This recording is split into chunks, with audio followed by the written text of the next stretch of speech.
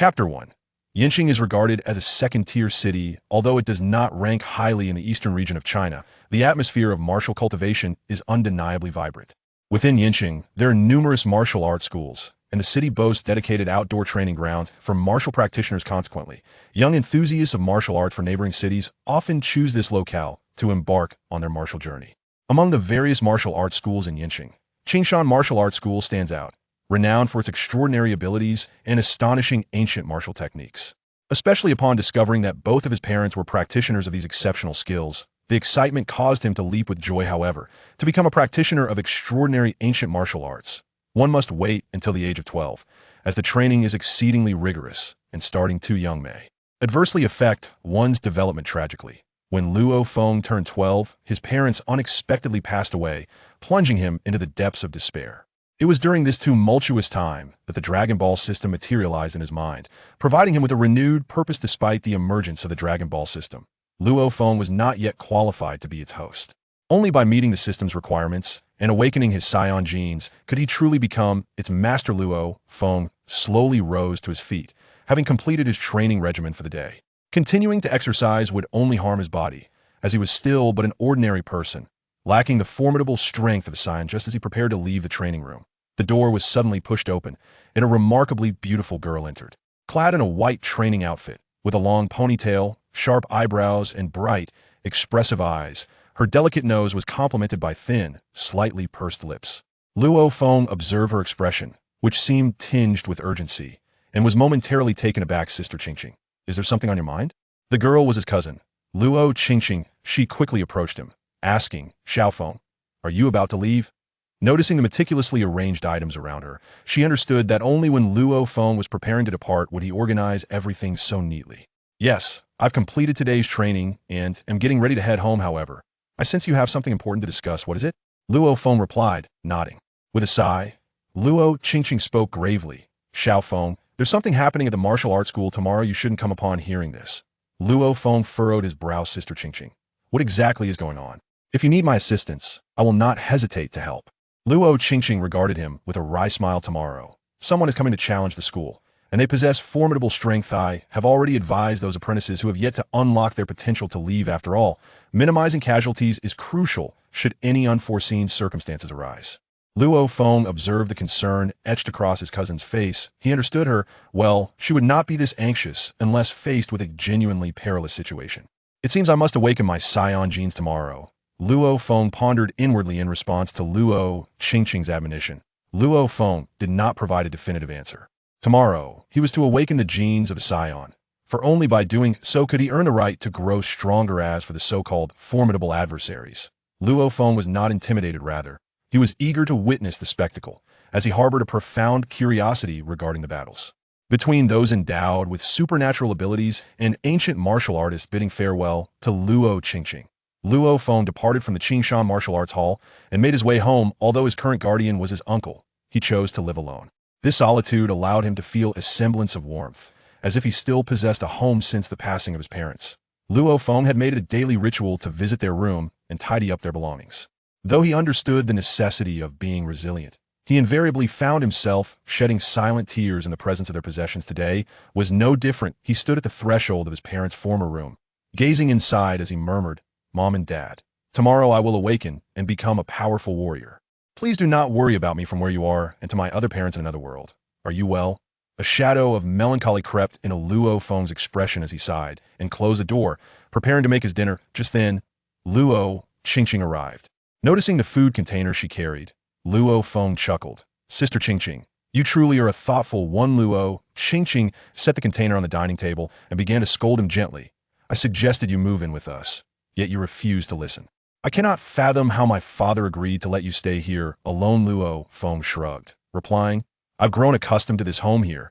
I can still feel the presence of my parents. Upon hearing him mention his parents, Luo Qingqing's expression dimmed. She cautiously glanced at Luo Feng, who appeared composed, and sighed. Xiao Feng, it has been 3 years.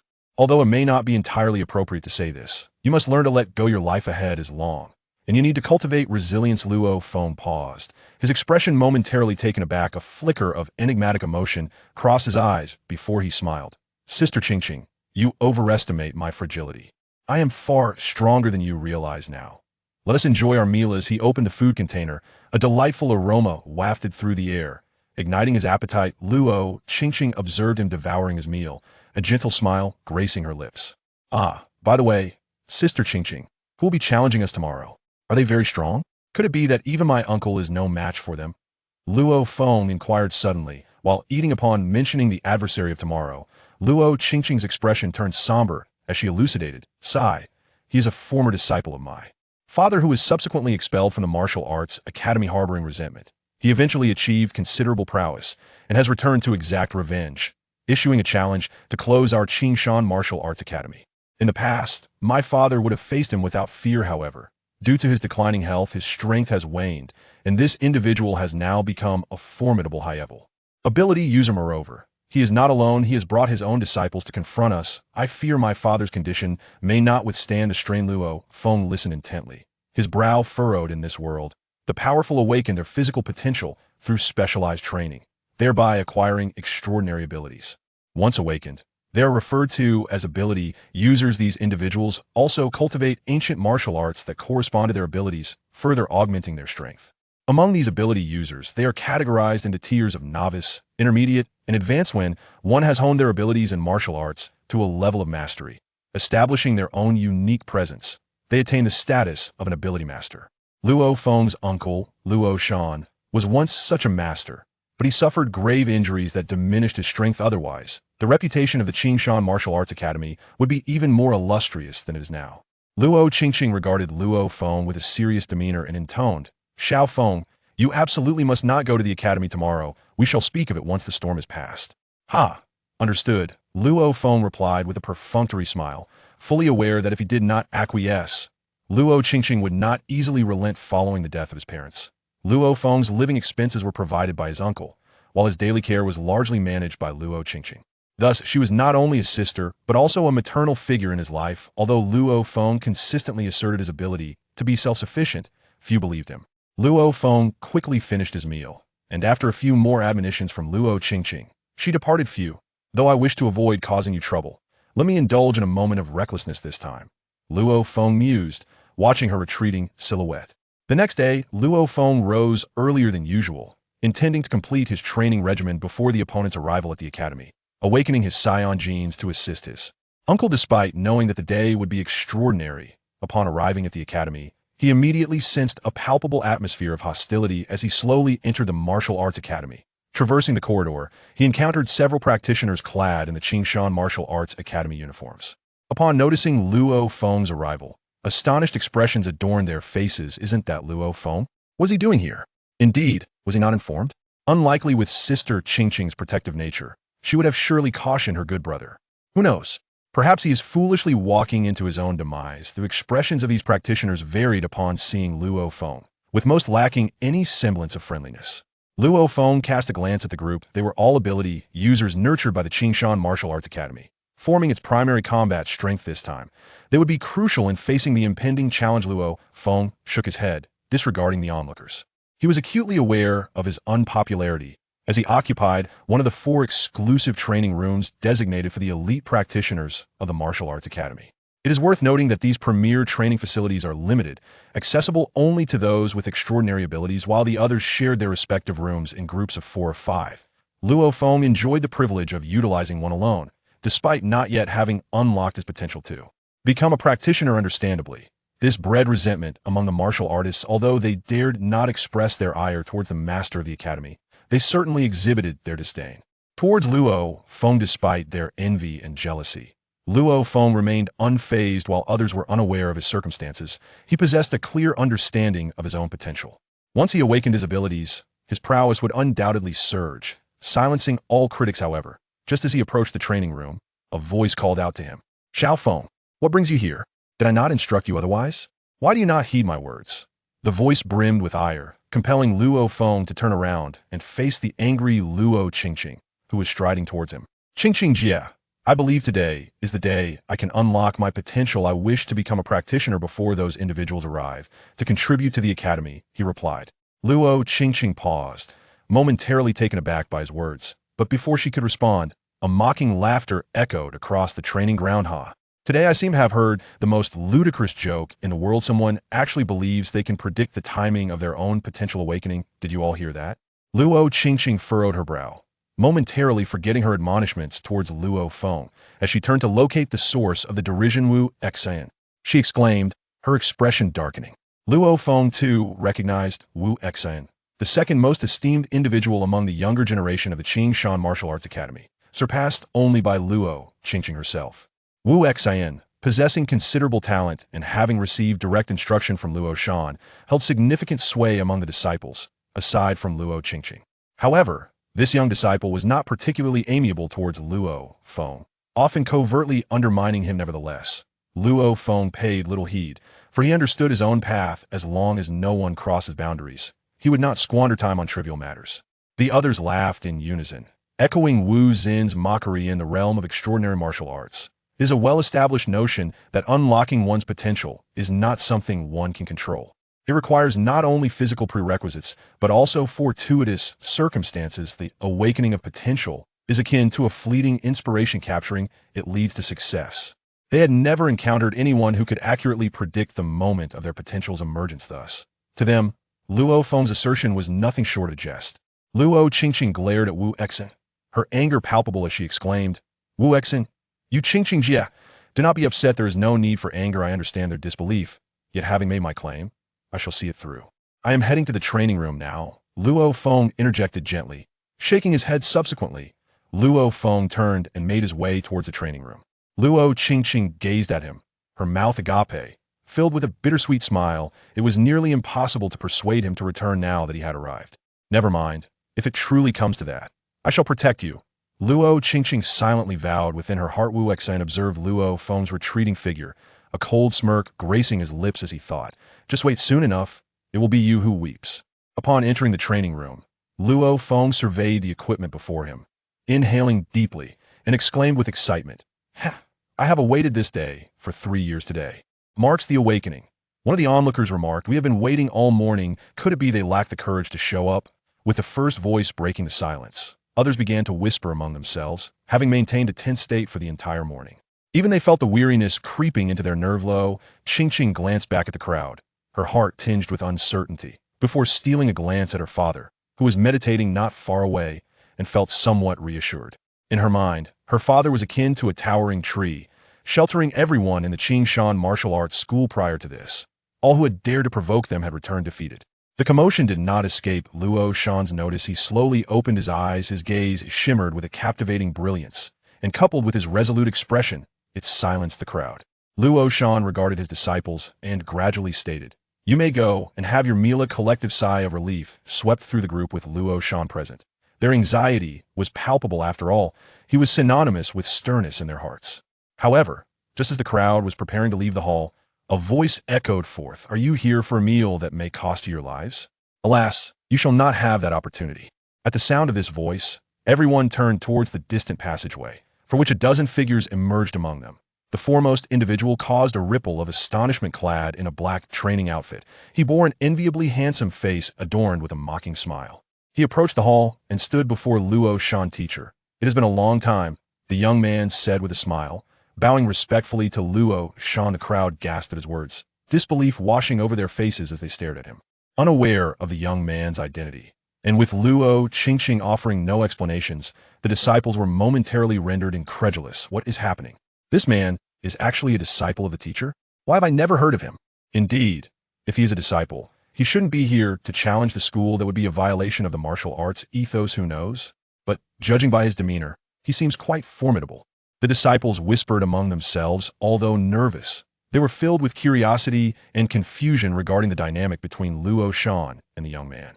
"Cheng Zijie, do not call me teacher. You are no longer my student, and I have no students of your caliber," Luo Shan retorted coldly. Upon hearing the young man's words, Cheng Zijie raised an eyebrow, sighed, and shook his head, stating, "Though you have cast me out from your tutelage, I shall forever regard you as my mentor in my heart."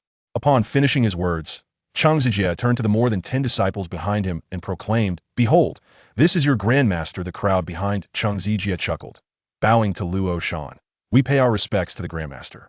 Yet, their tone bore no trace of reverence. Rather, it was laced with disdain. Luo Qingqing, filled with fury, stepped forward and scolded loudly. Cheng Zijie, cease your pretense. Do not think I am unaware of your true nature. Upon hearing Luo Qingqing's reprimand, the expressions of those present turned sour. Cheng Zijie waved his hand dismissively and then turned his gaze to Luo Qingqing, smiling as he said, "Little junior sister, you have grown into such a beauty, yet your fiery temperament remains unchanged from childhood. Rest assured, dear senior brother has no intention of harming our master this time." Luo Shan fixed his gaze intently upon Cheng Zijie, for he possessed an intimate understanding of this disciple. Despite his prodigious talent, Cheng harbored a vengeful spirit and exhibited ruthless methods. During the time Cheng cultivated by his side, he had repeatedly rendered his fellow disciples incapacitated and had even sought to take their lives during confrontations. It was precisely such behavior that led to Cheng's expulsion from the sect. Although Luo Shan was acutely aware of Cheng's lingering resentment and the inevitable revenge that awaited him, he clung to a flicker of hope, reminiscing about their past bond as master and disciple, and acknowledging that Cheng had once been his favorite pupil. Nevertheless, upon receiving the challenge letter, Luo Shan could not help but let out a sigh. Luo Shan gestured to Luo Qingqing, signaling her to withdraw. Before stepping forward to confront Cheng Zijie, he gazed intently at him and spoke in a deep voice. "I am aware of your intentions today. However, if you wish to shut down the Qingshan martial arts school, it will depend on your capabilities." Cheng Zijie shrugged nonchalantly, a wicked smile curling at the corners of his lips as he replied, "Oh, teacher, you exaggerate. I'm merely here to visit you. Seeing your declining health brings me a sense of relief." His words instantly ignited the fury of the disciples at Qingshan Martial Arts School, who felt that Cheng Zijie was reveling in their misfortune, and they erupted in loud denunciations. Cheng Zijie turned his gaze towards the disciples behind Luo Shan and, addressing his expressionless teacher, proposed, "Teacher, I have a suggestion. Let my disciples engage in combat with these individuals, so I may assess the skills of these younger brothers." These disciples, who had only arrived within the past 2 to 3 years, had never encountered Cheng Zijie before, and many of their senior brothers had sought alternative paths due to their inability to progress further. Upon witnessing Cheng Zijie's disdainful expression, their anger surged, and the leader, Chai Xian, stepped forward. He bowed to Luo Shan and declared, "Teacher, please allow me to fight. I am determined to teach these ruffians a proper lesson." Luo Shan cast a glance at Chai Xian, then surveyed the group of disciples behind Cheng Zijie, nodding in acknowledgement. However, at that moment, the other disciples behind Chai Xian stepped forward, bowing respectfully to Luo Shan, before bursting into laughter at Chai Xian. "Brother Chai, there's no need for you to intervene. We can handle them ourselves. You all." Chai Xian furrowed his brow, about to respond, but was interrupted by Cheng Zijie. "There is no need to rush. None of you will be left out, rest assured."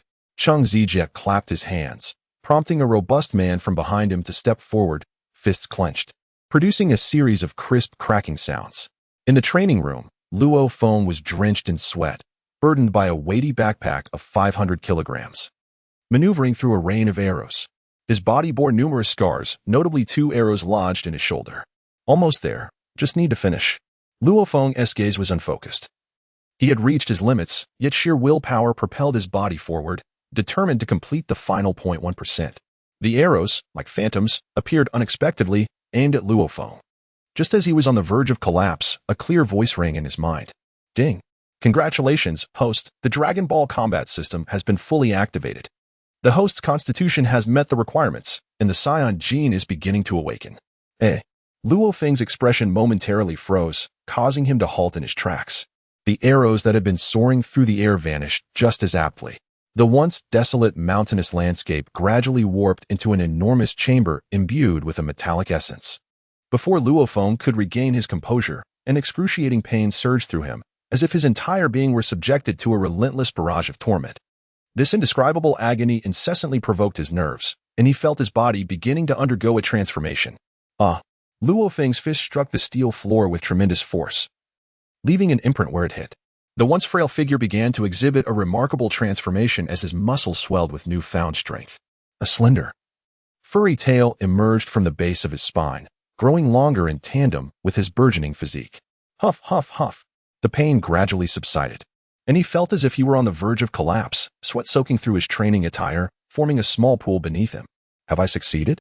Luo Feng wiped the sweat from his brow and stood up, feeling the new tail that had sprouted behind him, unable to contain his elation. After 3 long years of waiting, This day had finally arrived. Luo Feng had awakened, and now he was a Saiyan. Luo Feng awakened his genes and transformed into a Saiyan, yet he found himself struggling to fully acclimate to this newfound power. Sitting cross-legged on the ground, he delved into the system, which had undergone a remarkable transformation. The interface that once merely displayed Luo Feng's basic information had now evolved significantly. As he gazed at the system, a glimmer of brilliance illuminated his eyes. The interface presented 7 options: skills, items, training grounds, milestones, wishes, battle system, and summoning. Among these, the skills section showcased techniques employed by formidable warriors from the Dragon Ball universe, such as the Kamehameha, Solar Flare, and Afterimage technique. Luo Feng accessed the skills option, his eyes darting across the myriad of techniques displayed before him. The abundance was overwhelming, with each page featuring 10 distinct techniques, spanning dozens of pages. He soon noticed that each technique was accompanied by a price tag. Did every skill require energy coins for acquisition? Luo Feng murmured softly as he surveyed the extensive array of techniques. In truth, only a handful of techniques from the Dragon Ball series truly captivated Luo Feng. Notably, he yearned to master Goku's instant transmission and the flight technique, along with the nostalgic desire to learn the Kamehameha, as well as the formidable Kaioken and Spirit Bomb. As for the other techniques, he would select them based on necessity. After all, as he grew stronger, he could also create his own unique techniques. Furthermore, the system introduced the concept of energy coins, a currency established within the system. Energy coins were categorized into energy copper coins, energy silver coins, energy gold coins, and energy diamonds. The higher the denomination, the more advanced the items one could purchase. For instance, acquiring the instant transmission technique would necessitate at least gold coins. There were numerous avenues to obtain energy coins, such as completing challenges listed in the milestones, trading external treasures with the system, or accomplishing special tasks. Currently, Luo Feng possessed merely 100 copper coins, a sum that felt utterly inadequate. Next, Luo Feng turned his attention to the items option, which featured a variety of tools from the Dragon Ball world. However, these items also required a sufficient amount of energy coins for acquisition. The training grounds allowed him to choose various locations for training, and he eyed several sites, including the Hyperbolic Time Chamber, King Kai's planet, the Grand Kai's planet, King Kaioshin's planet, and the God of Destruction's planet. Within these training grounds, guidance from mentors such as the Supreme Kai and King Kai was available, though their assistance required a certain payment in energy coins. Lastly, the milestones represented a series of challenge tasks, serving as a record of the host's growth. For instance, when Luo Feng's combat power reaches 1,000, he will receive milestone rewards. These rewards will grow increasingly lavish as Luo Feng achieves greater accomplishments. Following this, there are the wish options, akin to the wishes made with Dragon Balls. There are 4 sets of Dragon Balls: the Earth Dragon Balls, which allow for a single wish; the Namekian Dragon Balls, which grant 3 wishes; the Enhanced Namekian Dragon Balls, which possess even greater wish-granting capabilities; and finally, the Super Dragon Balls. As Luo Feng gazed at the price for wishes, he couldn't help but exclaim in astonishment. The energy copper coins required for merely the Earth Dragon Balls were staggering, not to mention the energy silver coins needed for the Namekian Dragon Balls. Although the costs were exorbitant, they also offered a glimmer of hope. Observing the 4 sets of Dragon Balls displayed on the panel, Luo Feng exhaled deeply. Following the wish option was the battle system, which allowed the host to select opponents for combat. The Saiyans, known as a warrior race, could only achieve rapid growth through battle, making this combat system exceedingly significant for Luo Feng. The final option available was the summoning feature. A slight smile played upon Luo Feng's lips as he contemplated this choice. The summoning function, as its name implies, enabled the host to conjure a character from the Dragon Ball universe to assist them, with the summoned entity remaining loyal and never betraying the host. Summoning, how intriguing. As he examined the list of potential characters to summon, he discovered a plethora of both heroes and villains, all meticulously catalogued. Among them were various powerful beings, including multiple forms of Goku, such as Super Saiyan Grade 1, Grade 2, Grade 3, Super Saiyan God, Super Saiyan Blue, and even the Goku who had mastered Ultra Instinct. The antagonists were equally diverse, featuring characters like Frieza, Golden Frieza, Fat Buu, and Kid Buu, all available for summoning. As long as one possessed sufficient energy coins, they could assemble a formidable army. However, it was important to note that summoning was not permanent. It came with a time constraint, and the longer the summoning lasted, the more energy coins it required.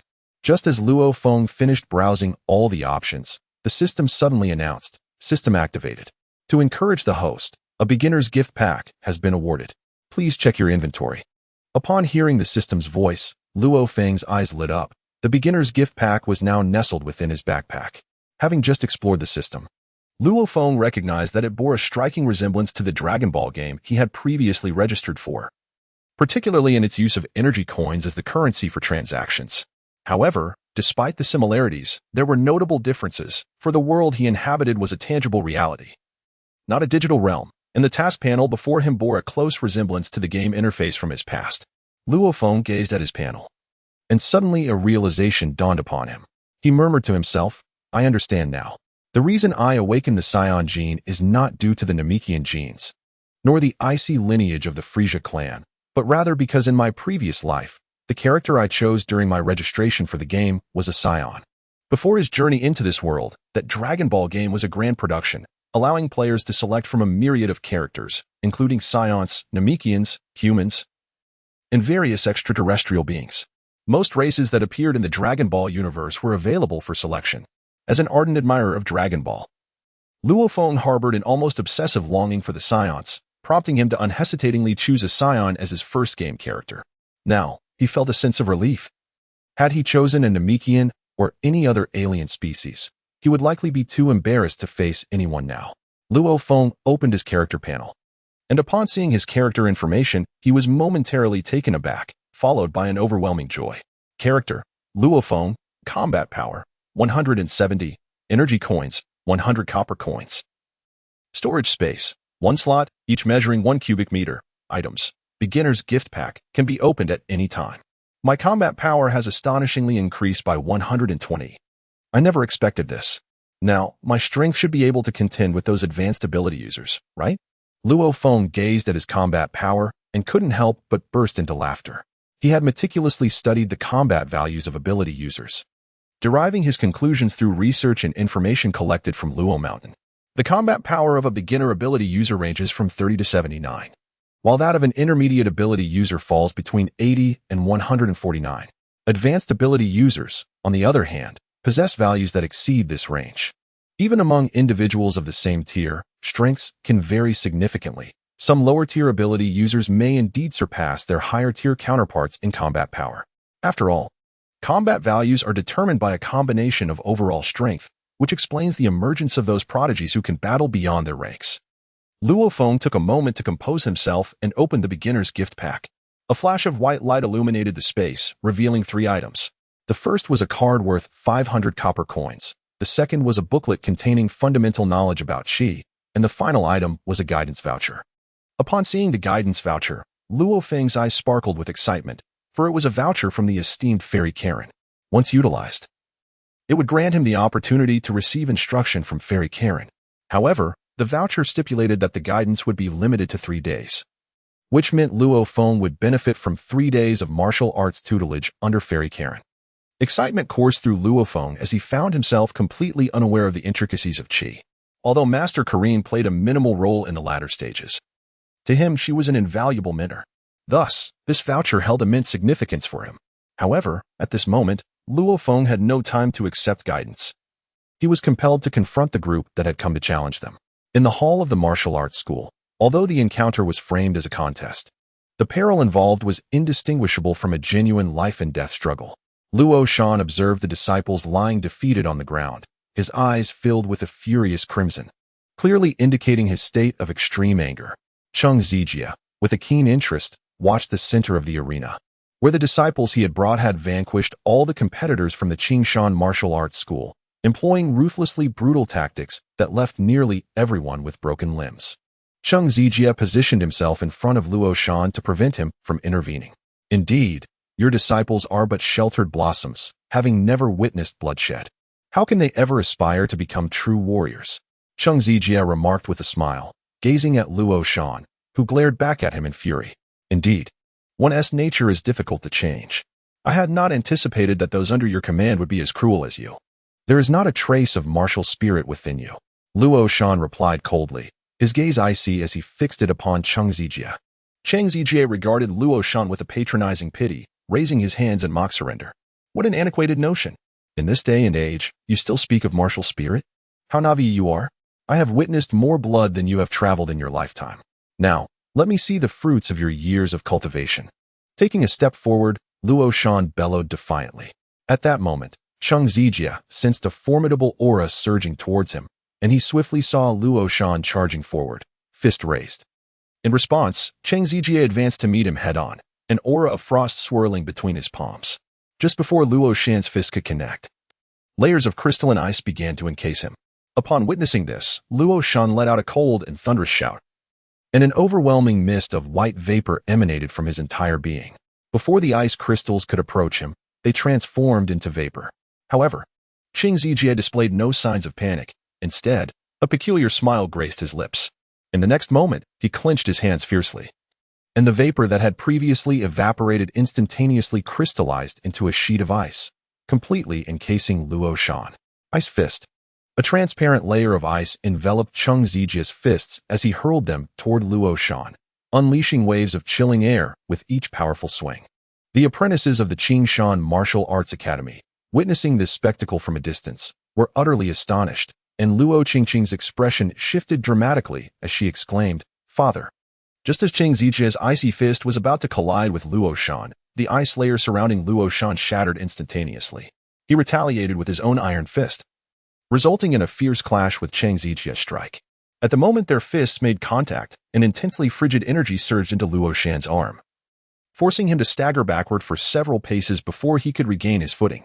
Luo Shan's arm trembled slightly, a delicate layer of ice enveloping the surface of his skin. He exerted every ounce of strength within him to combat the chilling cold coursing through his arm. Although he temporarily alleviated his injuries, the old wounds within him resurfaced as a consequence. Cough, cough. I never expected you to have taken that crucial step, Luo Shan remarked, his expression a complex tapestry as he gazed at Cheng Zijia, exhaling cold air and speaking in a deep tone. Cheng Zijia had successfully breached the pivotal barrier between an ability practitioner and an ability master. Henceforth, as long as he adhered to a systematic training regimen, he would ascend to the master realm in less than 2 months. In contrast, Luo Shan, having once endured grievous injuries that caused his realm to plummet, now found himself feeling utterly powerless before Cheng Zijia. Father! Luo Qingqing hurriedly approached, her heart aching as she gazed at Luo Shan's arm, yearning to reach out. However, as soon as her fingers made contact, a piercing chill surged through her veins. Qingqing, keep your distance. I can still endure this. Luo Shan's expression shifted, and he spoke hastily. Cheng Zijia, observing the situation, reassured her, "Rest assured, Qingqing, this mere chill poses no threat to our teacher's life." He then turned his gaze towards Luo Shan, narrowing his eyes with a smile. "Teacher, you have grown old. It would be wise to prioritize your health and simply watch the impending duel from here."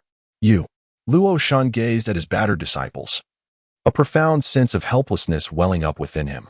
There was no denying it. He had aged, and with his severe injuries, he was no longer a match for Cheng Zijia. "Master, watch closely. I shall demonstrate whose martial philosophy reigns supreme." Cheng Zijia scoffed. He then waved his hand, signaling for his subordinates to continue the contest. The only remaining fighters were Luo Qingqing and Wu Xian. However, upon seeing his opponent, Wu Xian's expression shifted dramatically, a flicker of dread crossing his eyes. The man standing at the center of the arena observed Wu Xian's reaction and erupted into laughter. Turning to those behind him, he proclaimed, Did you see that? The disciples of Qingshan martial arts are indeed cowards. Not a single capable fighter among them." Wu Xian's face paled, a wave of shame and indignation washing over him. Luo Qingqing, standing beside Luo Shan, could contain her fury no longer and shouted, "I shall take you on." The man regarded Luo Qingqing with a dismissive sneer. "Fighting with a woman is tedious. Surely, there isn't a single man with any courage in your Qingshan martial arts? I see now, you all lack any backbone." His words incited a collective glare from the onlookers, who understood that the honor of Qingshan martial arts had been utterly tarnished that day. Yet, at that moment, a voice rang out. "Silence, you shameless scoundrel. To utter such vulgarities." The crowd turned towards the source of the voice, revealing a young man clad in a white training uniform, his dark hair cascading over his long brows, his handsome visage striking as he approached. The disciples of Qingshan martial arts were momentarily taken aback, their expression shifting to concern. They had not anticipated that Luo Feng would emerge to disrupt the proceedings at such a critical juncture. Upon seeing Luo Feng, Luo Shan and Luo Qingqing were taken aback. Luo Shan exclaimed loudly, "Xiao Feng, return at once. This is not the time for your foolishness." Luo Feng turned to look at Luo Shan and Luo Qingqing, offering them a reassuring glance. He smiled and said, "Rest assured, uncle, sister Qingqing, I know how to handle myself." However, the notion of handling oneself was hardly relevant. Luo Qingqing, upon seeing Luo Feng, felt a mix of anger and urgency. She had not anticipated his appearance at this moment.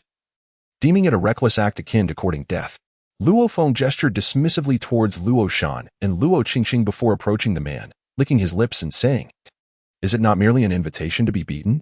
I shall oblige you." A cruel smile crept across the man's face, delighted at the prospect of someone arriving to meet their demise. However, his expression shifted to one of surprise as he glanced at Luo Feng's tail. "You are an orc?" he exclaimed, his complexion revealing his bewilderment. At this moment, others finally noticed the tail behind Luo Feng, and even Luo Qingqing and Luo Shan were taken aback. When an extraordinary ability practitioner awakens, they acquire a distinct power that manifests in various forms, such as elemental, transformation, psychic, and more. Among the transformation abilities exists a category that allows one to become a half-human, half-beast hybrid. Those endowed with this unique ability are commonly referred to as orcs. Naturally, the term orc is not particularly flattering, leading many transformation practitioners to resist this label. This aversion is especially pronounced among those who remain in their half-beast form after awakening, as they are particularly sensitive regarding their designation. After Luo Feng awakened as a Saiyan, he grew a tail, which led the man to mistakenly perceive him as a half-beast. "Huh, guess what?" Luo Feng sneered. Whoosh. In an instant, Luo Feng's figure vanished, and the man suddenly felt a jolt of excruciating pain from behind, propelling him forward. "Humph! How dare you launch a sneak attack?" The man quickly regained his composure, turning to glare at Luo Feng, whose previous strike had thoroughly enraged him. In the next moment, the man's upper body muscles swelled dramatically, transforming him into a formidable figure. As a high-level ability wielder, he was determined to utterly annihilate the insufferable brat before him. The tail behind Luo Feng swayed gently as he faced the man rushing towards him, his expression serene. He raised his arm slightly, seemingly prepared to meet the man's punch head-on. Upon witnessing this, Luo Qingqing hastily exclaimed, "Xiao Feng, he specializes in strength. You cannot confront him with sheer force." Meanwhile, Chang Zijie narrowed his eyes, recognizing that Luo Feng's abilities were far from ordinary. Bang! The sound of flesh meeting flesh resonated sharply, leaving the gathered disciples in a state of astonishment. It is worth noting that the man was a high-tier strength-based supernatural practitioner, and just moments ago, they had all been severely defeated by him. In terms of pure power, they were no match for this individual. Yet, Luo Feng had boldly intercepted the man's punch. Hadn't he just recently awakened? How could he possibly contend with such a formidable opponent? Wu Xian gazed at Luo Feng in disbelief, feeling as though the world around him was spinning. Luo Feng had no time to concern himself with the opinions of others. He retaliated with a powerful punch that collided with his opponent's iron fist, producing a sharp sound reminiscent of a bone fracturing. The man immediately let out a wretched scream. "Ah, my arm." Luo Feng, emboldened by his advantageous position, surged forward, delivering another powerful punch to the man's abdomen, nearly shattering his internal organs. With a final, devastating blow aimed at his face, the man was sent hurtling backwards, crashing against the distant wall, which yielded to the impact, forming a substantial hole. His fate remained uncertain. Luo Feng turned around, gazing at the crowd before him, and calmly inquired, "Is there anyone else?" Luo Feng cast a piercing gaze upon the group that had come to challenge him. Although he had just awakened his Saiyan genes, his combat skills were undeniably exceptional. Thus, even when faced with these already awakened supernatural beings, he stood his ground without faltering. Cheng Zijie's disciples were filled with fury, for they had never been treated in such a manner. Yet, none dared to step forward recklessly, as the man defeated by Luo Feng was the strongest among them. At that moment, a round of applause erupted, and Cheng Zijie chuckled. "I did not expect my teacher to have such a remarkable disciple.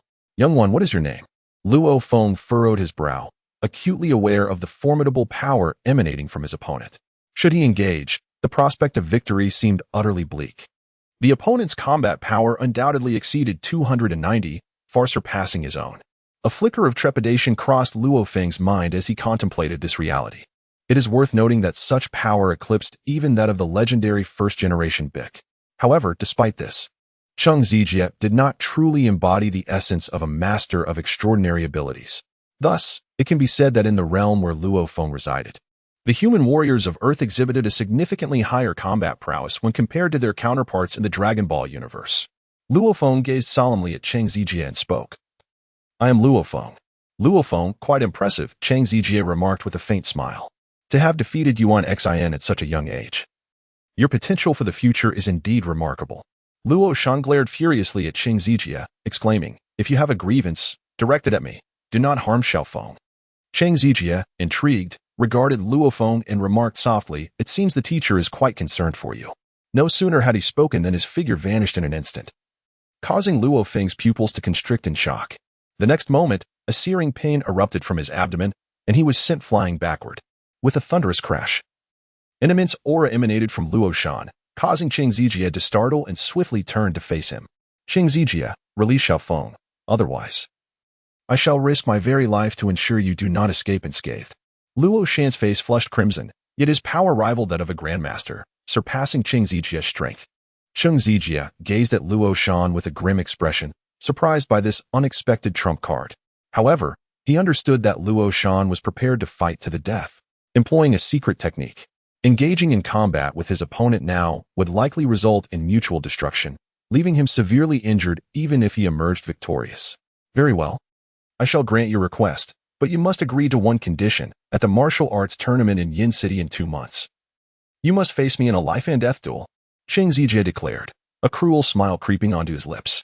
You desire my father's life, Luo Qingqing exclaimed. Her face instantly filled with shock and anger. Father, do not acquiesce to him. Luo Shan, having subdued his imposing presence, now appeared exceptionally pale. Yet, his piercing gaze was captivating. He spoke calmly, very well, I shall grant your request. Father, Luo Qingqing exclaimed in shock. Lohan waved his hand dismissively. Once he had made a decision, there was no possibility of retreat. This was his own martial will. Ahem, and there is also me. Luo Feng slowly rose to his feet. He had sustained quite a severe injury moments ago. However, his current physique was remarkably resilient, rendering this injury inconsequential in the grand scheme of things. Luo Feng rose to his feet. He could not simply let Cheng Zijie's strike go unpunished, especially since the latter intended to harm Luo Shan, which was utterly intolerable to him. Cheng Zijie was not surprised by Luo Shan's response, yet he found Luo Feng's defiance utterly astonishing. In his eyes, Luo Feng's actions were akin to a reckless march towards his own demise. After all, the disparity between them was glaring, and even with the passage of 2 months, it would be impossible for Luo Feng to catch up. Quite impressive. I admire your courage. I hope you will still possess such bravado when the time comes. Cheng Zijie sneered, his gaze fixed on Luo Feng. Luo Feng gazed intently at Cheng Zijie and coldly declared, 2 months from now, I shall undoubtedly defeat you. Cheng Zijie dismissed him with a nonchalant wave of his hand, regarding Luo Feng's words as mere jest, devoid of any merit. What occupied his thoughts most fervently was the life of Luo Shan. For it was Luo Shan who had once cast him out from the martial arts academy, an event that had become a thorn in his heart. Unless he eliminated Luo Shan, it would undoubtedly cast a shadow over his future in the martial arts realm. With that resolve, Cheng Zijie departed with his companions, while the remaining members of the academy breathed a sigh of relief. Yet, the challenge Cheng Zijie had issued lingered ominously in the minds of many disciples. Luo Shan waved his hand, instructing Luo Qingqing to call for an ambulance to assist in treating the injured disciples. He approached Luo Feng and said, You cannot attend the martial arts tournament. Uncle, I understand your concerns, but I assure you, in 2 months, I will undoubtedly defeat Cheng Zijie, Luo Feng replied, taking a deep breath and speaking with determination. At that moment, Luo Qingqing angrily stepped forward and slapped Luo Feng on the head, exclaiming, Xiao Feng, you are already 15 years old. Do you not comprehend this simple truth? Although you have grown stronger, how could you possibly stand against Cheng Zijie in just 2 months? Therefore, you absolutely must not go. Luo Feng sighed, fully aware that at this juncture, words held little weight. Ultimately, only the undeniable truth would prevail. The Qingshan Martial Arts School was equipped with medical personnel who promptly attended to the injured. Subsequently, an ambulance arrived to transport all the wounded. Among them was, of course, Luo Feng, who, despite his fervent insistence that he was unscathed, could not resist the will of Luo Qingqing and found himself accompanying the ambulance to the hospital. In the ensuing days, it appeared that someone intentionally disseminated the news. The Qingshan martial arts school had been challenged, leaving its disciples severely injured. And even the master had sustained injuries. This revelation swiftly circulated within the martial arts community of Yining, inflicting a considerable blow to the reputation of the Qingshan martial arts school within the confines of the Luo residence. Luo Qingqing seethed with anger as she perused the news from the martial arts world, her frustration reaching a point where she felt compelled to hurl her phone across the room. "Sister Qingqing, calm down, it's not the end of the world," Luo Feng said, his heart aching at the sight of the shattered coffee table, a casualty of her wrath. "I will defeat Qing Zijia and restore our martial arts school's reputation." Luo Qingqing cast an irritated glance at Luo Feng and huffed. "Although I am astonished by your newfound strength following your awakening, do not let it inflate your ego. Father has stated that in 2 months, Qing Zijia will undoubtedly attain the status of a master. Even if you were granted 2 years, you would still be no match for him." Luo Feng feigned a sigh and remarked, "The realm of genius is indeed one that eludes the understanding of others." Luo Qingqing playfully patted Luo Feng's shoulder, fully aware that he was deliberately diverting her attention to lighten his own spirits. Luo Qingqing gazed at Luo Feng, once again noticing the tail behind him.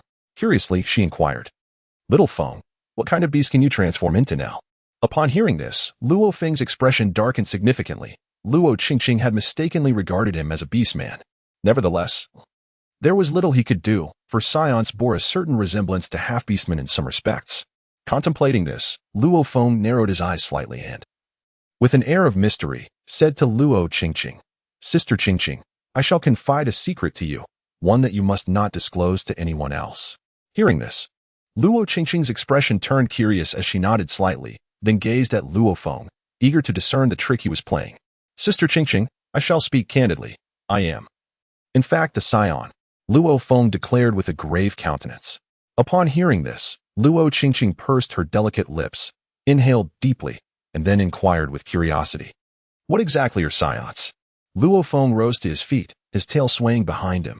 In a grave voice, he proclaimed, "In truth, I hail from a celestial body known as planet Vegeta. During my childhood, I was dispatched to Earth with the intent of conquering it. However, en route, my spacecraft encountered a malfunction, resulting in a traumatic impact that rendered me amnesiac. Subsequently, I was adopted by my parents, and it was only 2 days ago, upon the awakening of my powers, that I recalled all of this. My name is not actually Luo Feng. My true name is Kakarot." Luo Feng clenched his fist, his expression exceedingly grave. Luo Qingqing gazed at him, her brow furrowed, and with gritted teeth remarked, I never imagined, little Feng, that you possess such a sense of humor." Bang! Luo Qingqing delivered a powerful punch to Luo Feng's head, causing him to jump around in pain. "Truly, there is no sense of seriousness. Well, since your injuries have healed, I shall take my leave now." Luo Qingqing shot Luo Feng a glance, waved her hand dismissively, and then turned to depart. Luo Feng escorted Luo Qingqing out the door, finally exhaling a sigh of relief. He hurried to his bedroom, his consciousness entering the system. "Next, I shall explore how the energy of this Dragon Ball world is cultivated." Luo Feng gazed at the booklet within his storage space, his excitement palpable. Luo Feng opened the storage box and discovered a small booklet quietly resting within. He chose this booklet, at which point 2 options appeared, use and cancel. Without hesitation, Luo Feng clicked to use it. In the next moment, the booklet transformed into a radiant blue light, entering his consciousness. Luo Feng's spirit jolted as he sensed an influx of knowledge into his mind. So this is the method of cultivating Qi. As he absorbed the techniques of Qi cultivation within his mind, a sudden clarity enveloped him. In the realm of Dragon Ball, Qi is the manifestation of the energy within one's body. While the principle is straightforward, the practice demands intense focus and the ability to wield one's will to guide and harness this energy. In 2 lifetimes, Luo Feng's innate mental strength surpassed that of ordinary individuals, and his comprehension was remarkably profound. Consequently, he completed the process of guiding energy in less than half an hour.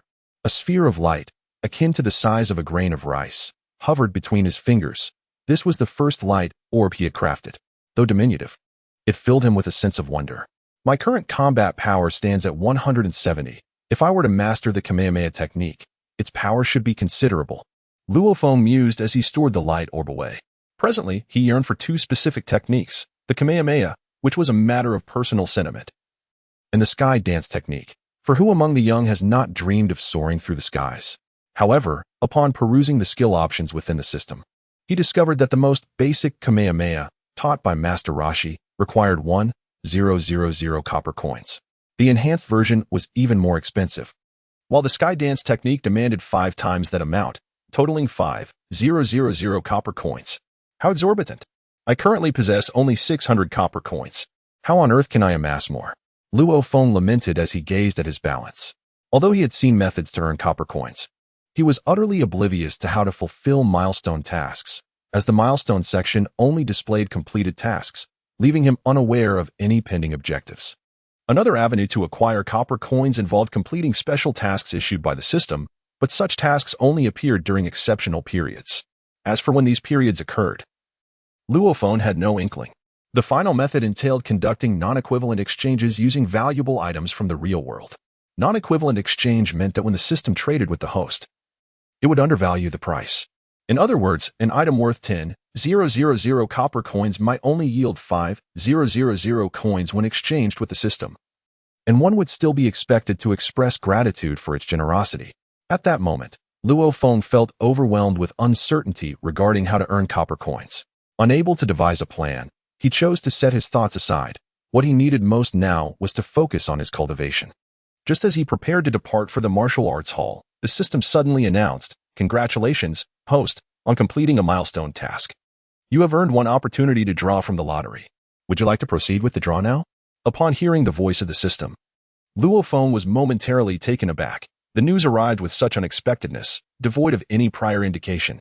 However, the prospect of a reward was certainly welcomed by him. Although he was uncertain about the milestone task he had accomplished, the mere existence of a reward sufficed. He accessed the system, where a fan-like icon appeared on the far right of the interface, inscribed with the words "Lucky Draw." As Luo Feng selected the option, the entire screen transformed into a vivid blue hue, and a line of text began to change rapidly at the center of the screen. After approximately 10 seconds, the text abruptly halted. Ding! Congratulations, host, you have received a 30 discount coupon for the Dongdong Wave. The mechanical voice of the system resonated fittingly as the text came to a standstill. Luo Feng exited the lottery feature and entered his storage box, where a golden coupon lay nestled. A discount coupon for the Dongdong Wave. I recall that the price of the Dongdong Wave is equivalent to that of the Turtle School's Kamehameha. With a 30 discount, it amounts to merely 700 copper coins. In that case, I only need to gather an additional 100 copper coins. Luo Feng's eyes sparkled with delight, and he could not help but smile. Luo Feng felt that this opportunity had arrived with impeccable timing. He hurriedly entered the milestone options, where a completed task appeared in the taskbar. The first successful gathering of energy rewards a low-level lottery. Luo Feng whispered as he gazed at the task list. Upon seeing the completed milestone task, a flicker of understanding ignited within him. It became clear that this too constituted a milestone task, implying that by persistently surpassing my limits, I would be able to fulfill such milestones. Although this was merely a hypothesis, the likelihood seemed exceedingly high. This milestone was essentially a chronicle of my continuous enhancement, serving as a mechanism devised by the system to motivate my relentless pursuit of progress. While there may be some drawbacks, the system is indeed rather commendable. Luo Feng took a deep breath. Even in the absence of a milestone task, he would persist in his cultivation. Nevertheless, the prospect of reaping rewards during his growth was indeed a delightful prospect. Well, I shall set aside the special tasks for now and see what items I can exchange for copper coins. Having gained a preliminary understanding of certain matters, Luo Feng rose to his feet, his eyes glimmering with determination. He now made his way to the martial arts hall to ascertain whether the system accepted martial arts techniques. Though the Qingshan Martial Arts Hall had fallen into decline, it was once a revered institution that boasted masters of martial arts. While ancient martial arts manuals might be scarce, the hall had preserved a few.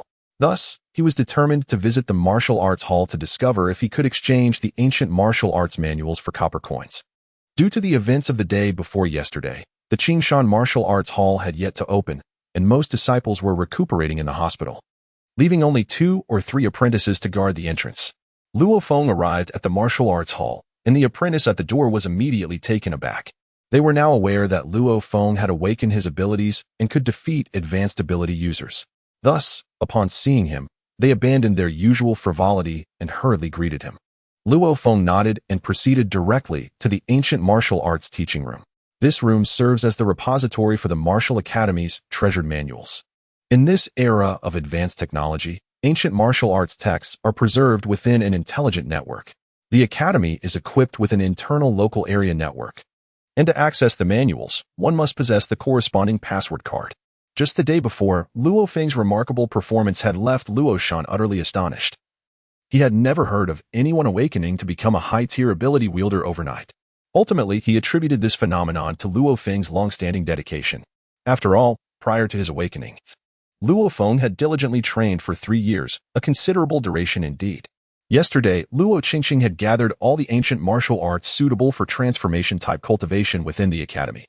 She then entrusted the password card to Luo Feng, allowing him to select ancient martial arts for practice over the next few days.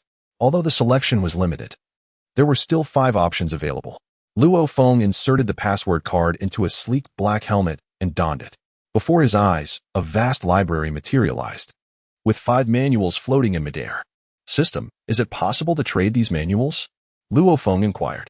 The system responded, indeed, however, as these manuals are still replicas. Each holds a value of 50 copper coins. What is their original worth? Luo Feng pressed on. The system replied, each manual is valued at 300 copper coins. If the host wishes to trade the replica, the original manual will vanish from the library along with the others. Should the host choose to trade the replica, the subsequent trading of the original will see its value halved. Luo Feng sighed, realizing that he could not relinquish what he had originally handed over. Although it was somewhat regrettable, he had nonetheless discovered a means to earn copper coins. Luo Feng then declared, let us proceed with the transaction for these 5 instances. Upon confirmation, the transaction commenced. A series of mechanical sounds resonated, followed by an announcement. Ding. Transaction successful.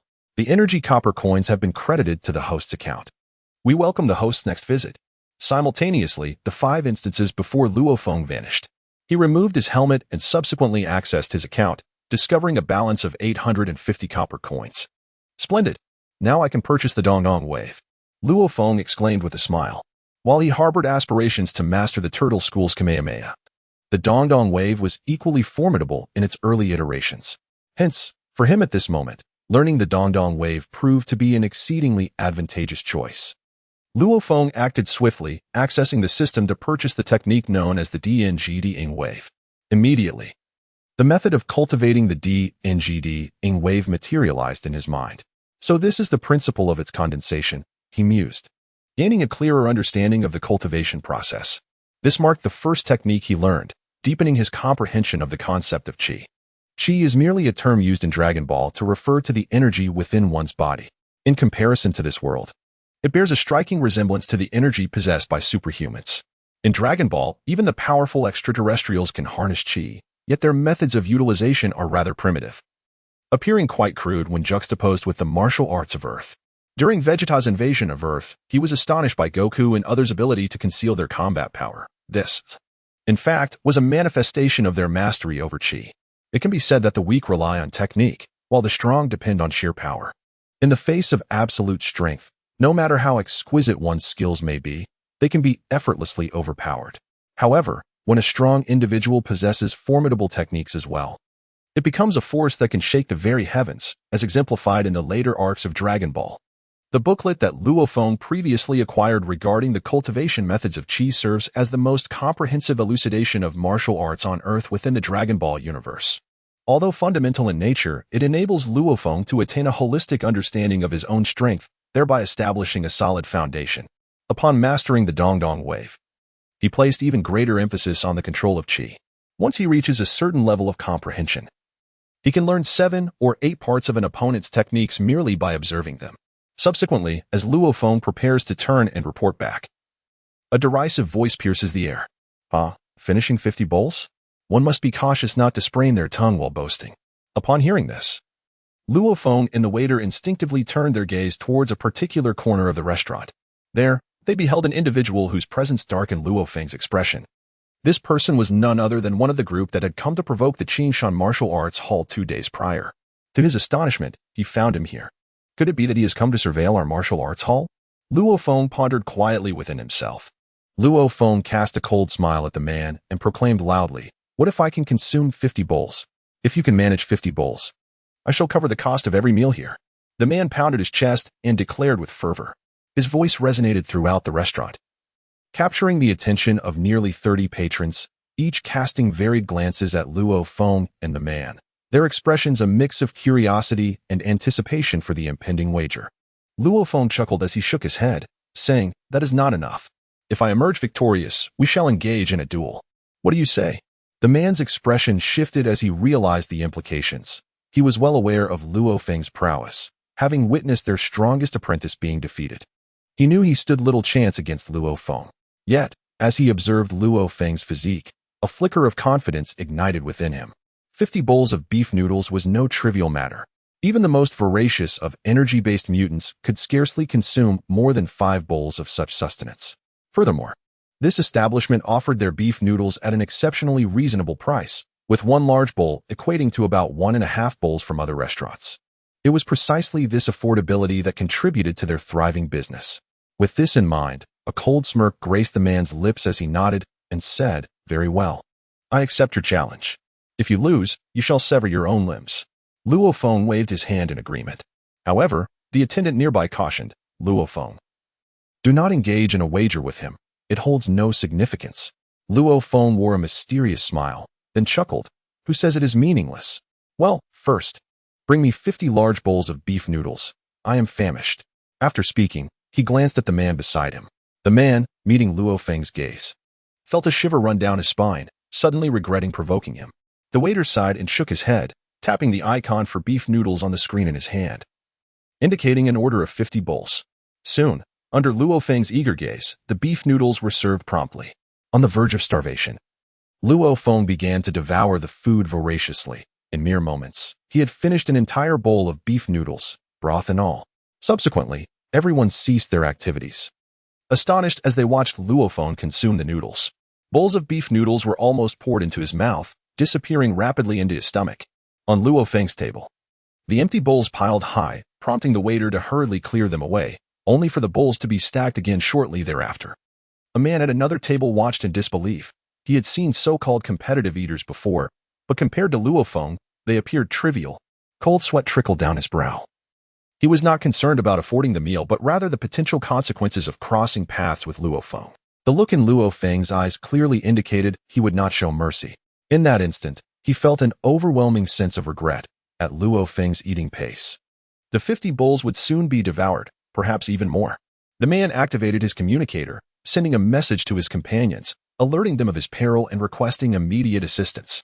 He could only pray that Luo Feng would eat slowly enough to afford his allies the time to arrive. The thought of fleeing never crossed his mind. He understood that attempting to escape would lead to dire consequences. As the man trembled in fear, Luo Feng concluded his meal.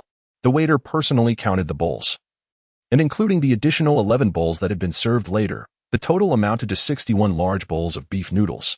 Faced with such a staggering figure, the waiter was at a loss for words.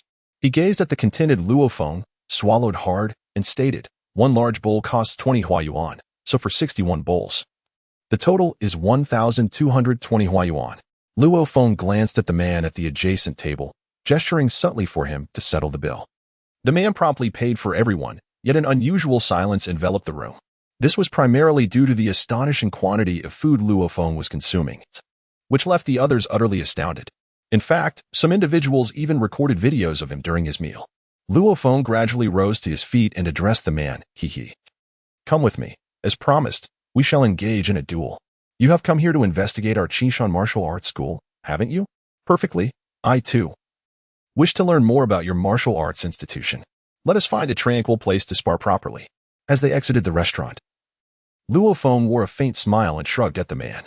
The man hastily waved his hands. No, that's unnecessary." At that moment, Luo Feng's gaze sharpened, and he coldly commanded, "You must come with me today. It would be wise for you to comply, or I shall ensure you remain a cripple for the rest of your life." The man trembled, feeling a mix of anger and fear. Inwardly cursing his companions for their sluggishness, he had no choice but to follow resolutely. Meanwhile, several individuals observed the screen in their hands, which displayed the locations of Luo Feng and the man. They were the companions of the latter. That direction seems to lead to the outskirts. What could the third guy be doing there? One inquired. Since he has sent a distress signal, it indicates something has gone awry. I am eager to discover who dares to harm our people, the leader replied coldly. One of those behind him remarked, we should go as well. If we delay, we may encounter unforeseen troubles. The leader then folded the screen away, nodded, and proceeded forward. The others followed suit, their lips curling into cold smirks as they ventured out. The night had fully descended, and in a desolate area on the city's outskirts, two individuals were present. Luo Feng crouched on the ground, gazing at the man who lay there, barely clinging to life. In a cold voice, he inquired, how many of you have come this time? The man, clutching his abdomen, ultimately spat out bitter words, exclaiming, enjoy your arrogance now. I shall repay you for the suffering I endure today, and I will do so with interest. Luo Feng narrowed his eyes, filled with deep-seated hatred for the men before him. They were undoubtedly the chief culprits behind the current plight of the Qing Shan Martial Arts Institute. Luo Feng's foot landed upon the man's ankle with a resounding crack, causing his leg to contort at an unnatural angle. Having rendered the man incapacitated in one leg, Luo Feng addressed him, remarking that while many can utter harsh words, the timing of such utterances is what truly matters. With that, he delivered another kick, shattering both of the man's legs. Luo Feng's actions were driven by a desire for vengeance on behalf of the many disabled disciples of the Qingshan martial arts school. Initially, he had intended to grow stronger before annihilating Cheng Jijia's dojo, but having unexpectedly encountered this situation, he opted to collect a measure of interest. Luo Feng, unlike Luo Shan, does not abide by any rules. He believes in reciprocation for favors and vengeance for grievances. He adheres to the principle of non-aggression unless provoked, and when confronted, he retaliates in kind. Amidst the agonized cries of the man, Luo Feng gradually rose to his feet and addressed him, I am Luo Feng. Should you seek recompense? Come to the Wei Feng apartments in the northern district. I shall be awaiting your arrival. Luo Feng was reluctant for Luo Shan to uncover his actions from today. Given Luo Shan's rigid disposition, should he become aware of this matter, Luo Feng would undoubtedly face a scolding. Luo Feng gazed at the man writhing on the ground, and softly remarked, Cheng Jijia once stated something I wholeheartedly agree with. In this world, adhering solely to the so-called spirit of martial arts will lead to one's inevitable demise. To survive in this realm, one must possess certain means. However, such means should only be employed against adversaries. Utilizing them against friends and family renders one no different from a beast. With that, Luo Feng turned and departed, indifferent to the man's fate. Shortly after Luo Feng's departure, several individuals discovered the incapacitated man. Upon witnessing his condition, they erupted in outrage. Who did this to him? The leader of the group demanded, his face dark with fury. The others echoed his inquiries. Although the injured man was not the strongest among them, he was undoubtedly the most affable. Therefore, seeing him in such a state ignited their collective anger. The man's complexion was ghastly pale, and the excruciating pain caused his body to tremble slightly as he murmured. It was Luo Feng. He crippled my legs out of revenge. What? That bastard. Let's go find him. I'll kill him. One of them exclaimed, leaping to his feet. The leader scoffed, if you can defeat him, then by all means, go ahead. At this statement, silence fell upon the group. None of them stood a chance against Luo Feng. Even if they banded together, they would still be no match for him. Should we inform the master? One person suggested quietly. The leader sneered, the master is currently in seclusion, and even if he weren't, do you think he would handle it any differently? As they recalled Cheng Jijia's usual demeanor, a shiver ran through them. His martial arts school was less a training ground and more akin to a purgatory, where individuals fought each other for various reasons. Even if one survived, they would likely be left maimed. In that place, weakness was the original sin. If they dared to approach Cheng Jijia, they would be the first to suffer, for he would undoubtedly deem them cowardly, disgracing the school. And perhaps they would find themselves crippled as well. Are we really going to let this slide? The group lamented, unwilling to accept such an outcome. How could we simply let it go? Fear not. I have my own plans to ensure that little brat wishes he were never born. The man replied coldly. The others exchanged glances, placing their trust in their leader. They then lifted the injured man and proceeded to the hospital for treatment. Luo Feng returned home and immediately closed his eyes on the bed, focusing on experiencing his own power. He endeavored to achieve a tranquil state of mind, seeking a sense of emptiness akin to the vast sky. As a fervent admirer of Dragon Ball, he recalled that in his previous life, he had meticulously penned an article regarding Qi, articulating his understanding of this concept within the Dragon Ball universe. It is worth noting that he had once been a prominent figure in the Dragon Ball forum, engaging in extensive debates with fellow enthusiasts over differing viewpoints, often extending to thousands of posts. Thus, he held certain insights into Goku's methods of controlling Qi learned from the God of Heaven. Particularly now, he possessed a more comprehensive understanding of Qi, no longer fumbling blindly as he had before awakening. This prompted him to contemplate the practice of Qi cultivation. Beyond the fundamental applications, the essence of Qi cultivation lay in mastering the control of one's own Qi. When he could learn to sense Qi and manipulate its intensity at will, only then would he deem himself proficient. Sitting cross-legged on his bed, Luo Feng silently reflected on this notion. Luo Feng currently possesses a guidance card bestowed by the immortal Karen. Although it is valid for merely 3 days, it holds immeasurable value for him. After all, he is in dire need of a master's instruction. The cultivation system of this world differs greatly from what he is accustomed to. He finds himself unable to resolve his uncertainties and cannot seek out a formidable mentor to aid in his training. Consequently, Luo Feng is left to navigate the path of self-learning entirely on his own. Luo Feng sat in meditation for an entire night, yet all his attempts proved futile. Achieving a tranquil state of mind, devoid of any thoughts, was an exceedingly arduous task. His mind was incessantly occupied with various distractions, seemingly beyond his conscious control. Indeed, it was a formidable challenge. To attain mental serenity, one must possess a certain level of martial comprehension, which was precisely what he lacked. With a sigh, Luo Feng rose from his bed. After completing his morning routine, he departed from his home to commence his training for the day. However, upon arriving at the martial arts school, he discovered that Luo Qingqing had been waiting there for him. "Sister Qingqing, how's Uncle's health?" Luo Feng inquired as he approached her. Luo Qingqing said with a bitter smile, "Father's health remains unchanged, and due to the previous use of secret techniques, his condition has worsened. I am genuinely concerned about the duel in 2 months." Luo Feng's expression grew solemn as he assured, "Rest assured, Sister Qingqing. I have vowed to confront that individual. I certainly do not wish for any misfortune to befall my uncle." Luo Qingqing gazed at Luo Feng's resolute visage, which, despite retaining a hint of youthful innocence, radiated confidence. For reasons unknown, as she beheld Luo Feng's self-assured demeanor, a flicker of belief ignited within her heart that he could indeed emerge victorious. How peculiar it was to entertain such thoughts. After all, no matter how formidable he may be, it was inconceivable that he could triumph over Cheng Jijia. A wry smile crept across Luo Qingqing's face as she silently reflected on her musings. Choosing to shift the conversation, she remarked, "Well, let us put this matter aside for now. Today, I am here to take you for registration." Registration? Could it be for the ability user's registry? Luo Feng pondered thoughtfully upon hearing her words. In Eastern China, any ability user possessing the nationality of the country is mandated to register upon awakening. This practice is primarily instituted to regulate the ability users, for their immense power, if left unchecked, could easily lead to chaos. Luo Qingqing nodded and said, "Indeed. You have only recently awakened and have yet to register. If you remain unregistered, I have no doubt that those individuals will surely pay a visit to our martial arts school." Luo Qingqing referred to those fellows, naturally implying the formidable individuals within the government departments, specifically the organization responsible for quelling unrest. "Very well," Luo Feng shrugged indifferently. In Eastern China, there exists a department known as the Supernatural Management Bureau, populated by numerous strong individuals who specialize in managing incidents involving supernatural beings. These individuals are referred to as adjudicators. Endowed with considerable freedom of action, it is their presence that renders Eastern China one of the most stable nations in the world. As one of the more powerful cities in the central region, Yin City naturally houses an adjudication office. The location where Luo Qingqing led Luo Feng is indeed the adjudication office, which also serves as a registration center.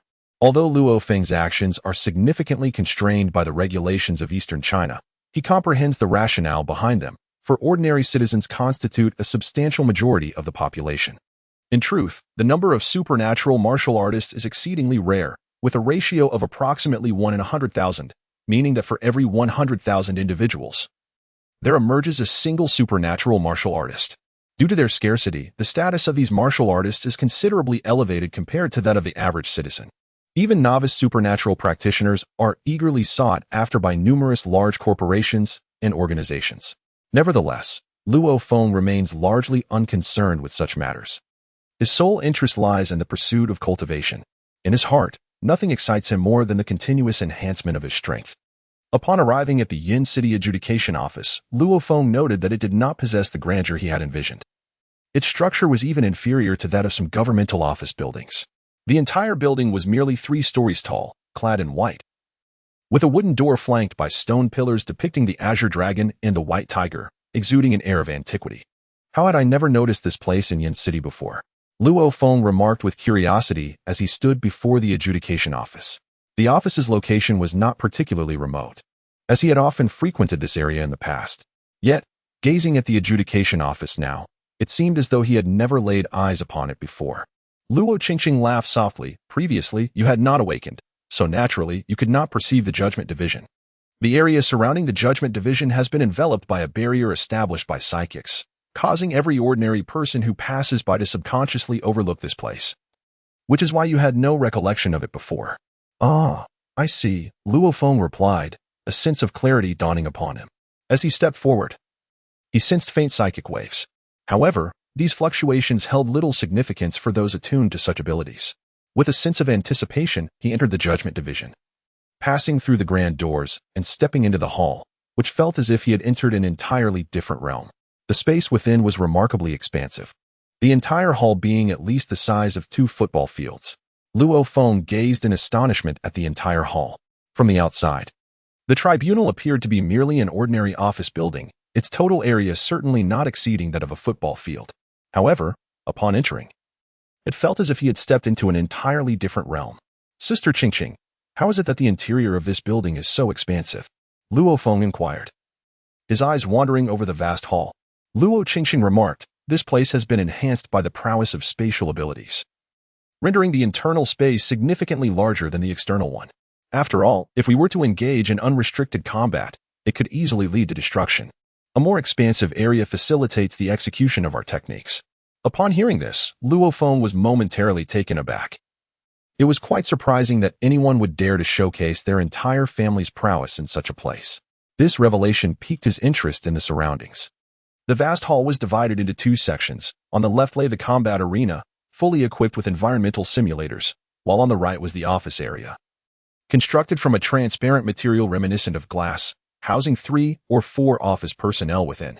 As Luo Qingqing entered the office with her curious cousin Luo Feng, the few people present greeted her warmly. Luo Feng cast a glance at his cousin, surprised to find that she was acquainted with the individuals here. Oh, so this is the younger brother you mentioned? He appears quite youthful, remarked a woman of unremarkable appearance, gazing at Luo Feng with interest. Luo Feng felt the woman's fiery gaze upon him, causing the corners of his mouth to twitch involuntarily. He pondered to himself, could it be that this woman possesses a penchant for youthful charm? Luo Feng subtly shifted to the side, yet the woman found this delightful, bursting into hearty laughter. Thoroughly entertained. To his surprise, she turned out to be a bashful maiden, indeed a rare find. The woman gazed at him with playful mockery, chuckling softly. Luo Feng silently cursed. Had the other party been a beauty, he would have gladly indulged in her playful banter, but as it stood before him, he would prefer to forego such frivolities. Luo Qingqing cast an exasperated glance at the woman, coming to Luo Feng's rescue as she said, Sister Xiaolan, you remain as frivolous as ever. I did not bring my brother here for your amusement. The woman, known as Xiaolan, let out a light laugh before addressing Luo Feng. Come, place your fingerprint here. As long as one is a citizen of East China, simply inputting a fingerprint will reveal their basic personal information. As Xiaolan examined the details displayed on the screen, she inquired, Little brother, what is your extraordinary ability? Luo Feng pondered for a moment before stating, on the night of the full moon, I can transform into a gorilla. Gorilla? Xiaolan nearly sputtered her drink, and upon scrutinizing Luo Feng once more, a slender, handsome youth, it seemed utterly absurd to associate him with a gorilla. Typically, individuals possessing transformation abilities exhibit a connection between their chosen animal form and their own physique. Those who can metamorphose into half-human, half-tiger hybrids, or lion men possess strikingly formidable builds. Some even find themselves confined to a semi-beastly state upon awakening. Consequently, practitioners of the beast transformation category often become the target of jest. However, a case like Luo Feng's is exceedingly rare, at least. Xiaolan had never encountered such a phenomenon before. Luo Feng found himself in a predicament. Should he disclose to the other party that he hailed from the planet Vegeta as a Saiyan?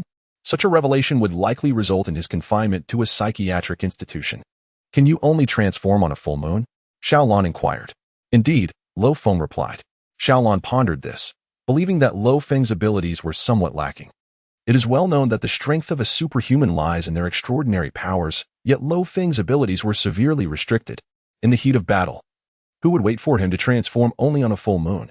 Sighing, Xiaolon regarded Luo Feng, feeling that although he had awakened, he paled in comparison to other awakened individuals. Nearby, Luo Qingqing also felt a twinge of regret. After all, if a superhuman's powers were constrained, their overall strength would be significantly diminished, as their prowess relies heavily on their extraordinary abilities. Luo Feng was certainly aware of their thoughts and secretly breathed a sigh of relief. Being able to intimidate these individuals was, in a sense, a form of self-protection. Xiaolan meticulously organized Luo Feng's information before rising to her feet and guiding him out of the office. Sister Xiaolan, where are we headed? Luo Feng inquired as he observed her leading him to the second floor. We are testing your abilities. The stronger the initial power of an awakened one, the greater their potential for the future, Xiaolan elucidated. Luo Feng nodded, his curiosity piqued as he yearned to ascertain the extent of his current prowess. However, upon arriving at the site designated for strength assessment, he could not help but draw in a sharp breath. Before him lay an expanse of rocky terrain, and confronted with such a vast area of mountainous landscape, Luo Feng was utterly astonished. It is worth noting that outside, this place was merely akin to the size of an office building. As Luo Feng gazed at the enchanting scene beside him, he marveled, what a grand spectacle. Such a scene I have only encountered in literature. Xiaolon replied with a smile, this is nothing. Wait until you behold the master-level registration office, and you shall truly grasp the essence of all. According to Xiaolan's explanation, this place was an extraordinary realm crafted by formidable beings of a forbidden caliber, a feat achievable solely by those who transcend the limits of power. Forbidden beings, Luo Feng exclaimed, his face awash with astonishment as he surveyed the landscape ahead. Contemplating in silence. Forbidden beings are those who surpass masters. Having reached the enigmatic domain of the forbidden, such individuals seldom present themselves before the public eye. Even masters find it exceedingly rare to encounter beings of such elevated stature. Luo Feng silently marveled at the profound heritage of his nation. Even a small place like Smoke City could produce a formidable forbidden expert. Indeed, Eastern China is truly a world-class power. Luo Feng took a moment to steady his emotions and turned to Xiaolon, inquiring, Sister Xiaolon, what should I do next? Xiaolon replied, venture into this mountainous terrain. You will encounter various formidable opponents. You must engage in continuous challenges, for I wish to ascertain the limits of your abilities. This is intriguing, mused Luo Feng, as it was his first experience with such a method of assessing one's strength. He reflected that this approach was far more reliable than any machine designed to measure power, for each extraordinary individual excels in different domains. Thus, it would be folly to gauge their prowess solely by a mere measure of strength. Luo Feng leaped into the air, swiftly navigating the rugged terrain. Xiaolon observed his agile form, a faint smile gracing her lips. She had been informed of Luo Feng's prowess by Luo Qingqing, who had only briefly mentioned him. Yet the image of a prodigy had firmly etched itself in Xiaolan's mind.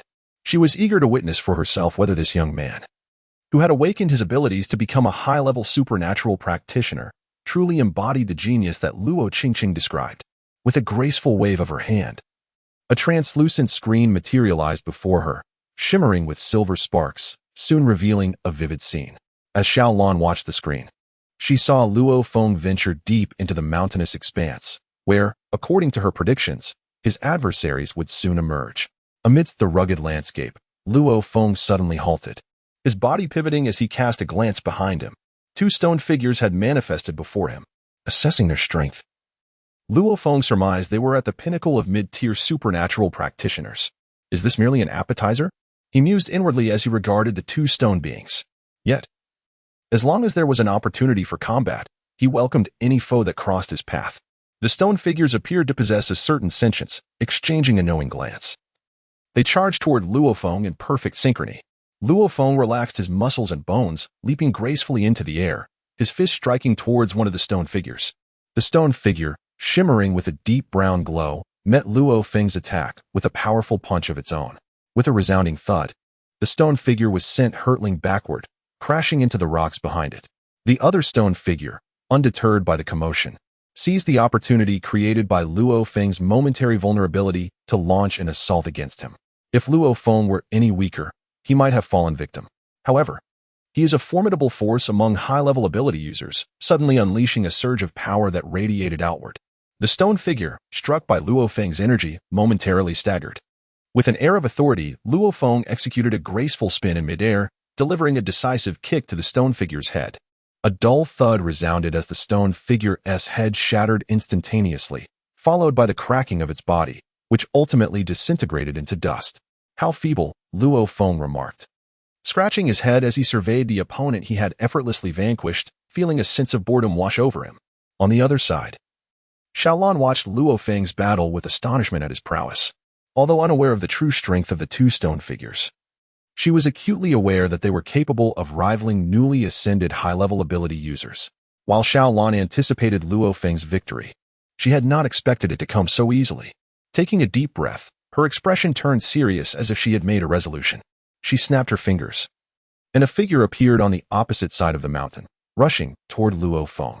Little one, should you overcome him, perhaps you may catch the attention of that esteemed elder, Xiaolan murmured to herself. Suddenly, a voice emanated from behind her, causing her to startle and turn around. Masterling, what brings you here? She greeted respectfully, recognizing the elderly figure before her. Standing across from Xiaolan was a bald old man with notably small eyes and remarkably bushy eyebrows. He had a penchant for squinting when observing others, making it difficult to discern whether his eyes were open without close inspection. The elder, referred to as Masterling, nodded with a smile and then turned his gaze toward the screen ahead. His voice, though aged, resonated with strength. So this is the talented young man you spoke of. He appears to possess some merit. Xiaolan raised an eyebrow at his words, as she shared a close bond with Luo Qingqing.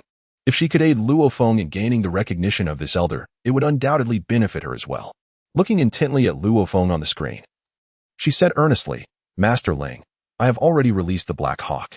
Oh, the Black Hawk, the elder exclaimed, taken aback by Xiaolan's faith in Luo Feng's abilities. For the Black Hawk was among the elite of high-level ability users. Very well, I too wish to observe whether this young man can measure up to Lin Jie. Master Ling remarked with a smile. Lin Jie. Xiaolan was taken aback. She had not anticipated the elder would compare Luo Feng to Lin Jie, who was regarded as an unparalleled genius in their eyes. Meanwhile, Luo Feng, oblivious to the presence of a mysterious elder watching his battle, leaped atop a tall rock, scanning the area below for any sign of an opponent, feeling perplexed. Where is everyone? Was that stone figure the entirety of the test? How utterly uninteresting, Luo Feng frowned, voicing his thoughts. Whoosh! A shadow surged forth from the distance, and Luo Feng instantly sensed a twinge of danger. His body instinctively sidestepped, as a fierce gust of wind grazed his chest, ultimately crashing into a distant rock, which, towering several men high, was instantly reduced to mere gravel. What is this? Luo Feng gazed at the stone transformed into dust, his pupils narrowing slightly. He then noticed a figure on the rock opposite him, clad in a full black combat suit, with a hawk-shaped mask adorning his face. The tail behind Luo Feng coiled around his waist as he turned to face the masked figure, coldly demanding, state your name. The masked individual remained silent and, under Luo Feng's piercing gaze, vanished in an instant. Such astonishing speed. Luo Feng immediately assumed a defensive stance, his expression grave with vigilance. Bang! Luo Feng's arm instinctively shielded his left side, producing a dull thud as the masked figure's leg collided with it. A glimmer of determination flickered in Luo Feng's eyes as he swiftly reached out to grasp the leg of his opponent. However, the masked figure exhibited remarkable speed, delivering a swift kick with the other leg as he withdrew. Luo Feng retaliated with a powerful punch, and in an instant, fists and feet clashed, both combatants retreating momentarily. Interesting. You have successfully captured my attention, Luo Feng remarked, rubbing his slightly numbed arm with a smile. In the very next moment, he transformed into a shadow, dashing forward with ferocity. Bang! Bang! Bang! The two figures intertwined in a relentless exchange of blows, each strike sending ripples of energy outward, uprooting the sparse vegetation around them. Wherever they passed, dust and debris were sent swirling into the air. Luo Feng has encountered a worthy adversary. At this moment, he is filled with an exhilarating excitement, his aura reaching its zenith. His fists and feet transform into a flurry of striking shadows, and with a combination of astonishing speed and formidable strength, he swiftly subdues the masked figure. The masked individual, upon witnessing this, engages in several exchanges with Luo Feng before being forced to retreat, landing upon the boulder behind him. I have yet to witness your extraordinary abilities. Unleash them now, or you shall not prevail against me, Luo Feng declares, his voice resounding. As Luo Feng engaged with his opponent, he discerned a stark difference from the earlier stone figure. He was certain that this adversary was indeed human. It was a rare occurrence to confront an opponent of comparable strength, prompting him to desire that the encounter unfold with their utmost prowess. The masked man remained silent. Casting a glance at Luo Feng, the eyes behind the mask revealed no flicker of emotion. In that moment, the entire scene fell into an eerie stillness. A cool breeze sweeping through, stirring up a hint of dust. With a resonant hum, a pair of enormous wings sprouted from behind the masked figure, while his hands and feet transformed into formidable eagle talons. His previously dark pupils now glimmered in golden hues, piercingly focused on Luo Feng. Luo Feng stood a short distance from the masked man, feeling as though he had become the prey, while the masked figure was the hunter. A sensation that was profoundly unsettling. The fact that he had actually cultivated his own aura was truly remarkable. Taking a deep breath, Luo Feng gazed at the masked man and exclaimed in astonishment. The aura is the manifestation of a person's presence, capable of intimidating adversaries. It is the embodiment of a strong individual's will. At this moment, Luo Feng had merely just awakened and begun to grasp his own power, let alone comprehend the higher echelon of aura. The masked figure remained taciturn, with Luo Feng's reflection visible in his pupils. Suddenly, his wings unfurled, creating a tempest that surged toward Luo Feng. Luo Feng summoned all the energy within him, thrusting his palm forward to generate a tremendous gust of wind. The two powerful currents clashed, ultimately coalescing into a colossal tornado. The masked figure transformed into an ephemeral shadow, effortlessly gliding through the swirling vortex as if encountering no resistance whatsoever. Just as Luo Feng realized this, the adversary's razor-sharp claws were already lunging towards his vulnerable points. Astonished, Luo Feng staggered backward, his body instinctively retreating. At the same moment, his palm transformed into a formidable claw, clashing against the adversary's true eagle talons. The impact produced a resonant sound akin to the striking of metal against metal, despite Luo Feng's hands being devoid of their usual form. The immense strength of the masked man surpassed his own, leaving his hands and arms numbed from the force. The masked man's onslaught intensified, as four eagle talons relentlessly assailed Luo Feng. Faced with this tempestuous barrage, Luo Feng could only manage to fend off the majority of the strikes. Yet his arms and shoulders endured several blows, each wound resembling a gash inflicted by a razor-sharp blade, staining his garments with crimson. Remarkable. The power and speed gained from transformation have surged significantly. I am no longer a match for him. As Luo Feng continued to retreat, he felt the overwhelming force and velocity of his opponent, realizing he had become outclassed. For the first time, Luo Feng faced such a formidable opponent. He could now ascertain that the adversary's combat prowess had surpassed 200, placing him entirely above Luo Feng.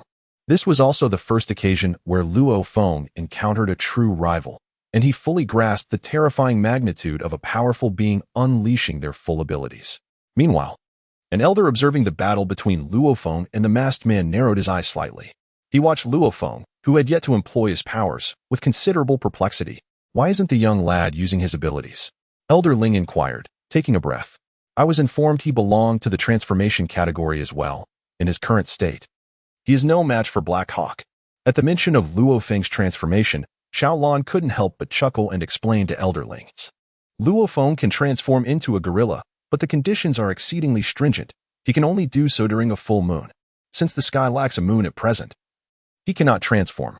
Imagining the scene of Luo Feng's transformation, Xiaolon envisioned a slender, handsome boy suddenly becoming a robust gorilla, pounding its chest. This thought made her laugh again. Elder Ling cleared his throat and addressed Xiaolon. Child, if the conditions are not met, then let us create the conditions. Simulate a full moon night for him to transform. Oh, that may not be appropriate. In real combat, such favorable conditions are not guaranteed, Xiaolon remarked. Glancing at the screen, where Luo Feng was clearly at a disadvantage and would soon face defeat, the elder replied calmly, do not forget. This is a test of that young one's capabilities.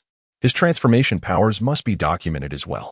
Now that the conditions are available, you should demonstrate his full strength.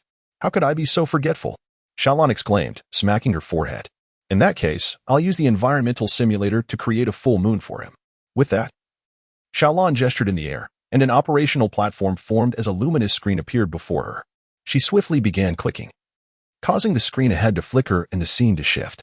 Luo Feng, facing the powerful assaults of the masked man, was continuously pushed back, his arms now completely numb. Although he was aware of his considerable strength, he was beginning to struggle against such intense attacks.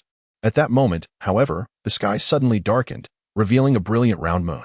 Luo Feng's heart raced. He had not anticipated this occurrence. Is she trying to make me transform? He thought in astonishment. Yet, in this moment of hesitation, Luo Feng exposed a significant flaw. The masked man, with cold, merciless eyes, seized upon this opening, and a massive eagle claw struck towards Luo Feng's chest. Luo Feng felt a violent jolt of pain in his chest, his eyes filled with blood vessels. This devastating blow had left him gravely injured.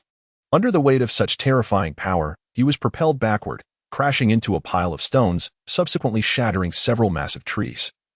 Ultimately lying amidst the chaotic debris of rocks and wood, the masked man, with a mere flick of his wings, soared towards Luo Feng. As he approached, the previously silent figure finally spoke. Why do you not utilize your extraordinary abilities? Blood spilled from Luo Feng's mouth, rendering him unable to hear the words of his adversary. The luminous full moon cast its brilliant light directly into his pupils. In an instant, the atmosphere around him transformed into an overwhelming crimson hue. Or perhaps you possess no extraordinary abilities at all? The masked man inquired, his tone icy and detached as he addressed Luo Feng. Observing the gradual reddening of Luo Feng's eyes, the masked man's brow furrowed beneath his disguise before he turned his gaze towards the resplendent moon. Could it be? The masked man thought, glancing back at the unusually agitated Luo Feng, a sense of alarm stirring within him. At that moment, the rhythmic thumping of Luo Feng's heart echoed incessantly in his ears, his chest swelling with a tempestuous fervor. Luo Feng rose abruptly, his physique expanding rapidly, tearing through his garments. The masked man above him sensed an impending peril, his instincts heightened by his transformation, prompting him to ascend swiftly into the sky. However, Luo Feng's growth was astonishingly swift. In an instant, he had transformed into a colossal gorilla, his crimson eyes fixated on the soaring masked figure. And he lunged towards him with a powerful grasp. As the immense hand reached for the masked man, a fierce gust of wind accompanied it, causing a flicker of horror to cross his eyes. He understood that if he were to be ensnared by that hand, his life would be forfeit. The masked man exerted every ounce of strength to flap his massive wings, evading Luo Feng's grasp. Though he narrowly escaped, the sheer force of the hand grazed his body, propelling him away into the distance. Coughing, he remarked, "Is this the extent of your power after transformation? I did not anticipate such formidable strength. You are the first to inflict such grievous harm upon me, Black Hawk." Blood spilled from his mouth as he tore off his mask, revealing a strikingly handsome face. His expression grave as he regarded Luo Feng. At this moment, Luo Feng's consciousness had been utterly consumed by a savage fury. His thoughts were solely fixated on destruction and slaughter. The creature before him evoked an intense loathing, compelling him to extinguish its life. As Luo Feng beheld the distant shadow, he pounded his chest with fervor, his massive frame resembling a colossal steel tank, leaving chaos in his wake as he surged forth. The Black Hawk, witnessing Luo Feng's approach, felt an icy dread seep into his veins from the sight of those blood-red eyes, seemingly infused with countless lifeblood. "Do you intend to kill me?" he bellowed, retreating in trepidation. Yet, Luo Feng paid no heed to the Black Hawk. His body, transformed into that of a gorilla, leaped into the air. Ahead, a shadow loomed larger, and with a thunderous crash, it struck the ground, causing the very earth to tremble. Around Luo Feng, a colossal pit emerged, the surrounding mountains swaying as massive boulders began to plummet. At that moment, the only thought occupying the Black Hawk's mind was one of survival. In his eyes, Luo Feng had become a terrifying monster. Since his awakening, he had never encountered such a creature. He had lost all rationality, resembling a being solely devoted to destruction. Little did he anticipate encountering such a figure in the small locale of Smoke City. He could only hope to endure until salvation arrived. The blood-red eyes of Luo Feng fixed upon the wildly darting black eagle, a surge of fury igniting within him. He pounded his chest, his mighty roar resonating through the heavens and the earth. In the next moment, Luo Feng opened his mouth wide, a dazzling white light emanating from within. A formidable energy coalesced in his throat, and he unleashed it towards the location of the black eagle. With a thunderous crash, a beam of light surged forth. And at the very instant it materialized, the black eagle sensed the most profound danger of its existence. Without a moment's hesitation, it activated its forbidden technique, enveloping itself in a shroud of crimson mist. In the blink of an eye, its speed surged tremendously, enabling the black eagle to narrowly evade the impending strike. The beam of light that Luo Feng conjured struck a massive rock, and in an instant, the entire night was engulfed in blinding radiance, followed by a thunderous roar. Although the Black Hawk narrowly evaded the initial strike, the powerful shockwave generated by the explosion sent him tumbling. He was propelled backward, crashing into the rock, the immense force shattering it and burying him beneath the debris. On the other side, Elderling and Xiaolan were both rendered speechless by the transformed Luo Feng. Elderling's expression turned grave. He had not anticipated that a single decision of his could lead to such dire consequences. He was astonished by the potential this young lad possessed. It seemed he needed to intervene, lest the Black Hawk be reduced to mere fragments. A flicker of seriousness crossed Elderling's eyes. His voice was soft, yet the weight of his tone was palpable. Xiaolan wiped the cold sweat from her brow, equally startled by Luo Feng's transformation. Her gaze fixed on the screen, her eyes widened in shock as if she had seen a ghost. After all, Luo Feng's transformation was exceedingly unusual. Who could elevate their strength to such an extent upon metamorphosis? This was utterly unfathomable. At that moment, Xiaolan's eyes widened in realization. She hastily adjusted the control panel, executing a series of rapid commands. The simulated environment, which had initially expanded into the sky, suddenly began to shift. Roar! Luo Feng unleashed a powerful punch towards the small mountain before him, causing a tempest of flying sand and stones as the entire hill was pierced through. Following a series of relentless strikes, the once proud mountain was reduced to mere rubble. Observing the ferocity of Luo Feng, Black Hawk stumbled away in a desperate retreat, his body marred with wounds, and his once eagle-like form reverted to its original state. Dragging his battered body, he prepared for a final confrontation with Luo Feng. In that moment, Luo Feng stood before Black Hawk, roaring fiercely as he swung his fist down upon him.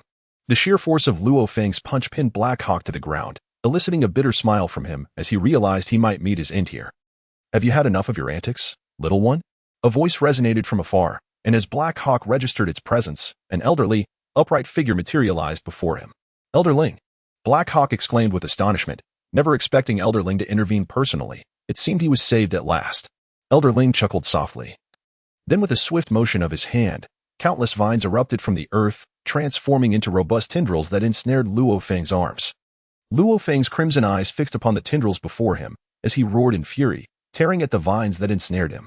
Yet, these tendrils appeared to be inexhaustible, perpetually extending along his arms and creeping toward his body. Upon witnessing this, Luo Feng instinctively retreated, yet the speed of the vines was astonishing, and in mere moments, they ensnared half of his body. The nearby Black Eagle observed this scene with excitement, exclaiming, "Every encounter with Elderling's wood-based abilities is utterly breathtaking." Elderling clasped his hands together, a green luminescence emanating from his palms. Concurrently, more vines sprouted around Luo Feng, completely enveloping him. Seeing Luo Feng surrounded by the vines, Black Eagle let out a sigh of relief. He had endured considerable torment at Luo Feng's hands. Had it not been for Elderling's timely intervention, he would have long since met his demise. However, before Black Eagle could fully relax, a beam of light erupted from the vines, striking the distant mountain with a thunderous impact, obliterating a significant portion of its mass. At this moment, Elderling's smile gradually faded as Luo Feng broke free from his entanglement, swinging his enormous fist towards him. Elderling recited an intricate incantation, pointing a finger at Luo Feng. In the next instant, several colossal trees erupted from beneath Luo Feng's feet, lifting him skyward. Elderling's hands remained in motion, as streams of green energy danced between his palms. This energy coalesced into several gigantic wooden figures resembling the gorilla form Luo Feng had assumed. With their hands pressing down upon the massive tree that elevated Luo Feng, the figures seamlessly merged with the colossal trunk. Simultaneously, at the summit of the giant tree, several enormous wooden hands emerged, grasping Luo Feng and hurling him away into the distance. Luo Feng transformed into a shadowy figure, plunging directly into the distant pile of stones, sending a cascade of debris flying into the air. Luo Feng struggled for a moment before rising from the pile of stones, eager to engage in battle once more. However, at that moment, the sky underwent a transformation. The once full moon had vanished, and the previous night had given way to daylight. Luo Feng gazed at the sky, his eyes gradually regaining clarity as his body slowly diminished in size, collapsing amidst the swirling dust. Luo Feng felt an overwhelming heaviness in his head, and his mouth was parched. He slowly opened his eyes and discovered that he was lying on a bed, his gaze fixed on the white ceiling, his expression somewhat dazed. What exactly has happened? I seem to recall transforming into a gorilla. Luo Feng gradually withdrew his arm from under the covers, resting his hand on his forehead in bewilderment. Observing him from the side, Luo Qingqing could not contain her delight and exclaimed, "Xiao Feng, you are awake." Luo Feng turned his head to look at Luo Qingqing, cleared his parched throat, and hoarsely inquired, "Sister Qingqing, may I ask where I am at this moment?" Luo Qingqing rose to her feet, gracefully extending a glass of water to Luo Feng. She then remarked, "This is the arbitration division, and you presently find yourself in a lounge. I truly did not anticipate that you possess such remarkable potential to the extent that even Master Ling, an esteemed figure, has been stirred by your presence." Luo Feng sat up, took the water cup, and gulped down the liquid, exhaling a sigh of relief as his throat felt somewhat better. He inquired with Luo Qingqing about the events that had transpired, for after his transformation into the giant ape, he could not recall what had actually occurred, which left him feeling somewhat distressed. Through Luo Qingqing's recounting, Luo Feng learned that he had engaged in a contest with a highly esteemed individual, one who could indeed be regarded as a notable figure even in eastern China. After his transformation back, the relevant personnel, seeing that he had sustained no serious injuries, arranged for him to rest in this place, and were instructed to notify the elder upon his awakening. Luo Qingqing contacted Xiaolan via the communicator, and shortly thereafter, Xiaolan arrived with an elderly gentleman to the lounge where Luo Feng was situated. The lounge was modest in size, furnished with a bed, a desk, 2 chairs, and a few essential items for daily living, exuding an air of simplicity. Yet, within this unassuming space stood an extraordinary individual. Luo Feng regarded the elderly man before him, who appeared to be in his 60s, with thick brows framing a pair of twinkling eyes that seemed to smile at him, eliciting a sense of discomfort within Luo Feng. Hello, Grandpa," he exclaimed, leaping from the bed and addressing the elder with respect. While the elder scrutinized Luo Feng, the young man observed him in turn. The aura surrounding the elder was faint, as if he were on the brink of departure from this world. However, that subtle presence instilled in Luo Feng a profound sense of trepidation. What manner of formidable being is this? His combat prowess must undoubtedly exceed 1,000, perhaps even more. Luo Feng mused in astonishment. The elder waved his hand at Xiaolan and Luo Qingqing, signaling them to withdraw. Once the two had exited, the elder casually pulled up a chair and took a seat, then addressed Luo Feng, saying, "Young one, you truly astonish me. Your extraordinary abilities are unparalleled. Even I would find it quite challenging to contend with you." Luo Feng felt an overwhelming sense of embarrassment. The transformation into a great ape was an innate ability of the Saiyan race, and upon undergoing this metamorphosis, a Saiyan's strength could surge tenfold. Based on his previous combat power, his strength after transforming into a great ape would reach 1,700. However, the elderly gentleman before him seemed capable of suppressing him. This implied that the opponent's power level was likely above 2,000. Luo Feng's mind raced as he grappled with this revelation, leaving him momentarily dazed. Observing Luo Feng's expression, the elder assumed he was exceedingly anxious and waved his hand reassuringly, saying, "Young one, there is no need for such tension. Relax a little." Luo Feng scratched his head, chuckling awkwardly. "Grandpa, what brings you to me?"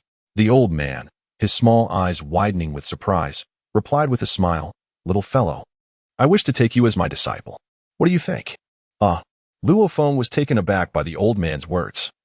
Utterly astonished that he would wish to accept him as a pupil, this left him somewhat at a loss. It is worth noting that he possessed a system, and with its assistance, he was destined to traverse the vast cosmos, a journey he had never contemplated embarking upon under the guidance of a master. Luo Feng gazed at the elder who awaited his response, momentarily at a loss for words.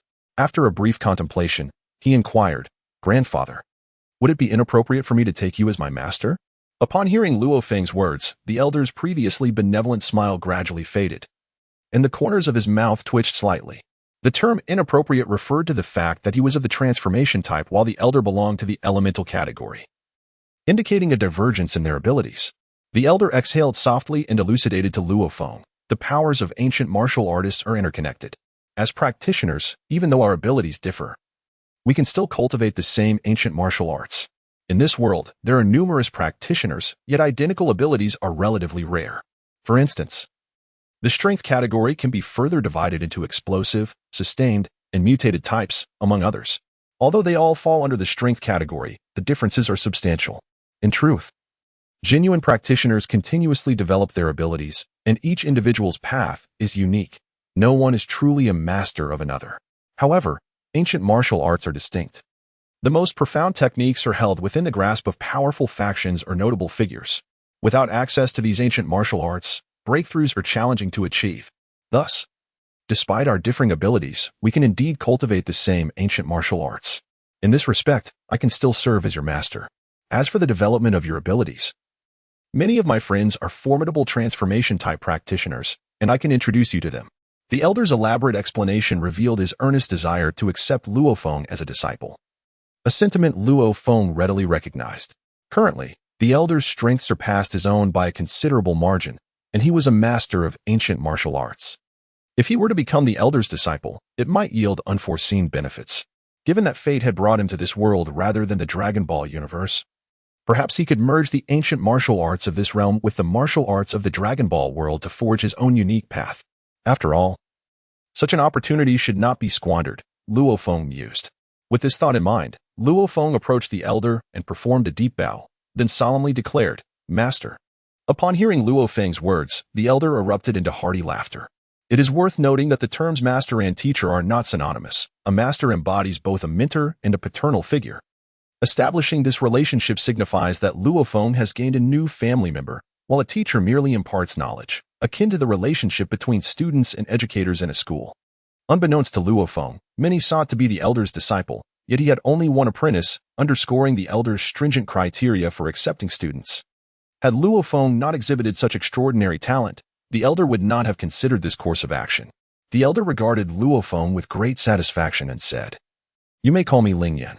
You also have a senior sister named Lin Jia.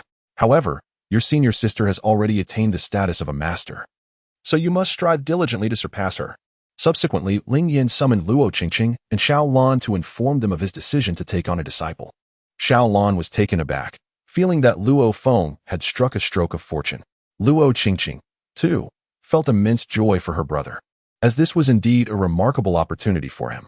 Though not biologically related, over the years, Luo Qingqing had come to regard Luo Feng as her own younger brother. Subsequently, Luo Feng accompanied Luo Qingqing back, while Ling Yan advised him that he was to come here to receive his guidance in the future, which naturally filled Luo Feng with anticipation. The following day, he arrived at the Judgment Division, where news of his apprenticeship under Ling Yan had already spread among the staff. Thus, his entry into the Judgment Division was seamless, with someone even offering to guide him personally. Although he felt somewhat out of place, Luo Feng could not help but marvel at the extraordinary privileges that came with having a powerful patron. He made his way directly to the third floor of the Judgment Division, recalling Ling Yan's instructions from the day before to head there upon his return.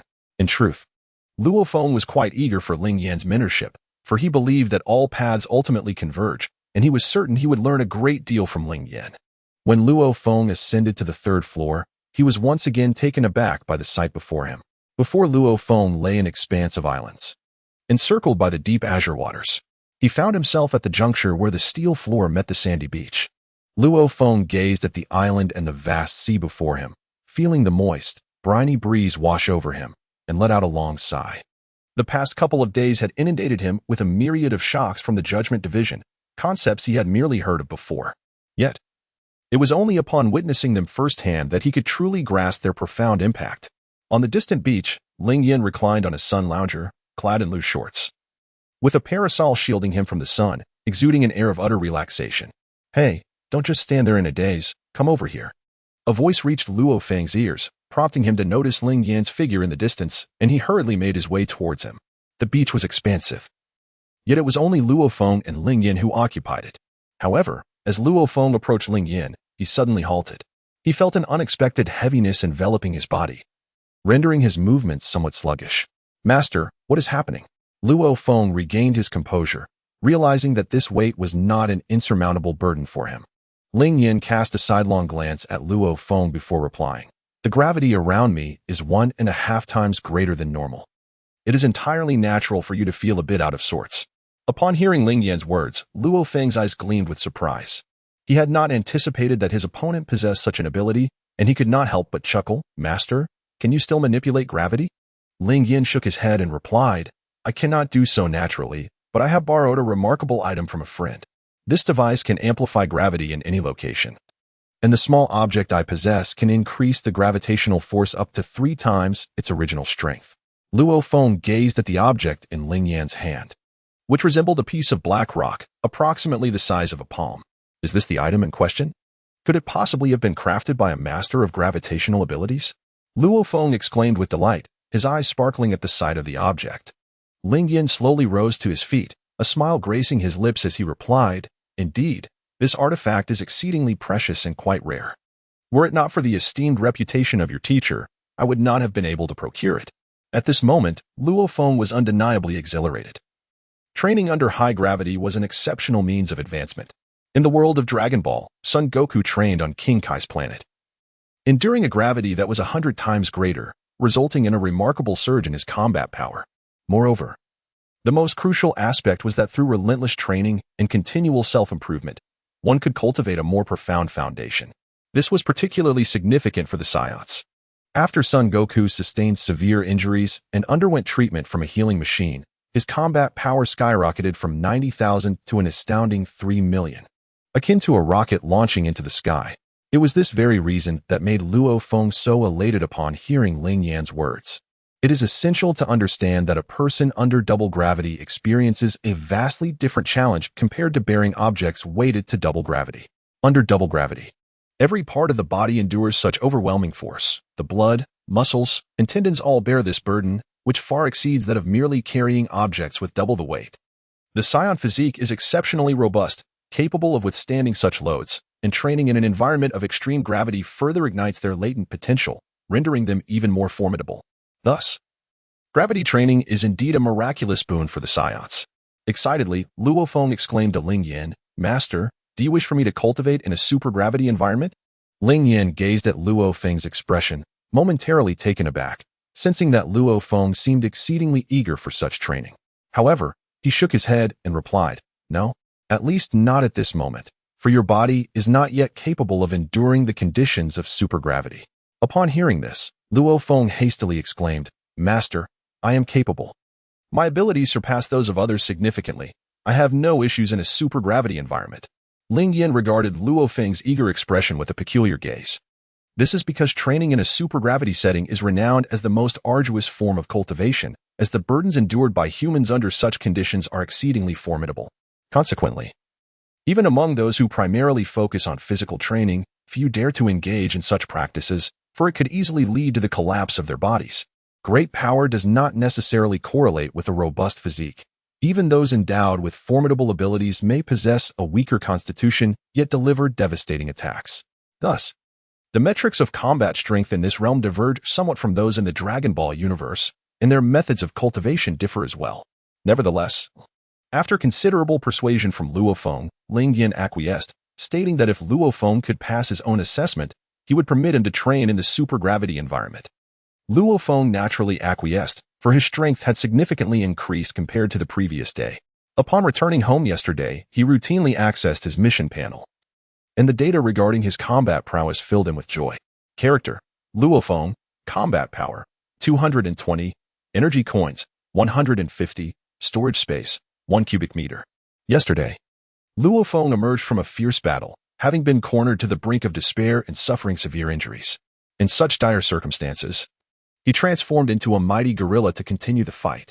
Though it was merely a single confrontation, Luo Feng's gains were substantial, with his combat prowess increasing by 50.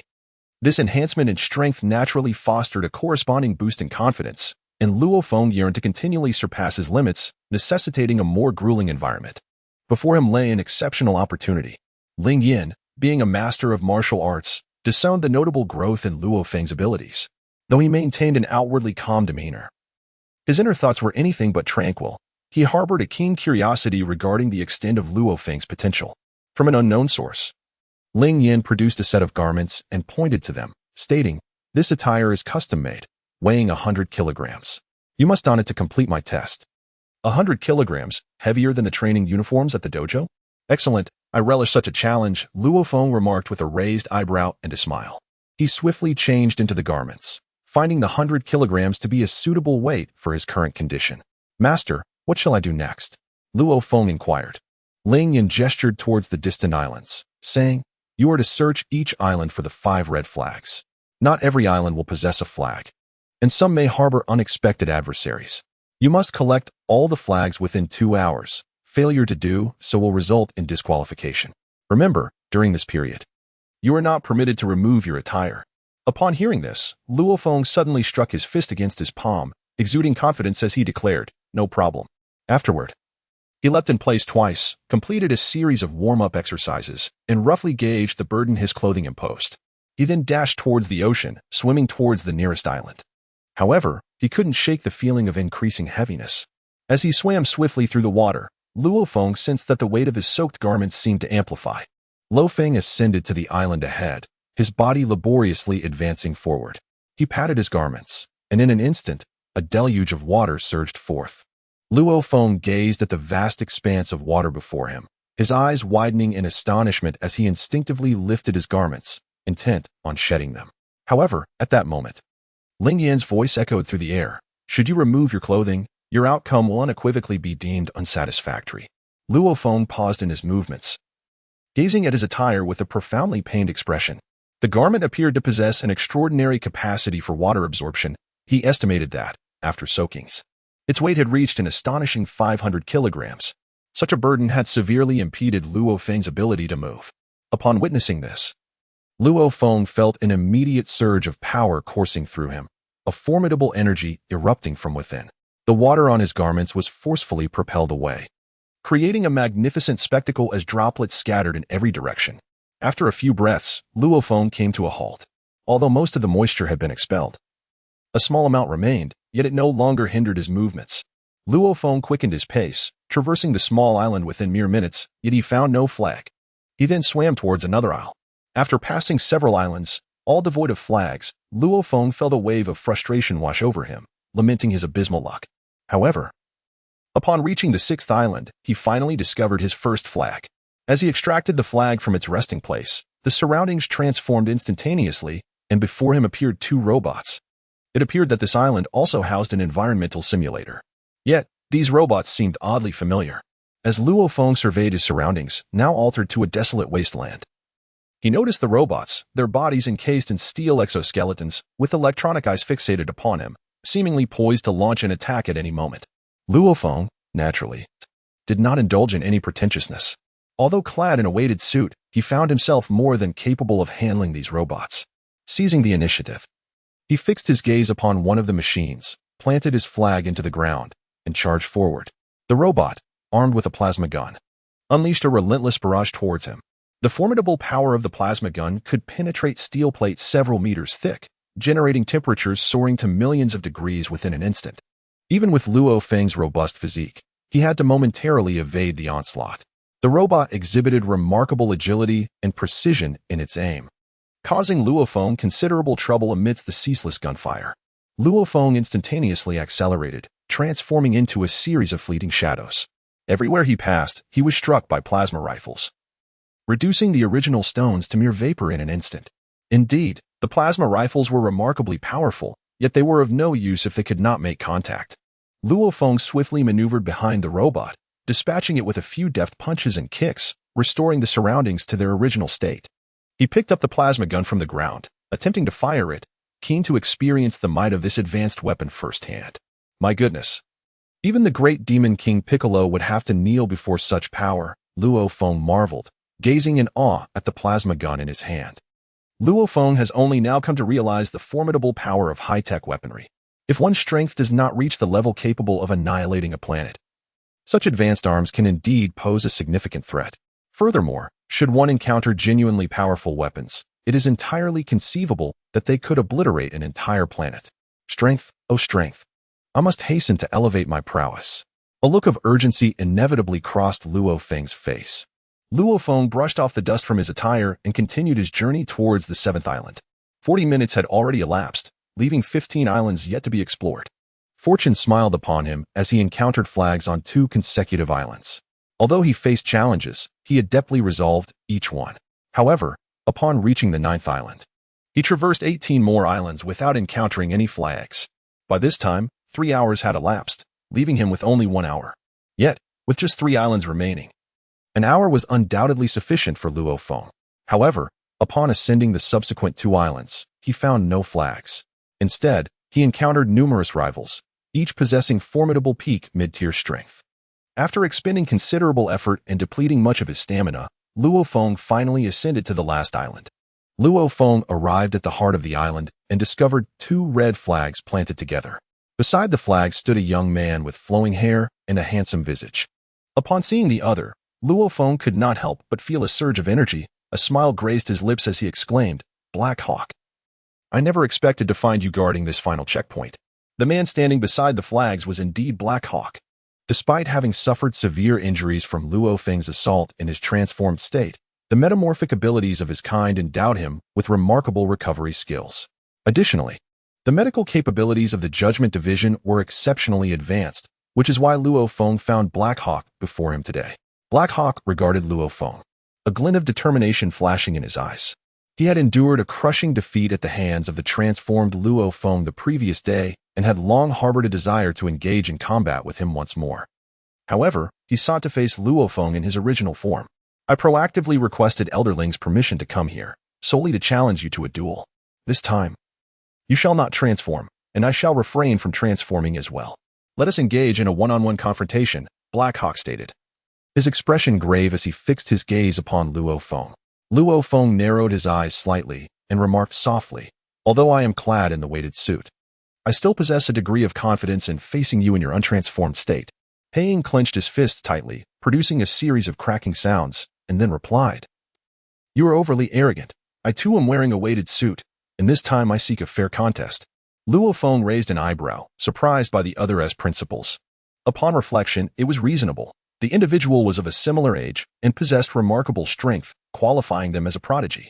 Being a genius, they would inevitably harbor a sense of pride, and encountering someone more formidable would naturally evoke a sense of defiance within them. Luo Feng crouched down, stretching his legs and performing some warm-up exercises. He addressed Black Hawk, suggesting, "I advise you to remove your weighted suit. With it, you stand no chance of defeating me." "You are exceedingly verbose," Black Hawk retorted, his anger flaring as he charged forward.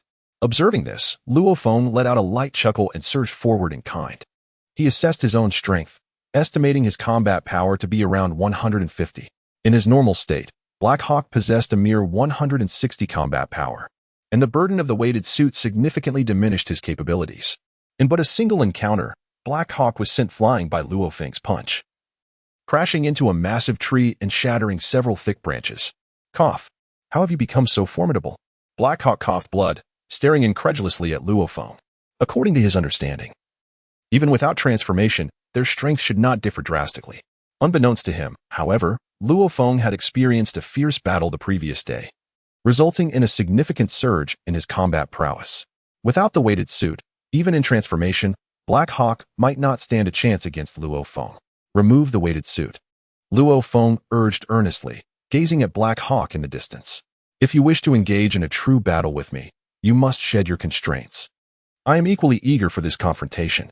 Black Hawk slowly rose, reassessing Luo Feng. In his mind, Luo Feng appeared enigmatic, distinct, and extraordinarily powerful.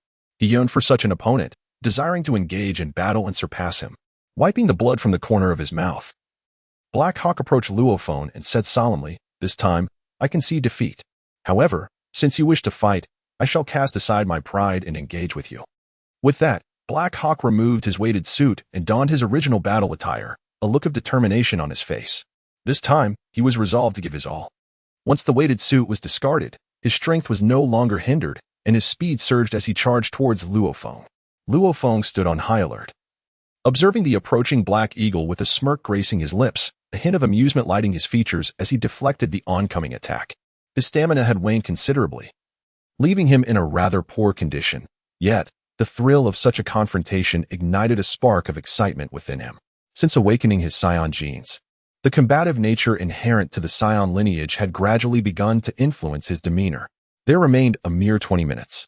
Luo Feng mused to himself, resolved to eliminate the shadow within this fleeting window. Despite his less-than-optimal state, he was determined to push himself to the limits. for it was only through such rigorous trials that he could achieve rapid growth. Bang! Luo Feng's fist surged outward to the side, revealing the figure of Black Eagle, who raised both hands to block the blow. However, Black Eagle's nails were extraordinarily sharp, glistening like steel in the sunlight. With a swift motion, his claws elongated, aiming to pierce Luo Feng's fist. In an instant, Luo Feng transformed his fist into an open palm, seizing Black Eagle's wrist and pulling fiercely. Humph! Black Eagle's expression shifted as he exerted tremendous strength in his arms, halting his advance. For a fleeting moment, the two were locked in a standoff, neither able to gain the upper hand. Seizing the opportunity, Black Eagle stepped forward, raising his knee to strike at Luo Feng's abdomen. Luo Feng, with a sudden forceful push of his feet against the ground, swiftly retreated. Yet, having taken only a single step back, he found himself at a disadvantage, allowing Black Eagle to capitalize on the moment and unleash a relentless barrage of attacks. Black Eagle's hands morphed into claws, creating a flurry of shadows as he swiped at Luo Feng, who was forced to retreat while defending himself. Nevertheless, the sharpness of Black Eagle's claws left marks on Luo Feng's arms and shoulders. His speed was remarkable, and his strength formidable. Yet such prowess fell short of Luo Feng's expectations. Come now, unleash your true power, he taunted as he continued to retreat. With a cold smile, Black Eagle knew he had the upper hand. Even if he were to win, it would not be a glorious triumph. Yet, he was resolute in his determination to deliver a thorough beating to Luo Feng, sensing that after this battle, subduing him again would likely be impossible. Thus, upon hearing Luo Feng's words, Black Eagle's resolve solidified further. He was determined to teach this brat a lesson. Do you wish to be defeated so soon? Very well. I shall oblige, Black Eagle bellowed. In the next moment, his claws shimmered with silvery light as he violently swiped at Luo Feng, unleashing a torrent of sharp energy directed at him. As Luo Feng's eyelids twitched, he sensed an unusual surge of energy. Without a moment's hesitation, he swiftly dodged to the side. The energy grazed his cheek and surged past, crashing into the massive boulder behind him. Luo Feng merely caught a glimpse of several streaks of cold light as the towering rock was cleaved into multiple pieces, scattering around him with impeccably smooth cuts that gleamed brilliantly under the sunlight. What a sharp force! Luo Feng's expression grew solemn as he feigned nonchalance. The corner of Black Hawk's mouth curled into a smirk as he softly remarked, "This is the path of energy manipulation. Although you possess considerable strength, it seems you have yet to master the profound, ancient martial arts. Allow me to demonstrate the might of these ancient techniques." Hearing Black Hawk's words, a sense of curiosity surged within Luo Feng. He indeed wished to witness the formidable power of ancient martial arts. Gradually, energy began to emanate from within Black Hawk, a faint silver glow flickering at his hands. Upon seeing this, Luo Feng's eyes sharpened. He could feel the immense power gathering at Black Hawk's fingertips. I see now. Concentrating one's strength to amplify it. There is indeed some wisdom in this, Luo Feng mused inwardly. Black Hawk sprang into action, his speed increasing severalfold as he transformed into a shadow, almost instantaneously appearing before Luo Feng. So fast, as Luo Feng's pupils suddenly constricted, a wave of alarm surged within him. Before he could muster any resistance, he felt an overwhelming force crashing toward him. Subsequently, he coughed up blood and was sent hurtling backward. Cough, cough. That hurts. Hiki. Luo Feng swiftly regained his footing, gazing at the terrifying claw marks upon his chest. Yet a smile crept onto his face. He found such battles invigorating. Although he concentrated intently on deciphering Black Hawk's maneuvers, he struggled to grasp his opponent's tactics, leaving him at a distinct disadvantage. Meanwhile, Ling Yin lounged comfortably on a beach chair, donned in frog sunglasses, sipping a soda with great satisfaction. Beside him lay an elderly man, his spirit lively, white hair dancing in the breeze, and a wispy white beard exuding an ethereal air, his aura strikingly refined. I say, Ling, you truly are ruthless. This training regimen is not something the average person can withstand, the elder remarked, casting a sidelong glance at Ling Yin. Ling Yin chuckled and replied, I never intended for that kid to pass the test, yet I was surprised he made it to the final island. I underestimated him. The elder huffed, you old coot are merely fortunate to have taken in a super genius like Lin, and now you stumble upon this little monster. Meanwhile, my own disappointing apprentice is a source of vexation. It's infuriating how some outshine others. Ling Yin beamed with pride, prior to encountering Luo Feng. Lin Jie had been his most esteemed disciple, and she had gained a modicum of fame among the upper echelons in eastern China. Now, with this new apprentice, the situation had escalated further. He calculated that Luo Feng had only awakened a few days prior and had already achieved such heights. What would the future hold? Ling Yin sighed and mused. Teaching geniuses can be quite burdensome. These youngsters grow faster than one can imagine. Especially Lin. She is nearly catching up to me, compelling me to accelerate my own training to maintain my authority. I should be enjoying a leisurely life at home, yet here I am, enduring all this. The elder, observing Ling Yan's feigned lament, felt a surge of irritation, fully aware that Ling Yan was deliberately flaunting his accomplishments. His gaze shifted to the enormous screen overhead, displaying the fierce battle between Luo Feng and Black Hawk. Though Luo Feng was currently on the receiving end of a brutal beating, the elder's eyes shimmered with admiration as he watched him. Leaning slightly forward, he addressed Ling Yan. Why not let me take your disciple? I am also adept in transformation techniques and would be far better suited to teach him. Ling Yan, upon hearing this, flatly refused, scoffing. What does it matter that you are skilled in transformation? Can your antiquated martial arts compare to mine? Just look at what you've turned Black Hawk into, a fine child, now wasted under your tutelage. The elder's face flushed crimson with indignation, and he leaped from his chair, shouting, Old fool, who says Black Hawk is wasted? At just 14. He's already a high-level ability user, one of the finest among them. One must not compare that young man to Black Hawk. It is more fitting to refer to him as a monster, for he is hardly human. Although Ling Yin possesses a sharp tongue, he concurs with the elder's assessment. Ling Yin is indeed a prodigy. In the realm of supernatural abilities and ancient martial arts, one is only permitted to cultivate at the age of 12. Yet, Black Hawk had already ascended to a high-level supernatural practitioner by the age of 14. A talent that certainly qualifies him as a genius. However, when juxtaposed with Luo Feng, he falls considerably short. While we may bicker among ourselves, we must still fulfill our obligations. You promised me that you would impart your knowledge of transformation-type abilities to Luo Feng, and you cannot renege on that promise. Ling Yin stated. The elder waved his hand dismissively, responding with irritation. Do you think I am as petty as you? Nevertheless, the commitment you made to me must also be honored. Ling Yin nodded in agreement. This elder was his friend, summoned specifically to guide Luo Feng in the realm of supernatural abilities. As the two elders conversed, the battle between Luo Feng and Black Hawk reached a pivotal moment. This fellow is gradually adapting to my speed. Black Hawk marveled at Luo Feng, who was keeping pace with him, his heart racing with disbelief.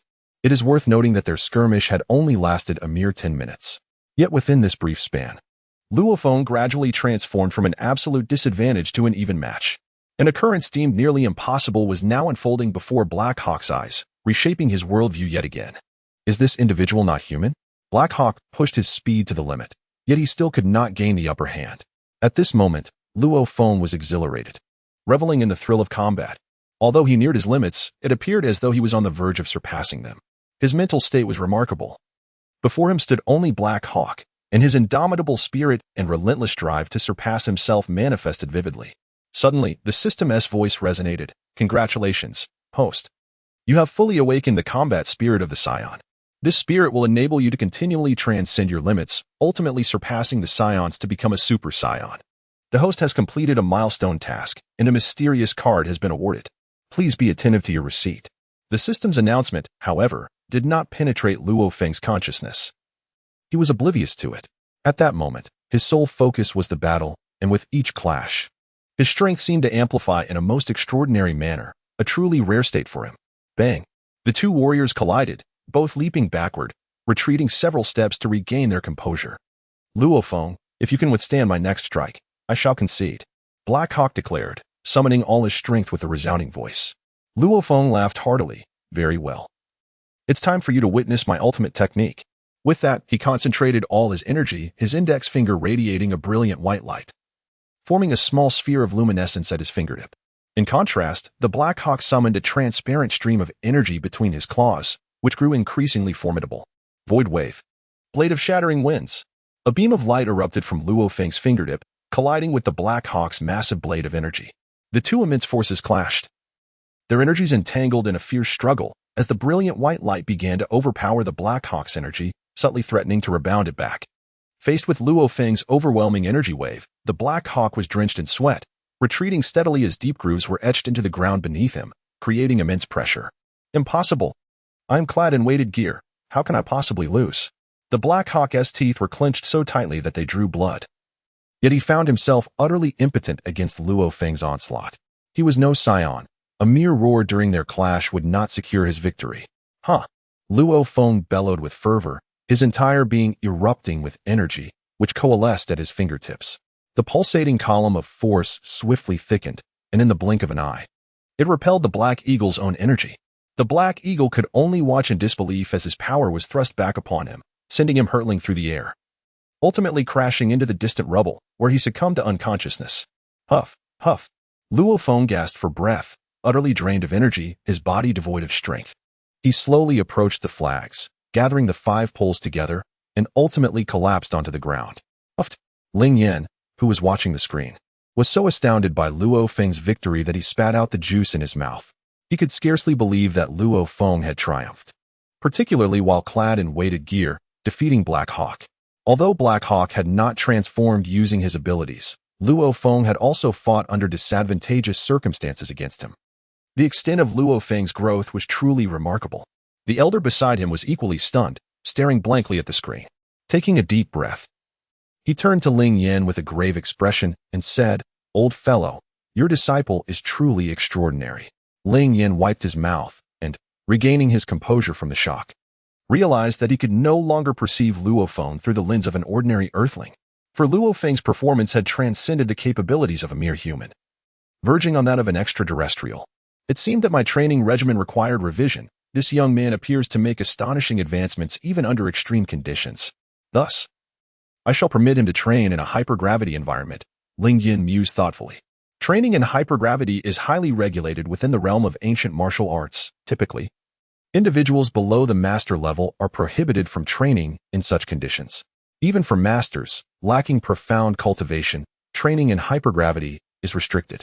Furthermore, this applies specifically to those with powerful transformation abilities. For elemental practitioners, the restrictions are even more stringent. However, for Saiyans, this presents little challenge. In Dragon Ball, the gravity on planet Vegeta is 10 times that of Earth. Even an infant can survive in an environment with 10-fold Earth gravity, let alone an adult Saiyan.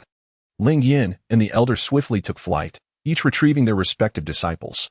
Black Hawk, severely injured, was taken by the white-haired elder for treatment, while Luo Feng, having sustained no significant injuries, regained some strength after a brief period. Gulp. Luo Feng sat upon the sandy shore, clutching his growling stomach, and awkwardly addressed Ling Yin, "Master, I find myself quite famished. Might I indulge in a morsel?" Ling Yin casually produced a monitor, displaying an array of delectable dishes, and then handed it to Luo Feng, inviting him to make his own selection. Luo Feng held the monitor, gazing at the delectable offerings displayed upon it, nearly drooling in anticipation. He relentlessly selected over 50 delectable dishes, while Ling Yin observed from the side, his lips twitching in disbelief. "Kid, if you manage to consume all of that, I shall not let you off easily." Ling Yin was evidently exasperated with Luo Feng, perceiving him as one who squandered precious resources. Luo Feng swallowed hard and chuckled. "Rest assured, Master, I was actually worried it wouldn't be sufficient." "Well then, I look forward to seeing how you manage to finish it all," Ling Yin retorted, somewhat exasperated. Luo Feng confirmed the order, and soon after, a dozen robotic unmanned aerial vehicles approached him. 2 pairs of mechanical arms extended from each aircraft, with each arm grasping a large meal box. Luo Feng spread a vast tablecloth upon the sandy shore, artfully arranging all the delectable dishes atop it. "Oh dear, I can hardly contain myself." Luo Feng picked up a large bowl of noodles and swiftly began to consume it, finishing the entire bowl in just 4 or 5 mouthfuls. He then grabbed a nearby plate and directly poured its contents into his mouth. Ling Yin watched Luo Feng, who was engrossed in his meal, with wide eyes, nearly unable to contain his astonishment. He had encountered competitive eaters before, but in comparison to Luo Feng, they seemed like mere novices. If competitive eaters could be said to indulge in their meals, Luo Feng merely seemed to pour his food down. Ling Yin hurriedly exclaimed, "Young man, slow down. You might overindulge." Luo Feng puffed his cheeks and chuckled lightly, indicating that he was perfectly fine, before resuming his battle. Ling Yin watched in astonishment as Luo Feng devoured an enormous pile of food before finally patting his belly and claiming to be only 70% full. Ling Yin could only smile wryly. The number of times he had been astonished by Luo Feng that day surpassed all the surprises he had encountered in the past decade. "All right, now that you've eaten well, I shall inform you about the forthcoming training," Ling Yin said, taking a deep breath to steady his emotions. Luo Feng inquired, Master. Since I have emerged victorious, does that mean I can cultivate in the supergravity environment? Ling Yin nodded and replied, Indeed, my words hold weight. However, the forthcoming training will be exceedingly arduous. I hope you can endure it.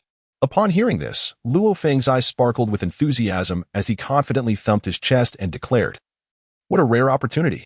Luo Feng was unaware that the so-called arduous training was far more grueling than he had ever imagined. On a desolate island, clad in a weighted suit, he slowly advanced while lifting a massive stone in his hands. Luo Feng's sweat thoroughly drenched his entire weighted clothing, and he had never felt such exhaustion before.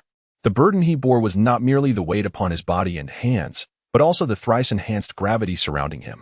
Scattered around the island were several gravity stones, which, through their mutual interaction and the operation of a specialized machine, amplified the island's gravity threefold. Training under this intensified gravity posed an overwhelming challenge for Luo Feng. Even though he had grown stronger, he still felt severely strained. The weighted clothing had increased by a factor of 19, and the stones he held weighed no less than several hundred pounds. This truly was arduous training. Gritting his teeth, Luo Feng murmured quietly to himself. Nonetheless, this was precisely the rigorous training he desired. He needed such high-intensity exertion to continuously strengthen himself. Even to transcend the limits of a Saiyan, preparing for the day he would become a Super Saiyan. Luo Feng was engaged in his training here, and he did not perceive this rigorous regimen as particularly harsh. However, on another island, Ling Yin was anxiously observing Luo Feng. Should Luo Feng show any signs of discomfort, he would promptly deactivate the gravity apparatus. To his astonishment, Luo Feng appeared to be increasingly acclimatized to such intense training. What he initially believed to be a sufficiently grueling training regimen was now overshadowed by Luo Feng's revelation that he was no ordinary individual. Remarkable, indeed. This was undoubtedly a sign of extraordinary potential. It seemed the time had come to impart the ancient martial arts to him, Ling Yin remarked in admiration. Luo Feng practiced for 3 hours in this burdensome environment. Although it was still broad daylight, the time outside was approaching 6 in the evening. Ling Yin called Luo Feng over and said, Today's training concludes here. Take this. It will alleviate muscle fatigue and soreness. Also, remember to arrive early tomorrow, as I will impart to you the ancient martial arts of our school. Ancient martial arts. Upon hearing this, Luo Feng's brow involuntarily arched in anticipation. Ever since Black Hawk demonstrated the formidable power of ancient martial arts, he had been eagerly looking forward to it. Although he had encountered some rudimentary forms of ancient martial arts at the Qinshan Martial Arts Academy, they were merely basic techniques.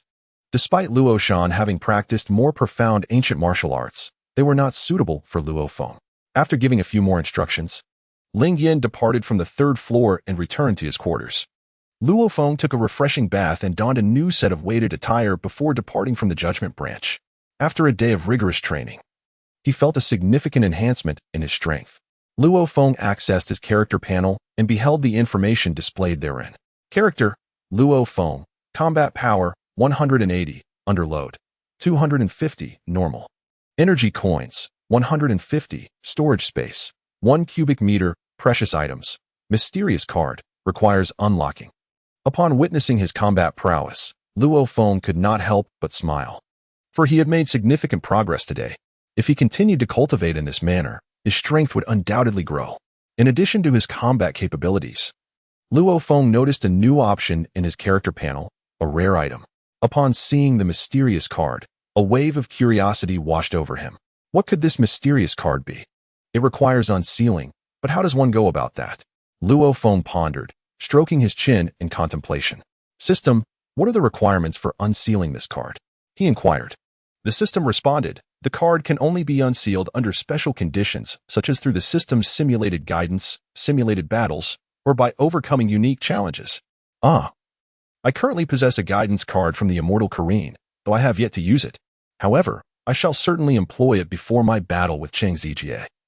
Then I will uncover its secrets, Luo Feng murmured as he opened his storage box, gazing at the purple card resting within.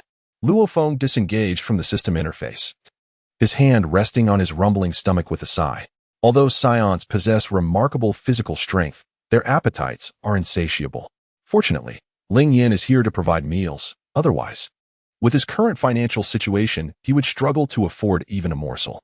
Before departing, Luo Feng indulged in an extravagant feast, savoring a copious array of delicacies before taking his leave from the Judgment Division. The location where he resided within the Judgment Division is approximately an hour's drive away. Although it is situated within the same city, Smoke City, as a second-tier city, boasts a substantial expanse.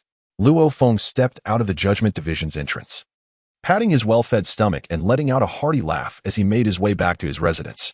With his current prowess, it would not take him long to reach home, especially since he was clad in a weighted suit, which served as a form of training. However, as he approached the outskirts of the city, he suddenly sensed a looming danger. Without a moment's hesitation, Luo Feng swiftly veered to the side. In the next instant, a burst of flames erupted from the very spot he had just vacated, the intense heat incinerating the surrounding foliage to ashes. Gazing into the distance, Luo Feng spotted a figure standing at the edge of the highway, lean in stature, with a grim expression and eyes brimming with murderous intent. "Who are you?" Luo Feng inquired, squinting his eyes and speaking with a calm demeanor. A cruel smile crept across the man's lips as he replied in a deep voice, "I am, of course, the one who is here to kill you." Luo Feng smiled, for he had been troubled by the lack of worthy opponents. And now one had presented themselves at his doorstep, filling him with delight. Observing Luo Feng's grin, the assailant felt a sense of foolishness for their own eagerness to embark on this assassination, cursing inwardly. Without hesitation, they struck, unleashing a torrent of flames directed at Luo Feng. Luo Feng unleashed a gust of energy with a swift wave of his hand, dispersing the flames, and propelled himself forward, delivering a powerful punch towards the man. The speed of Luo Feng caused a change in the man's expression. He possessed the ability of fire manipulation, yet his physical constitution was not particularly formidable. Thus, when confronted with Luo Feng's remarkable velocity, he found himself in quite a predicament. The man narrowly evaded Luo Feng's assault, and the flames in his hand transformed into two fiery spears, thrusting towards Luo Feng. During the daytime, when Luo Feng engaged in combat with the Black Hawk, he witnessed the formidable power of its energy. Inspired, he emulated some of its techniques, although his strength did not rival the lethal prowess of the Black Hawk's claws. His offensive capabilities were still remarkably impressive. Luo Feng's fist, propelled by a fierce gale, collided directly with the opponent's flaming spear, the immense force shattering the fiery weapon into nothingness. The gust generated by his punch swept the flames toward the man, unleashing a torrent of searing heat that forced him to stagger back several paces. The man, now wearing a grave expression, regarded Luo Feng with newfound respect. He had not anticipated such formidable strength from this young contender, and his previous disdain was swiftly replaced by a sense of seriousness. Rubbing his wrist, he sneered, "Your prowess has surpassed my expectations. From this moment forth, I shall unleash my full power. Though it may create quite a stir, the surrounding area is sparse, and no one will bear witness to it." Luo Feng stood by the roadside, observing the man not far away, awaiting the moment he would unleash his full potential. Suddenly, the man's body temperature began to soar rapidly, his upper body engulfed in flames, resembling a being entirely composed of fire, while his lower body remained unchanged. Is this truly your limit? If you could fully transform into flames, you should be able to shed this burdened armor. Yet you are not capable of that at this moment, Luo Feng remarked, shaking his index finger in disappointment. Upon hearing Luo Feng's words, the man roared in fury, his voice resonating with an intensity that seemed as if multiple voices were speaking in unison. He shouted at Luo Feng, "The price of arrogance is nothing less than death. I hope you can still utter such words after what comes next." As his words echoed, the man's fiery arms elongated, reaching out towards Luo Feng. In an instant, his flaming arms stretched forth, attempting to seize him. Luo Feng deftly sidestepped to evade the strike. However, the man's fiery limbs lacked a fixed form, bending at will, twisting into bizarre arcs as they lunged towards Luo Feng. Luo Feng continuously shifted his form, transforming into an ethereal silhouette that deftly maneuvered through the fiery assault. Without a moment's hesitation, he advanced directly before the man and unleashed a powerful punch. The man, taken aback, paled in shock and hastily attempted to block the blow. However, Luo Feng's strength far surpassed his own, propelling him through the air and crashing to the ground 100 meters away, where he skidded across the gravelly terrain, leaving a long, deep furrow in his wake. Luo Feng dashed forward, leaving a trail of fierce winds in his wake, stirring up clouds of dust. Despite his injuries, the man exhibited remarkable decisiveness. Ignoring his wounds, he leaped into the air, his hands gathering an immense fireball, which he hurled towards the swiftly approaching Luo Feng. With a gentle push of his palm, Luo Feng unleashed a forceful gust, which collided with the incoming fireball. In an instant, it resembled a bursting firework, illuminating the twilight sky with an extraordinary brilliance. Ha! As Luo Feng drew nearer, the man's face contorted with rage, and he unleashed a fire dragon several meters long. The dragon emitted a fearsome roar as it charged directly toward Luo Feng. Luo Feng's hand coalesced to tremendous force, an embodiment of the new technique he had comprehended from the cave's waves. The energy enveloped his fist, glimmering faintly with a radiant light. As he struck towards the fire dragon, boom! The collision of these two disparate powers momentarily cleaved the world in twain, with the immense flames and the brilliant white light dominating each half, resulting in a stalemate that persisted for a brief span. As the scorching heat wave enveloped him, Luo Feng felt beads of sweat forming on his forehead, causing him to furrow his brow slightly. Suddenly, a surge of energy erupted within him, shattering the deadlock in an instant. The man observed the retreating fire dragon with a countenance marred by discontent. He had not anticipated that Luo Feng would prove to be such a formidable adversary, rendering his efforts to vanquish him futile. With a sudden shout, the fire dragon erupted violently, unleashing a fierce shockwave that even forced Luo Feng to stagger backward. With each step he took, the hard ground beneath him yielded to deep impressions of his feet. Now this is intriguing. What other tricks do you have up your sleeve? Show them to me. Otherwise, your chance will slip away. Dusting himself off, Luo Feng laughed heartily at the man. The latter's face was ashen. He had never encountered a situation like this since his debut. His understanding of Luo Feng was woefully inadequate, and the asymmetry of information ignited a surge of unnameable fury within him. Damn it, I must ensure that scoundrel pays dearly for this. Otherwise, I will suffer a great loss. With a twitch at the corner of his mouth, the man silently roared within himself. He then bellowed at Luo Feng. Since you wish for death, I shall grant it to you. Upon uttering these words, the flames surrounding him surged dramatically, reaching nearly 10 meters in height, leaving Luo Feng in awe. The power of fire manipulation is truly spectacular. It would make for an excellent performance. Luo Feng mused, stroking his chin with a soft chuckle. To the man, Luo Feng's calm demeanor was nothing short of an affront, since awakening his extraordinary abilities. He had navigated life with ease, only to encounter such a formidable adversary here. Wrath of the heavens! The man bellowed, channeling nearly all his strength into the incantation. In an instant, the moisture within a radius of several hundred meters was entirely evaporated, and a colossal hand of flame surged forth, aimed directly at Luo Feng. Luo Feng's gaze sharpened, his expression growing serious, for the furious strike from his opponent posed a genuine threat to him.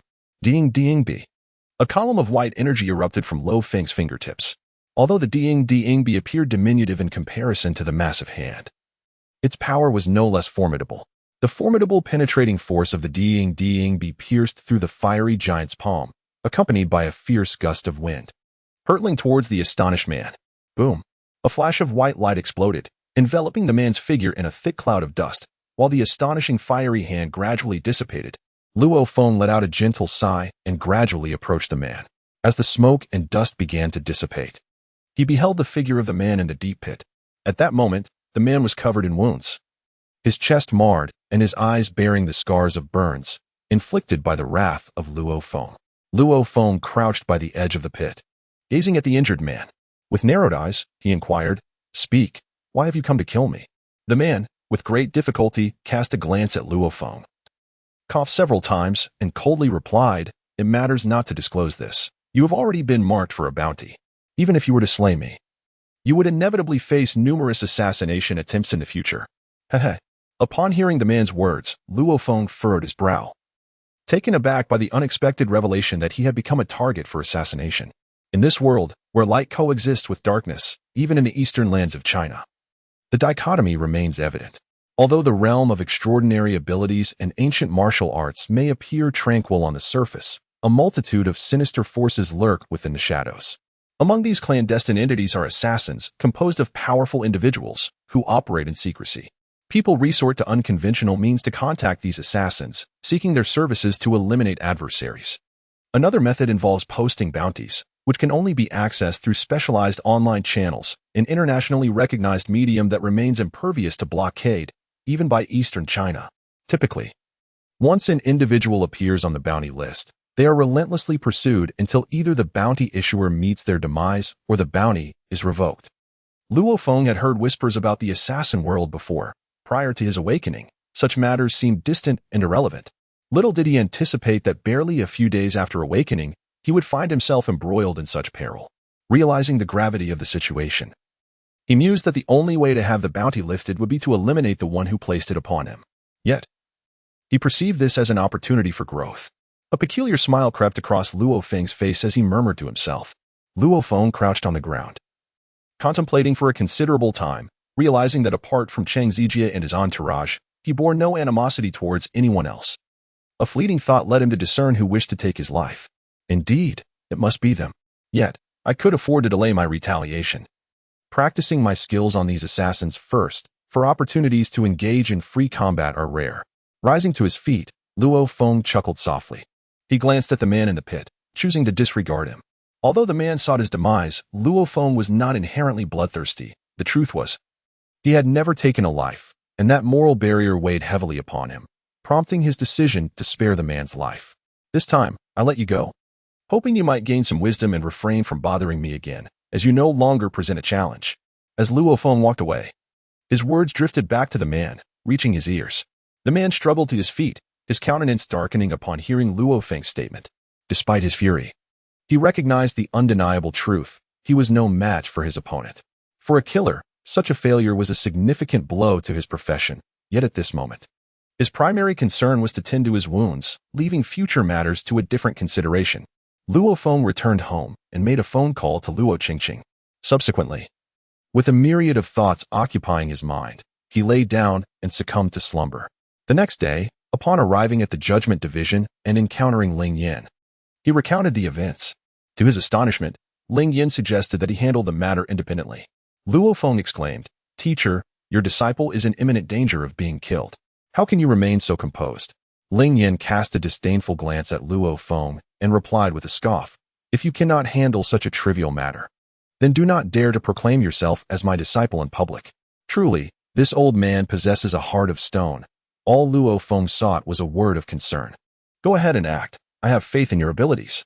Ling Yin's expression turned grave as he regarded Luo Feng and slowly continued, "Now, I shall impart to you the ancient martial art of our school, the Xianjin Gong."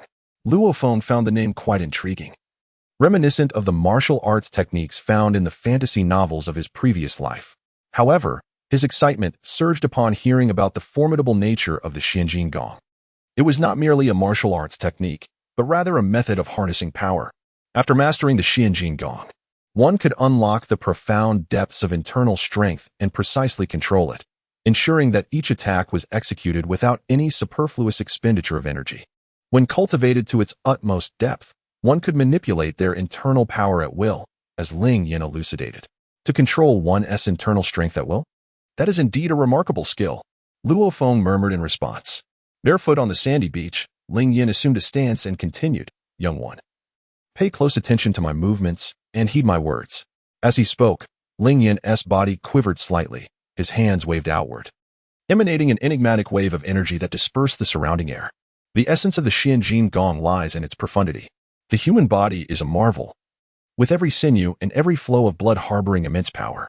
Typically, when we engage in combat, the strength we exert predominantly stems from our muscles, with few able to tap into the power of their sinews and blood. Yet, the Xianjin Gong enables one to unleash all the potential strength contained within the body. "Observe my every movement diligently and contemplate the intricacies within," Ling Yin advised as he began to execute slow punches. His movements were deliberate, each shift of his body distinctly different from the ordinary.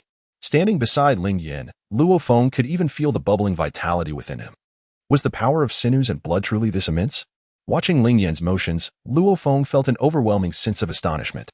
The strength contained within the human body is extraordinarily remarkable, yet few can fully harness it. Humanity can only strive ever closer to that limit, growing increasingly formidable. Luo Feng gradually began to mirror Ling Yan's movements, meticulously sensing the fluctuations of Ling Yan's power as it transitioned from being entirely ineffective to acquiring a certain elegance. In order to facilitate Luo Feng's understanding, Ling Yin repeated the movements 3 times in succession. When he finally came to a halt, his face was flushed and drenched in sweat, as though he had endured a torrential downpour, thoroughly soaking his garments. Ling Yin breathed heavily, observing Luo Feng, who was completely engrossed in the peculiar movements, and a sense of anticipation surged within him. Although the mysterious energy occasionally allowed one to harness all their internal strength, the strain on the body was considerable. "I merely demonstrated the movements 3 times," eliciting only the first 3 layers of hidden power. And already I felt my body struggling to cope. I wonder how long this young man can endure, Ling Yan pondered, his heart filled with quiet admiration for Luo Feng's earnestness. Luo Feng's consciousness had entirely secluded itself from the external world at this moment. His mind was solely occupied by the intricate movements of the Xianjin technique. As Luo Feng grew increasingly adept in his motions, a faint sound of flowing water began to resonate in his ears, reminiscent of a gentle stream. How sweltering it is! I feel as though I am a being of fire. Truly, it is unbearably hot. Luo Feng persistently repeated the movements of the profound energy technique, feeling a substantial warmth surging within him, an intensity that escalated with each motion. His entire body was now suffused with a deep crimson hue, and what had once been flowing sweat had transformed into vapor, swirling around him like a gentle mist. Luo Feng felt an immense force accumulating within him. If he did not release this power, he would be overwhelmed and utterly consumed by it. Luo Feng could no longer contain himself and unleashed a powerful punch forward. In an instant, an incredibly fervent gust of energy surged with the force of his strike, crashing into the ocean. A resounding boom reverberated throughout the entire expanse. As towering waves surged skyward, where the impact had occurred, the sea was absent, leaving behind a multitude of lifeless fish sprawled in the deep pit. Ling Yan, gazing at the colossal wave before him, felt a twitch at the corner of his mouth. If he allowed the wave to crash upon him, he would undoubtedly become a drenched mess. With a swift motion of his hand, he summoned a formidable gust of wind that rushed toward the wave, effectively halting the advancing tide. Meanwhile, the deep pit that had been struck by Luo Feng began to fill gradually with the returning sea water. Whoosh, whoosh, whoosh. Luo Feng's face flushed with a deep crimson hue. As he sensed that he had completely exhausted his strength, his entire body trembled, clearly burdened by an immense strain.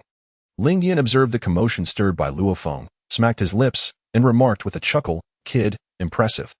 I did not expect that you could elicit the latent power within your body so soon after merely encountering the Xianjin technique. You truly are remarkable."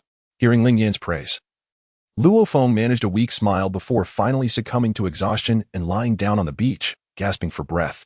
Ling Yan sat cross-legged beside him, offering a vial of nutrient solution, and remarked, "While the Xianjin technique allows for the control of all the internal energies within one's body, it is not without its drawbacks.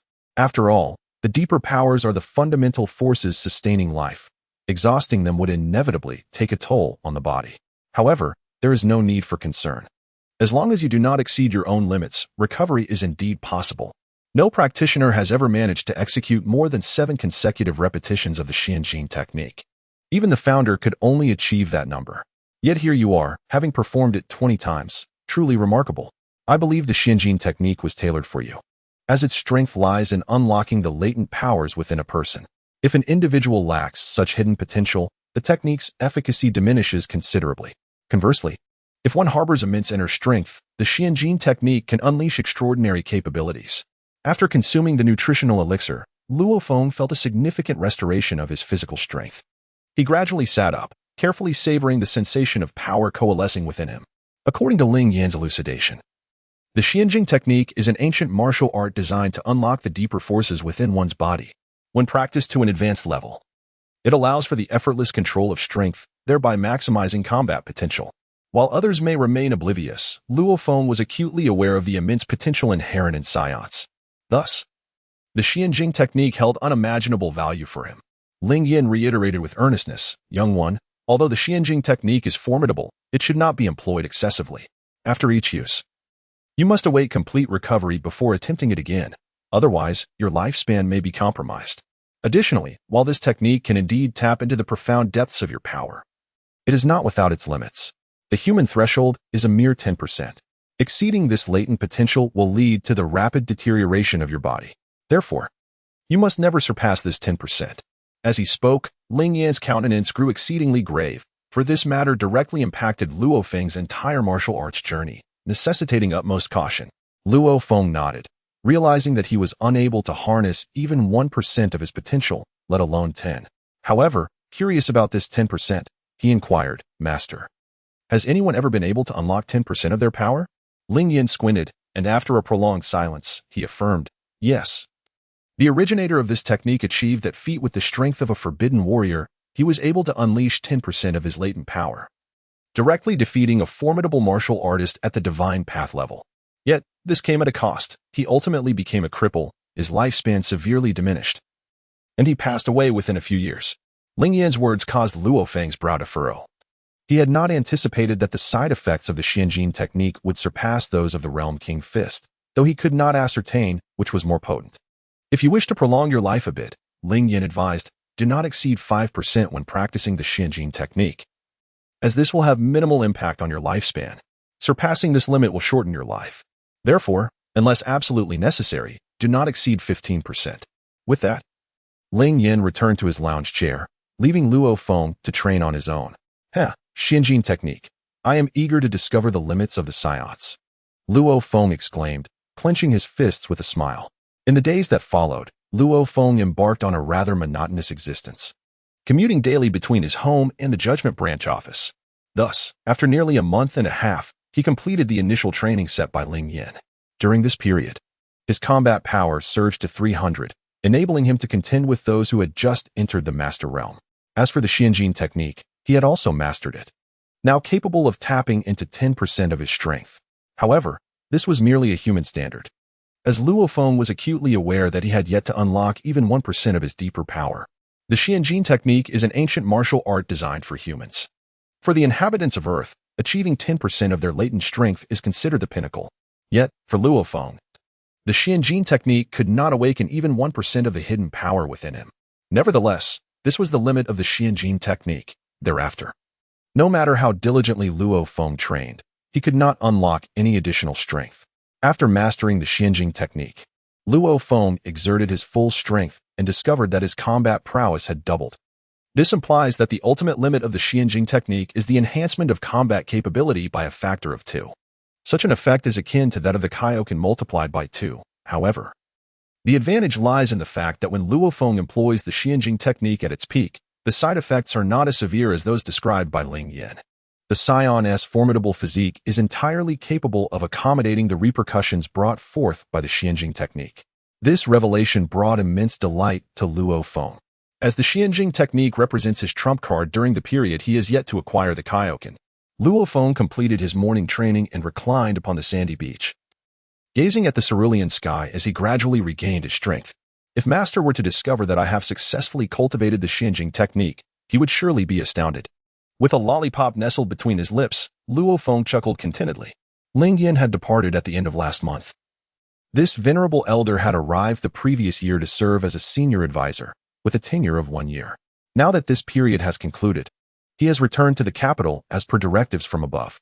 However, before his departure, Ling Yan specifically instructed the personnel at the Judgment Division to allow Luo Feng to train there, and he urged Luo Feng to visit him in the capital in the future. After Ling Yan's departure, Luo Feng felt a sense of emptiness. After nearly a month of companionship, he had fully embraced this mentor, leaving him with a bittersweet feeling as they parted ways. Luo Feng removed his weighted attire, for today's training had concluded. In the afternoon, he was to venture to a certain destination. After finishing his meal, Luo Feng took a refreshing shower and donned a crisp athletic outfit.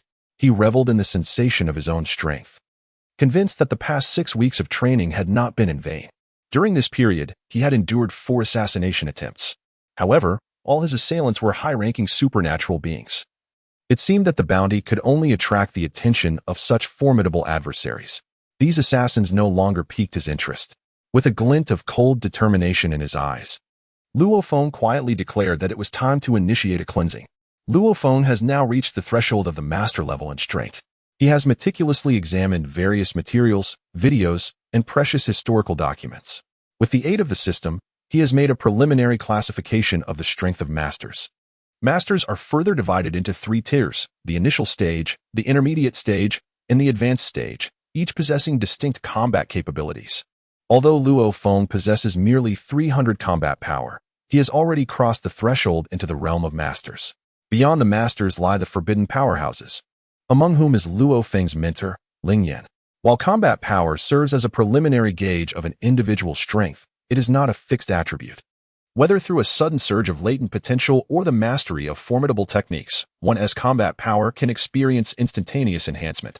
When Raditz invaded Earth, Piccolo's combat power was merely over 400, yet upon unleashing the special beam cannon, it soared beyond 1,000. Likewise, Goku's utilization of the Kaioken and Gohan's extraordinary bursts of power illustrate this phenomenon. Therefore, Luo Feng regards combat power merely as a reference for ingenuine combat. Provided the disparity in strength is not insurmountable, possessing a strong fighting spirit and ample combat experience can enable the weak to triumph over the strong. Today, I shall confront you at the new City Martial Arts Hall. A glint of cold light flickered in Luo Feng's eyes as he spoke. The new City Martial Arts Hall is situated in the southern part of Smoke City, having recently opened its doors and lacking in widespread recognition. Were it not for Cheng Zijia's challenge at the Qingshan Martial Arts Hall, Luo Feng would remain oblivious to its existence. Cheng Zijia had previously declared that 2 months hence, at the martial arts tournament in Smoke City, he would engage in a life-and-death duel with Luo Shan. Due to physical limitations, Luo Shan's strength has been waning, and at the tournament, he will undoubtedly be no match for Cheng Zijia. It is essential to note that a life-and-death duel can indeed lead to fatalities. This is a compromise made by Eastern China to prevent practitioners of ancient martial arts with supernatural abilities from engaging in clandestine lethal confrontations that may disrupt the nation's stability.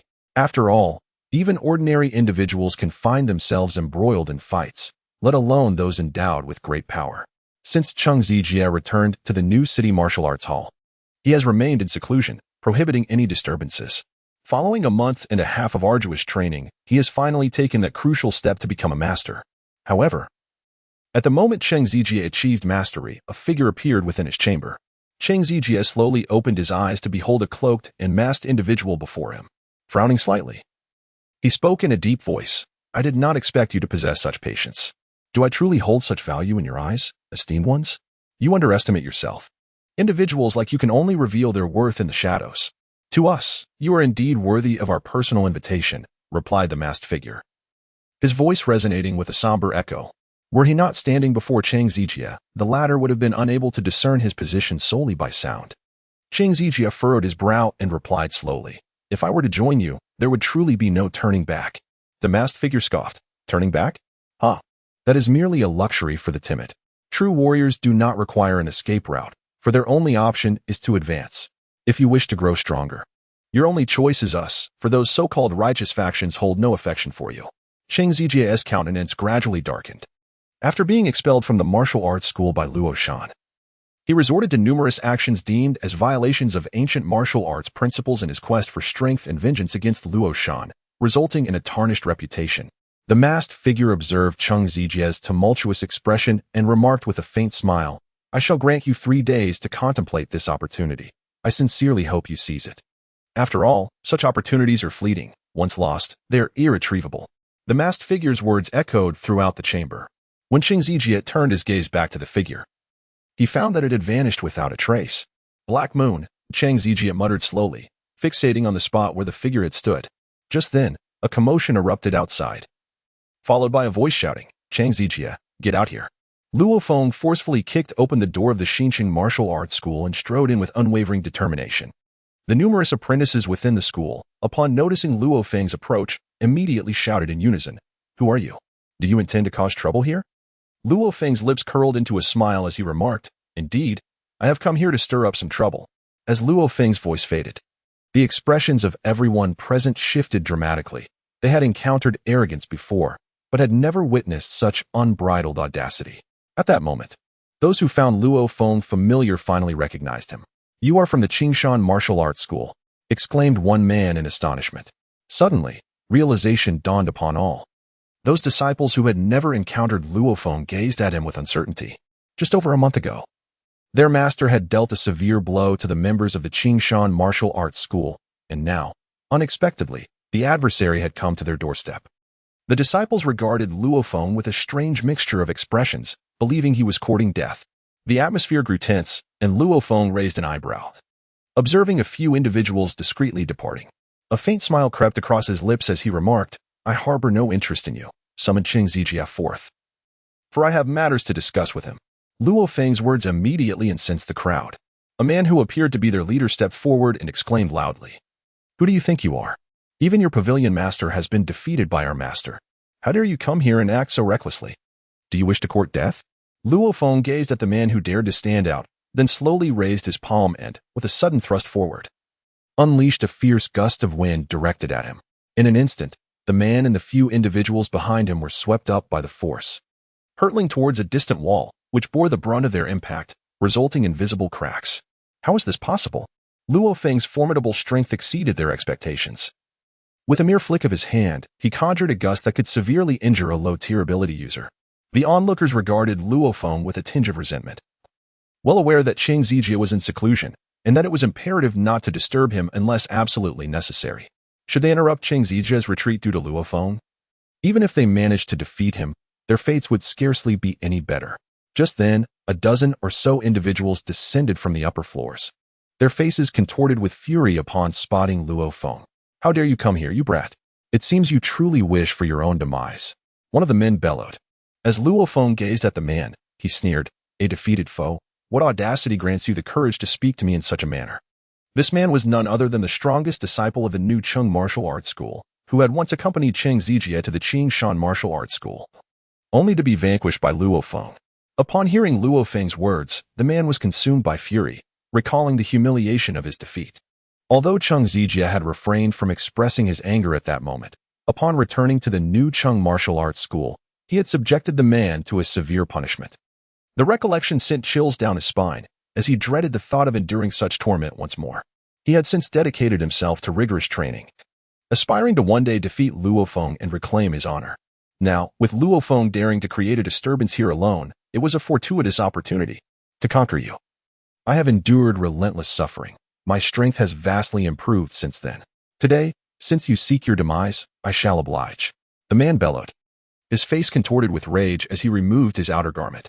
The numerous apprentices, witnessing the man's intent to strike, quickly dispersed, eager to witness the unfolding drama. Thus, cruel smiles spread across their faces as they awaited Luo Feng's downfall. Among them, one individual standing behind the man looked at Luo Feng, his heart filled with profound dread. Though others remained oblivious, he was acutely aware of the gravity of the situation. The reason Luo Feng was able to ascend the bounty list was due to his remarkable achievements. Initially, he believed that Luo Feng would have perished long ago. However, he was taken aback to discover that even the fabled assassins had faltered, and not just once, but multiple times. He was genuinely apprehensive that Luo Feng might come knocking at his door. Luo Feng had come forth with the intention of uncovering the identity of the individual who had placed a bounty on his head. Initially, he suspected it to be Qing Zijie. However, unbeknownst to him, the true orchestrator of the bounty was someone entirely different. At that moment, as the man's muscles rapidly swelled and emanated a fierce heat, Luo Feng suddenly appeared before him, delivering a powerful punch to his abdomen. Poof! In an instant, the man's eyes were bloodshot, and he expelled a mouthful of crimson liquid. He felt as though his very organs were on the verge of shattering, a searing pain coursing through his nerves. Had it not been for his robust physique, that singular blow would have undoubtedly claimed his life. Luo Feng cast a frigid gaze upon the man, seizing his head and forcefully driving it into the ground, resulting in a dull, resounding impact that caused cracks to spider across the floor of the training hall. The man lay motionless, his face buried in the pit, teetering on the brink of life and death. Silence enveloped the room. Everyone trembled as they beheld the figure sprawled on the ground. The anticipated clash had not materialized, revealing instead a scene of swift and merciless annihilation. Their eyes returned to Luo Feng, now brimming with terror, for the sheer magnitude of his ferocity surpassed their wildest imaginations. If even the strongest could be reduced to such a state, how could they possibly stand a chance? Luo Feng gazed at the group of apprentices, and at that moment, he discerned a familiar figure amidst the crowd. It was none other than the man with whom he had placed a wager at the restaurant. Luo Feng gazed at the man and smiled. Hey there, my friend, it brings me great joy to see you so lively. Come, tell me where Qing Zijie is. If you choose to remain silent, I assure you, this time it won't be so easy for you. Although a smile graced Luo Feng's face, his words were imbued with an icy chill, causing the man amidst the crowd to shudder involuntarily. Observing this, those around him readily cleared a considerable space, leaving the man feeling isolated and inwardly cursing his predicament. With no alternative, the man stepped forward, forcing a smile as he said, "Our master is currently in seclusion, and no one dares to disturb him. You may go and summon him," Luo Feng replied. Upon hearing this, the man vehemently shook his head. The thought of disturbing Qing Zijie was far more daunting than facing Luo Feng. In his mind, the terror of Qing Zijie far surpassed that of Luo Feng. Luo Feng, with a throbbing pain in his tooth, gazed at the man, utterly perplexed by the sheer terror that Cheng Zijia instilled in his apprentice. Lacking patience, Luo Feng delivered a swift kick that sent the man flying, then turned on his heels and bellowed, "Cheng Zijia, come out here at once." Luo Feng's voice, infused with his internal energy, reverberated throughout the entire martial arts hall. In an instant, the windows trembled violently, with some panes even shattering under the strain. The onlookers were filled with terror, retreating in haste, feeling as though Luo Feng had pierced through the heavens. Soon, a figure descended slowly from the upper floor. Luo Feng's gaze sharpened as he recognized the newcomer, Cheng Zijia. Cheng Zijia did not direct his attention towards Luo Feng. Instead, he scrutinized his disciples with a look of profound disappointment and sighed, "You have truly let me down. I never anticipated that I had raised such a group of inept individuals." His words fell like a death sentence, and the crowd sank to their knees, fervently exclaiming their inadequacies and pleading for Cheng Zijia to spare them. Upon witnessing this scene, Luo Feng furrowed his brow, although he harbored a deep disdain for these individuals. Cheng Zijia's actions incited an even greater revulsion within him. While a martial arts school leader is entitled to exercise a degree of strictness toward their disciples, Cheng Zijia's conduct had far exceeded acceptable boundaries. The dynamic between these individuals resembled not that of a typical teacher and student, but rather that of a sinister sect leader and his disciples, wherein the leader could easily determine the fate of his followers. "It seems that my uncle's decision to expel you from the martial arts school was indeed justified. Individuals like you are utterly unworthy of belonging to the Qingshan Martial Arts School," Luo Feng declared coldly. Cheng Zijia narrowed his eyes, a formidable aura emanating from him. Luo Feng's brow twitched as he let out a derisive laugh. "It appears you have indeed reached the level of a master," Luo Feng remarked slowly. Cheng Zijia's eyes were filled with murderous intent, yet his expression remained composed as he stated, "Therefore, you shall not leave today. I originally intended to eliminate my teacher first, and then deal with you. However, since you have presented yourself to me, I shall resolve your matter first." Luo Feng mockingly remarked, "Indeed, I have delivered myself to your doorstep today, sparing you the expense of hiring an assassin. However, I shall demonstrate that even with hired killers, your efforts will be in vain." The mention of assassins made Cheng Zijia furrow his brow, perplexed by the implications of Luo Feng's words. Yet, such matters were of little concern to him. His singular desire was to spill blood. The temperature within the martial arts hall began to plummet rapidly, and a frigid wind surged through the training chamber, transforming the moisture in the air into crystalline ice that spiraled in the icy gusts. The chilling currents caused the apprentices present to shiver uncontrollably, many of whom had yet to awaken their latent abilities. Thus, they were unable to withstand the oppressive aura emanating from Cheng Zijia. Luo Feng gazed impassively at Cheng Zijia, standing motionless, exuding an air of tranquility. The chilling aura surrounding Cheng Zijia intensified, as if coalescing into a formidable force. Even at the mastery level, one possesses a unique momentum, capable of utilizing it to assail adversaries. Suddenly, a surge of murderous intent flared in Cheng Zijia's eyes, an intangible power entwined with a menacing chill surged towards Luo Feng. The icy breath bore down on Luo Feng, instantly freezing the ground into thick layers of frost. Sensing the approaching cold, Luo Feng snorted disdainfully, his internal energy soaring dramatically. Countering the chilling force before him, the white frost clashed violently with the formless energy. The clash of energies produced a cacophony of powerful currents colliding, whipping up an invisible tempest within the martial arts hall. The wind, laden with frost, mingled with bursts of warmth, neither yielding to the other, resulting in a relentless barrage of explosive sounds. Apprentices were hurled into the air, crashing against the walls of the hall. The ferocious wind shattered every window, sending shards flying and expelling a torrent of air through the narrow openings. Surrounding Luo Feng, an aura coalesced into a protective shield, its white flames blazing fiercely, completely isolating him from the frigid currents around. At the moment when the two men stood in mutual confrontation, Luo Feng sprang into action, his figure flickering as he transformed into a white shadow, cutting through the dense cold air and launching a powerful punch towards Cheng Zijia. Cheng Zijia shifted slightly, his palm encased in glistening ice, forming a crystalline glove that directly grasped Luo Feng's fist. As their fists collided, Luo Feng observed the icy tendrils gradually creeping over his hand, attempting to encase his arm in frost. With a slight tremor, Luo Feng shattered the ice, while the fingers of his other hand glimmered with small orbs of light, which he hurled towards Cheng Zijia. Humph! In the face of the sudden light orbs, Cheng Zijia's pupils constricted sharply. In a moment of urgency, he conjured a small ice shield in front of his chest. The light orb shattered the shield, hurtling towards Cheng Zijia's torso. His face paled as his body was propelled backward, leaving deep gouges on the floor, his hand clutching his chest. The murderous intent radiating from him almost palpable. I never imagined that in less than 2 months, you would have grown to such an extent. It seems I have underestimated you. However, your current display compels me to eliminate you, Cheng Zijie said darkly, his gaze fixed on Luo Feng. The malice in his eyes chilling to the bone. Then you may attempt to do so. The fact that I dared to come here signifies my confidence in dismantling your dojo. Today is not merely about settling my own affairs. It is also a lesson for you, a scoundrel, on behalf of my uncle. Luo Feng retorted coldly. Luo Feng is not at all like Luo Shan, if truly provoked. He would not hesitate to take a life. Cheng Zijie let out a cruel laugh, gesturing grandly as dozens of crystalline blades formed around him. With a thunderous roar, the ice blade sliced through the air, hurtling towards Luo Feng. Surrounded by an aura of formidable energy, Luo Feng relentlessly struck with his fists, shattering the icy blades that threatened him. Simultaneously, a powerful wave of energy that coalesced in his hand aimed at Cheng Zijie, unleashing a radiant beam toward his opponent. The overwhelming force of the caught Cheng Zijie's attention. He was uncertain of the technique Luo Feng was employing, yet instinctively aware that it posed a significant threat to him. As a practitioner of ancient martial arts with ice-based abilities, Cheng Zijie was not particularly robust. A direct hit from Luo Feng would undoubtedly be devastating.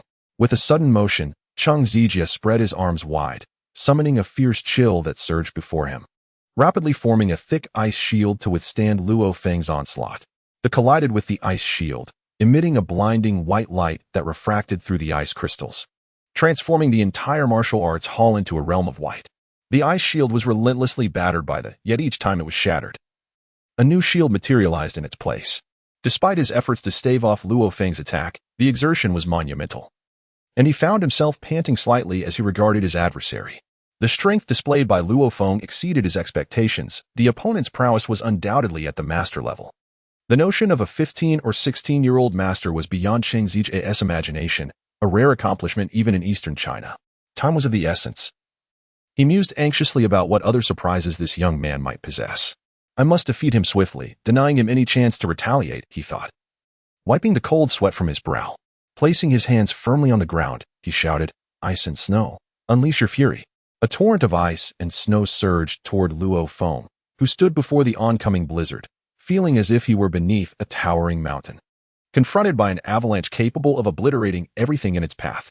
In the face of this tempest, he appeared diminutive, surrounded by an expanse of white, as if the entire martial arts hall had transformed into a snowy peak. This was the essence of power. It could indeed influence one's very senses. Luo Feng paused momentarily, realizing that he was inexplicably influenced by Cheng Zijie's aura. It was only now that he truly comprehended the formidable nature of such power, capable of subtly enveloping others within the environment he had crafted.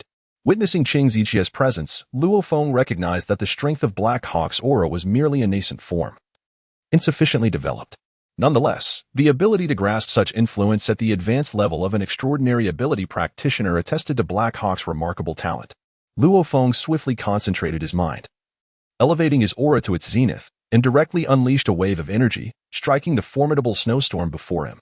The beam of this energy appeared diminutive when confronted with the colossal snowstorm. Nevertheless, its potency was not to be underestimated. Luo Feng's energy wave cleaved the snowstorm asunder, surging past him on either side. Witnessing this, Cheng Zijie let out a sharp shout, fiercely clenching his hands, and to Luo Feng's astonishment, the snowstorm pivoted and charged once more towards him. Luo Feng sensed the blizzard raging behind him, and an intense force surged within him, creating a colossal aura that swirled around, repelling the encroaching storm from all directions. Nevertheless, the ferocity of the blizzard grew increasingly formidable, compressing his aura to a diminishing size. Veins throbbed on his forehead, and beads of cold sweat dripped onto the ground, instantly transforming into crystalline ice.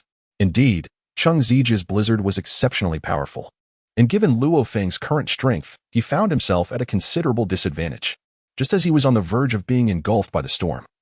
An astonishing energy erupted from within him. Xianjin's skill.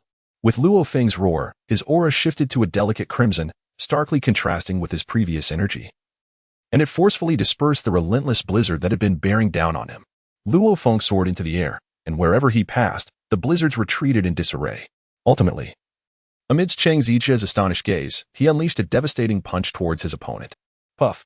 Chang Zijia's chest instantly caved in, and blood erupted from his mouth, transforming into crimson ice crystals that danced in the air before descending upon the snow-covered ground, adding a striking splash of red to the expanse of white. The crimson aura surrounding Luo Feng surged relentlessly as he concentrated his energy into a piercing wave at his fingertips. With a gaze as frigid as ice, he fixed his eyes on Chang Zijia and coldly declared, "The moment I strike, you shall meet your demise. I intend to demonstrate that I can eliminate you without waiting 2 months." Blood trickled from the corner of Chang Zijia's mouth, his chest heaving violently. His eyes brimmed with disbelief, unable to fathom that he had been vanquished by a mere youth, especially after having attained the status of a master. Impossible! How could I possibly lose? This cannot be. Chang Zijia spat out bitterly, blood continuing to gush from his mouth as he spoke. Observing Chang Zijia's pitiful state, Luo Feng suddenly dissipated the piercing wave and retracted his internal energy. He was curious to know whether, after his victory, Chang Zijia would still possess the audacity to challenge him to a life-and-death duel at the martial arts gathering in half a month. "I find myself reluctant to take your life now. I hope you will honor your promise in 2 weeks. At that time, I shall engage you in combat once more," Luo Feng said, his expression returning to tranquility as he spoke to Chang Zijia. With that, he turned and began to walk towards the exit of the martial arts hall. Upon reaching the door, he paused and glanced back, saying, "Oh, and I advise you to withdraw the bounty notice, for assassins will prove ineffective. Should they discover that the information you provided does not align with the truth, you are well aware of what awaits you." With that, Luo Feng strode out decisively. As Luo Feng departed, the apprentices present gazed upon his retreating figure, engulfed in profound dread. Each of them bore injuries, nearly all inflicted by the residual force of Chang Zijia. Yet, they dared not utter a word of complaint, despite Chang Zijia's defeat. He had ascended to the status of a grandmaster, signifying an even greater threat. Chang Zijia's countenance was dark and foreboding, for from Luo Feng as final words, he surmised that someone within the martial arts hall had placed a bounty on him, implicating Chang Zijia as the mastermind in Luo Feng's eyes. Chang Zijia cast his gaze upon his group of apprentices, who were huddled together in a corner, the entire martial arts hall blanketed in frost and snow. They shivered, not only from the cold but also from fear. Slowly, Chang Zijia rose to his feet and addressed the apprentices with an air of indifference. "Who among you has placed a bounty on that young man? Step forward." No sooner had Chang Zijia's words fallen than one apprentice's complexion shifted dramatically, panic overtaking him. Although he wished to remain hidden, his expression betrayed him. Observing the fear etched on the apprentice's face, Chang Zijia beckoned him closer with a subtle gesture, saying, "Step forward and approach me." Trembling, the young man stood up and made his way out of the throng. He cast a glance back at the others. Anyone who met his gaze quickly averted their eyes. With a mournful expression, he knelt before Chang Zijia, wailing, "Master, spare me. I should not have placed a bounty on that young man. It was my folly. I beg you, do not take my life." Chang Zijia shook his head, letting out a soft sigh. "Alas, it is not the act of placing a bounty that is my concern, but rather your incompetence in handling the matter. You should be aware of the consequences." Nodding through his tears, the apprentice felt an overwhelming terror wash over him. He did not wish to meet his demise. Chang Zijia placed his hand upon the apprentice's head and spoke softly, "Since you understand, I shall dispense with further words. Go on, and may you remember my counsel in your next life." "No," the apprentice suddenly exclaimed, raising his head in desperation. Almost immediately, his body began to stiffen. Crystals of ice started to form at various points on him, gradually expanding until he was entirely encased in ice. Through the translucent layer, one could discern the terror etched upon his face in his final moments. Turning his attention to the remaining apprentices, Chang Zijia commanded, "Cleanse the martial arts hall thoroughly." Upon returning to his secluded chamber, Chang Zijia's previously tranquil demeanor twisted into one of rage, his eyes burning crimson, an aura of murderous intent almost palpable. He seethed. "You young fool, mark my words. In half a month, I will ensure your body is shattered into countless pieces." With that, he retrieved a shard of black jade and infused it with his energy. A flash of dark light flickered, and the jade returned to stillness. Moments later, a figure clad in black robes appeared before Chang Zijia, who cackled, "Have you come to a decision?" Chang Zijia, his blood-red eyes fixed upon the figure, rasped, "Will joining the Black Moon organization truly grant me the strength I seek?" The figure cloaked in black let out a chilling laugh. "Indeed. While the Black Moon currently lies in a state of dormancy, its power surpasses your wildest imagination. Join the Black Moon organization, and you shall wield the strength of a deity. Very well, I shall join. Cheng Zijie roared. That's the spirit. The cloaked figure responded with a hearty laugh. With that, he extended a pallid hand, from which a swirling mass of black energy emerged, and with a swift motion, he infused this energy into Cheng Zijie's being. Shortly thereafter, a heart-wrenching scream echoed from the meditation chamber. Upon exiting the New Cheng Martial Arts School, Luo Feng made his way directly home. The New Cheng Martial Arts School, situated in a rather secluded area, was devoid of nearby residents and witnessed very little foot traffic. Consequently, the battle that transpired within its walls did not attract significant attention. Luo Feng returned home and promptly accessed his system panel. Character: Luo Feng. Combat power: 300-600 in the state of Xinjiang Gong. Energy coins: 150. Storage space: 1 cubic meter. Valuable items: mysterious card. Luo Feng gazed at his interface and directly addressed the system. System, may I exchange for the Xinjiang skill? The system replied, indeed, there are 2 methods of transaction. One option allows the host to trade a copy for 2,000 copper coins, while the other involves trading the original for 20,000 copper coins. However, should you choose to trade the original, you will forfeit this ancient martial art. The cost of trading the original was astoundingly high. Luo Feng furrowed his brow, pondering inwardly. He understood the trading rules. Widely circulated ancient martial arts possess both originals and copies, with the former holding immense value. Nevertheless, once the original is traded, it will vanish from this realm.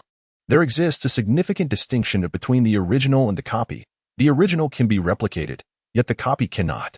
Once the original disappears, no further copies can be generated. If one opts to trade a copy, it can only be done once. After all, there are numerous copies of the same ancient martial arts in existence, and the system cannot afford any discrepancies in this regard. However, the disparity in value between trading a copy and the original is tenfold, and in some cases, even 20-fold. Furthermore, if one wishes to trade the original again, the price will diminish by half. From a long-term perspective, trading the original is more advantageous, especially since Luo Feng's capacity to learn ancient martial arts is limited. Yet, he comprehended that he must not obstruct the path to empower humanity, as he also possesses the spirit of an earthling. Therefore, he resolved to trade for the copy. Proceed with the transaction, Luo Feng replied. Transaction confirmed.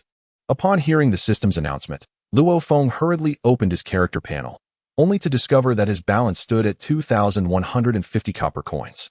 Luo Feng promptly accessed his skill panel and sought out the Kamehameha technique. Without a hint of hesitation, he clicked to purchase. The transaction was successful, and the system congratulated him, announcing, "Congratulations, host. You have acquired the training method for the Kamehameha technique." Subsequently, the method of cultivation for the Kamehameha technique manifested within Luo Feng's mind, indelibly etched into his consciousness, destined to accompany him throughout his life. The reason Luo Feng opted for the Turtle School's Kamehameha was not merely sentimental. Rather, it was due to the potential for continuous refinement inherent in this technique. He firmly believed that as he grew stronger and deepened his understanding of martial arts, he would undoubtedly enhance the Kamehameha, molding it into a martial art uniquely suited to his abilities. Subsequently, Luo Feng exited the skills menu and accessed the inventory. At this juncture, he found his technique sufficiently ample, yet he sought certain items from the Dragon Ball universe to aid in his cultivation. Luo Feng gazed at the items in the inventory, each adorned with a price tag.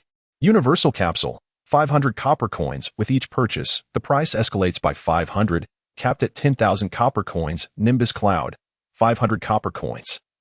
Spirit bean, 500 copper coins. With each spirit bean acquired, the price increases by 500, once it reaches 1,000 copper coins. Each subsequent purchase raises the price by 1,000. Upon hitting 10,000 copper coins, each additional bean incurs an increment of 10,000. With a ceiling of 500,000 copper coins, Rui stick, 500 copper coins. Liquid medical device, 1,000 copper coins, usable only once, with a maximum healing duration of 1 hour. Next, Luo Feng's attention was drawn to the gravity training room, which offered various levels of gravity, including 10 times, 30 times, 50 times, and 100 times, with escalating prices corresponding to the increasing gravity. The 10-fold gravity training room costs 5,000 copper coins, the 30-fold is priced at 15,000, and the 50-fold demands 250,000 coins. In addition to these items, there were many more, their icons dimmed, indicating that Luo Feng currently lacked the authority to purchase them. Luo Feng gazed at the array of props, his eyes nearly bulging with desire. He yearned for nearly every item, yet their exorbitant prices rendered them unattainable. Well, I suppose I shall choose this one, he remarked, smacking his lips at one particular prop. Barring any unforeseen circumstances, I shall deliver 2 chapters daily, and should there be any endorsements, I shall increase my output. Upon seeing the options for the celestial bean and the somersault cloud, Luo Feng swiftly clicked to purchase. A crisp sound of coins being dispensed resonated, followed by the system announcing, "Congratulations, esteemed host, on successfully acquiring a celestial bean and a somersault cloud, with a deduction of 1,000 copper coins. The items you have purchased have been placed in your storage box. Please check accordingly." Upon hearing this, Luo Feng's face lit up with delight. He hurriedly opened his storage box, revealing both a large gift box and a smaller one within. With a mere thought, the 2 boxes materialized before him. Ah, this is quite exquisite for a first-time purchase of items. Luo Feng gazed at the gift boxes before him. The larger box was approximately half a cubic meter in size, and in Luo Feng's estimation, it must have been a compressed version of the Nimbus cloud before being packaged. As for the box containing the celestial beans, it was more delicately crafted, small and elegant, adorned in red with a crimson ribbon, reminiscent of a box meant for a diamond ring. Luo Feng opened the box containing the celestial beans, revealing a solitary green bean nestled within, appearing rather unremarkable. He stroked his chin, contemplating how this withered bean diverged from his expectations. He decided to stow it away for the time being, intending to utilize it in moments of dire need. After resealing the box, he acknowledged that he had no immediate use for the celestial bean, though its significance might shift in the future, as long as he remained alive. Even the gravest injuries could be remedied by the celestial bean, which, when paired with a Saiyan, served as a formidable tool in the early stages. Luo Feng distinctly recalls that after Sun Wukong recovered from his severe injuries, his combat prowess surged from 90,000 to an astonishing 3 million, marking an extraordinary leap in his strength. Luo Feng carefully tucked away the box, then gazed at the large box before him, unable to contain the excitement bubbling within. He swiftly unwrapped the box, and a cloud resembling cotton candy emerged gracefully from within. Luo Feng, upon seeing the Nimbus cloud, burst into laughter and exclaimed, "I too can experience the sensation of flight." Luo Feng leapt onto the Nimbus as if it were a soft cushion, both yielding and remarkably resilient. Ah, how delightful! The very fact that I can stand upon this Nimbus suggests the purity of my heart. Heh, it appears I am indeed a good person, sitting atop the Nimbus. Luo Feng playfully touched his nose and erupted into laughter. Just as he reveled in his self-satisfaction, the system interjected, "Please be advised. The Nimbus produced by the Dragon Ball combat system differs from your assumptions. The Nimbus is a specialized item, accessible only to those who have established a binding relationship with it. Therefore, your ability to utilize the Nimbus does not stem from your pure-hearted nature, but rather from the exclusive bond you have forged with it." Upon hearing the system's explanation, Luo Feng's lips twitched slightly. He had initially felt a sense of pride at the prospect of riding the Nimbus cloud. However, this clarification promptly extinguished his inflated spirits. Luo Feng curled his lips, stroking his chin as he remarked, "Isn't this akin to possessing exclusive gear? Well, this is quite splendid, for before mastering the art of aerial maneuvering, the flying Nimbus serves as an exceptional means of transportation. However, I must inquire, can others utilize the Nimbus?" The system responded, "As long as the host consents. Others may use it, with the duration of use determined by the host." Upon hearing this, Luo Feng nodded. His communication with the Nimbus cloud was conducted through thought. When not in use, he would store the Nimbus cloud in a storage box, releasing it only when needed. Luo Feng leapt down from the somersault cloud, circling it a few times before exclaiming, "How exhilarating this is! I shall first attempt to experience the sensation of soaring upon the somersault cloud." Luo Feng stepped out and sought a secluded spot, whereupon he mounted his cloud of transformation and soared into the heavens. The speed of the cloud of transformation was remarkable. In mere moments, Luo Feng had departed from the vicinity of his residence.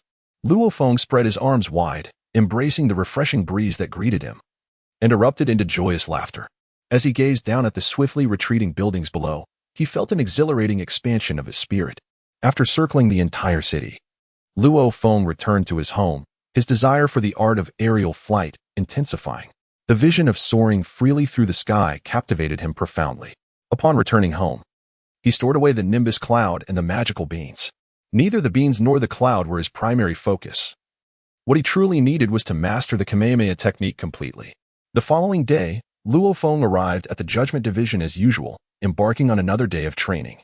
This time dedicated to perfecting the Kamehameha. The method for its cultivation was etched clearly in his mind. In reality, the practice was not particularly challenging. The initial Kamehameha was merely a technique for gathering energy, and its difficulty was even less than that of the Kamehameha wave. Thus, after a few attempts, Luo Feng successfully unleashed the technique. Luo Feng placed his hands on his waist, a tremendous force coalescing within his grasp.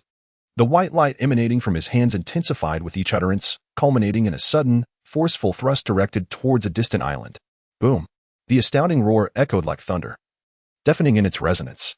The island targeted by Luo Feng was now enveloped in a towering cloud of dust, while the surrounding seawater surged, generating successive waves that rushed towards the beach where Luo Feng stood. Luo Feng exhaled softly, having not exerted his full strength. Nevertheless, the destructive force had already reduced the distant island to ruins. Luo Feng made a comparison between the Ding wave and the Turtle School's Kamehameha. The Ding wave possesses formidable penetrating power, while the Kamehameha boasts a broader area of destruction. Moreover, the Kamehameha has an additional advantage. The more energy it accumulates, the greater its potency becomes. In this regard, the Ding wave falls short when juxtaposed with the Kamehameha. Feeling the aftermath of the recent energy release, Luo Feng began to grasp a profound understanding. The greater the mastery over one's qi, the more exceptional the control over the Turtle School's energy technique would be, resulting in a more potent concentration of qi. Thus, if Luo Feng aspired to enhance the Turtle School's energy technique, he must refine his mastery of qi to an extraordinary level, a pursuit that would necessitate diligent cultivation. Merely focusing on physical training would not suffice if he wished to strengthen himself further. If he could manipulate the qi within him at will, it would undoubtedly benefit his future endeavors. Gazing at the distant sea, Luo Feng murmured softly to himself. Luo Feng recalled the guiding voucher from Master Karen. Ever since he had obtained this voucher, he had yet to utilize it. Currently, his strength was in a phase of steady growth. If he desired rapid advancement, perhaps a visit to Master Karen would prove beneficial. Luo Feng arrived at the beach, his consciousness entering the storage box. At this moment, the storage box was already filled to capacity with the Nimbus Cloud. Fortunately, the Nimbus Cloud possessed the ability to compress itself, allowing space for the other items within the storage box. Luo Feng extracted a guidance voucher and silently murmured, "Use the guidance voucher." The system's voice promptly echoed. The host has utilized the guidance voucher. Subsequently, the host's consciousness will traverse to Kalenta.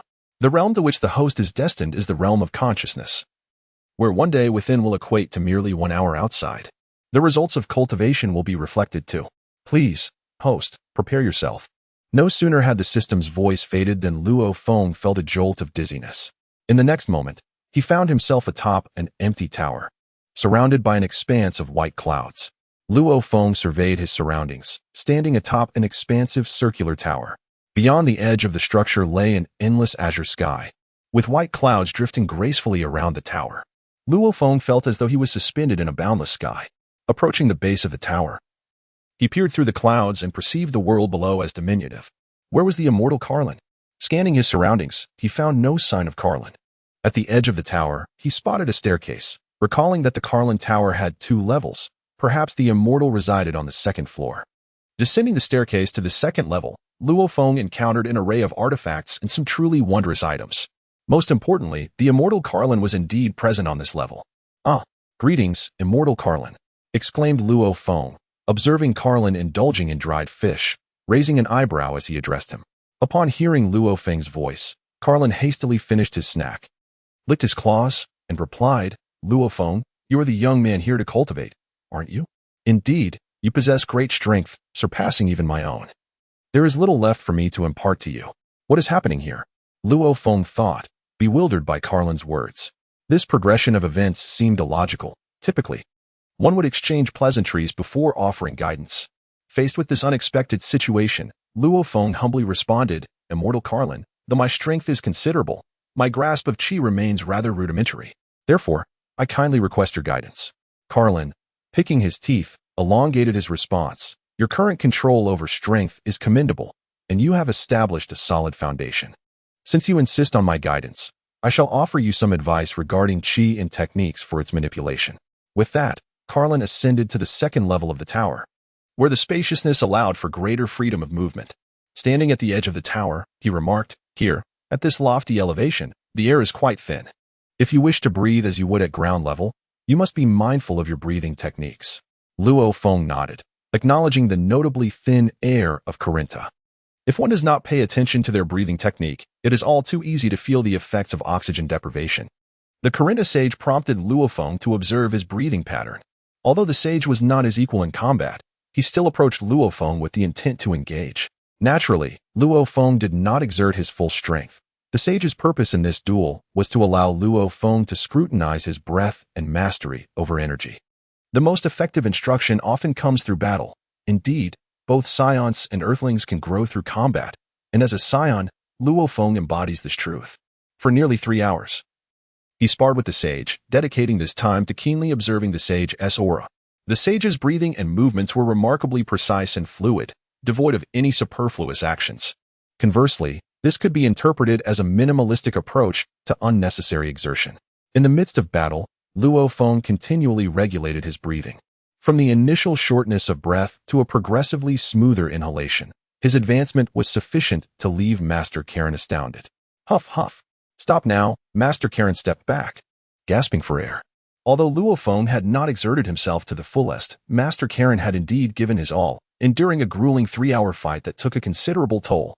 Even a martial arts master of Master Karen's caliber found it taxing. As he steadied his breath, he addressed Luo Feng, saying, "You have made remarkable progress. You have now grasped the essence of the technique. From here on, it will depend on your own cultivation, for I have little more to teach you." Luo Feng bowed respectfully to the immortal Carlin, expressing his gratitude. "Thank you for your guidance, immortal Carlin. I shall diligently cultivate." Subsequently, he seated himself alone at the center of the tower, absorbing the insights gained from the recent battle. Observing the expression on Luo Feng's face, Carlin nodded approvingly and descended to the second floor. Thus, Luo Feng remained in tranquil meditation for nearly an entire day.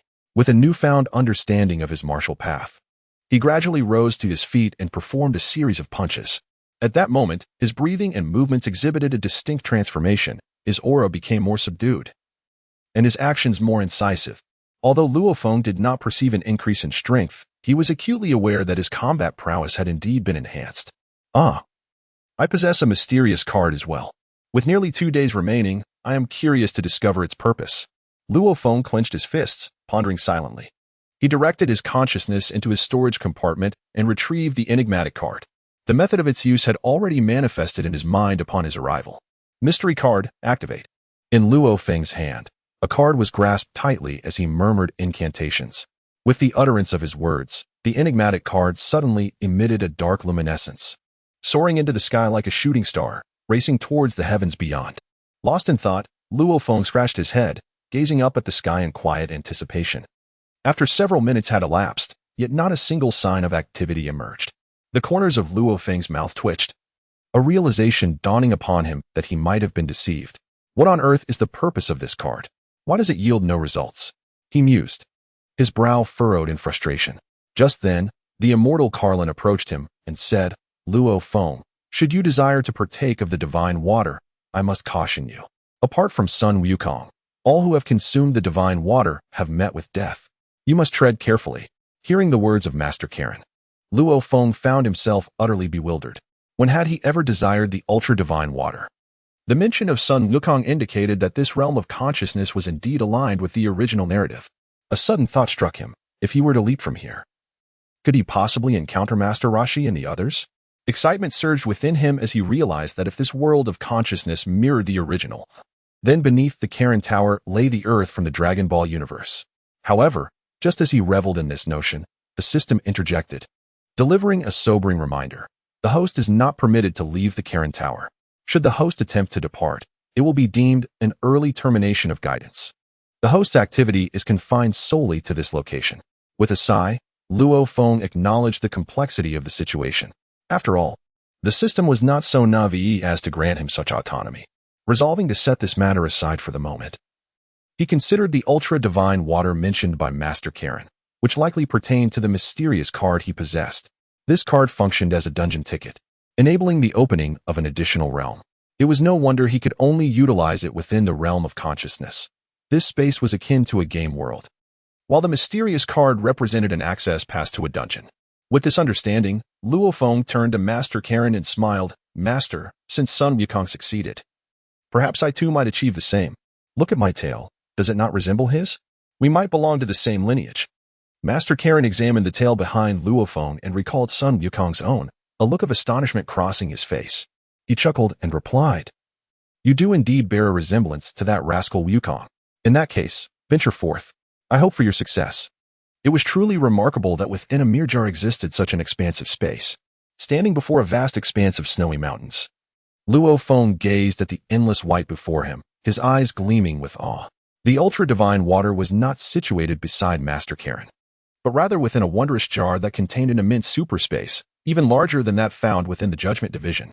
In order to acquire the divine water, Luo Feng must venture into this extraordinary realm and undergo various trials before he can attain his objective.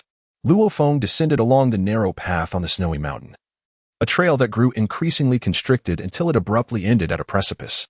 As Luo Feng gazed upon the precipice before him, a slight furrow creased his brow.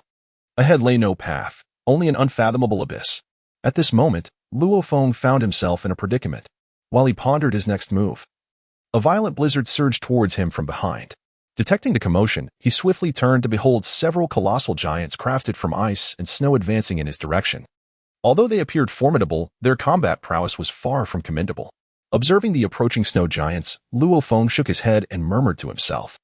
Though inferior in strength compared to Luo Feng, the sheer number of these snow giants piqued his interest. I am yet to ascertain the extent of my capabilities in a state of extreme exertion. Let us see how you fare against me this time.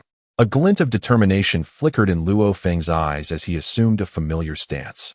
Xianjin skill. Luo Feng radiated an astonishing aura, with a faint crimson flame enveloping his entire being. His immense energy repelled the surrounding tempest. Employing the profound technique of Xianjin, his combat prowess reached its zenith. With a resounding roar, a formidable Kamehameha wave surged forth towards the colossal giant in the distance. The very fabric of space trembled as the white light emitted by Luo Feng's Kamehameha illuminated the previously darkened realm with a silvery sheen. The powerful shockwave not only obliterated the snow giant, but also laid waste to the expansive snow-capped mountains, turning them to barren earth. Outside the altar, a brilliant beam of light erupted from within, causing violent tremors that shook the entire structure. The observing Karen, filled with trepidation, exclaimed, "Luo Feng, do you wish to destroy the altar? You must cease at once. If the altar is destroyed, you shall never obtain the super divine water." Though Karen was aware of Luo Feng's formidable strength, he had not anticipated that Luo Feng possessed such a powerful technique as Xianjin. Should Luo Feng unleash such might within the Karen Tower, it would likely be rendered inoperable.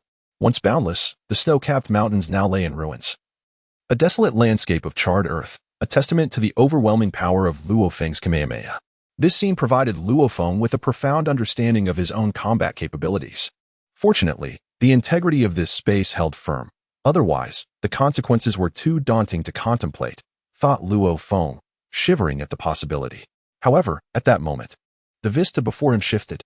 The scorched earth vanished, replaced by an expanse of darkness. Not far from Luo Feng, illuminated as if by a flash of light, stood a table adorned with a teacup and a teapot.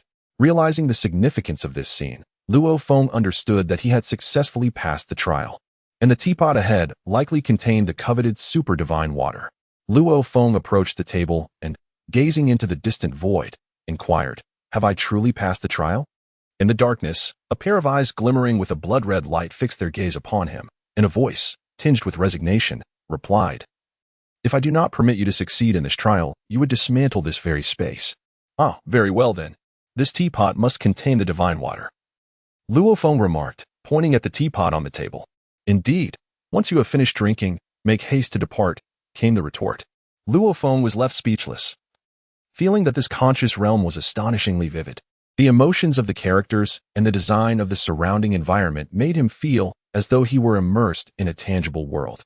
Luo Feng poured a cup of super divine water from the teapot, observing its appearance resembling heavily contaminated wastewater. He could not help but feel that its visage was akin to that of poison. Luo Feng took a deep breath and then gulped it down in one go, hardly daring to savor the flavor, as it almost poured into his stomach in an upside-down manner. Ugh, sob. Luo Feng's eyes widened in an instant, and he felt as though he could no longer breathe. A surge of excruciating pain coursed through his entire being, as if his body were boiling. How unbearable! In the depths of his heart, Luo Feng cried out fervently. Although he yearned to voice his thoughts, he found himself utterly voiceless, reduced to mere instinct. The immortal Carlin gazed at Luo Feng within the vessel, his expression grave. While it was true that Sun Wukong had successfully unlocked his potential, this did not imply that Luo Feng could achieve the same, for they were, after all, two distinct individuals. As Luo Feng's consciousness gradually faded, a colossal gorilla roared deep within his soul. He gazed at this creature, feeling an uncanny familiarity. Was this not the very gorilla he had transformed into? Standing a short distance away from the beast, Luo Feng exclaimed in astonishment. At that moment, the gorilla's crimson eyes locked onto his own, and Luo Feng's gaze met the gorilla's. In the instant of their connection, he felt a violent tremor coursing through his body, as the world before him dissolved into an abyss of darkness. Roar! It seemed that the immortal Carlin had heard a deafening roar, and a horrifying aura emanated from the vessel. Stunned, Carlin beheld the scene within the container, exclaiming, "This sensation is utterly reminiscent of the moment with Wukong." Yet Luo Feng's aura is far more terrifying, his power immensely greater. Within the confines of the vessel, Luo Feng, whose eyes had previously lost their focus, suddenly sat upright, drenched in sweat and gasping for breath. That peculiar sensation was so strange. Placing his hands firmly on the ground, he spoke in a low voice. As he sensed the power coursing through him, he clenched his fists, feeling an overwhelming strength that made him believe he could strike down the heavens themselves. Filling Luo Feng with ecstatic joy, Luo Feng hastily opened his character panel. Character, Luo Feng, combat power, 460, after utilizing the Xinjing technique. The combat power rises to 900. Energy coins, 150, storage space, 1 cubic meter.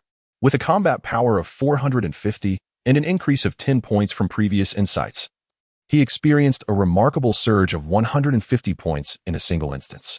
Although it may seem modest, for me at this moment, it represents a significant leap forward. Luo Feng clenched his fists and laughed heartily. Luo Feng felt that he had struck a tremendous fortune this time. The guidance voucher from the immortal Carlin was truly invaluable. Luo Feng successfully tapped into his potential, emerging from the vessel. He expressed his gratitude to Master Carlin, saying, "Thank you, Master Carlin. I have heard that you possess the ability to read minds. I wonder if you might impart this skill to me." "Oh, you wish to learn the art of mind reading?" Master Carlin responded with surprise. Perceiving that such a talent might not hold much allure for a combat enthusiast like Luo Feng, whose focus appeared to lie predominantly on martial techniques. "Hee. I find it intriguing. After all, the human heart is notoriously difficult to fathom. Mastering this skill could potentially spare me from future misfortunes," Luo Feng replied with a smile. "Well, that's quite simple. I can indeed teach you." Master Carlin nodded in agreement. Luo Feng exclaimed with joy, "I am truly grateful to the celestial being." After 3 days, his time spent cultivating within the realm of Kalinta had come to an end, and he departed from this ethereal space. This experience proved immensely rewarding for Luo Feng. Not only did he acquire the super divine water, but he also refined his mastery over the manipulation of energy. His combat prowess now ascends to an entirely different echelon compared to before. Furthermore, he had gleaned the art of telepathy from the celestial being Kalin. To a certain extent, this skill can be deemed a divine technique, potentially yielding remarkable results in critical moments. Upon returning from the realm of consciousness, Luo Feng found that although he had spent 3 days in that ethereal space, only 3 hours had elapsed in the outside world. He remained seated on the sandy shore, where the sky above him was still a brilliant expanse of blue. After 3 days of rigorous training, his combat prowess had reached an impressive 470. With such strength, he was now capable of contending with formidable low-level masters, and, when employing the techniques of profound energy, he could even stand toe-to-toe with higher-tier masters. Clenching his fists, Luo Feng could not help but smile. Remarkably, it had been less than 2 months since he awakened the Saiyan gene, transforming from a weakling with a mere combat power of a few dozen into a formidable warrior. This transformation was not solely due to the system's assistance. It was also a testament to his innate talent and relentless diligence. Luo Feng assessed his own strength and realized that there was no distinction within the realm of consciousness, which brought him a measure of solace. Initially, he believed he might need some time to acclimate, but he now recognized that his concerns were unfounded. Although he had triumphed over Cheng Zijia, it did not imply that the latter would refrain from challenging his uncle to a life-and-death duel. He needed to consult with his uncle regarding how to confront Qing Zijia's challenge. Luo Feng rose to his feet, a slight frown creasing his brow. Luo Feng is well aware of Luo Shan's temperament. He is a traditionalist who adheres to the principles of martial arts. Should Luo Feng suggest that he personally confront Qing Zijia, his uncle would undoubtedly refuse. Luo Feng's approach was remarkably straightforward. It was to demonstrate his absolute strength to convince his uncle that he could vanquish Qing Zijia. Above all, he could not permit Qing Zijia to inflict harm upon Luo Shan. Since the demise of Luo Feng's parents, it was Luo Shan who had nurtured him. Although Luo Shan possessed a rather stern disposition, he treated Luo Feng with considerable kindness, acquiescing to nearly all of Luo Feng's seemingly unreasonable requests. Furthermore, the reason Luo Feng was able to awaken the Saiyan genes within a mere 3 years was also attributed to the support of Luo Shan. Luo Feng gently patted Luo Qingqing's hand, signaling her not to worry. He then turned to gaze at the imposing figure of the burly man not far away and calmly remarked, "I have already overheard your conversation with my uncle upon my arrival. I understand that you wish to acquire the Qing Shan martial arts school and are resorting to coercive tactics. What audacity compels you to come here and behave so recklessly?" Although Luo Feng's voice was calm, it conveyed a piercing intensity. He narrowed his eyes as he gazed at the imposing figure before him, awaiting the man's response. Upon witnessing this, Luo Qingqing hastily grasped Luo Feng's arm, exclaiming urgently, "Xiao Feng, the opponent is a grandmaster. You are no match for him. Come with me to the second floor." However, Luo Feng merely smiled calmly and reassured her, "Sister Qingqing, I am confident in my abilities. You need not worry." He then addressed Luo Shan, saying, "Uncle, allow me to handle this matter. Please have faith in me, for I am indeed a disciple of Elderling." Luo Feng's words momentarily stunned Luo Shan and Luo Qingqing, as they now recalled that Luo Feng had a formidable master. Given this connection, it was unlikely that the opponent would act too recklessly. The man across from them regarded Luo Feng with a look of disdain, sneering, "Boy, do you truly wish to impede me?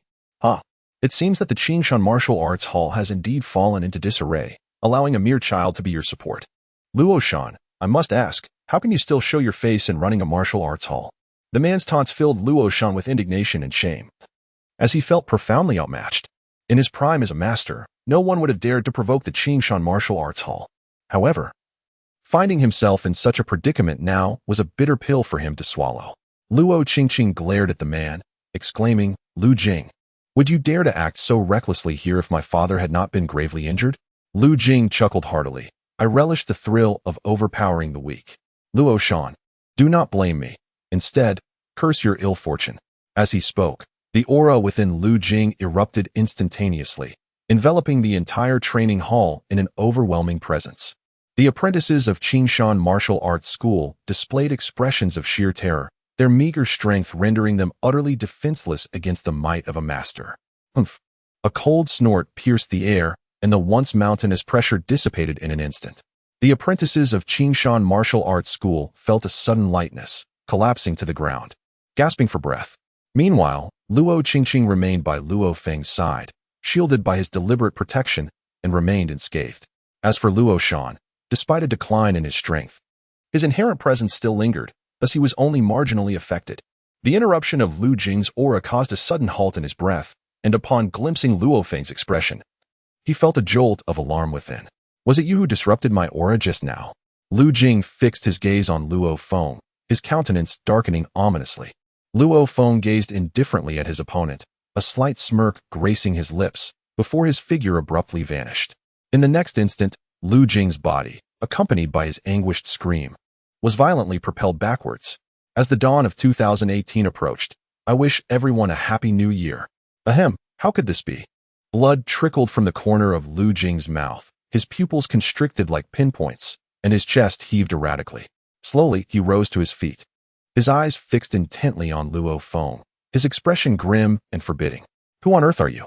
Lu Jing spat with venomous fury. Luo Feng approached Lu Jing and softly remarked, "It is someone you cannot afford to provoke." Luo Feng stood before Lu Jing, his stature significantly shorter. As he gazed upward at him, Lu Jing, towering and robust, made Luo Feng appear as diminutive as a primary school student, exuding an air of fragility. "What do you desire?" Lu Jing inquired, wiping the blood from the corner of his mouth. As he met Luo Feng's calm and unperturbed gaze, an unsettling chill coursed through him. Despite his desire to feign toughness, the thought of his opponent's formidable strength rendered him trembling. You are presented with two options. First, I can incapacitate you, and you shall crawl out of the martial arts hall. Second, upon your departure, you will disseminate a message within the supernatural martial arts community of Yin City, stating that Luo Feng from Qingshan Martial Hall will engage in a life-and-death duel with Cheng Zijia from Xinqing Martial Hall at the upcoming martial arts convention. Luo Feng extended 2 fingers and spoke with an air of nonchalance. Without hesitation, Lu Jing responded, I choose the second option. Luo Feng smiled faintly, fully aware of the choice his opponent would make. To compel Cheng Zijia into a duel, he needed to announce the challenge to everyone, thereby forcing Cheng Zijia to confront him. Initially, Luo Feng had intended to create public sentiment himself after persuading Luo Shan, but now that a more suitable candidate had emerged, he would not let this opportunity slip away. After all, Lu Jing was a renowned master in Yin City, and his words carried significant weight, proving far more effective than Luo Feng's own efforts. Luo Shan, standing nearby, heard Luo Feng's words and his expression changed. He stepped forward and said, Xiao Feng, what are you doing? Cheng Zijia intends to settle matters with me. You should not interfere. Luo Feng turned to look at Luo Shan, a look of helplessness crossing his face. He shrugged and sighed. Uncle, are you still a match for Cheng Zijia? Luo Shan's expression became awkward. Yet he was reluctant to let Luo Feng intervene on his behalf. Should anything go awry with Luo Feng, he would find it shameful to face his own brothers. Luo Feng continued, Uncle, you must be well aware of the prowess I displayed earlier. Ordinary masters are no longer my match, and Cheng Zijia is no exception. Thus, you can rest assured, I cannot bear to witness your demise at his hands, and Sister Qingqing would also be heartbroken to lose her father. Luo Feng gently patted Luo Shan's shoulder and spoke softly, Uncle, I have grown up and should now take on some responsibilities. You deserve to rest well, for you have worked tirelessly. Luo Shan's throat stirred, as if something was lodged within, and he opened his mouth but could not utter a single word for an eternity. Ultimately, Luo Shan shook his head, sighed deeply, and spoke softly. Indeed, you have grown, and you are now a man capable of standing on your own, Xiao Feng. I will heed your words, but you must promise to take good care of yourself. Countless sentiments coalesced into a single phrase. With another sigh, Luo Shan turned and departed, having entrusted the matters here to Luo Feng. Luo Feng gazed at the desolate figure of Luo Shan, a pang of sorrow tugging at his heart. He turned to Luo Qingqing and said, Sister Qingqing, why don't you go and keep Uncle company? Luo Qingqing glanced at Lu Jing, her eyes filled with concern. Luo Feng waved his hand and spoke gently, Don't worry, leave this to me. Luo Qingqing nodded and dashed towards Luo Shan. Subsequently, Luo Feng shifted his gaze to Lu Jing and remarked, Now that you have made your choice, you must see it through. Should you fail to achieve the desired outcome, the first path will be your downfall. Do you understand? Lu Jing promptly nodded, and after receiving Luo Feng's permission, hurriedly departed from the Qingshan Martial Arts School. He felt that the Qingshan Martial Arts School was merely playing the role of a weakling, concealing its formidable backing, while making a show of vulnerability, which left Lu Jing in tears. At that moment, the apprentices of the Qingshan Martial Arts School displayed a glimmer of excitement in their eyes. Luo Feng's demonstration of immense strength astonished and exhilarated them simultaneously. The decline of the Qingshan Martial Arts School to its current state stemmed from its lack of formidable champions to uphold its reputation. Originally, Luo Shan was a master, but after his injury, the school's prominence waned. The situation worsened when Cheng Zijia challenged Luo Shan, and news of Luo Shan's defeat at the hands of a high-level supernatural practitioner spread throughout Yin City, becoming the final straw that led to the school's complete decline. Now, with Luo Feng showcasing extraordinary prowess and effortlessly defeating Lu Jing, a master-level expert, it signified that Luo Feng had ascended to mastery himself, and not at the bottom tier. For the Qingshan Martial Arts School, this was akin to encountering a savior. Whether the school could regain its former glory in the future rested entirely upon Luo Feng. Luo Feng gazed at the apprentice approaching him and offered a slight nod. He has always been welcoming to those who value camaraderie deeply. This time, we owe you a great deal, Luo Feng. If it weren't for your efforts, our Qingshan Martial Arts School might have already faded into history, Wu Xian said earnestly, clasping his hands in respect toward Luo Feng. Mount Lu venerates the ancient martial spirit of East China, a tradition that has been passed down through the ages. Its conduct embodies a certain chivalric elegance reminiscent of ancient martial heroes. Consequently, the disciples nurtured by Mount Lu to varying degrees, are influenced by its ethos, emulating the ways of their forebears and their actions. Luo Feng scrutinized Wu Xian, recalling how their relationship had been far from amicable before he transformed into a Saiyan, with Wu Xian often attempting to undermine him. However, what astonished Luo Feng was that, in the end, it was precisely those adversaries, including Wu Xian, who remained at the Qingshan martial arts school. For a moment, Luo Feng couldn't help but feel a sense of reflection. Luo Feng gestured towards Wu Xian and remarked, "I too belong to the Qingshan martial arts school, and it is only natural for me to undertake such responsibilities. What I wish to convey is my hope that you can set aside your prejudices against me and join hands to revitalize the Qingshan martial arts school." Upon hearing Luo Feng's words, Wu Xian and the individuals behind him all awkwardly lowered their heads, taken aback by the revelation that the young man they had previously underestimated had become their pillar of support. In that moment, they found it difficult to adjust to this new reality. Wu Xian promptly admitted, "It was my fault before, as I could not bear to see you monopolizing so many resources. But now, it is evident that the master's approach is indeed wise. You surpass us all. Henceforth, the future of Qingshan Martial Arts School will rely on you." Luo Feng smiled softly, then patted Wu Xian's shoulder before turning to leave. As he reached the door, his voice gradually echoed back, "Rest assured, with me here, the martial arts school will not falter.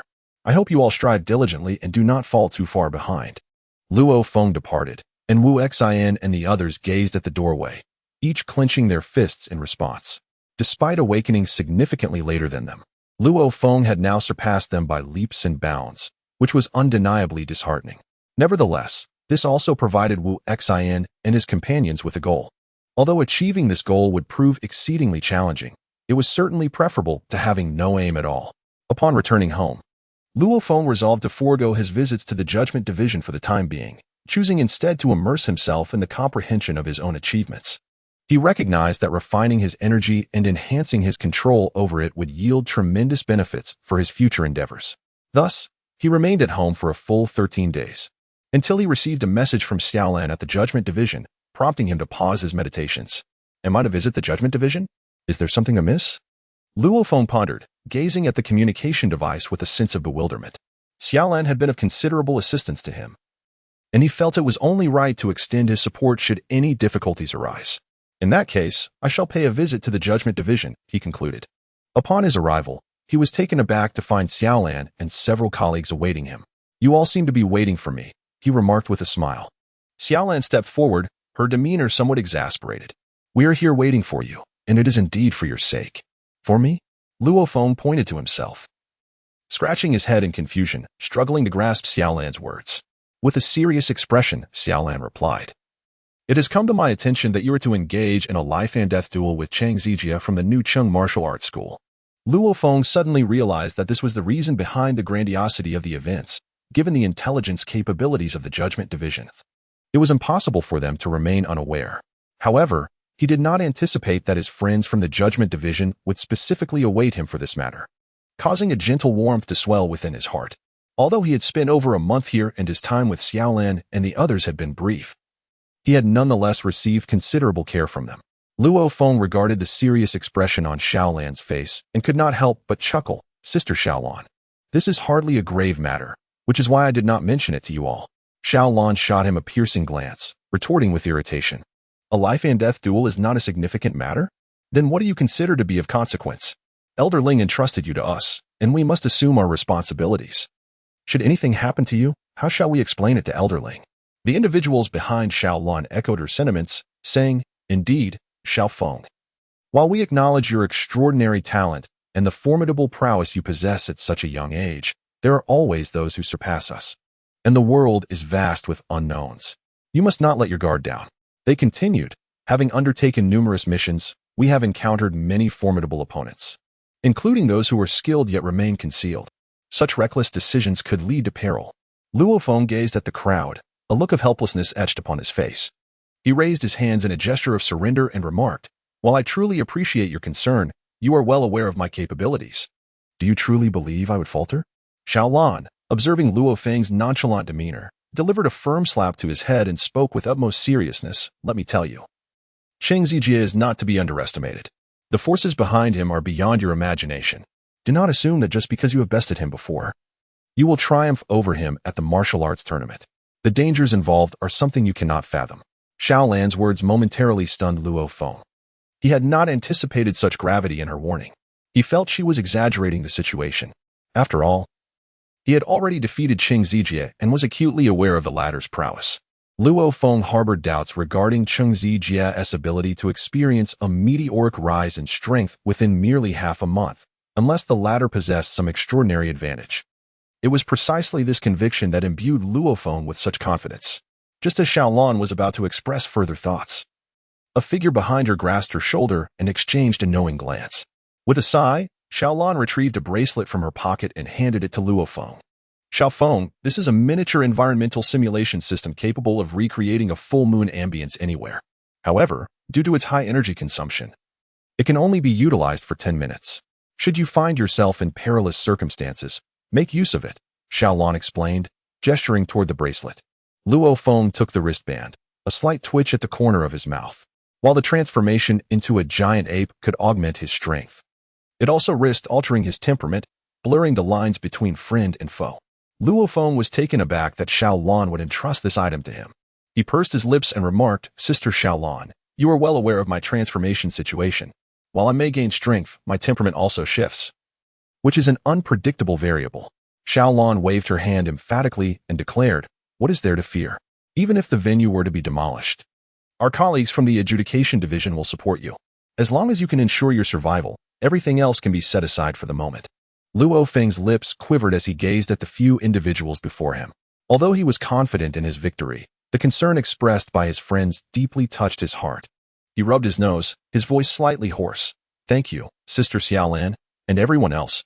I truly appreciate your support." Xiaolan replied with a huff, "In the future, if you encounter any issues, just speak to me.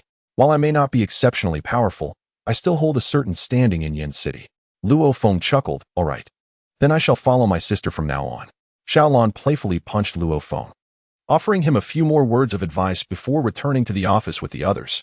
The day after tomorrow marks the Martial Arts Academy Conference, organized by the Judging Division, which has been exceedingly busy during this period, dedicating nearly all their time to the preparations for the event. Luo Feng gleaned some information about the Martial Arts Guild Conference through individuals connected to the Judgment Division. This conference is held annually, however. A comprehensive evaluation of the guilds occurs every 4 years to ascertain their respective rankings. The varying ranks of these guilds dictate their privileges and policies. The higher the rank, the greater the number of apprentices they may recruit, and the more prestigious events and competitions they are eligible to participate in. To ensure uniform governance, the rankings are determined by the Judgment Division. Should any guild engage in misconduct, the Judgment Division possesses the authority to disband the guild and apprehend the individuals involved. In addition to ranking the guilds, the Martial Arts Guild Conference is also responsible for mediating disputes between them, which can be categorized into diplomatic and martial resolution. Diplomatic resolution involves the parties amicably dining together to discuss their differences, ultimately leading to reconciliation. In contrast, martial resolution is determined by strength, wherein the victor establishes the terms. The most dire outcome of martial resolution is a life-and-death duel. When both parties demand such a duel, it signifies that their conflict has reached an irreconcilable stage. The Judgment Division will then arrange a venue for the duel, wherein the survival of one individual is determined solely by martial prowess. In this arena, only one may emerge alive, and it is entirely possible that none may stand unscathed. Since the inception of the Martial Arts Guild Conference, each life-and-death duel has captivated the attention of countless spectators. The life-and-death duel between Luo Feng and Cheng Zijie has been extensively publicized by Lu Jing. Aside from Yin City, several surrounding cities are also aware of this event.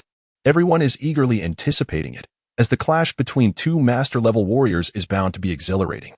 At the new Cheng Martial Arts Hall, following Luo Feng's visit over 10 days ago, Cheng Zijie has remained confined in his meditation chamber, emerging only now. The hall has returned to its ordinary state, yet the apprentices are plagued by trepidation daily. They have heard the news of the impending duel and initially contemplated informing Cheng Zijie. However, their fear of him stifled their courage, and none dared to disturb him. In their hearts, they secretly wished for Cheng Zijie's demise, as Luo Feng had personally defeated him, a fact they all witnessed clearly. The new Cheng Martial Arts Hall has become a veritable hell for them, where they endure various torments and constantly fear for their lives. With merely one day until the martial arts tournament, Chang Zijie finally emerged from his secluded chamber. However, upon seeing him, the apprentices were overwhelmed by a chilling sensation that coursed from their feet to the crown of their heads. "Master, you have come out." One apprentice managed to whisper after swallowing hard. Chang Zijie wore a sinister smile, clad in a long black robe, his pupils entirely absent, replaced by solid black orbs. He exuded an aura of coldness, causing anyone in his vicinity to feel as though their very essence was being siphoned away. The apprentice before him felt this acutely, intensifying Chang Zijie's terror in his eyes. "Is the hall prepared?" Chang Zijie casually surveyed his surroundings. The apprentice nodded eagerly, recounting all that had transpired over the past days. When he mentioned Luo Feng, his voice faltered. Chang Zijie cast him a glance and asked softly, "What is it, Master?" "Everyone is saying that you and that boy from Qinshan Martial Arts Hall will engage in a life-and-death duel at the tournament. The entire Yin City is aware of this." The apprentice cautiously observed Chang Zijie's reaction. Chang Zijie raised an eyebrow, a peculiar smile gracing his lips. "Oh, that boy is quite confident. Haha, after all, he did defeat me." The apprentice gazed at Chang Zijie, then hurriedly lowered his head, feeling increasingly uneasy in the presence of his master, as if he might be devoured in the next moment. Chang Zijie regarded the apprentice and remarked, "You fear me?" The apprentice trembled, bowing his head even lower, too frightened to respond. Chang Zijie nodded. "Yes, that is a normal reaction. After all, I fear myself." He then examined his hands, dark energy swirling between his fingers. Suddenly, he pressed his palm onto the apprentice's head. The apprentice felt a darkness envelop him, and gradually, his strength began to wane, his breaths becoming increasingly frantic until he ultimately found himself gasping for air. Observing the apprentice's struggle, Chang Zijie let out a cruel laugh, as the dark energy in his hand completely enveloped the apprentice, siphoning away his energy and vitality, which Chang absorbed into himself. Before long, the apprentice before Chang Zijie transformed into a lifeless husk. Relishing his newfound power, Chang erupted into maniacal laughter. "This is the power of a god, boy. Just wait. I will drain you completely and make you experience true despair," Chang Zijie proclaimed madly. Thud, thud. Hearing the sound, Chang turned to see several figures in the distance, their faces filled with terror as they gazed at him and the lifeless body on the ground. They had witnessed the preceding scene from the shadows and, in their attempt to flee, had inadvertently made a noise. "Do you wish to escape?" Chang Zijie remarked with a cruel smile. Seeing this, the individuals immediately knelt on the ground, bowing their heads and pleading for mercy. "Master, please spare us." Chang Zijie slowly approached them, shaking his head as he said, "There is no need for such fear, for fear is of no use." Dark energy gradually emanated from Chang, enveloping the figures before him. After merely a few futile struggles, they all collapsed, their bodies shriveled and transformed into lifeless corpses. As Chang Zijie reveled in his ever-increasing power, a frenzied glint sparkled in his eyes. He eagerly anticipated the martial arts tournament the following day. At that time, he would undoubtedly eliminate Luo Feng, avenging his previous humiliation. No one was aware of the happenings at the new Cheng martial arts school, and Luo Feng would never suspect that his adversary had now become a demon. At last, the moment Luo Feng had been anticipating, the martial arts tournament, had arrived. The event was held in a grand sports arena located in the outskirts of Smoke City, which was capable of accommodating thousands. The arena was renowned, serving as a venue for various athletic competitions, and stood as one of the more famous architectural landmarks in Smoke City. Luo Shan escorted Luo Feng to the venue of the martial arts tournament. Although Luo Feng had heard of the martial arts competition before, this was his inaugural participation, thus filling him with immense curiosity. Luo Feng entered the sports arena, which was designed in a circular layout. At its center lay a football field, while the surrounding area was filled with spectator seating. Those seated in elevated positions might even require binoculars to discern the happenings below.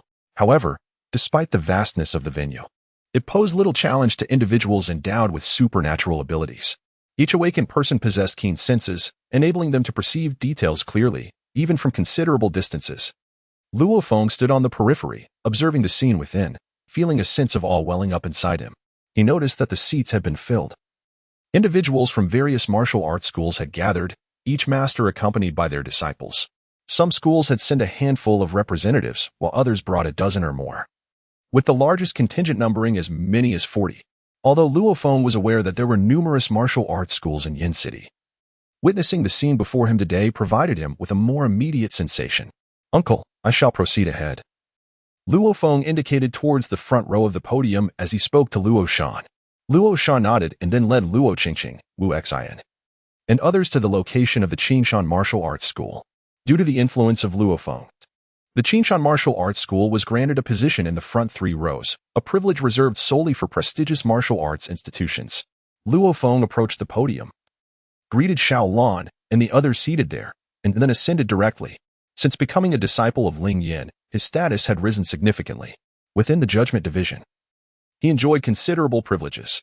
The reason Xiao Lan and her companions had positioned Luo Feng at the podium was to convey to everyone the depth of his connection with the Judgment Division. Anyone contemplating harm against Luo Feng would need to carefully consider whether they could withstand the repercussions of antagonizing such an esteemed institution. The number of individuals from the Judgment Division was limited. There were only about 10 people on the podium. The attendees of the annual martial arts conference were generally the same each year, making it easy for the masters and apprentices of the martial arts schools in Yin City to recognize them. However, the presence of an additional individual on the podium today sparked intrigue among many. Who was that young lad? How did he come to sit at the podium? I have no idea. Perhaps he is the progeny of a prominent family. Otherwise, someone so young would never occupy such a position. It's truly disheartening to see that no matter how hard we toil for a decade, we cannot compare to him. Indeed, if your father were a bigwig in the Judgment Division, you would probably be a cadre there by now. Amidst the unknowing speculation regarding Luo Feng's identity, he found himself the target of envy while seated at the podium. After all, he was exceedingly young and rarely appeared in public. Even with the prior announcements of his life and death duel with Cheng Zijie, he was more a figure of rumor than a person seen in the flesh. Luo Feng sat there leisurely, entirely oblivious to the gazes of others. His eyes remained fixed on the entrance, unmoving. Luo Feng patiently awaited as seconds trickled by. During this interval, the previously absent martial arts schools gradually took their places. Observing the influx of individuals, the time until the commencement of the grand event drew nearer. Yet the one he anticipated remained absent. Could it be that he lacked the courage to show up? Luo Feng scoffed softly. Beside him, Xiao Lan remarked, "There are merely 5 minutes left. Given that the news has already been disseminated, if Cheng Zijie wishes to remain in Yin City, he has no choice but to attend." No sooner had Xiao Lan's words concluded than Cheng Zijie slowly entered, the sole representative from the new Cheng Martial Arts School. There is something amiss about his aura.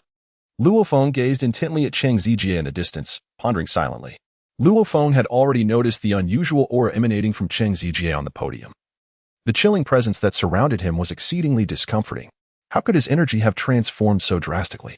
Luo Feng gazed intently at Cheng Zijie, pondering in confusion. After consuming the divine water to unlock his potential, Luo Feng gained the ability to sense the aura of others. Although his range was limited to half the size of Smoke City, this skill was steadily expanding with his cultivation. As Luo Feng detected Cheng Zijie's presence, Cheng also noticed him, offering a slight smile before articulating something through lip movements and proceeding towards a section of the venue. "Are you making me wait for my demise?" Luo Feng mused, a subtle smirk gracing his lips as he observed Cheng Zijie.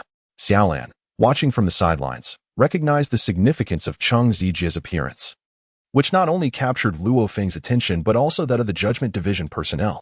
The members of the Judgment Division exchanged glances, seemingly perturbed by Cheng Zijie's presence. Luo Feng felt a flicker of curiosity arise within him, his gaze towards Cheng Zijie growing more intense and serious. A person who could attract the scrutiny of the Judgment Division was certainly not ordinary, despite Cheng Zijie's lack of formidable strength. The attention he garnered suggested that his background was far from simple, a thought that lingered in Luo Feng's mind. Luo Feng's interest was completely piqued. He was eager to discern what distinguished Cheng Zijie from others. Following Cheng Zijie, 2 more martial arts students from different schools arrived, and the designated time had arrived. As the bell tolled, the previously cacophonous venue gradually fell into silence. At the head table, the chief adjudicator stood up to deliver the opening remarks. He spoke eloquently for 10 minutes before commencing the first segment of the assembly, the evaluation of the martial arts schools. As the chief took his seat, Xiaolan rose, holding a transparent screen that displayed the prior rankings of all the schools. With deft movements, she manipulated the device, conjuring a vast holographic image in the open air, where each school's information floated on the virtual screen. Simultaneously, each schoolmaster's communicator illuminated with detailed information regarding their school, encompassing both past rankings and the newly assessed levels. Upon the revelation of this information, the auditorium erupted into a clamor, as numerous individuals expressed their dissatisfaction with the evaluations of their respective schools, leading to a chorus of dissent. Silence. The chief adjudicator commanded, surveying the crowd with a steady gaze, though his voice was soft. It resonated within the ears of every attendee, and his authority swiftly quelled the uproar. He addressed the assembly, "I fully understand your sentiments. Many of you believe that your school's capabilities exceed the recognized assessments. You perceive the evaluations as unjustly low. However, I must inform you that this evaluation is the result of 5 rigorous rounds conducted by the adjudicating body. Should you find these ratings unacceptable, you may challenge the school in question according to the established rules. If you triumph over a school rated higher than yours, you shall take their place." No sooner had the chief concluded his statement than 7 martial arts schools stood up in unison. The chief regarded them with a measured gaze and inquired, "Which school do you wish to challenge?" "We wish to challenge Qingshan Martial Arts School," the 7 schoolmasters declared in unison. As their words echoed, all eyes turned towards the Qingshan Martial Arts School's position. Seated in the 3rd row, this school was at the very least a mid-tier Grandmaster school. The term Grandmaster School refers to those whose masters are of the Grandmaster level in extraordinary abilities, which is further divided into high-tier, mid-tier, and low-tier Grandmasters. Each tier corresponds to the ranking of the school itself. Although the founder of Qingshan Martial Arts School, Luo Feng, was no longer a Grandmaster powerhouse, the school's classification remained as a mid-tier Grandmaster school, a designation that incited considerable discontent among the other schoolmasters, thus prompting numerous challenges directed at Qingshan Martial Arts School. Luo Qingxing sensed the unfriendly gazes surrounding her, a wave of anxiety washing over her. She tugged at Luo Shan's sleeve, yearning to voice her thoughts. In response, Luo Shan gently patted her hand, signaling her to remain calm. Behind Luo Shan, Wu Xian and others swallowed hard, their hearts filled with both excitement and trepidation. The Qingshan Martial Arts School had been recognized as a mid-tier master school, a distinction that naturally filled them with pride. However, this recognition had also incited public discontent, leaving them feeling uncertain and anxious. The overseer cast a sidelong glance at these martial arts schools, recognizing their roles as test subjects. Should they succeed, their schools would ascend in rank, but should they fail, the benefits of their schools would be claimed by the Qingshan Martial Arts School. The overseer declared, "Very well. If you contest the Qingshan Martial Arts School, you may proceed with the challenge. However, should you lose, I trust you understand the consequences." One by one, the individuals thumped their chests, affirming that if they were to lose, all the benefits of their schools would be forfeited to the Qingshan Martial Arts School. Luo Feng observed the scene with clarity, a grin spreading across his face. Xiaolan shot him a glare, fully aware of the source of his amusement. The 7 masters of the martial arts schools were all low-tier grandmasters, each possessing combat prowess around 350. Individually, they would easily overpower Luo Shan, and the prospect of facing all 7 was daunting. Indeed, it seemed that the challenge posed by these 7 masters was beyond Luo Shan's capabilities. A single opponent could vanquish him. In my opinion, these 7 martial schools would soon engage in conflict amongst themselves, as only one slot was available. The individuals from the adjudication office must have been under some delusion to classify the Qingshan Martial School as a mid-tier Grandmaster school. There was undoubtedly some hidden agenda at play. Who can say, though? The adjudicators wield their power with impunity, even if we harbor grievances. What can we truly do against their might? The martial disciples in the venue buzzed with speculation, convinced that the Qingshan Martial School was destined for defeat, eagerly anticipating the spectacle of their humiliation. "Luo Shan, are you not coming down? Or are you simply a coward, too frightened to face us?" One among the 7 stepped forward, addressing Luo Shan loudly. "Ah!" The crowd erupted in a chorus of jeers, a collective mockery directed at Luo Shan. They deemed him unworthy of the title of martial artist, believing that a true warrior should not cower in the face of challenge. "You need not call for me any longer. I shall confront you," Luo Feng declared, rising to his feet and leaping down from the podium to face the 7 before him. Luo Feng's actions captivated the attention of everyone in the venue. Their eyes filled with astonishment, which was soon replaced by expressions of bewilderment. The appearance of Luo Feng has ignited a wave of speculation among the crowd. Their curiosity about the young man seated on the podium has intensified, especially now that he has stepped forward to represent the Qingshan Martial Arts School. This has led many to question the nature of Luo Feng's connection to the institution. "Ah, I see now why the Qingshan Martial Arts School has garnered such high praise. It appears they have formidable backing. It seems that the background of this young man is anything but ordinary. What era are we living in? The results are all laid bare for everyone to see. Even if they attempt to engage in deception, it will ultimately be uncovered. I am eager to witness whether the adjudicators will risk public ire for the sake of Qingshan Martial Arts School. The individuals on stage are not the only ones consumed by suspicion. The 7 in the arena are also engaged in conjecture. The first to step forward sneered at Luo Feng, saying, "Kid, I advise you to retreat while you still can. Perhaps your connections are substantial, but I stand here unafraid. If you choose not to leave and end up severely injured, do not blame me." Luo Feng's expression remained calm as he glanced at the 7 individuals before him and slowly remarked, "Have you finished speaking? If so, do proceed." The man, observing Luo Feng's nonchalant demeanor, felt a surge of anger within. He gestured to the other 6, proclaiming, "Allow me to take the first strike. I wish to teach this young lad a lesson." The others chuckled, advising him to be gentle, for after all, he was a young nobleman, and it would be unfortunate to injure him. Haha. The 7 erupted in laughter, for they held no belief that Luo Feng could match the man's prowess. Yet, Luo Feng interjected, "To save time, why not all come at me at once?" "What? I must be hearing things. You want a 7 to attack you alone?" The man's eyes widened in disbelief, astonishment marking his features. The other 6 mirrored his shock. Luo Feng's audacious words struck their ears as exceptionally offensive. Though they were merely low-tier masters, they were still masters, and the dignity of a master should not be undermined. To them, Luo Feng appeared to be there to insult them. "I will count to 3. Should you not make your move by then, I shall act," Luo Feng stated, extending 3 fingers with an air of indifference. "Young man, do not be overly arrogant. Even if your background is substantial, it does not grant you the freedom to act as you please. 3. You are going too far, with so many witnesses. Do you think we would shy away from confronting you together? 2. This wretch is insufferable. Allow me to deal with him." 1. Just as the insults flew, Luo Feng's figure vanished in an instant. In the next moment, one individual spewed blood and was sent hurtling backward, soaring out of the venue. This sudden turn of events left everyone in shock. Before they could regain their composure, Luo Feng appeared before the second individual. With a single punch, he shattered the opponent's fiery shield and struck him squarely in the chest, a dull crack echoing as bones splintered. The man's eyes glazed over, the flames surrounding him extinguished, and he collapsed to the ground. How could this be possible?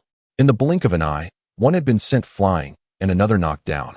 It happened too swiftly for the remaining 5 to fully comprehend. Luo Feng cast a fleeting glance at the other 5 individuals, and with a subtle flutter of his eyelids, his form vanished instantaneously. When he reemerged, the third adversary had already succumbed. The remaining 4 finally grasped the gravity of the situation. Their innate abilities surged forth in an explosive display, intertwining in a tumultuous assault against Luo Feng. A blinding white light erupted as a colossal column of energy surged forth, violently dispersing their combined powers and sending them hurtling away. Several agonized cries pierced the air as the once pristine lawn was transformed into a vast chasm. With the 4 now lying within, their fates uncertain. From the moment Luo Feng engaged until the conclusion, a mere 3 minutes had elapsed. In that brief span, he had decisively vanquished 7 low-tier grandmasters, obliterating the opposition with overwhelming force. Hiss! A chorus of sharp intakes of breath resonated throughout the onlookers, their disbelief palpable as they beheld the astonishing spectacle. A mere youth had so effortlessly triumphed over 7 low-tier grandmasters. Who indeed was this remarkable young man? How could he possess such formidable prowess? The city of Yin had never before witnessed such an extraordinary talent. The Qingshan Martial Arts School had truly stumbled upon a stroke of fortune by associating with this prodigy. Gone were the earlier taunts, replaced solely by envy and admiration. Luo Feng's extraordinary display of combat prowess had undoubtedly etched his name into the annals of the martial arts community in Yin City, ensuring that he would be a figure of renown henceforth. Although Luo Qingqing was aware of Luo Feng's exceptional prowess, she had yet to fully grasp the extent of his abilities, as they had not been entirely revealed before. However, witnessing Luo Feng's remarkable display of power at the venue left her utterly astonished. Sigh, Xiaofeng has truly become a formidable force now. Observing his current achievements, "I can finally feel a sense of reassurance," Luo Shan remarked. Luo Qingqing came to her senses and gazed at Luo Feng with a sense of satisfaction. In her heart, Luo Feng was no different from her own younger brother. The timid boy who had once been overshadowed by their parents' passing had now grown capable of standing on his own. Luo Qingqing's gaze appeared somewhat distracted, as if the events of the past had just transpired. For a moment, even this formidable leader found herself lost in contemplation. Luo Feng gradually returned to his senses and smiled at Xiaolan, saying, "Sister Xiaolan, is it all right that I have caused such destruction in this venue?" "Naturally, it is not all right. After the event concludes, you will be responsible for covering the costs to repair the facilities here." Xiaolan replied with a sidelong glance at Luo Feng. Luo Feng's lips twitched slightly, and he reluctantly fell silent. Although his strength was commendable, he remained a penniless individual, unable to even manage his living expenses, let alone afford the repairs for the sports arena. Xiaolan observed the expression on Luo Feng's face and let out a huff. She too was quite troubled. Luo Feng's ostentatious demeanor and brash remarks could easily invite trouble. Yet, despite his flamboyant nature, his presence had proven to be quite effective in deterring challenges, as no one dared to confront the Qingshan martial arts school this time. However, the absence of challengers for Qingshan did not imply a cessation of challenges among other martial arts schools. Subsequently, confrontations began to arise among various schools, each battle being of a masterful caliber, yet none could compare to the intensity of Luo Feng's previous encounter. Luo Feng sat in his seat, having witnessed all the battles unfold. Although he appeared remarkably composed, a profound sense of anxiety churned within him. Luo Feng harbored a strong desire to engage in a duel with Chang Zijie, for in his perception, Chang Zijie's aura had undergone a complete transformation. While Luo Feng remained uncertain about the current level of Chang Zijie's strength, he was acutely aware that it had undoubtedly escalated, and the extent of this enhancement was truly astonishing. On the podium, Luo Feng gazed intently at Chang Zijie, who had just ascended to the final level, a flicker of fire igniting in his eyes. After an interminable wait, the challenges from all martial arts academies had concluded, and the rankings of each academy had been firmly established. Following this evaluation, a further 4-year period must elapse before the next assessment could occur. Subsequently, the presiding official rose to summarize the conference. After a brief address, an air of tension enveloped the assembly. During this gathering, a proposal for a life and death duel had been put forth, and it was none other than Luo Feng of the Qingshan Martial Arts Academy. The presiding official intoned gravely. No sooner had the official's words echoed than Qingshan Martial Arts Academy once again became the focal point of everyone's attention, with spectators searching for Luo Feng among its ranks. Yet, what followed next stunned all present. "Luo Feng, I ask you once more, do you truly wish to challenge Chang Zijie of the Qingshan Martial Arts Academy to a duel to the death?" the presiding official inquired, directing his gaze at Luo Feng. As Luo Feng gradually rose to his feet under the astonished gazes of the crowd, the entire venue erupted in an uproar. Gasps of disbelief echoed throughout, as they could hardly fathom that the formidable youth they had witnessed moments ago was none other than Luo Feng of the Qingshan Martial Arts School. My heavens! Could it be? That lad is indeed Luo Feng. How is this possible? Goodness, it truly is a case of the extraordinary eclipsing the ordinary. It is no wonder that Qingshan Martial Arts School has been recognized as an intermediate-level master dojo, for it harbors such a remarkable prodigy. Chang Zijie, in a stroke of misfortune, has drawn the attention of this young marvel, and I surmise he would not dare to accept the challenge. After all, when pitted against the choice of dignity or life, life must surely take precedence. The crowd was unable to maintain their composure, collectively mourning for Chang Zijie, for in their eyes, he was hardly even a master, let alone a match for Luo Feng. Luo Feng declared loudly, "I shall engage in a life-or-death duel with Chang Zijie."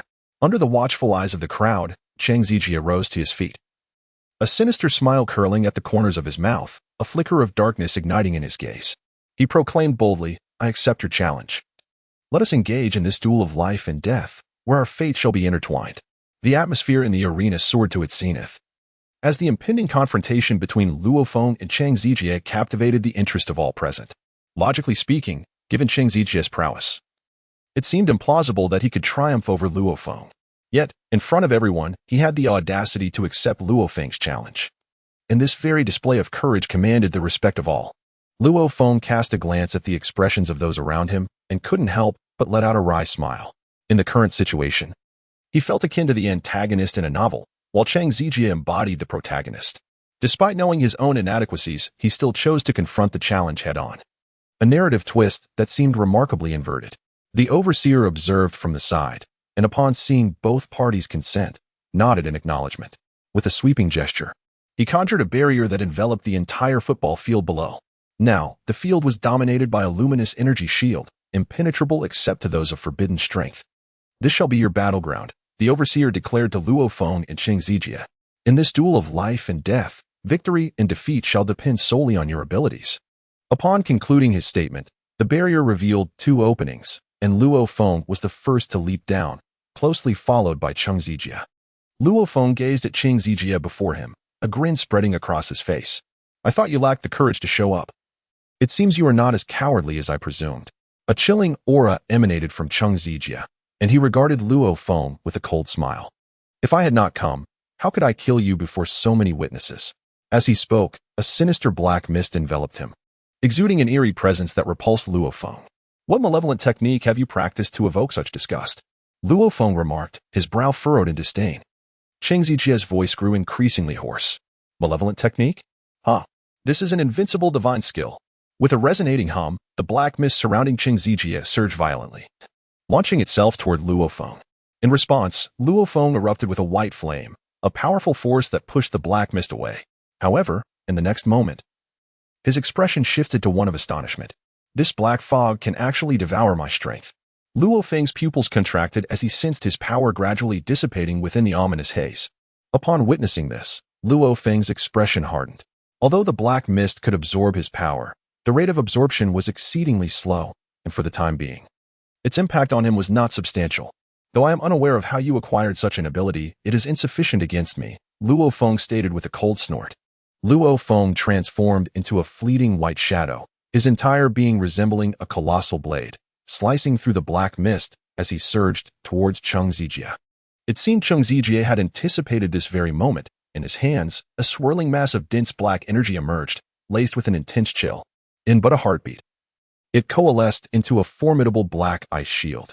With a resounding crash, as the ice shield materialized, Luo Feng's fist struck with force. Although the shield did not shatter instantaneously, ominous cracks began to spiderweb outward from the imprint of his fist.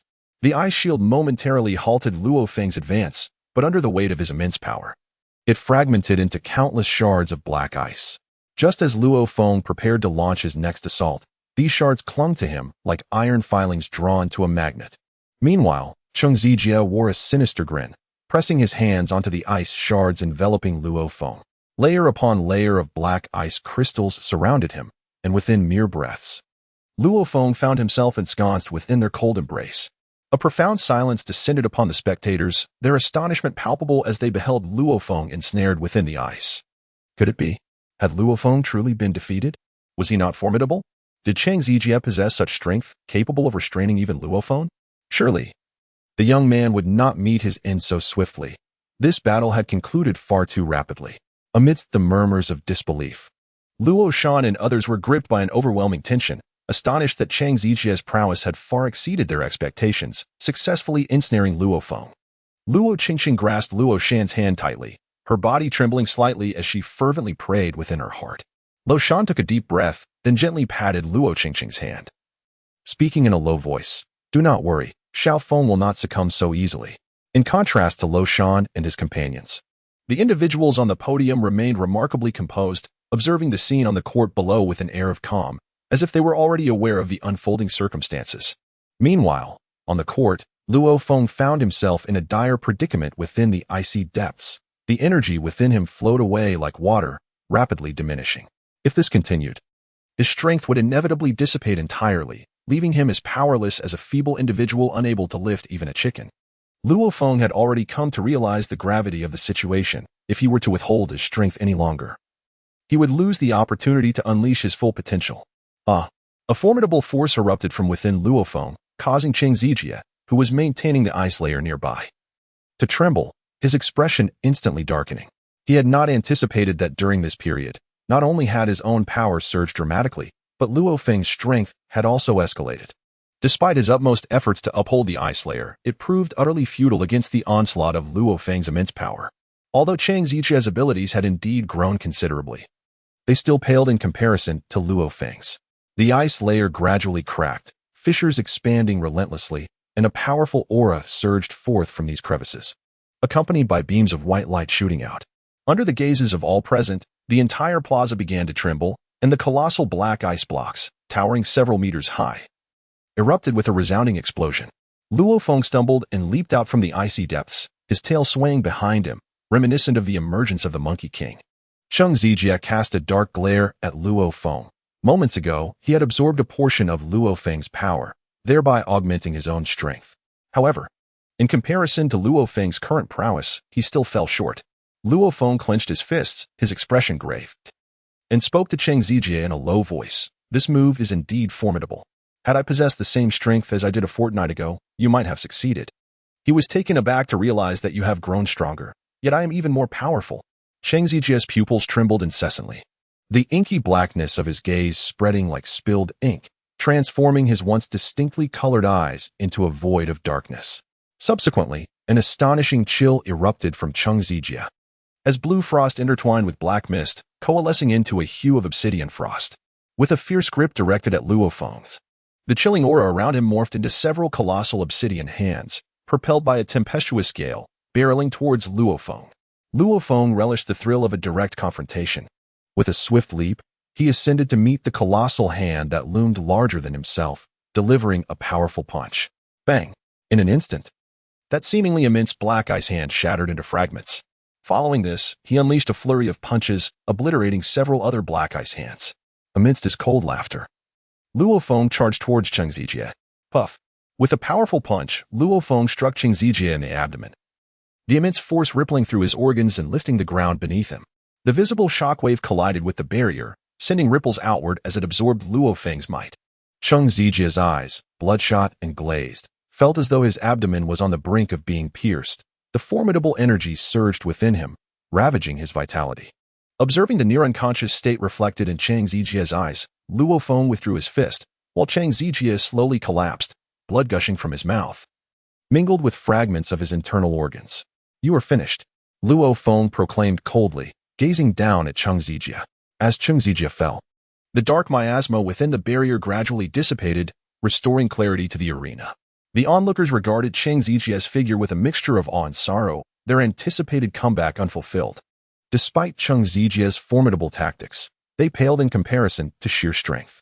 Cheng Zijie coughed up blood and lifted his gaze to Luo Feng, his once pitch-black eyes now glimmering with a hint of crimson. In a hoarse voice, he remarked, "You truly astonish me. Had I not prepared a contingency, I might have perished at your hands today."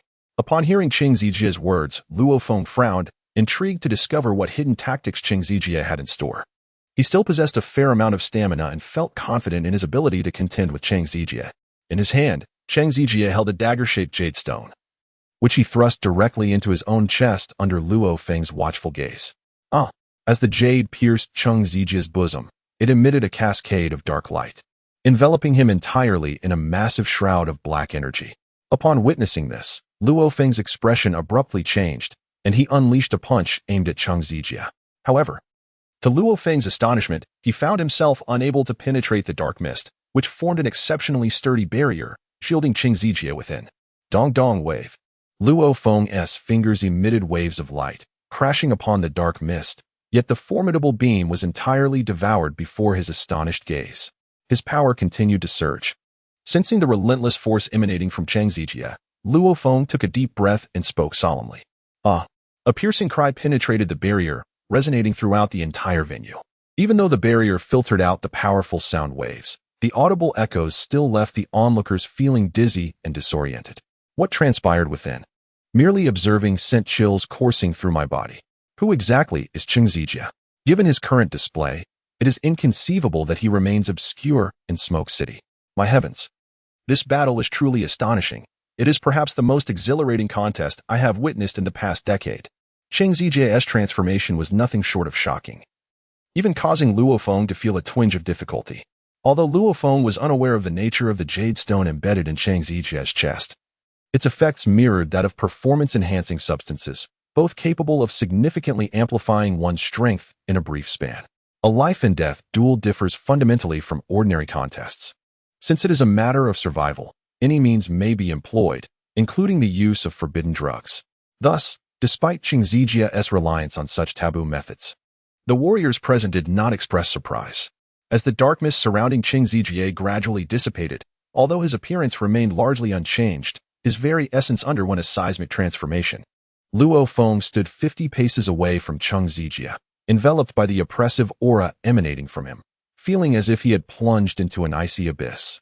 Every hair on his body standing on end. The two exchanged a glance, and an immediate silence enveloped the arena. Even the spectators at the periphery held their breath in anticipation. Hiki. A peculiar smirk curled at the corners of Qing Zijia's mouth, and in the next instant, his form vanished in an instant.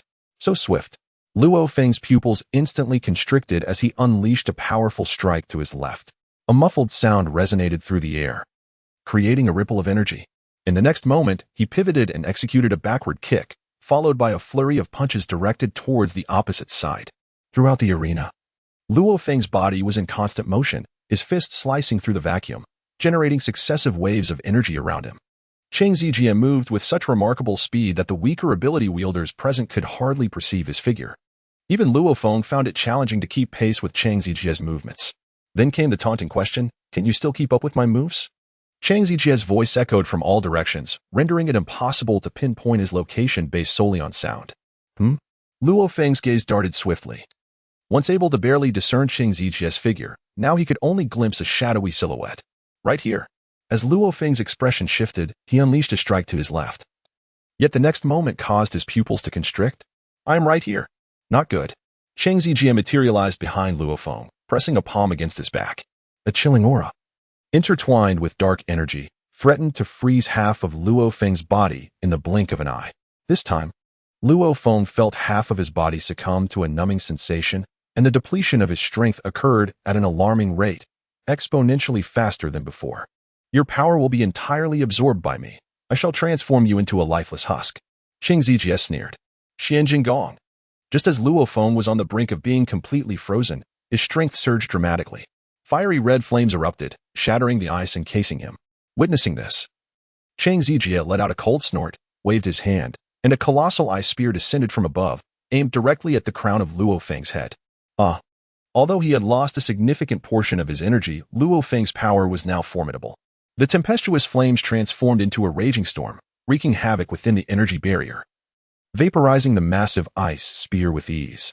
Luo Feng fixed his gaze upon Qing Zijia, his expression resolute amidst the crimson aura. He could no longer afford to delay, otherwise he would be the one to face defeat. Channeling his inner strength to its fullest, a colossal column of energy surged towards Qing Zijia. The fierce wave of power, akin to the Kamehameha technique, tore through the earth, transforming the vicinity into a dim and chaotic realm, as the tempestuous force carried with it clouds of dust. Confronted with such a staggering display of energy, Qing Zijia's countenance twisted into a mask of ferocity. The jade pendant upon his chest flickered erratically with a sinister black light, releasing tendrils of dark energy that erupted from within him, shrouded in an icy chill, and hurtled directly towards Luo Feng. With a thunderous clash, the frigid dark energy collided with the Kamehameha wave, igniting a fierce confrontation between two opposing forces. The entire barrier was enveloped in a dichotomy of white and black, as the immense energy caused the structure to tremble violently, threatening to shatter at any moment. Luo Feng exerted himself to the fullest this time, yet due to his excessive physical exhaustion, he could only muster a strength of 6 layers. Nevertheless, even in this diminished state, his combat prowess approached 600. To his astonishment, Qing Zijia's strength had grown to such an extent that he could sense a portion of his energy was derived from his own power. Luo Feng pondered quietly to himself. He had come to comprehend Qing Zijia's capabilities and recognized that if given more time, Qing Zijia's strength would undoubtedly evolve into something even more formidable. Luo Feng understood that he could not afford to lose this battle. His formidable will to win subtly influenced his strength. Just as the two were locked in a stalemate, an astonishing power surged forth from within Luo Feng, causing the entire barrier to tremble. In the following days, numerous tasks awaited him, suggesting that updates would be plentiful. This explosive force was nearly earth-shattering. Even with the protective barrier in place, the martial artists seated on the platform could feel the ground quaking beneath them. At that moment, the aura surrounding Luo Feng erupted with ferocity, the veins on his forehead throbbed, and the determination in his eyes was as immovable as a mountain. Behind him, a shadowy gorilla roared, mirroring the state of Sun Wukong when he unleashed the heaven and earth-piercing fist. The tremendous momentum, accompanied by a soul-stirring roar, shattered the previously balanced confrontation. The Kamehameha wave surged forth explosively, barreling directly toward Qing Zijia. Impossible. Qing Zijia gazed at the awe-inspiring pillar of energy, his fear finally surfacing. Should he be struck, he would surely face grave injury or death. He attempted to summon the power of the jade, but this time, the jade offered him no assistance, plunging him into despair. I refuse to accept this. After all the effort I have put in, how can I still lose? Cheng Zijie howled to the heavens. Yet it was futile. Ultimately, he was engulfed by the Kamehameha wave. In that instant, the entire barrier was enveloped in blinding light, crashing against the shield amidst the astonished gazes of all present. Boom! The earth-shattering roar, accompanied by unmatched energy, soared into the skies. Spectators surrounding the arena witnessed a beam of light shooting upwards, as if it were a passage between heaven and earth, drawing their attention. After a considerable time, calm was restored in the arena, with Luo Feng standing wearily at the center, while Cheng Zijie lay unconscious at the edge of the barrier. At last, a collective sigh of relief resonated among the crowd. The battle had finally come to an end. Although Luo Feng emerged victorious, Cheng Zijie's performance remained truly remarkable. It can be said that following this martial arts tournament, the names of Luo Feng and Cheng Zijie would echo throughout the city of Yin.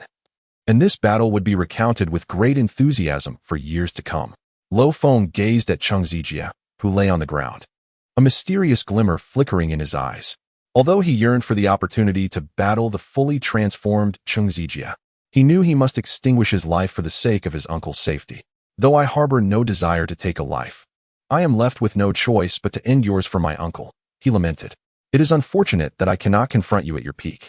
As he approached Cheng Zijie's side, he sighed deeply. In his hand, he conjured a small orb of light, aiming it at Cheng Zijie's heart. With a subtle shift in his gaze, he released the projectile. However, what transpired next startled Luo Feng. A translucent black shield materialized around Cheng Zijie, absorbing the impact of Luo Feng's strike. Suddenly, a shadowy figure emerged beside Cheng Zijie, clad in a dark robe and enveloped in an eerie mist, exuding an aura of mystery. Had Cheng Zijie been conscious, he would have instantly recognized this figure as the enigmatic robed man who had initially lured him into the ranks of the Black Moon. As the shadowy apparition appeared, the barrier surrounding the arena dissipated, prompting all those seated at the judgment stand to rise. The figure surveyed the unfolding scene and cackled. It appears you are somewhat prepared. While I anticipated my exposure, I did not foresee it would occur so swiftly. Luo Feng gazed perplexedly at the figure cloaked in black, then turned his attention to the podium, where the expressions of both parties appeared rather peculiar. This scene left Luo Feng in a state of bewilderment. What is happening? Who are you? He inquired of the enigmatic figure. The cloaked individual fixed his gaze upon Luo Feng and pondered. A remarkable specimen indeed. Such outstanding talent, combined with such formidable physique, could surely forge a super warrior. Luo Feng gazed at the figure clad in black with a perplexed expression. The words spoken by the mysterious individual furrowed his brow. He glanced at Cheng Zijie lying on the ground, then shifted his gaze back to the enigmatic figure. Connecting the expressions of those from the adjudication division, he realized that the situation was far more complicated than it appeared. Luo Feng retreated slowly, his expression cautious, silently lamenting.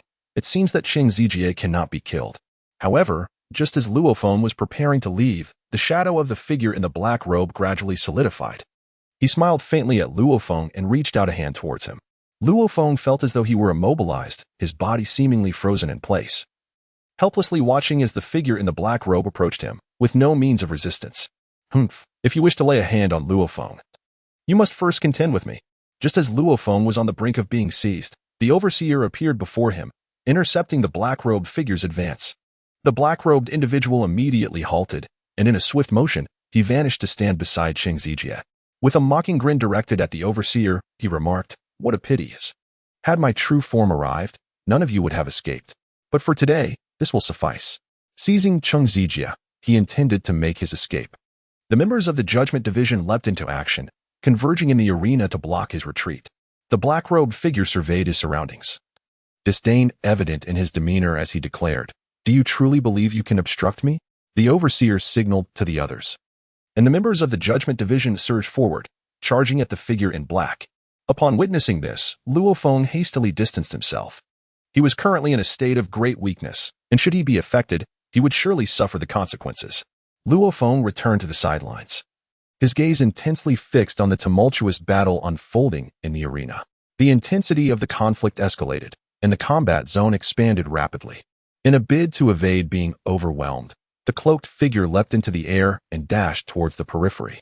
The members of the Judgment Division swiftly pursued. leaving a throng of martial artists who had gathered for the assembly. The sudden turn of events left the onlookers in a state of bewilderment. What was supposed to be a duel had transformed into a chaotic spectacle.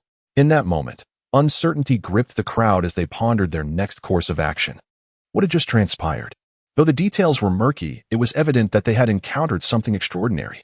With the host of the event absent, what purpose did their presence serve? Indeed, this was not a visit in vain. I would wager that this gathering would undoubtedly become a focal point of discussion. With no one to preside over the proceedings, the arena descended into disarray, and the unusual circumstances of this assembly were truly a rare occurrence. Igniting the curiosity of all present, under the watchful gaze of the crowd, Luo Feng approached the side of Luo Shan and Luo Qingqing, taking a seat beside Luo Shan. He offered a wry smile and said, "Uncle, I have not eliminated Qingzijia." Luo Shan gazed at Luo Feng with a sense of relief. Having witnessed all of Luo Feng's battles, his performance in the arena had utterly surpassed his own. In the presence of Luo Shan, one could witness Luo Feng's evolution into a formidable individual, a testament to his ability to honor the memory of his deceased brother and sister. "You have done exceedingly well, my child. As long as you grow up healthy and strong, that is my greatest wish," Luo Shan said, gently patting Luo Feng's shoulder. Luo Feng gently rubbed his sore nose. He found it most difficult to cope with sentimental words.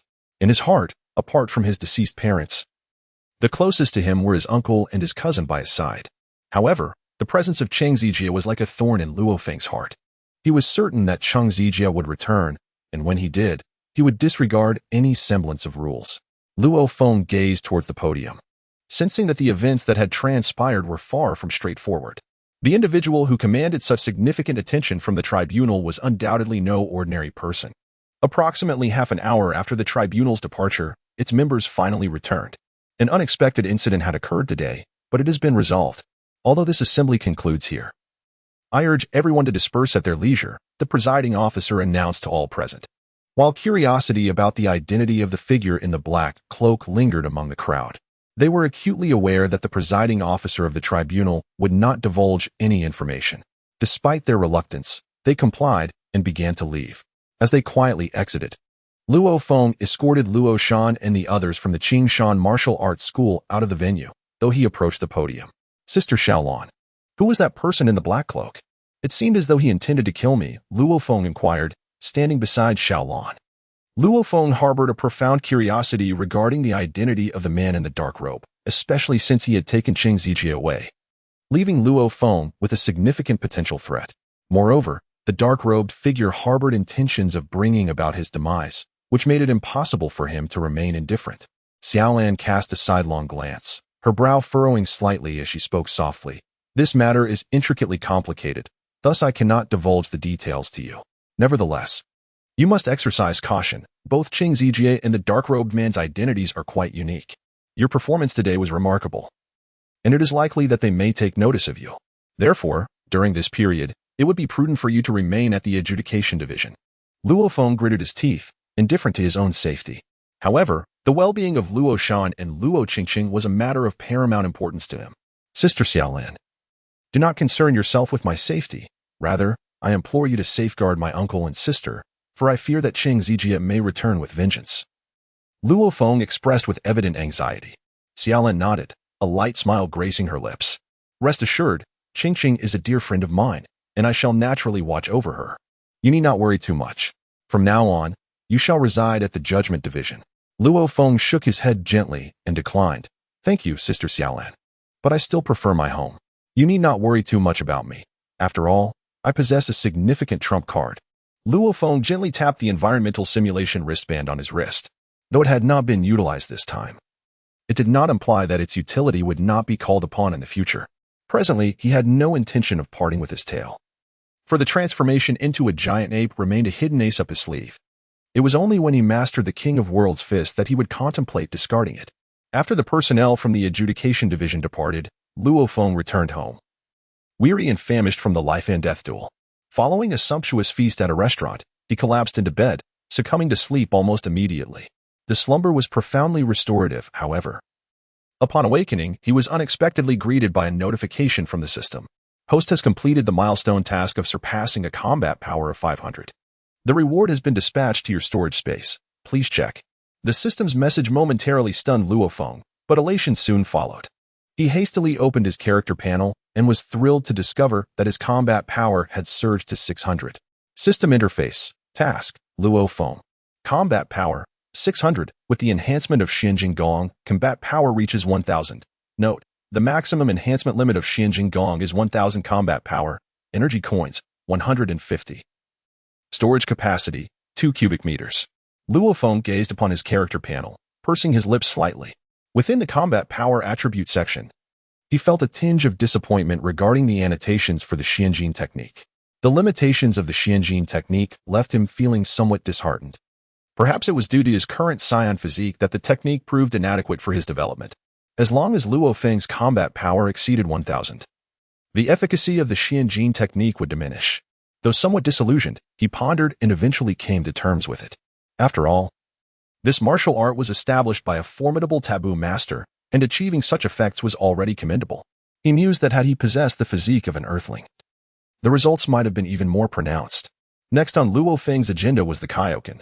Although the Kaioken was exceedingly expensive, it represented a remarkable martial art that would enable him to combat foes beyond his current capabilities. Thus, it stood as the optimal choice for Luo Feng. In addition to a doubling of the storage capacity within his storage box, he eagerly anticipated discovering what other rewards awaited him. Upon opening the storage box, he found that its expanded space was now twice as large. The previously cramped confines, filled to the brim with nimbus clouds, had finally yielded some room for additional items. In one corner of the storage box lay 2 cards. One was a 1000 copper coin voucher, and the other was a guidance voucher. As Luo Feng gazed upon the guidance voucher, a glimmer of brilliance flickered in his eyes. However, upon closer inspection, he realized that this was not a true guidance voucher, but rather a discount voucher for guidance. A celestial guidance voucher at half price. Quite intriguing. Luo Feng pondered silently, wondering how many copper coins a genuine celestial guidance voucher would require. Luo Feng activated the system, and among the special items displayed on the panel, one item emerged, the divine guidance voucher, priced at 5000 copper coins. After the discount, Luo Feng would only need 2500 copper coins to acquire it. He harbored great anticipation for the divine guidance, recalling that Sun Wukong had trained for 3 years in the Divine Hall, during which he truly became a master of martial arts. It could be said that cultivating martial skills in the Divine Hall yielded substantial rewards. If Luo Feng could journey to the Divine Hall for training, he might even learn the technique of void dancing, a remarkable opportunity indeed. With the addition of the 1000 copper coin voucher, he currently possessed a total of 1150 copper coins. It seemed he needed to contemplate ways to earn more copper coins. Luo Feng pondered to himself, stroking his chin. In truth, there were numerous avenues for Luo Feng to acquire energy coins, one of which involved exchanging with the system for copper coins. The items available for exchange could include martial arts manuals or rare treasures. However, he possessed none of these. And to obtain such items, sufficient funds were essential. The True Dragon Network. Luo Feng suddenly recalled a website. He hurriedly donned a VR headset, reminiscent of the computers from his previous life, which utilized virtual reality technology to enable genuine interaction with data on the computer. Luo Feng donned the network helmet, and before him unfolded a virtual realm, a world adorned with numerous portals, each serving as a gateway to a distinct virtual function. Luo Feng approached the grand entrance akin to that of a browser, stepping into a realm of sheer, blank void. Upon crossing the threshold, a swift shift of consciousness transformed the entire expanse into a modern hall. Prominently displayed at the forefront of the hall were the bold characters, True Dragon. Surrounding the hall were numerous counters, each manned by an individual, with informative displays at their stations. The atmosphere was vibrant, teeming with a diverse array of attire and personas. Yet, all these individuals shared a singular identity. They were practitioners of extraordinary abilities. This helmet is indeed quite effective. Without it, I doubt I would have gained entry into the Azure Dragon Network. Luo Feng mused softly as he surveyed the bustling crowd. The Azure Dragon Network is no ordinary website. It is a specialized platform established in eastern China for those endowed with supernatural powers. This site serves as a hub for task postings, where missions are announced and undertaken by these exceptional warriors. The rewards vary according to the complexity of each task, and only those registered as practitioners at the tribunal may gain access to this esteemed network. The helmet worn by Luo Feng was a gift from his master, Ling Yan, granting him access to the master-level privileges of the Qinglong network. With this esteemed level of authority, Luo Feng found himself capable of undertaking tasks commensurate with such rank. Indeed, having an exceptional mentor is a true delight. A subtle smile graced Luo Feng's lips as he proceeded toward the Master-S area. In stark contrast to the realm of the ability practitioners, the Master-level zone housed a noticeably smaller number of individuals. As Luo Feng surveyed his surroundings, he counted no more than a handful of souls. Almost every master in Yin City established their own martial arts schools, the revenue from which sufficed to meet their needs, resulting in a scarcity of individuals seeking tasks in this locale. Observing the scattered figures, Luo Feng couldn't help but express his exasperation. The Qinglong Network. Each region boasts its own subnetwork, and Luo Feng's was the Yin City subnetwork. While Yin City might be regarded as a martial arts hub among its neighboring cities, it still paled in comparison on a national scale. In the first-tier cities, master-level warriors were rather commonplace, and the true main network of the Qinglong was situated within these larger urban centers. Despite the sparse population here, the tasks available were plentiful. Driven by curiosity, Luo Feng approached a counter displaying 3 tomes, each a master-level manual. Beside the manuals was a description of the tasks. As he read the details, a frown of disbelief creased his brow. The Wilderness Company was renowned as a prestigious security firm, offering exceptionally favorable conditions. Any martial artist who joined the company received a master-level manual. For those who were master-level warriors, the company promised the most advantageous treatment in the nation. Upon joining, one would immediately receive 3 master manuals, along with a wealth of additional rewards, urging prospective members to consider their offer. Luo Feng's expression was peculiar as he chuckled. I must admit, they have managed to place advertisements even here. Gazing at the advertisements before the counter, he shook his head with a smile. Although he was quite tempted by the Master-S secret manual, he would never consider joining the so-called protection company. Luo Feng continued to meander, glancing at several counters, all of which were filled with advertisements, with genuine tasks being exceedingly scarce. The Qinglong subnetwork of Yin City was overly saturated with superficiality, devoid of any substantial offerings. Luo Feng grimaced, expressing his frustration. He had come here with hope, only to be met with a plethora of advertisements, which significantly dampened his enthusiasm. What he sought were treasures that could be exchanged for copper coins. Some items were beyond the reach of mere currency. Thus, he had ventured here. Yet now he found himself somewhat disheartened. Luo Feng, exercising his patience, perused several counters, and discovered that the Wildland Company was indeed quite frenzied in its marketing tactics. Out of the 18 counters he examined, 12 were advertisements for this company. Such a firm held no interest for him whatsoever. However, just as he was about to depart, he noticed an inconspicuous counter adorned with a sign that read emergency in bold red letters. This piqued his curiosity. Approaching the counter, he found no task rewards displayed, only a simple informational sheet.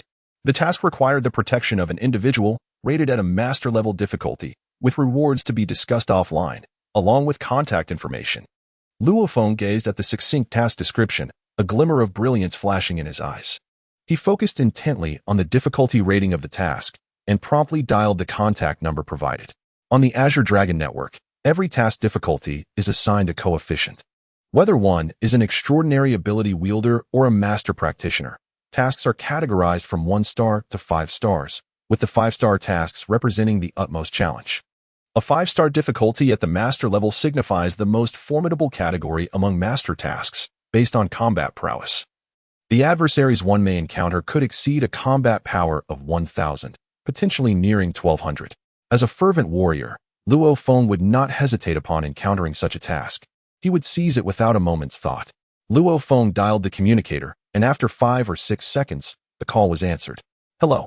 I saw the task you posted on the Qinglong network, and I wish to undertake it, Luo Feng stated directly. The other party fell silent for a few moments before responding. Are you the Grandmaster of Yining?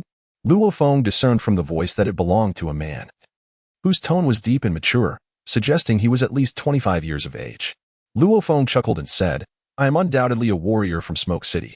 As for being a master, I possess the strength of one, though I have yet to be officially registered. If you trust my word, we can discuss this in person. Luo Feng spoke while glancing at the few individuals surrounding him. Although their faces were obscured, it was evident that they were confined to areas of lower difficulty. In contrast, he alone ventured into the realm of true challenges. Observing his surroundings, Luo Feng continued with a smile. Of course, it seems that I am your only option. As it appears, I am the sole individual in my vicinity. The words of Luo Feng elicited a sigh from the other side, and from that exhalation, Luo Feng could perceive the other person's sense of helplessness. Your name? The man across from him proclaimed. Upon hearing this, Luo Feng furrowed his brow slightly, sensing the other party's evident distrust. However, he found himself at a loss, for his assertions were indeed difficult to convince others of. My name is Luo Feng, he declared. Oh, are you the young man who performed admirably at the martial arts tournament? The man's tone seemed to reflect a newfound interest, his voice slightly elevated. Luo Feng raised an eyebrow and smiled. Have you attended that conference? No, I merely came across news about you online, the man replied.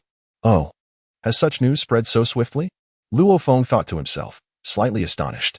Although he understood that news of his performance at the martial arts tournament would eventually circulate, he had not anticipated its rapid dissemination. In less than a day, it had already permeated the internet. In this age of advanced communication, information can be released in mere seconds. After participating in the tournament, Luo Feng had returned home to rest, entirely unaware of the online happenings. The man concluded, Since you are Luo Feng, we can arrange a meeting. I shall send the details to your communicator, and I hope you will honor the appointment. With that, he ended the call. As the communicator emitted a series of beeps, Luo Feng, with a sense of resignation, turned it off. He gazed at the counter before him, which had undergone a transformation. Instead of indicating that a task awaited acceptance, it now displayed that the task had been accepted. It seemed the other party had indeed agreed. Very well, then, we shall meet, Luo Feng mused, a slight smile gracing his lips. Luo Feng exited the online realm and activated the communicator within his helmet. The screen displayed the location and time for his meeting with the man. They were to convene tomorrow morning at 9 o'clock at the Horticultural House CAF in the East District. Luo Feng donned his helmet, having never visited the Garden House in the Eastern District. However, he frequently passed by this establishment, as it lay along his route to the Tribunal branch. In Luo Feng's impression, this CAF is a rather picturesque establishment. Naturally, for someone like Luo Feng, who desires to indulge in hearty feasting, this place does not appeal to him. Since he is prepared to undertake a mission, it is impossible for him to visit the adjudication branch in the short term. Although he feels a warm sentiment towards Shaolan's earnest advice, he must persist in his relentless battles, perhaps influenced by his Saiyan heritage. There is an innate yearning for combat within him, a call from the very essence of his soul. Luo Feng dialed Xiaolan's communicator, intending to share his plans with her. Luo Feng and Yunro have finally escaped, but Luo Feng has paid a tremendous price. At this moment, he has been pierced through the chest, blood gushing forth like a fountain. If it were not for Luo Feng's formidable Saiyan physique, he would have perished long ago. At this moment, Luo Feng appeared exceedingly pale.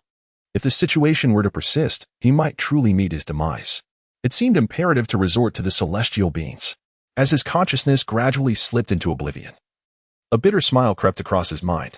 The previous battle had been overwhelmingly perilous. Had Luo Feng hesitated even for a moment, he might now be nothing more than a lifeless corpse.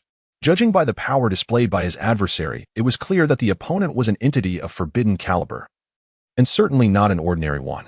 Just as Luo Feng was preparing to procure the celestial beings, he suddenly felt a peculiar force surge into his body, an energy that enveloped him in an exquisite sense of comfort. This unusual energy converged upon the dreadful wound on his chest, and to his astonishment, the horrific injury began to mend slowly under the influence of this enigmatic force. Luo Feng's previously blurred vision gradually became clearer, revealing a petite figure before his eyes. Luo Feng glanced at Yunro, noticing that her hands were gently pressed against his chest, enveloped in a radiant white light. In that moment, Yunro's smooth complexion was illuminated by the glow, rendering her remarkably ethereal in Luo Feng's eyes. Ahem, did you tend to my wounds? Luo Feng coughed twice, realizing that the injury on his chest seemed to have improved significantly. Luo Feng wished to rise, yet was restrained by Yunro, the young girl admonishing him. Do not move. Your injuries have not yet fully healed. Any sudden movement will only exacerbate your condition. Luo Feng gazed at the serious expression of the young girl and let out a soft chuckle. The phrase mature beyond one's years must surely apply to someone like Yunro. As for himself, his soul was already 20 years old. After all, he was a traveler from another world. Luo Feng held a profound interest in Yunro's extraordinary ability, as the power to heal wounds is exceedingly rare. Throughout the annals of the history of extraordinary abilities and ancient martial arts, only 2 instances of such a gift have been documented. Luo Feng leaned against a great tree, his chest hastily bandaged. He gazed at the strips of cloth adorning his body, then glanced at the 2 sleeves that the young girl had shed. A flicker of gratitude passing through his eyes. Thank you, he exhaled deeply. Had it not been for you, I might have truly perished. After the girl's sleeves were torn away, her arms, as white as jade, were revealed, delicate limbs resembling exquisite works of art, flawless in every aspect. Yunro, tucking her disheveled hair behind her ears, shook her head upon hearing Luo Feng's words, replying, "It is I who should express my gratitude. Had you not fought with such determination, I would have met my end long ago." Luo Feng squinted at the dappled sunlight filtered through the leaves, finding himself amidst a serene mountain forest. As for how he arrived in this woodland, he vaguely recalled, in a haze of consciousness, that the nimbus cloud had transported him here. He sighed, reflecting, to be honest, sometimes life unfolds in the most extraordinary ways. I never anticipated encountering a healer among the practitioners of supernatural abilities. It feels like an incredible stroke of fortune. If you are able to cultivate your powers, you will undoubtedly become a personified miracle. At this moment, Luo Feng gazed at Yunro with eyes brimming with brilliance. The healing abilities she possessed were precisely the ally he had longed for. After all, as a Saiyan, his future path was undoubtedly fraught with conflict. Where there is battle, there are casualties. In light of the ever-increasing prices of the mystical beings, the cost for Luo Feng to procure them in the future would become increasingly burdensome. Thus, having an individual akin to Dandy from the Dragon Ball universe by his side became exceedingly essential. Human-shaped mystical beings? Yunro tilted her head, expressing her confusion. Luo Feng smiled and gestured with his hand, saying, "It merely signifies that I think highly of your capabilities." Yunro clearly did not believe Luo Feng. She had just perceived a glimmer of brilliance in his eyes, akin to the sight of a precious treasure. "I require a period of recuperation before I can continue your treatment. For now, you must endure. Once my strength is fully restored, you shall be healed." With that, Yunro found a place to sit. Luo Feng, intrigued by Yunro's abilities, inquired, "Your current strength must not yet reach that of a high-level ability user. It is said that healing-type ability users possess the lowest combat power. However, from another perspective, it is also the most formidable ability." In response to Luo Feng's remark, Yunro scoffed, "The most formidable? Ha! If it were truly the strongest, I would have no need for protection." Luo Feng shook his head and said, "Indeed, you are quite weak at present, yet in time, you shall come to realize just how extraordinary you will become." Luo Feng gently touched his chest. His injuries had only just begun to heal, and he was not yet able to engage in vigorous activity. However, he could manage some simple movements. He held great confidence in Yunro, for healing abilities were universally sought after. It was rare for an ability user to remain unscathed.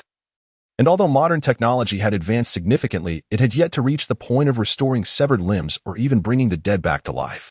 Yet, healing ability users possessed the potential to achieve such feats. They could even revive the deceased, albeit this remained a mere legend. Yet Luo Feng was inclined to believe in the veracity of these tales. During Yunro's recovery, the two enjoyed a rare opportunity to converse extensively. From her, he learned that her current abilities were limited to healing those whose strength was inferior to her own. If the disparity in power was too great, she could not effect a complete cure in a single attempt. As they spoke, Yunro gradually removed her cold facade. She was undeniably fatigued. Throughout their journey, she had lost 3 family members, 2 brothers and an uncle. Although she presented a facade of unwavering strength, the profound sorrow within her was difficult for outsiders to perceive. Luo Feng gradually came to understand the girl who appeared tough on the outside yet gentle within. He refrained from uttering any sentimental phrases. To Yunro, he simply expressed, "Rest assured, I shall ensure your safe return to the Yun family."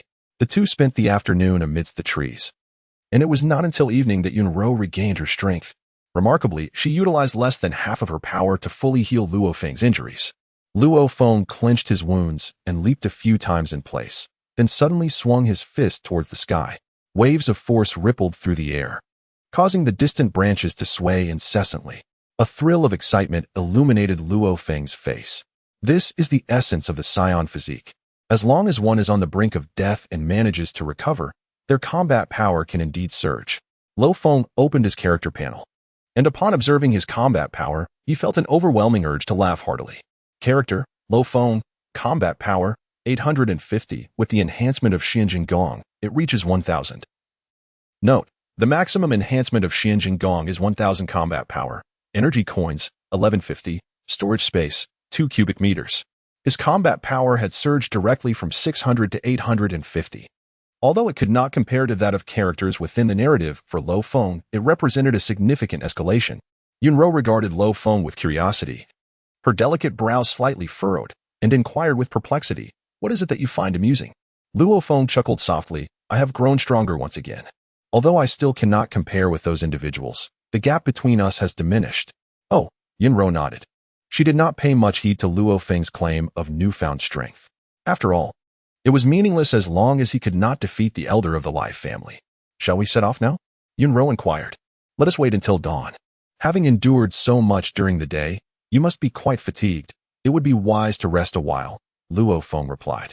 Regarding the protagonist's recovery and subsequent boost in combat prowess, the author cannot allow for a significant increase in strength too early in the narrative. Such a development would complicate the writing process, as novels and comics possess distinct characteristics. The whirlwind grew ever larger with the intensity of their strikes, lifting the surrounding sand and stones into the sky. At that moment, they stood amidst this colossal whirlwind, engaged in a fierce battle. Though Luo Feng's skin is exceedingly dark, with each clash, it sheds, revealing new layers beneath. His physique, tempered by the lightning, grows increasingly robust, and his combat prowess escalates continuously.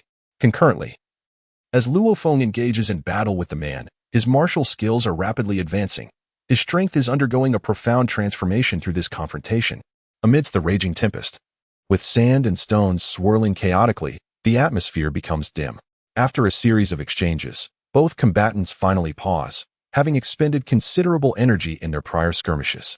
"I must admit, you are formidable. If you continue to evolve, I can scarcely fathom how powerful you will become," the man declares, his expression grave. "Even if it costs me my life, I will ensure you are extinguished in this cradle." He truly regards Luo Feng as an adversary of equal caliber. Luo Feng gasped for breath, his lips curling into a grin as he exclaimed, "Hee, to be honest, I truly owe you my gratitude. Without you, my combat power would never have surpassed 1,000. Indeed, at this moment, Luo Feng's combat prowess had exceeded the 1,000 mark. Just moments ago, the system's voice had resonated. "Congratulations, host, on surpassing a combat power of 1,000. You have completed the milestone task, and the rewards have been placed in your storage box. Please be sure to check." A new special task had been triggered: defeat a forbidden powerhouse without transforming. The reward would be a gravity training suit most suited to the host, along with a random skill card. Failure would yield no reward. At last, Luo Feng had received a special task. Although the challenge was formidable, it aligned perfectly with his desires. After all, as a battle fanatic, Luo Feng yearned to test his mettle against a forbidden powerhouse. "It is time to conclude." The man spoke in a deep tone. With his hands clasped together, the lightning surrounding him gradually dissipated, and his tattered clothing burst apart under the force of his own power. The man's upper body bore the intricate tattoo of a silver dragon, which coiled around him, ultimately encircling his neck and resting upon his chest. Buzz! A flash of lightning illuminated the scene as the dragon on the man began to shimmer. The originally silver tattoo emitted arcs of electric light, and the dragon's head slowly lifted amidst the brilliance. "What is this?"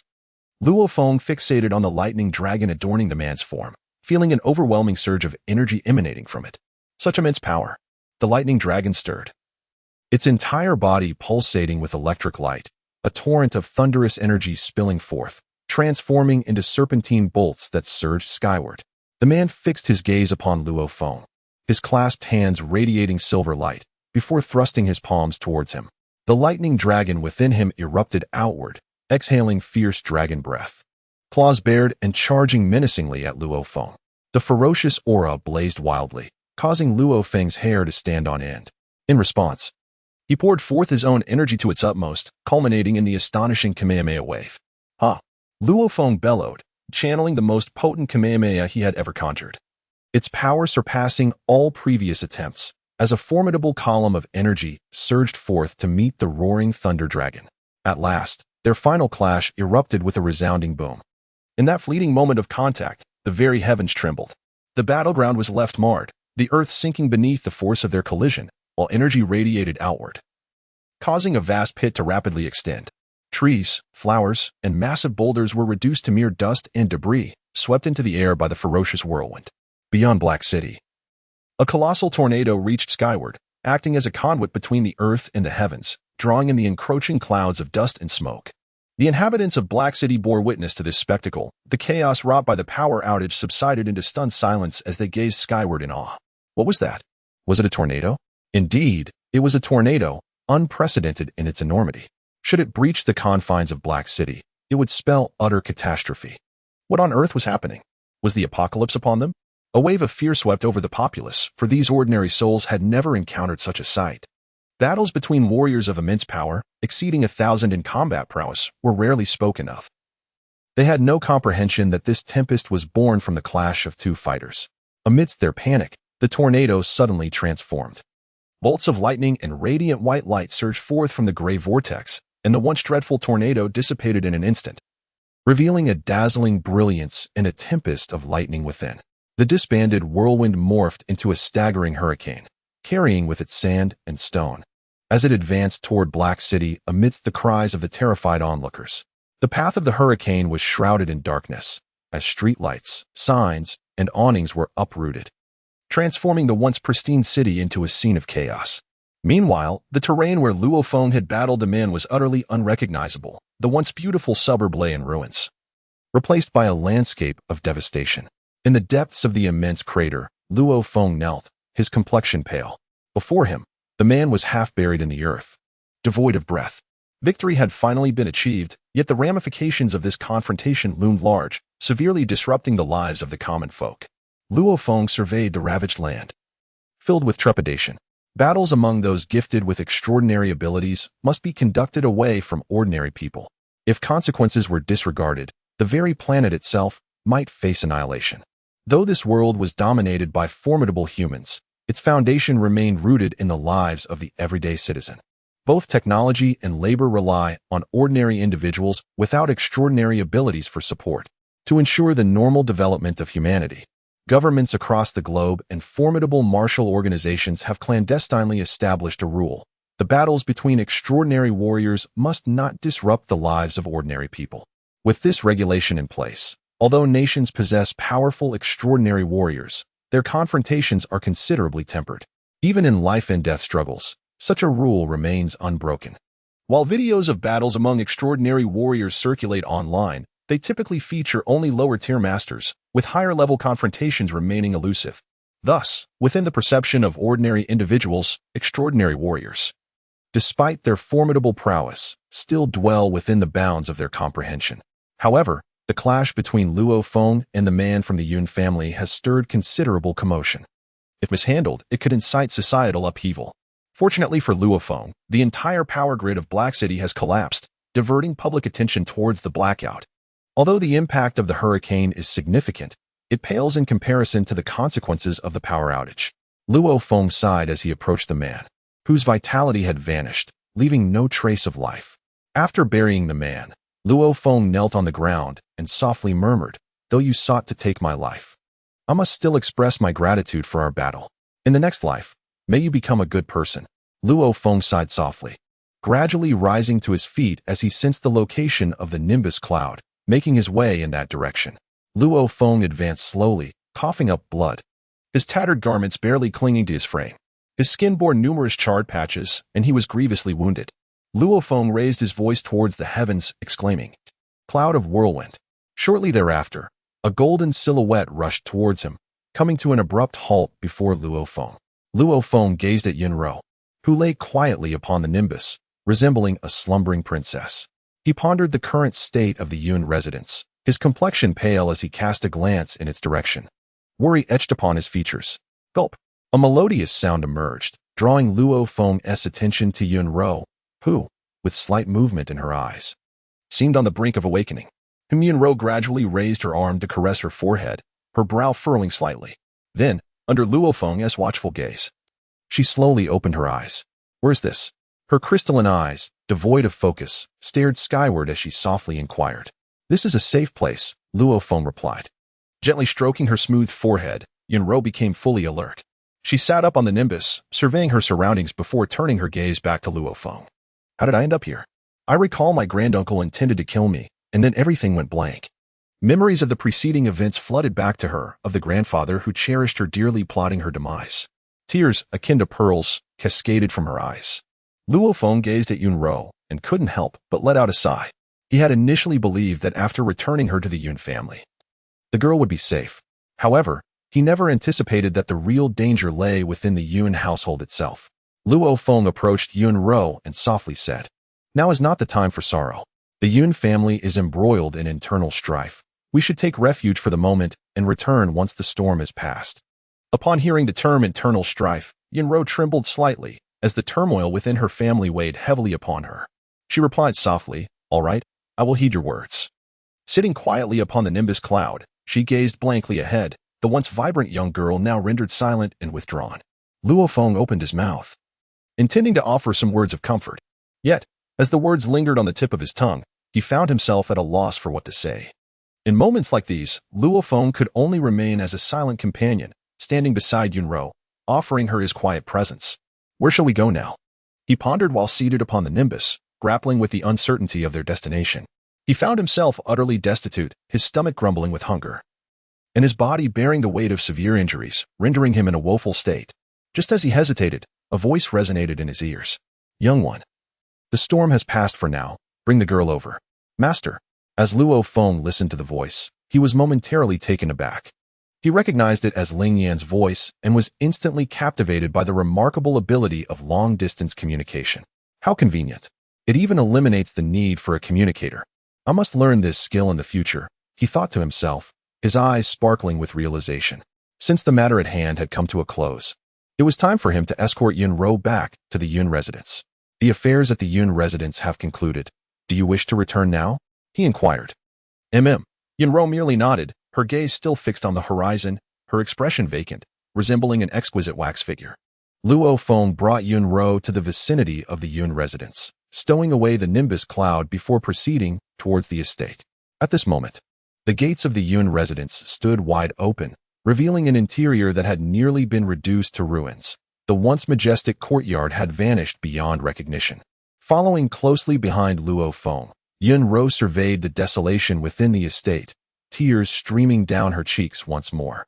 Despite having endured numerous trials and tribulations, this was undoubtedly the most devastating blow she had faced. The once mighty clan had crumbled, with casualties and injuries marking the aftermath of chaos. The former grandeur of the Yun residence had been obliterated, leaving only the shattered remnants of the Yun family. As Luo Feng stepped into the ruins, he beheld several prominent figures amidst the debris, each bearing varying degrees of injury. Scattered among the wreckage lay numerous corpses, belonging to both the Yun family and the Lai family. Upon spotting Luo Feng's arrival, Ling Yin waved his hand towards him, calling out loudly, "Young man, come over here." Upon encountering Ling Yin, Luo Feng approached with Yun Ro by his side. "Master," Luo Feng greeted Ling Yin with a respectful bow. It had been several dozen days since their last parting. When Ling Yin departed, Luo Feng was merely an inexperienced youth. Now, upon their reunion, he had transformed into a formidable individual capable of standing on his own. "I recall that Yanqing seemed to have pursued you. Your return signifies your victory," Ling Yin remarked, a smile gracing his lips and a glimmer of admiration flickering in his keen eyes. It was only now that Luo Feng learned the name of the man who had previously engaged in battle with him.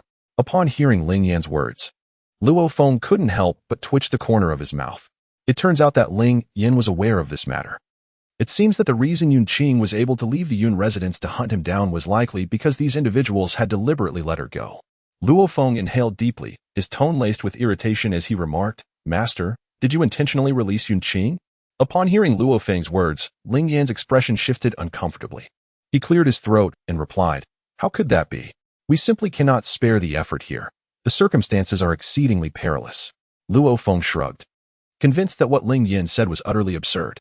However, were it not for Yanqing, he would not have achieved a combat power exceeding 1,000, nor received that extraordinary mission. This special task has a time limit of 3 months, during which he believed his strength could further ascend, thereby increasing his chances of success. Luo Feng pondered this within himself.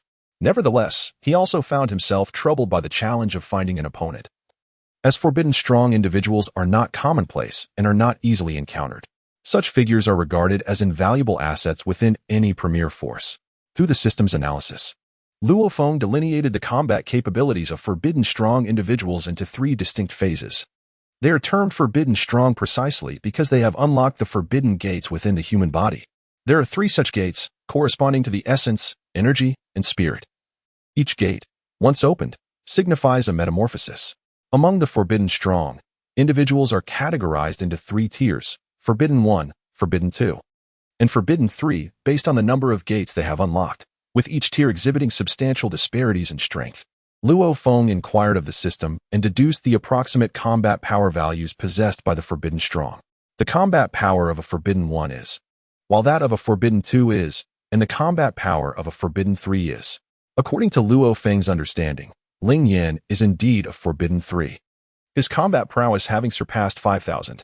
As for those above the Forbidden Realm, they are referred to as Divine Path Strong by the Extraordinary Warriors. For they have transcended both extraordinary abilities and martial arts, attaining a state of divinity. The combat strength of Divine Path Strong exceeds 10,000. Their might is extraordinarily terrifying, capable of annihilating an entire planet. The matters concerning the Yun family have reached a temporary conclusion, and Ling Yin is prepared to return to the capital, this time bringing along Luo Feng. Ling Yin has informed Luo Feng of his intention to have him participate in the Eastern Domain Temporal Conference scheduled for a month later. While the Yun family's issues have settled, the repercussions have not yet subsided, and both the Yun and Lai families must bear the consequences of the calamity that befell the Black City. However, these affairs are beyond Luo Feng's current concern. He is set to accompany Ling Yin to the capital to attend the Eastern Domain Temporal Conference. Although only a few days have passed, they have been nothing short of exhilarating. Standing outside the Black City, Luo Feng gazes at the white clouds in the sky and cannot help but exclaim. Ling Yin, with a dismissive smirk, retorts, "What you have experienced pales in comparison. At your age, I had already traversed through a hail of bullets, returning from the gates of death countless times. If you wish to grow stronger, there are many trials ahead for you." Luo Feng smiled gently. He certainly could not compare himself to the old master at this moment, although Ling Yin appeared to be merely in his 60s. His actual age had long surpassed 150 years. Once humanity unlocks the forbidden door, their lifespans can increase several-fold. As long as they do not meet an untimely demise, living 200 or 300 years is quite effortless. Just as the two were preparing to depart, a voice called out to Luo Feng. Luo Feng. Luo Feng turned around in astonishment, only to find Yunro standing not far away, her expression revealing an unspoken sentiment. Ling Yin gazed at Yunro, chuckling with a sly grin, and remarked in a rather lewd manner, "When did you manage to win over the daughter of the Yun family? Let me tell you, this little girl is considered quite precious in the Yun household." Luo Feng felt his face flush with embarrassment from Ling Yan's words, and he shot him an irritated glance. This old man presented himself as a figure of wisdom in front of others, yet in his presence, he seemed utterly unrestrained. Luo Feng hastened forward and smiled at Yunro, inquiring, "What brings you here?" Yunro's lively eyes momentarily lowered, her crystalline gaze fixed upon her toes, while her jade-like fingers clutched at her garment. In a soft whisper, she replied, "I have come to express my gratitude." Luo Feng, with a slight lift of his lips, chuckled gently, "I merely honored my promise. Besides, did you not already thank me before?" Yunro responded with a faint her voice barely audible, akin to a whispering breeze. She then ventured, "Will you visit me again in the future? Will I still have the chance to see you?" Luo Feng nodded and said, "Of course, as long as you don't find me bothersome, I will certainly return to see you. After all, your family owes me a debt of gratitude." Due to the turmoil within the Yun residence, Luo Feng had refrained from demanding his due. However, the Yun family promised that once the storm had passed, they would express their gratitude to him generously. "I shall await your return." Yunro suddenly smiled, her smile blossoming like a lotus flower, pure and beautiful, stirring something within Luo Feng's heart. "Very well, then I shall take my leave. Until we meet again." Luo Feng waved farewell to Yunro. Luo Feng boarded the driverless flying car of Ling Yin, slicing through a beam of crimson light as it soared into the distance. Yunro gazed at the departing silhouette, gently waving her hand, her ruby lips parting softly. "I shall await your return, Master. May I ask why you intercepted me when I sought my reward from the Yun family?" Luo Feng inquired, a hint of confusion lacing his voice as he sat within the vehicle. Ling Yin responded with a mysterious smile. "Ah, you see. This time I am assisting the Yun family. While there is a directive from above, it is also the Yun family that sought my aid. Let me reveal to you. They have promised me a generous gift. Initially, I had no particular desires, but upon seeing you, I resolved to present you with a remarkable surprise. One that puts your reward to shame." "A remarkable surprise? What might that be?" A glimmer of curiosity sparked in Luo Feng's eyes. Ling Yin chuckled. In due time, you shall discover it. Reluctantly, Luo Feng refrained from pressing further, even as the old man continued to keep him in suspense. However, his interest in the Eastern Domain Time-Space Conference was piqued, prompting him to eagerly inquire, Master, what exactly is this Eastern Domain Time-Space Conference? It sounds exceedingly prestigious. Prestigious is an understatement. It is the grandest event in the Eastern Domain supernatural martial arts realm, where nearly all the formidable young talents of the Eastern Domain gather. Ling Yin replied, all the formidable youth of the Eastern Domain. Luo Feng exclaimed in delight. This revelation was indeed a monumental surprise for him. In Eastern China, the land is divided into 5 major domains: the Eastern Domain, Southern Domain, Western Domain, Northern Domain, and Central Domain. The city of Yin, where Luo Feng resides, is situated in the Central Domain, while the Yun family is located in the Northern Domain. The capital of Eastern China, the Jing city, lies within the Eastern Domain. This domain boasts the highest number of supernatural warriors among the 5 great domains, and the number of taboo-level strong individuals surpasses the combined total of the other 4 domains. Thus, the strength of the Eastern Domain can be seen as a true representation of the entire Eastern China's might. As for the temporal conference of the Eastern Domain, as explained by Ling Yin, it is a national strategic initiative aimed at nurturing young supernatural warriors.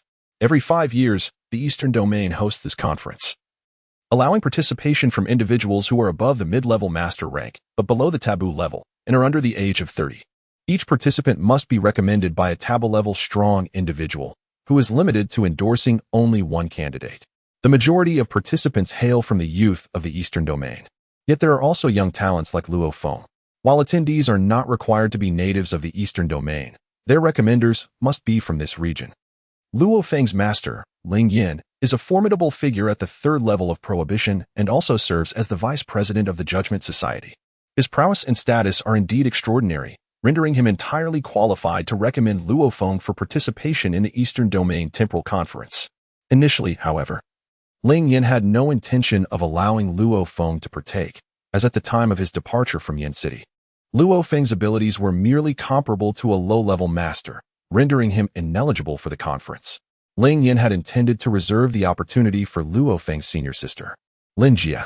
Unexpectedly, Lin Jie shattered the forbidden door last month, ascending to the realm of forbidden power. Her breakthrough sent shockwaves throughout the ancient martial world of the Eastern Domain, for she is remarkably young, only 18 years old. It has already attained such formidable strength, undoubtedly making her the preeminent figure among the younger generation. Even some of the elder masters find themselves envious in her presence. However, due to her status as a forbidden powerhouse, she is disqualified from participating in the temporal conference, as participants must possess strength below the forbidden realm. When Luo Feng learned of Lin Jie's ascension, he was utterly astonished. My senior sister is truly amazing. To achieve forbidden power at such a young age is incredible. I must seize the opportunity to spar with her, he thought, clenching his fist with a glimmer of excitement in his eyes. Ling Yin cast a glance at Luo Feng and mused that if Lin Jie is a genius, then Luo Feng is a prodigy. Lin Jie had dedicated herself to cultivation since the age of 12, and after 5 years of relentless effort, she broke through to become a forbidden powerhouse. Conversely, although Luo Feng awakened at the age of 15, he attained his current level of strength in less than 3 months. Ling Yin was certain that within half a year, Luo Feng would undoubtedly emerge as a forbidden powerhouse, becoming the youngest in history, with Ling Yin as his mentor. The thought filled Ling Yin with immense pride. By the way, during our trip to the capital, I have arranged for you to meet a distinguished master who will impart to you a powerful ancient martial art. You must dedicate yourself to mastering it, Ling Yin said, suddenly adopting a serious demeanor. There are 4 core techniques. What ancient martial art is it? Luo Feng inquired. His spirit ignited. Ling Yin waved his hand, saying, you will find out in due time. By the way, you are acquainted with his disciple, Yining, who has recently become a master and often pesters me about wanting to duel with you. Haha, I wonder what his reaction will be when he sees you again. Yining. Upon hearing the name, Luo Feng couldn't help but smile broadly. This fellow had been defeated by him on 2 occasions, and was likely harboring a strong desire to surpass him. Indeed, I would like to see him again. As I have so few friends, Luo Feng remarked with a grin. Subsequently, Luo Feng inquired about various aspects of cultivation, and Ling Yin, ever knowledgeable, provided earnest guidance. The journey proceeded smoothly, with remarkable speed. although the northern domain and the eastern domain are separated by thousands of kilometers. The journey by air car from Black City to the capital takes merely half a day. Upon catching sight of the capital from the window, Luo Feng was utterly astonished by the breathtaking panorama. The sky was filled with orderly flying passenger vehicles that traversed the city, while the towering edifices rose uniformly, forming an expansive vista of azure. Observing from above, Luo Feng was left in awe. As the air car entered the capital, its speed decelerated abruptly. An electronic voice announced, "You have now entered the capital. The flight path has been redefined, and we shall proceed according to the 1026 trajectory." No sooner had the voice concluded than the air car altered its route, veering in a different direction. According to Ling Yan's explanation, for aerial vehicles to navigate through the city, they must adhere to the meticulously devised network system of the urban infrastructure. Absent such planning, these airborne buses are prone to accidents. The capital, in addition to its densely packed aerial traffic, boasts innovative ground transportation. As Luo Feng gazed downwards, he observed pathways adorned with pedestrian signs, indicating that vehicles were prohibited from passing through. These thoroughfares seemed to be complemented by conveyor belts, allowing individuals standing upon them to be effortlessly transported forward with the movement of the surface. At every intersection, intelligent robots directed the flow of traffic, and for the elderly, these robots would even assist them in crossing the street. Beyond the transportation system, the city was replete with a myriad of shops. Some were mobile, capable of relocating in response to the needs of pedestrians, thus presenting themselves at the customers' locations. However, these mobile stores were predominantly small, equipped with tracks beneath them, dictating their fixed paths of travel. In contrast, the larger supermarkets operated as a citywide chain, where individuals merely needed to position themselves in the designated product area, and a high-speed transport portal would convey them there. The most remarkable innovation was the virtual mall, which employed VR technology. By donning virtual goggles, one could traverse an expansive shopping complex. Purchases made within this virtual realm were meticulously recorded by the system, allowing patrons to retrieve their items from a designated collection point nearby. In this environment, commerce transcended electronic device transactions. Payments could be completed simply through iris scanning. All of this filled Luo Feng with a sense of wonder. Indeed, the city lived up to its reputation as the capital, far surpassing the advancements of the Black City. Yet, what he had witnessed thus far was merely the outer city of the capital, as he had yet to enter the inner city. The entire capital was divided into an outer and an inner city, with the outer city resembling a ring encircling the inner city, separated by a protective moat. Upon reaching the inner city, Ling Yan switched the vehicle to land mode, for aside from certain privileged individuals, others were prohibited from using aerial transport. Unlike the outer city, the architecture of the inner city was steeped in antiquity. Through the car window, Luo Feng beheld neatly arranged residences adorned with blue bricks and red tiles, with the ground paved in bluestone slabs, some corners still graced by patches of moss. The residential area within the inner city bore a striking resemblance to the Saiyan of the capital from Luo Feng's previous life. The streets bustled with people, exuding a lively atmosphere that also imparted a hint of antiquity. Most inhabitants of the inner city traversed by bicycle, while others rode advanced electric scooters. Even those who drove cars moved at a leisurely pace. As he walked along, Luo Feng found the juxtaposition of the capital intriguing. The outer city resembled a futuristic sci-fi metropolis, whereas the inner city felt as though it had transported him back in time. Luo Feng traversed the space between the two, as if journeying through different epochs. After nearly half an hour of driving, they finally arrived at their destination. Ling Yan parked the car in the lot, and then led Luo Feng towards the tribunal. The tribunal was not as grand as Luo Feng had envisioned at a glance. It consisted of merely 4 or 5 buildings, all quaint brick and tile structures. Along the way, everyone who encountered Ling Yan greeted him with a respectful salute. As a mere attendant, Luo Feng silently trailed behind Ling Yan, bearing the scrutiny of various onlookers. Ultimately, Ling Yan led Luo Feng into an office, where he finally exhaled in relief. The prior gaze of all those present had rendered him profoundly uncomfortable, as if he were an animal on display. Upon entering the office, Luo Feng encountered an elderly gentleman reclining in an armchair, leisurely sipping tea from a teapot he held in his hands. Luo Feng felt a sense of familiarity upon seeing the elderly man, who was clad in a flowing white robe, reclining with one leg crossed over the other. His snow-white beard cascaded down his chest, evoking the image of a sage. "Old ghost, I have come to seek you," Ling Yan bellowed as he burst through the door. Startled by Ling Yan's voice, the old man nearly thrust the spout of the teapot into his nostril, causing the water within to splash against his face, leaving him flushed with embarrassment. "Can't you knock when you enter? Are you not a grown man? Where are your manners?" the old man shouted in exasperation. Ling Yan chuckled nonchalantly, showing no concern, as he casually took a seat on a nearby chair. "I have brought my disciple with me. I have fulfilled my promise. Now, you must honor your commitment as well," Ling Yan stated, pulling Luo Feng close and giving him an encouraging pat. At this moment, Luo Feng finally recalled the identity of the elderly man. Previously, during the trial set by Ling Yan amidst the swirling smoke, the old man had been by his side. It was only later that Luo Feng discovered the elder was the master of the Black Hawk, possessing immense power, to the extent that even Ling Yan dared not claim he could surpass him. Upon encountering the elder once more, Luo Feng was filled with excitement and hurriedly greeted him.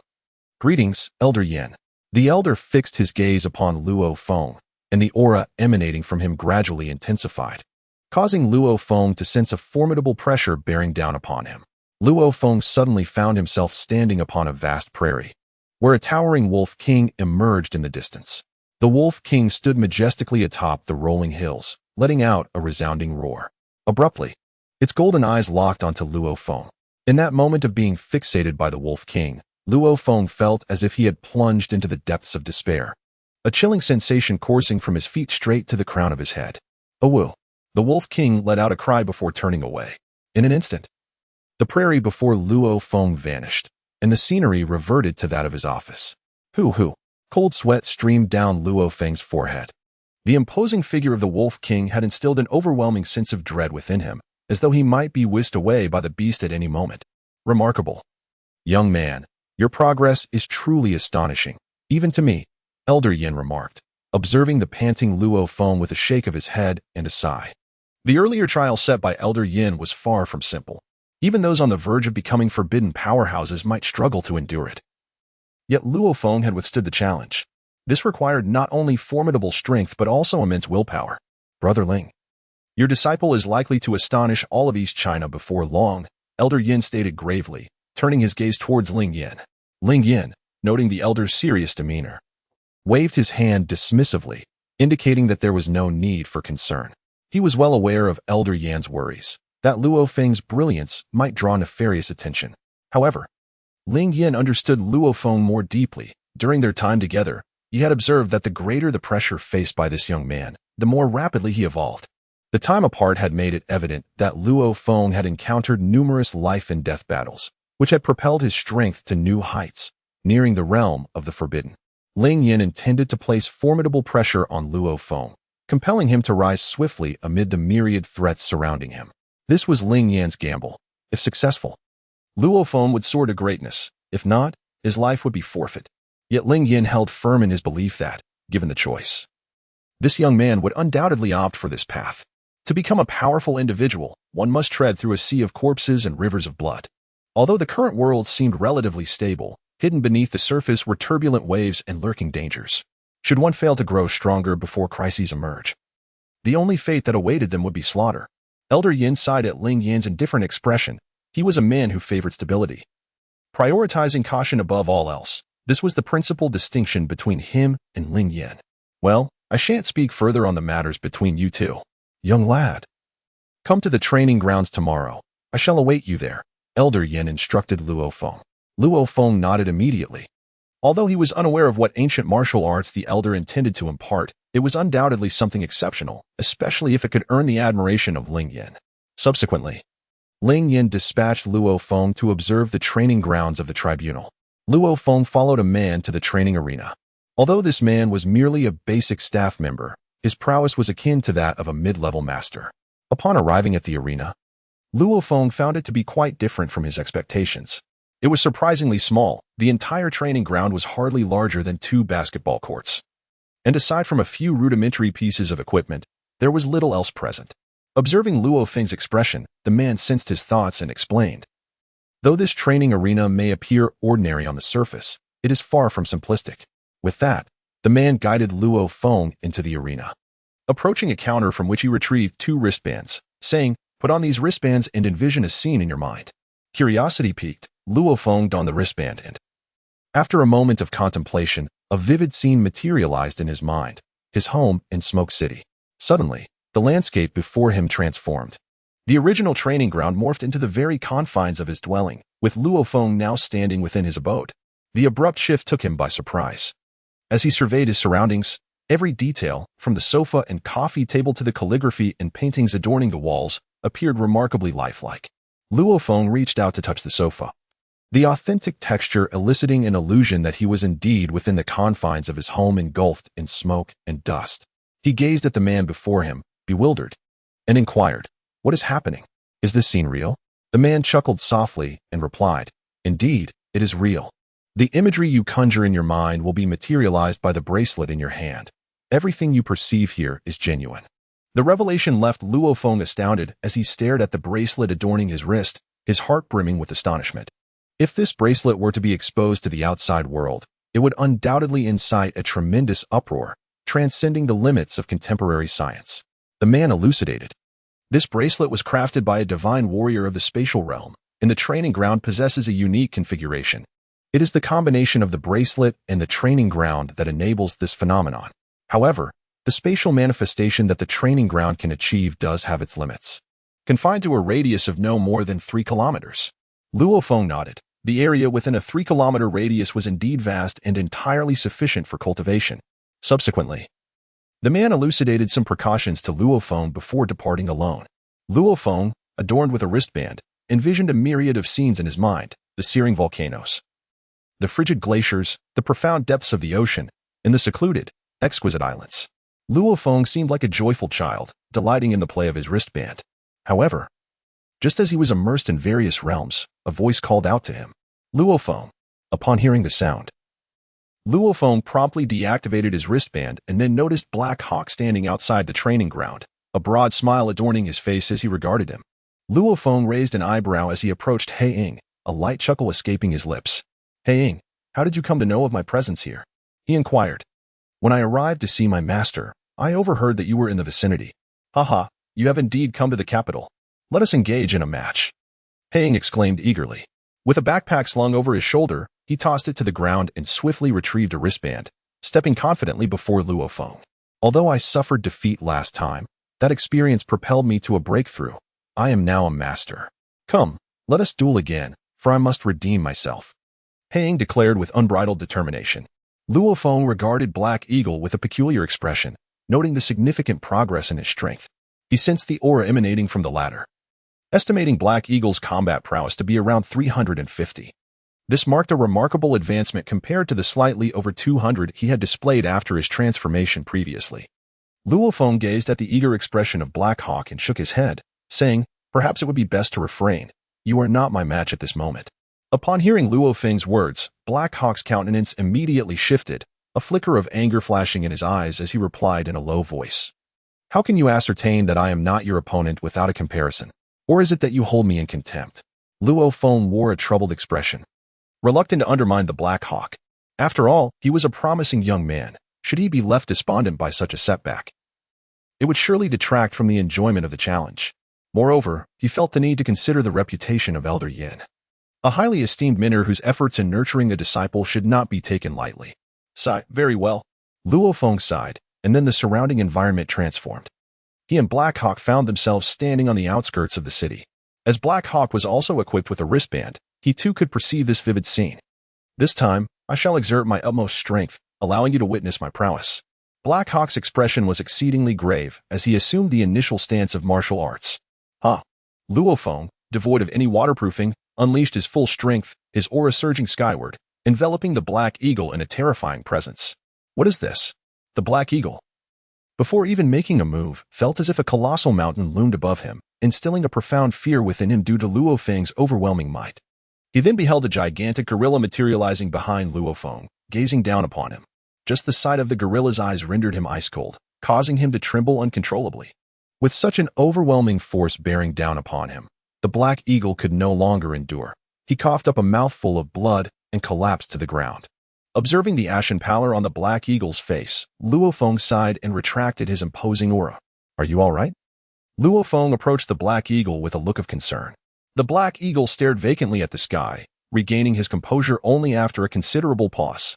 As he looked at Luo Feng, a faint wry smile crept across his face. The sheer magnitude of Luo Feng's power filled him with despair. Reflecting on his earlier words, he felt a pang of shame, realizing he had been woefully overestimating himself. Ah, you are indeed remarkable, exceptionally strong among your peers. Do not belittle yourself. Luo Feng offered in consolation. The Black Eagle, hearing Luo Feng's words, replied with a bitter smile. Are you comforting me or belittling me? Never mind. I've come to realize you are a monster, entirely beyond the realm of humanity. To compare myself to you is but self-torture. He gestured dismissively, indicating that he would no longer compete with Luo Feng, as they were not even in the same dimension. By the way, I have a birthday party the day after tomorrow. You should come. I want them to witness what a monster truly is. The Black Eagle extended his invitation. A birthday party? Is the day after tomorrow your birthday? Luo Feng inquired in surprise.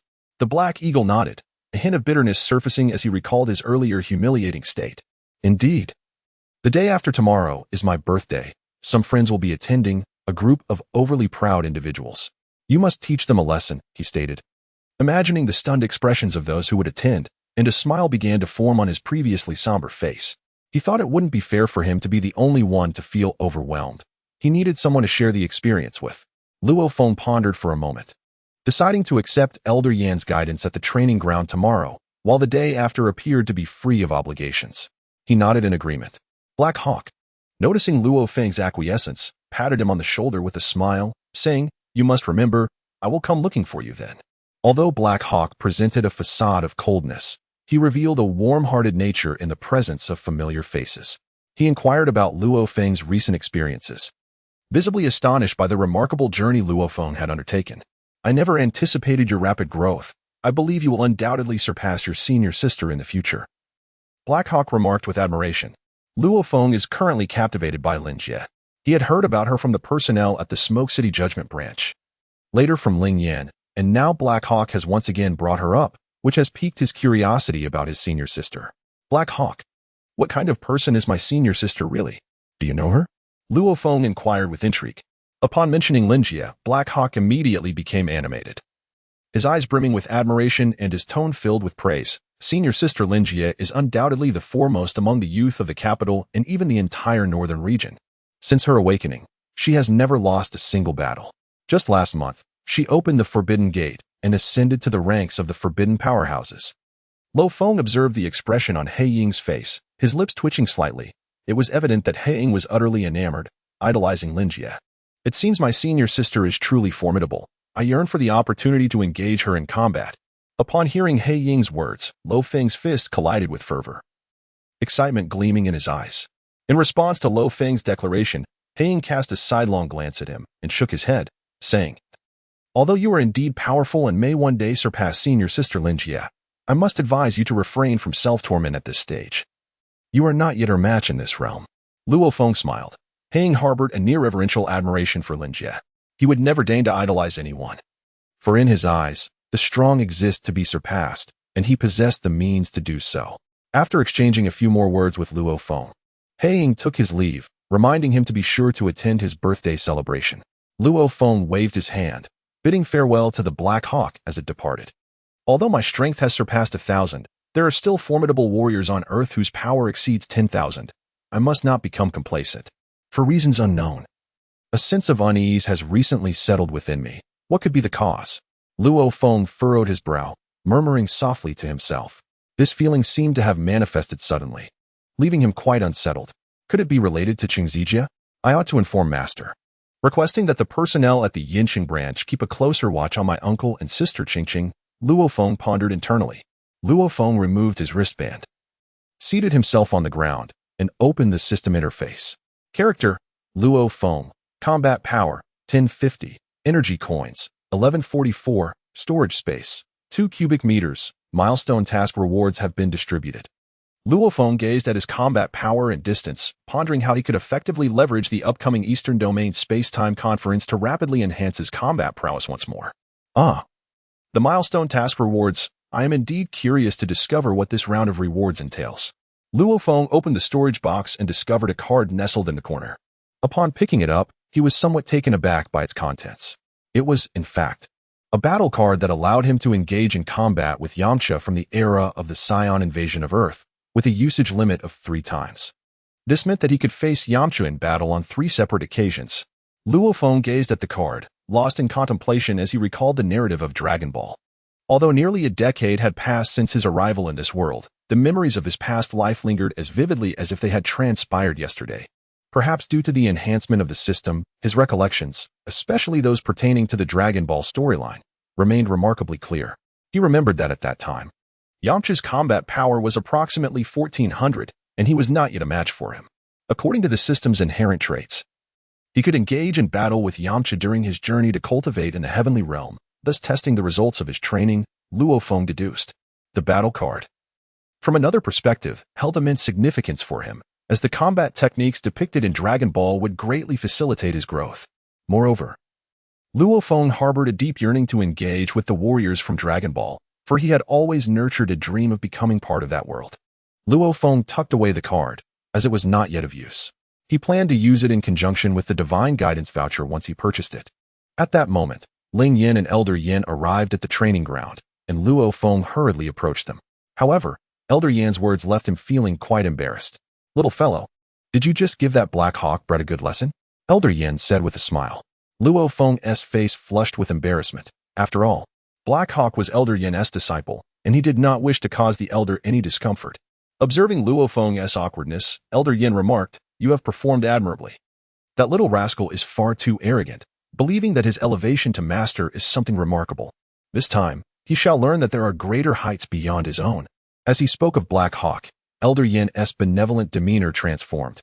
He immediately began to puff out his cheeks and glare, indicating that Black Hawk had indeed vexed him greatly of late. Dealing with a rebellious youth can be quite a headache.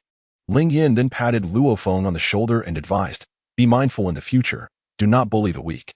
Upon hearing Ling Yin's words, Elder Yan's lips twitched involuntarily. This old fellow's remarks have always been rather sharp and unpalatable. "Young man, I shall be waiting for you here tomorrow morning. Remember not to be late." Elder Yin glared at Ling Yin before turning to Luo Feng. Luo Feng promptly nodded, indicating his unwavering commitment to punctuality. Old Yin waved his hand dismissively, then let out a slight huff at Ling Yin before turning to depart. The elderly man moved with surprising agility and speed, entirely uncharacteristic of someone over a century old. Once Old Yin had left, Ling Yin's expression gradually turned serious. He spoke to Luo Feng in a deep, earnest tone. "Young man, you must dedicate yourself to learning this time. Although that old fellow may not possess strength superior to mine, his achievements in martial arts are remarkably high. I have invested considerable effort to enlist him as your instructor. You cannot squander this invaluable opportunity." As Ling Yin admonished Luo Feng, he did not miss the chance to belittle Old Yin. In truth, their combat abilities were quite comparable. Yet pride kept them from admitting it. "It seems my master has truly exerted himself on my behalf," Luo Feng thought, feeling a warmth in his heart. Luo Feng nodded earnestly, filled with anticipation for this opportunity that he could not afford to miss. Ling Yin welcomed Luo Feng to his abode, offering him temporary shelter. In return, Luo Feng entrusted Ling Yin with a request, seeking assistance from the personnel in Yin City to care for his uncle. A persistent unease lingered within Luo Feng, akin to a seed that had taken root in his heart, steadily growing. Naturally, Ling Yin could not refuse his disciple's plea. He utilized his connections to provide additional assurance for Luo Shan in Yin City.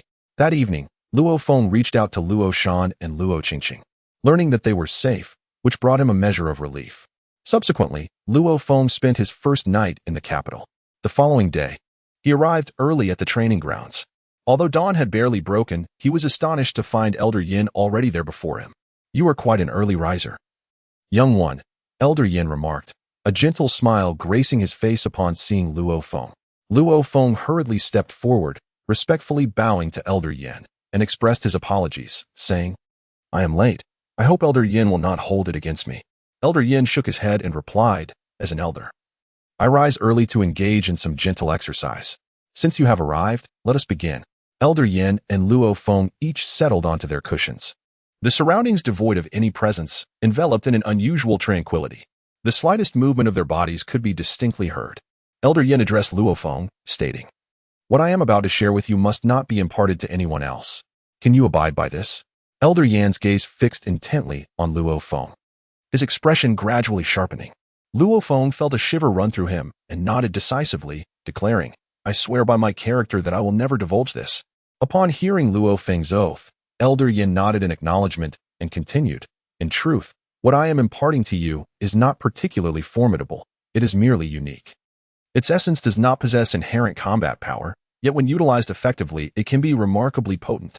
The ancient martial art I am teaching you is called the Divine Dream Technique, which, in simpler terms, can be described as a form of super self-hypnosis." "The Divine Dream Technique?" Luo Feng remarked, his brow furrowing in confusion. He had anticipated a powerful martial prowess, only to discover it was a technique rooted in mental hypnosis. Elder Yin replied solemnly, "Do not underestimate the Divine Dream Technique. In many respects, it could rightfully be termed a divine art." "Is it truly that impressive?"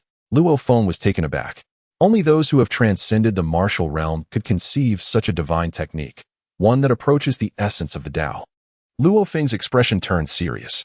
If this ancient martial art were indeed as formidable as Elder Yin described, it would serve as a significant boon for him.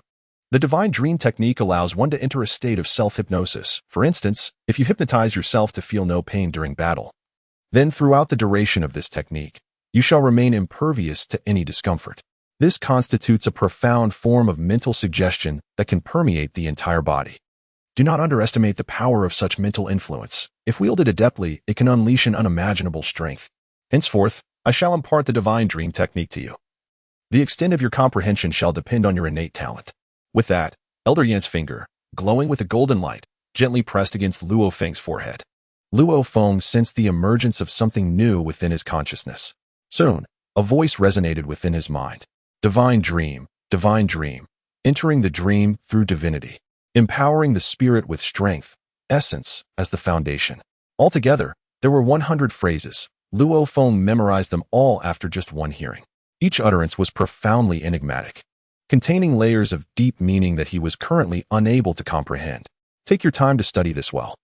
I have imparted the entirety of the Divine Dream Technique to you. This divine art requires your personal enlightenment, as I have only grasped a fraction of its essence. Your journey is still lengthy, Elder Yin remarked, rising with a hint of significance in his tone. Luo Feng nodded thoughtfully. After perusing the text several times, he discerned that the Divine Dream Technique was profoundly intricate, with each sentence capable of conveying multiple meanings. Remarkably, each interpretation seemed plausible, indicating that the technique offered various paths for cultivation, all of which appeared valid. It was truly astonishing, and Luo Feng couldn't help but express his admiration. Elder Yin observed Luo Feng's expression and subtly nodded in agreement. He was acutely aware of the immense power of the Divine Dream Technique. However, even he had only scratched the surface of its depths. Yet, with merely a superficial understanding, Elder Yin had attained his current stature. Should he fully master the Divine Dream Technique, he might very well stand unrivaled among the divine practitioners. In truth, the Divine Dream Technique was not a martial art passed down from Elder Yin's masters, but rather a solitary manuscript he had stumbled upon by chance. By imparting this technique to Luo Feng, he harbored a desire to witness its formidable capabilities. By the way, I have heard that your transformation must occur on a night of the full moon. If you employ the Divine Dream Technique, you could hypnotize yourself into perceiving the full moon at will. At that point, you would be able to transform whenever you wished while retaining your rationality through the Divine Dream Technique. This was the remark Elder Yin made just as he was about to take his leave. Upon hearing Elder Yan's words, Luo Feng's expression instantly transformed, revealing a profound incredulity upon his countenance. Is the Divine Dream Technique truly so formidable? Luo Feng mused softly while gazing at his own hands. At this moment, his desire to cultivate the Divine Dream Technique intensified. Such a mystical art seemed like an extraordinary advantage to him. Consequently, Luo Feng remained seated in contemplation throughout the day. After a full day of exploration, he appeared to have grasped certain insights. So it can be utilized in this manner as well. Luo Feng gradually rose to his feet, envisioning a scene that caused the bracelet on his wrist to tremble slightly. In an instant, he found himself standing atop a lofty mountain. Surrounding Luo Feng were even more towering peaks, which encircled him, creating an atmosphere of confinement. A glimmer of azure light flickered in Luo Feng's eyes, and in an instant, his aura surged dramatically. A formidable pressure radiated from him, expanding outward with tremendous force.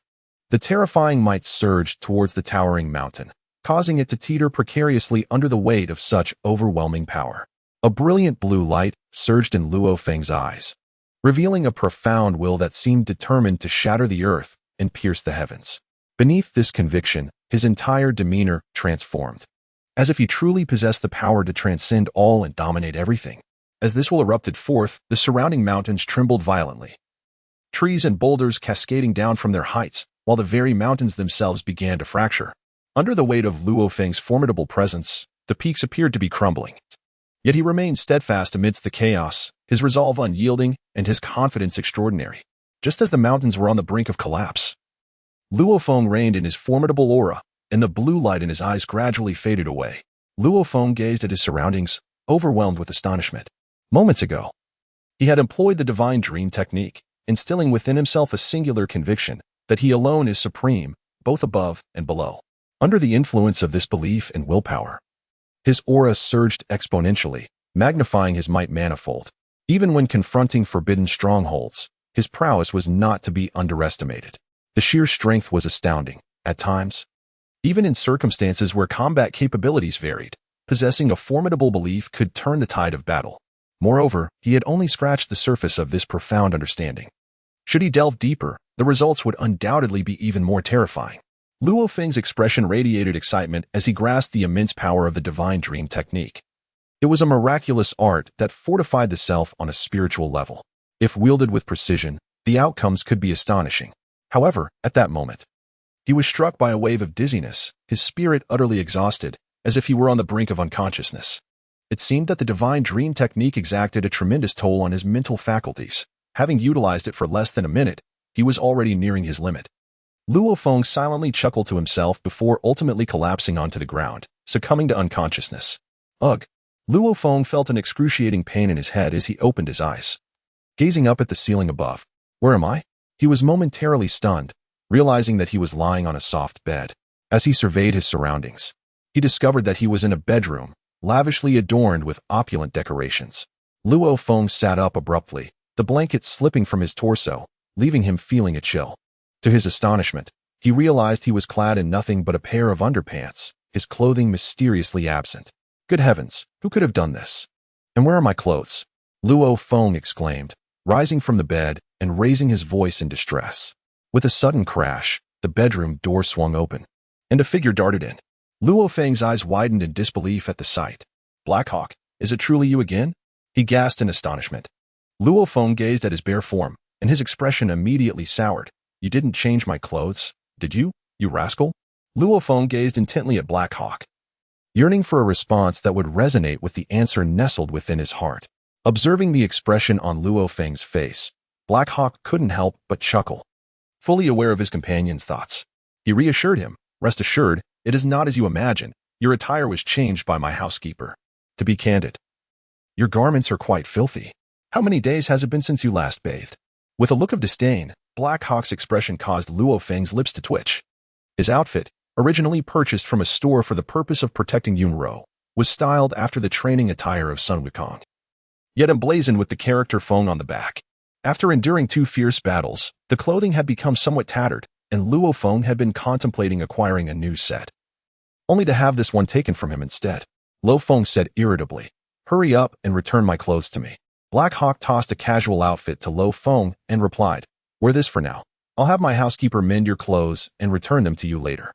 Luo Feng's lips curled slightly. His training attire seemed tailor-made for him, allowing the tail behind him to be displayed perfectly. However, the clothing provided by Black Hawk fell short in that regard. Luo Feng donned his attire, but his tail had punctured a small hole in the trousers, providing him with a measure of comfort. How did I end up at your home? Luo Feng pondered aloud, suddenly recalling his surroundings. The Black Hawk responded, I went to the training ground in search of you and discovered you unconscious there. Consequently, I brought you to my abode. The Black Hawk shrugged, initially seeking to engage Luo Feng in a discussion about martial arts. After all, he believed that both he and Luo Feng belonged to the transformation category and was eager to understand the reason behind Luo Feng's rapid progress. By the way, you have been unconscious for 3 hours. Night has fallen. You might as well stay here, the Black Hawk invited. Luo Feng pondered for a moment, gazing out at the evening sky, and thus acquiesced. Could you assist me in preparing a meal? I find myself quite famished, he admitted, sheepishly patting his rumbling stomach. Yining chuckled. That is only natural. I have already instructed the chef to prepare dinner for you, just awaiting your awakening. Yining led Luo Feng to the dining room, where an array of dishes adorned the table, yet Luo Feng hesitated momentarily. It seems this might not suffice, he said, clearing his throat with a hint of embarrassment. Yining raised an eyebrow, for the spread before them was far from meager. 5 substantial loaves of bread, 3 sausages, a generous glass of milk, alongside 3 plates of side dishes. This was merely the standard quantity Yining consumed, and he was taken aback that Luo Feng deemed it insufficient. With a smile, Yining encouraged, "Go ahead and eat. Once you have finished, I shall ask the chef to prepare more for you." Luo Feng, driven by an insatiable hunger, discarded any semblance of politeness and indulged in a voracious feast. The speed at which he consumed his meal left Black Hawk utterly astounded. Within less than a minute, every dish on the table had been devoured. "Aren't you afraid of choking with such haste?" Black Hawk exclaimed in disbelief. Luo Feng guzzled down his milk and remarked, "I have always had a hearty appetite. My rigorous training demands substantial energy, hence my large consumption." Black Hawk, somewhat skeptical, nodded in response and promptly instructed the chef to prepare additional dishes. However, the chef at Black Hawk's residence soon found himself utterly exhausted. As he surveyed the table laden with empty plates and 2 large barrels of milk that had been drained, Black Hawk's gaze towards Luo Feng transformed. Could it be that true geniuses possess such prodigious appetites? "Luo Feng, you are indeed the most extraordinary talent I have ever encountered." Watching Luo Feng devour his meal with fervor, a subtle smile crept across Black Hawk's lips, for he had begun to genuinely admire Luo Feng from the depths of his heart. Luo Feng stuffed the final piece of bread into his mouth and took a swig of milk, finally pausing. He patted his belly in satisfaction and remarked, "I am 7/10 full, quite delightful." Upon hearing Luo Feng's words, Black Hawk's lips twitched. The chef at home had already begun to protest, demanding a raise for the month. There was no denying it. Luo Feng's meal had consumed an entire week's worth of provisions for Black Hawk, and this was merely a state of moderate fullness. Suddenly, Black Hawk pondered whether inviting Luo Feng to his birthday party tomorrow was indeed a prudent decision. "I must ask, could you perhaps restrain yourself tomorrow? After all, I have invited numerous friends, and if you eat in such an unabashed manner, it would be rather unbecoming," Black Hawk remarked, glancing at the heap of dishes on the table. Upon hearing Black Hawk's words, Luo Feng furrowed his brow and replied, "I am heading there tomorrow solely for the meal. If you deny me that, what purpose do I have in going, especially since I am unfamiliar with anyone?" Black Hawk's expression became stiff, and he helplessly responded, "The reason I encourage you to go is to help you meet new friends. After all, being new to the capital, it is beneficial to broaden your circle of acquaintances." Luo Feng shrugged nonchalantly. He believed in forming friendships based on chance rather than actively seeking companionship. He thought it more prudent to dedicate his time to further honing his skills. Observing Luo Feng's indifferent demeanor, Black Eagle couldn't help but sigh. Their master shared a close bond with them both, and as disciples of such a cherished mentor, their connection was naturally strengthened. Black Eagle had long regarded Luo Feng as one of his own. Having a friend of such formidable prowess was undoubtedly a tremendous asset. Thus, he found himself contemplating numerous matters on Luo Feng's behalf. "Very well, do as you please. I shall ensure a table is prepared for you, so you can dine to your heart's content," Black Eagle remarked with a resigned gesture. Luo Feng directly hooked his arm around Black Hawk's neck, laughing heartily. "This is what true friendship looks like. I assure you, I will not take your kindness for granted." Black Hawk rolled his eyes, realizing that the more he interacted with Luo Feng, the more he discovered that Luo Feng was an open and carefree person, possessing a thought process that diverged from the norm, completely indifferent to the opinions of others. Luo Feng gazed at the opulent decor of the Black Hawk's residence, where a luxurious dining table was surrounded by porcelain vases and a crystal chandelier hung gracefully in the center. The ambience exuded a modern dignity intertwined with a classical elegance. "Your family must be quite affluent," Luo Feng remarked in astonishment as he surveyed the surroundings. Black Hawk waved his hand dismissively, replying nonchalantly, "My father runs a business and possesses some assets. This house is my personal abode, so you need not worry about the presence of others." Luo Feng lamented his inability to comprehend the lifestyle of the affluent in comparison to this opulence. He found himself yearning for the comfort of his humble home in Smoke City. Subsequently, Black Hawk shared numerous insights into martial arts with Luo Feng. Although Black Hawk's prowess did not match that of Luo Feng, his cultivation in the martial arts was commendable, and even Luo Feng found inspiration in Black Hawk's words. The two engaged in conversation until late into the night before retiring to their respective slumbers. On the following day, Black Hawk escorted Luo Feng towards the outer city. As he sought to acquire a venue that was far from an ordinary hotel, it was a vast estate.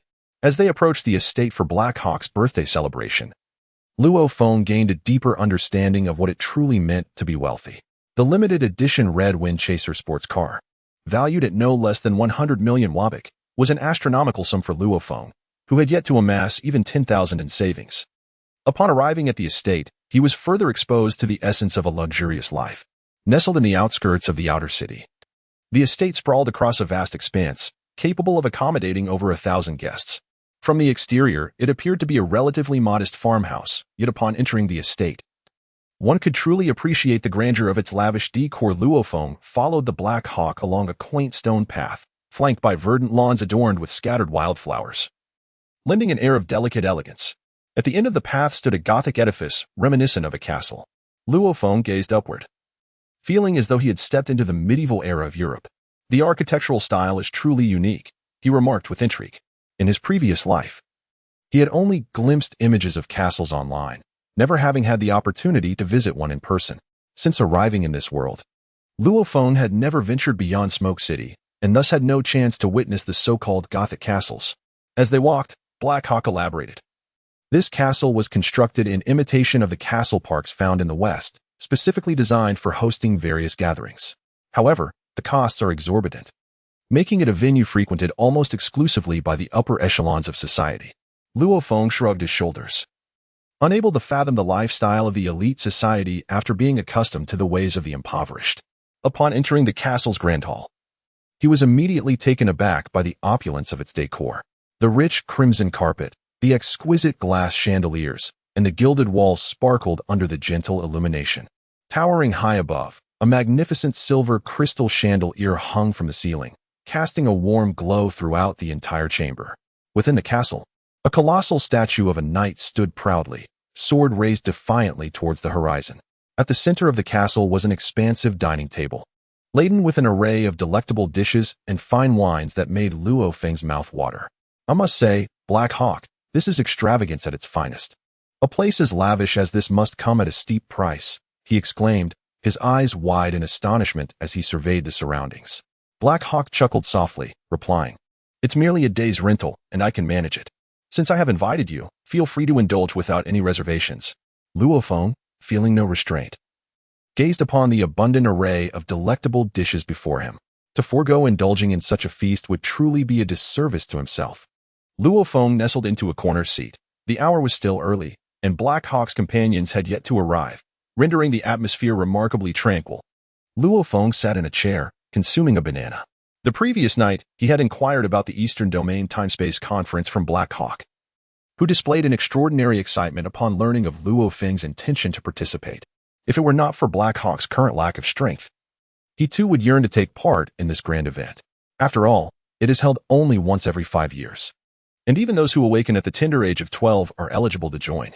Before reaching the age of 30, one can only attend a mere 4 times. The Time-Space Conference is immensely popular in the Eastern Domain because it gathers nearly all the youthful elites who enter an alternate dimension in search of their fortunes. This alternate space is peculiar, as it experiences fluctuations every 5 years, each lasting a month. It is during these fluctuations that the powerful can momentarily open a rift, allowing their juniors to enter. Within this alternate realm, methods to enhance one's strength abound, and many have successfully breached the forbidden gates upon their entry, becoming formidable beings of taboo. According to Black Hawk's explanation, should Luo Feng participate in the Time-Space Conference, he would undoubtedly have the potential to break through the forbidden domain within a short span, thus becoming a true master of the taboo. However, Luo Feng paid little heed to the notion of becoming a taboo master, for his cultivation system diverged from that of others. He would not pursue any forbidden gates. As a Saiyan, his sole endeavor is to ceaselessly elevate his strength, ultimately striving to reach the realm of the divine.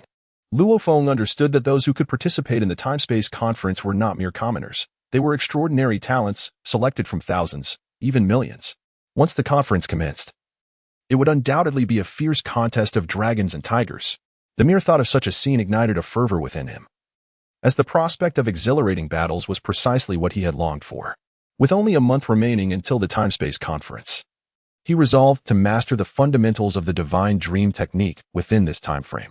After discarding the banana peel into the trash, Luo Feng picked up an apple and began to eat. Luo Feng quietly sat in a corner, observing one youth after another entering the venue. He noted their attire, which was undoubtedly of fine quality, indicative of a group of affluent heirs. This is a perfect illustration of the adage that like attracts like. If it were not for my acquaintance with Black Hawk, I would have never had the opportunity to be here, Luo Feng mused as he chewed on an apple. At that moment, Black Hawk approached Luo Feng, accompanied by several individuals. Luo Feng, allow me to introduce you to a few people, Black Hawk said as he brought them before Luo Feng. Luo Feng gazed at the individuals beside Black Hawk, 3 men and 1 woman. Except for the taller man whose combat power reached 400, the others ranged between 300 and 400. The highest-ranking man scrutinized Luo Feng, a hint of disdain flickering in his eyes. It was unavoidable. Luo Feng's attire was rather unconventional. Few would wear practice clothing at all times, especially at a banquet where guests were adorned in formal attire, leaving Luo Feng as the sole figure clad in peculiar practice garb. Merely his clothing relegated him to the realm of the unfashionable. I've heard Black Hawk claim you are formidable, that he suffered a crushing defeat at your hands. I am quite curious, how did you manage to best Black Hawk with your abilities? The man regarded Luo Feng with skepticism, his disbelief palpable. Upon hearing the man's words, Black Hawk's brow furrowed slightly. Although he was relatively young, he was quite adept in matters of social interaction and immediately discerned the disdain in the man's tone. Luo Feng, what are you doing? Black Hawk expressed his discontent. The man waved his hand dismissively at Black Hawk and replied with a smile. I merely wish to exchange a few moves with this brother. After all, he is the one who defeated you. Luo Feng rose to his feet and approached the man before him, whose strength was so feeble that it utterly failed to pique his interest. You are not my opponent, Luo Feng stated, shaking his head as he regarded the man. The 3 companions of Luo Feng looked on in astonishment, for Luo Feng was the strongest among them. While Luo Feng appeared to be merely 14 or 15 years of age, hailing from a small city, they found it hard to believe that he possessed any significant power. Upon hearing Luo Feng's words, a flicker of discomfort crossed Luo Feng's face. He had not anticipated such a response, which felt like a slap to his pride. Yining cast a glance at Luo Feng and, seeing that he remained unperturbed, let out a slight sigh of relief.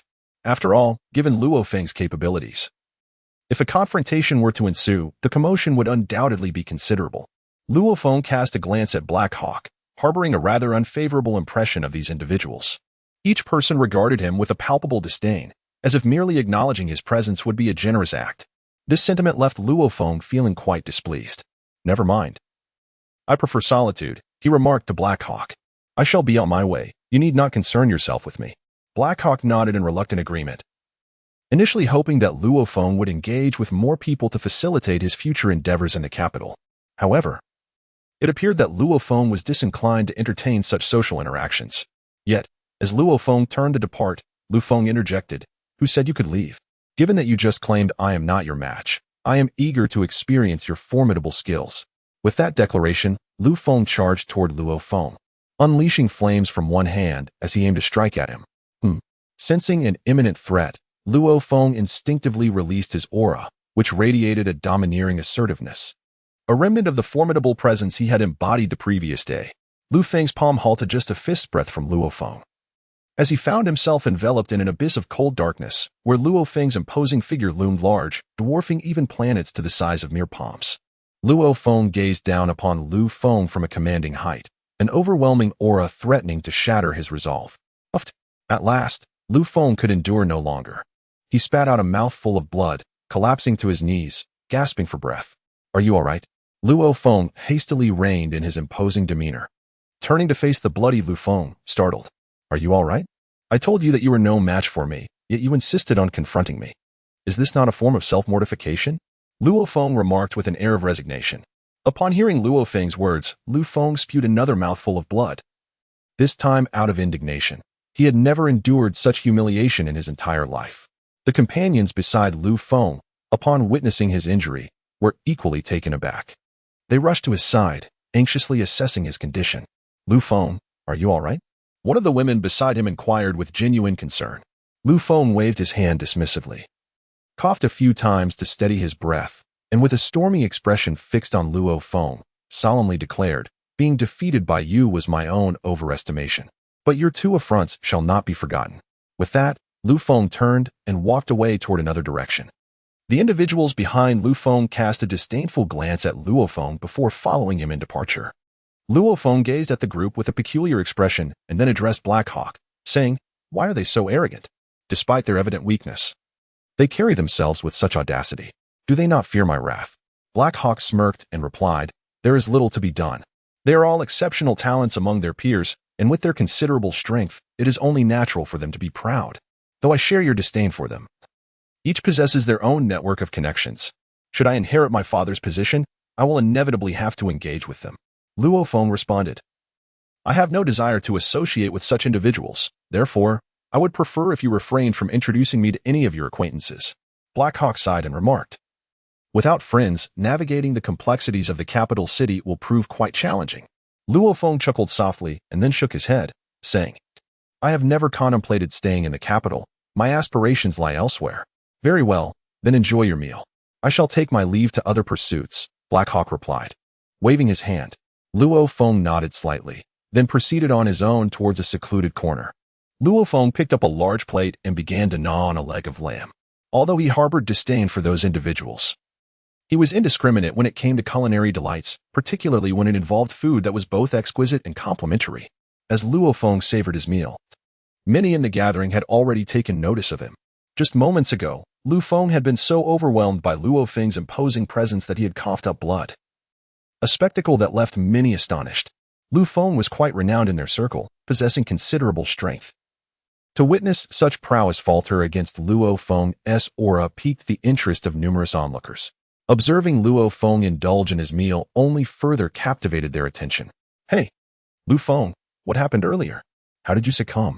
A bald youth clad in a black shirt derisively inquired, casting a scornful glance at Luo Feng.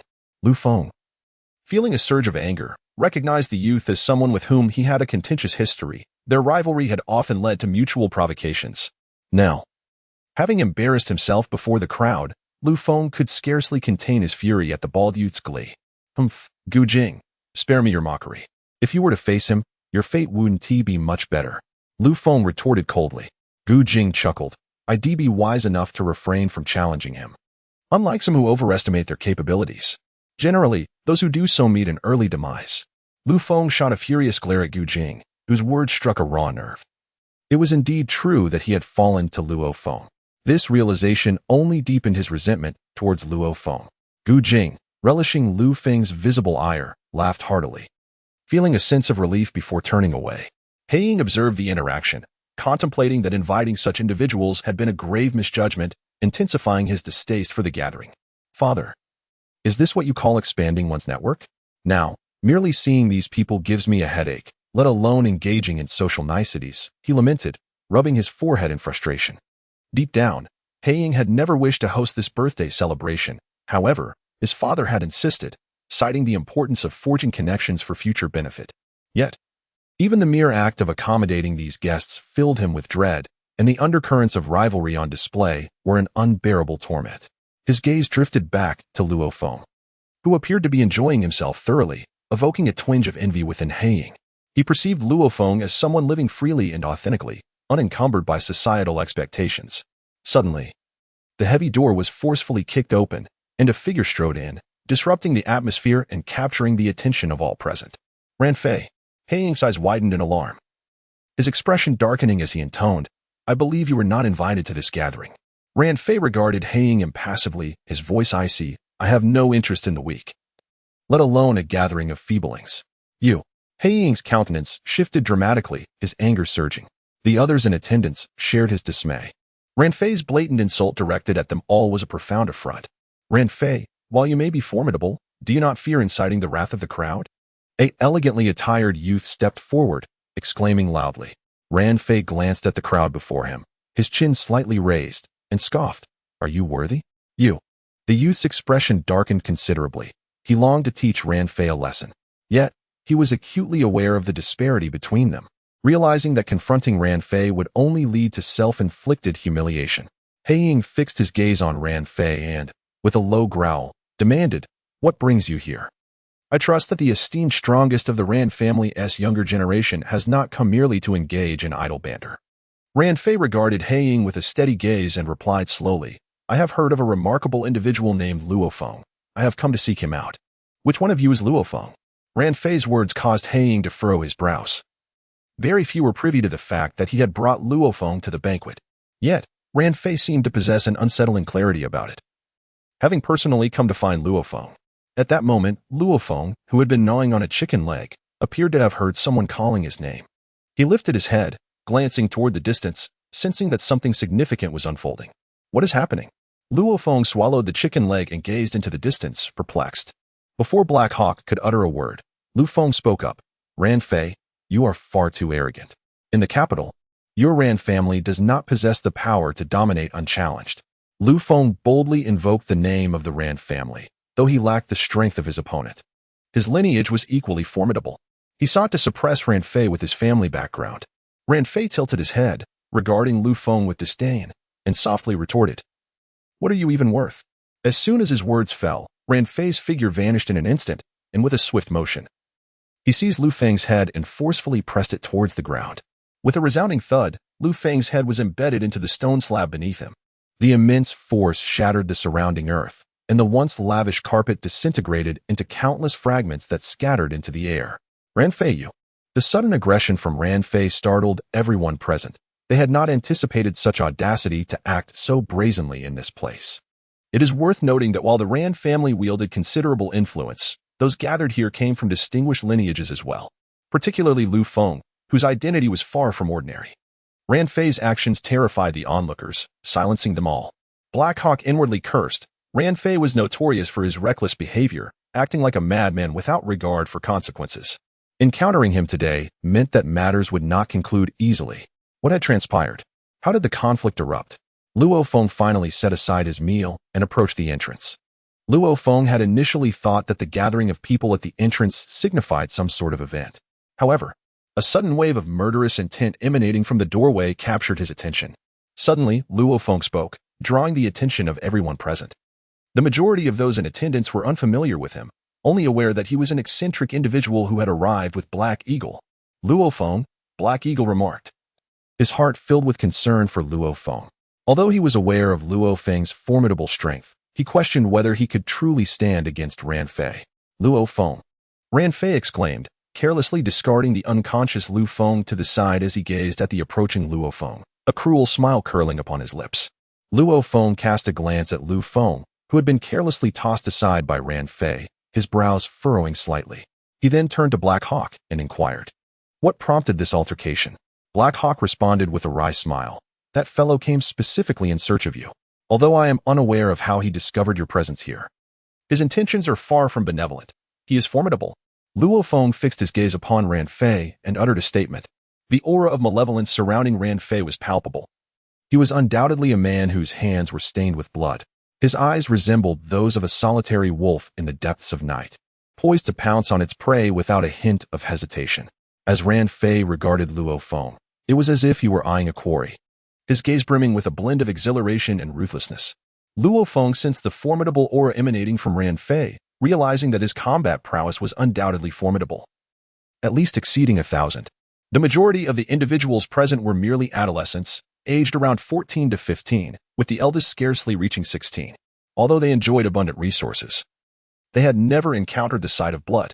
Thus, upon sensing the murderous intent radiating from Ran Fei, they trembled in fear. Black Hawk. I've just remembered that I have matters to attend to at home, so I must take my leave, one declared hastily. Moreover, my father has requested that I return home early, so I shall not linger. Indeed, I too have urgent business and must depart quickly. Let us reconvene another day. The young men and women attending the banquet hastily excused themselves from Black Hawk, fleeing as if propelled by wings. They were too intimidated to confront the madman Ran Fei. Should he lose his sanity and slaughter them all, it would be an immense misfortune. As Black Hawk gazed at the suddenly vacant hall, a dark expression clouded his face. He felt like a fool for orchestrating such an exceedingly foolish event today. Luo Feng. I vow never to host another birthday banquet again. Black Hawk gritted his teeth. His mood soured, yearning to find someone to spar with. Luo Feng shrugged and remarked, It is well that you can foresee this, after all. True friendship cannot be forged merely through shared meals and drinks. At that moment, Luo Feng, who had been lying on the ground, regained consciousness. He gazed at Ran Fei's retreating figure, and the swelling on his face caused his expression to shift dramatically. Ran Fei, just wait. I shall ensure that you regret this, Luo Feng exclaimed, rising to his feet in a fit of rage. With a resounding thud, Luo Feng was sent flying. Blood spilling from his mouth as he was violently kicked outside by Ran Fei, his body carving a long trench in the ground. The force of the attack left him internally injured, blood gushing forth in successive torrents. Mark my words, I will have your life, Ran Fei said. Licking the corner of his mouth, his back turned to Luo Feng, speaking softly. Though his voice was but a whisper, it struck Luo Feng's ears like a frigid gale, chilling him to the bone. Luo Feng dared not utter another word and staggered away in haste. Luo Feng gazed at Luo Feng's silhouette, shaking his head and remarking, "Is this truly the champion of verbal prowess? Such self-inflicted torment." Ran Fei, looking at Luo Feng, grinned widely and declared, "Now that the trash has departed, I can act without reservation." As soon as the words left his lips, Ran Fei transformed into a shadow, charging toward Luo Feng. With a resounding boom, Ran Fei's fist, encased in iron, collided forcefully with Luo Feng's own. The tremendous force sent tables flying in all directions, and various dishes shattered upon impact, creating a cacophony of breaking glass and clattering metal. Witnessing the clash, Black Hawk's lips twitched as he hastily retreated, his heart aching at the sight of the ruined utensils, each one a dent in his wallet. What a powerful force! Impressive indeed. Luo Feng retracted his fist, feeling intrigued by the strength emanating from Ran Fei, as his own cells stirred with vitality. A cruel smile adorned Ran Fei's face as he clenched his fist. He had not gained the upper hand in their earlier clash. With bloodlust gleaming in his eyes, he became exhilarated. "Hey, I've heard you killed Yunqing. Is that so?" Ran Fei chuckled darkly. Yunqing. Luo Feng's brow furrowed slightly. He recalled the name vividly. He had fought fiercely against Yunqing outside of Black City, a battle that had nearly cost him everything. Luo Feng raised an eyebrow and inquired, "Do you know Yunqing?" "Of course I know him. That fellow was my quarry. Yet I never anticipated that you would slay him. Today, you shall take his place." Ran Fei's voice brimmed with murderous intent. "Is it the thrill of threatening lives that makes you feel so impressive?" Luo Feng scoffed. Ran Fei erupted into laughter, his entire being beginning to transform. His skin gradually morphed into a silvery metallic hue, resembling a being of liquid metal. "A metallic ability," Luo Feng murmured. "The metallic power possesses formidable defensive capabilities, and unless confronted by a countering ability, few of the same rank can breach his defenses." Luo Feng fixed his gaze upon Ran Fei, whose speed was astonishing, transforming into a series of silvery shadows that incessantly darted around him. "Right here." Luo Feng's expression shifted, and with a swift motion, he unleashed a powerful punch in a specific direction. A wave of energy radiated outward, the air rippling like water, sending concentric circles expanding around him. Meanwhile, Ran Fei was propelled backward, colliding with a distant wall. Just before impact, with a sudden twist of his body, he planted his feet firmly against the wall. The immense force he exerted caused numerous cracks to spiderweb across the entire surface, while he himself transformed into a streak of silver, charging towards Luo Feng. A fierce aura erupted from Luo Feng, for he had come to realize the extent of Ran Fei's prowess. His combat strength undoubtedly exceeded 1,000 and was encroaching upon the forbidden realm. This was a rare adversary, precisely the kind of opponent Luo Feng sought to hone his skills against. Bang, bang, bang. The two figures darted swiftly through the hall, the sounds of their clash resonating throughout the entire castle. The opulent decorations of the mansion left in utter disarray under the force of their onslaught. Yining observed the fierce battle from a distance, soon recognizing that he had underestimated Luo Feng's capabilities. He had not anticipated that Luo Feng had grown so formidable as to contend evenly with Ran Fei, who was second only to Lin Jie in the entire capital. Though Ran Fei was 2 years Lin Jie's senior, in this world, strength reigned supreme. Age merely indicated one's potential. After all, not everyone could convert potential into power, as genius often met with untimely demise. 1,000-pound drop. Ran Fei bellowed, crossing his arms and delivering a powerful strike downward towards Luo Feng. Luo Feng's entire body erupted with a faint crimson aura as he launched a powerful punch upwards. From the vantage point of the Black Eagle, Luo Feng's technique bore an uncanny resemblance to the rising dragon fist. In an instant, the two figures collided, and where they met, a sound akin to the clash of metal rang out. Their silhouettes momentarily froze in midair, before Luo Feng abruptly plummeted downwards. His legs, akin to iron pillars, plunged directly into the floor, and his entire form gradually crouched down. Ruan Fei, harnessing the momentum from the downward thrust, pressed Luo Feng further down. With one hand, Luo Feng concentrated a wave of light, which he directly pressed against Ruan Fei's abdomen during their standoff. Boom! Ruan Fei, his face a mask of astonishment, was propelled towards the knight statue. His body aligned perfectly with the longsword, and in the astonished gaze of Luo Feng, he hurtled towards it. Xing! The knight's longsword pierced Ruan Fei's body, emitting a shrill sound reminiscent of a hard object scraping against glass, sending shivers through the teeth. However, as a wielder of metallic abilities, Ruan Fei's defenses were remarkably robust, rendering the statue's sword incapable of inflicting any harm upon him. Though Ruan Fei emerged unscathed, Luo Feng's technique piqued his curiosity. The light wave that had sent him flying was something he had never encountered before. As Ruan Fei landed on the ground, his fully metallic form shattered the surface beneath him, leaving the entire castle hall in disarray from their tumultuous battle. "What technique did you just employ?" Ruan Fei inquired. Brushing off the dust from his attire, Luo Feng withdrew his feet from the floor, leaped twice upon the ground, and then remarked, "Curious to know? First, defeat me, and then we shall see." Luo Feng's provocation caused Ruan Fei's expression to darken.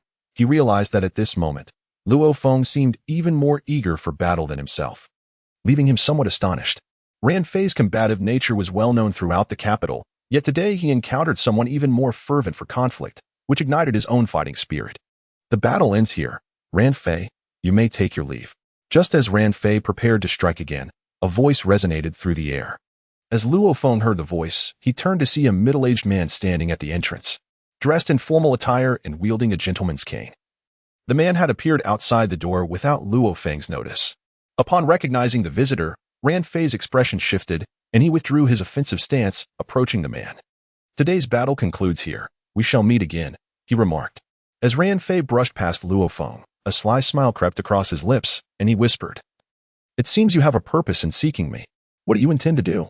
Luo Feng gazed at Ruan Fei's retreating figure and replied solemnly, "You'll understand when the time-space conference arrives," Ruan Fei said as he continued walking alongside the middle-aged man. However, just as he was about to depart, his voice echoed back, "By the way, this estate belongs to the Ruan family. In gratitude for your participation in our little skirmish, you need not worry about the amenities here." Hearing Ruan Fei's words, Black Hawk was momentarily taken aback. He had never heard of such a manner belonging to the Ruan family. "Ruan Fei is acting rather unusually today," Black Hawk murmured, observing the figure of Ruan Fei as he faded from view. Luo Feng approached him and smiled, inquiring, "What should an unusual situation regarding Ruan Fei look like?" Ying shook his head and replied, "Previously, Ruan Fei left me with the impression of a madman.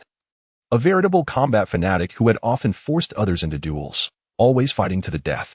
The most severe incident involved him killing the master of a martial arts school. However, the Ruan family, being immensely powerful, managed to suppress the matter.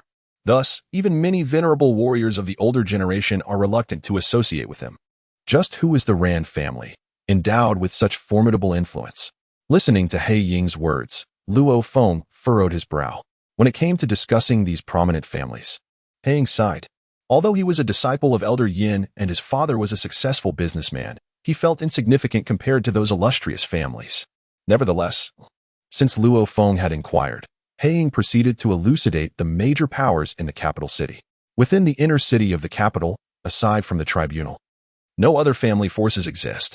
The inner city serves as the political and cultural epicenter of the nation, representing the face of the state, which forbids any faction from establishing a presence there. However, upon reaching the outer city, one encounters the distribution of 5 major powers, namely the 5 prominent families, the Ran, Dao, Sheng, Yu, and Qian families. These 5 families not only wield the greatest influence in the outer city, but also across the entire nation. Each family boasts a history spanning 5 centuries, endowed with profound heritage. The head of each family is a formidable figure of divine prowess, and notably, each family harbors more than one such powerful individual. It is precisely due to the presence of divine powers within these families that the state concedes to them. After all, beings of divine strength possess the capability to annihilate the planet.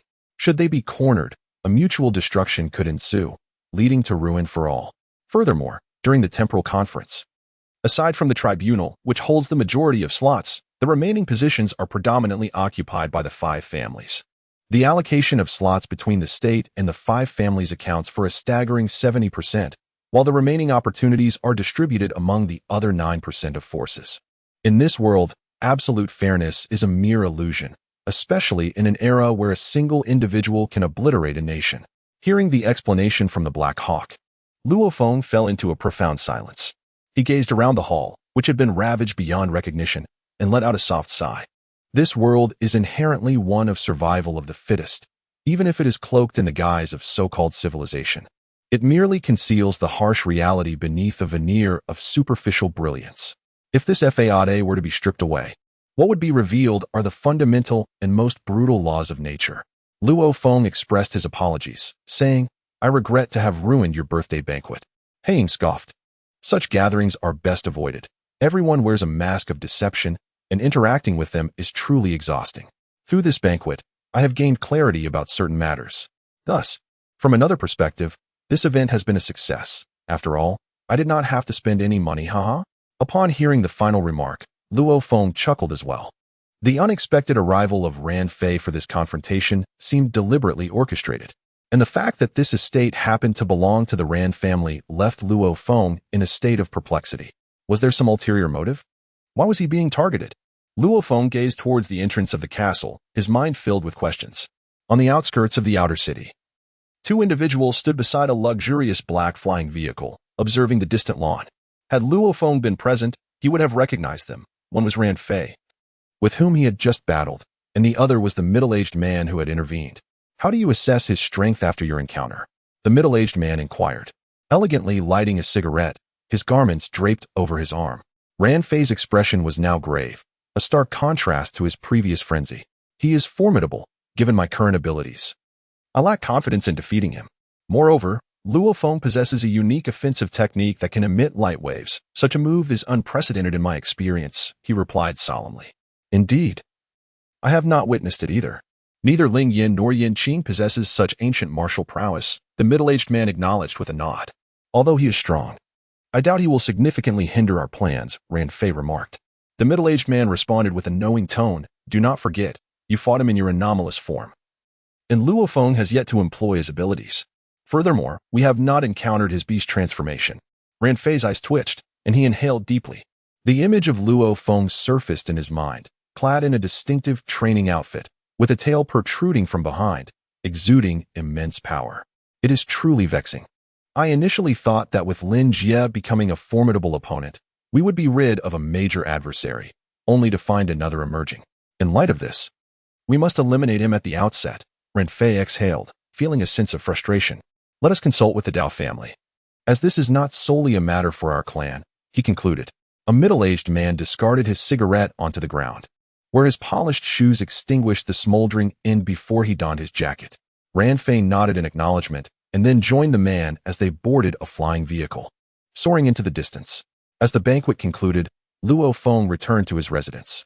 In the ensuing days, he dedicated himself to the training grounds, immersing himself in the profound intricacies of the divine dream technique, eager to grasp its deeper significance. For Luo Feng, it was imperative to accomplish his objectives before the commencement of the temporal conference.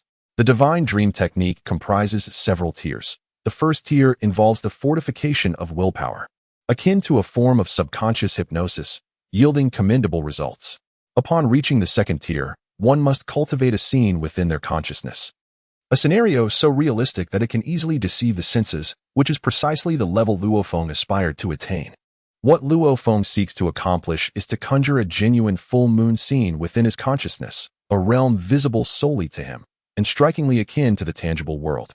However, to ascend to the second level, Luo Feng's awareness must be formidable, and his willpower must be such that he can maintain his sense of self regardless of the circumstances. Only in this manner can he navigate the realm of consciousness without losing his identity or conflating the reality with the world of thought. Such cultivation is inherently gradual. Even after a fortnight of relentless practice, Luo Feng has merely grasped the essence of the first level. As for the second level, he remains utterly at a loss. Amidst his tireless endeavors, Ling Yin approached him with news. Lin Jie has returned from her mission outside and has arrived back at the Judgment Hall. Ling Yin believes it is essential for Luo Feng to meet Lin Jie. as they are senior and junior disciples and ought to become acquainted. Upon hearing the news, Luo Feng promptly followed Ling Yan. He had heard numerous tales about Lin Jie, among which she was often referred to as a prodigious talent. Master, may I engage in a duel with senior sister? Luo Feng eagerly inquired, trailing behind Ling Yan. Observing Luo Feng's excited demeanor, Ling Yan's lips twitched slightly.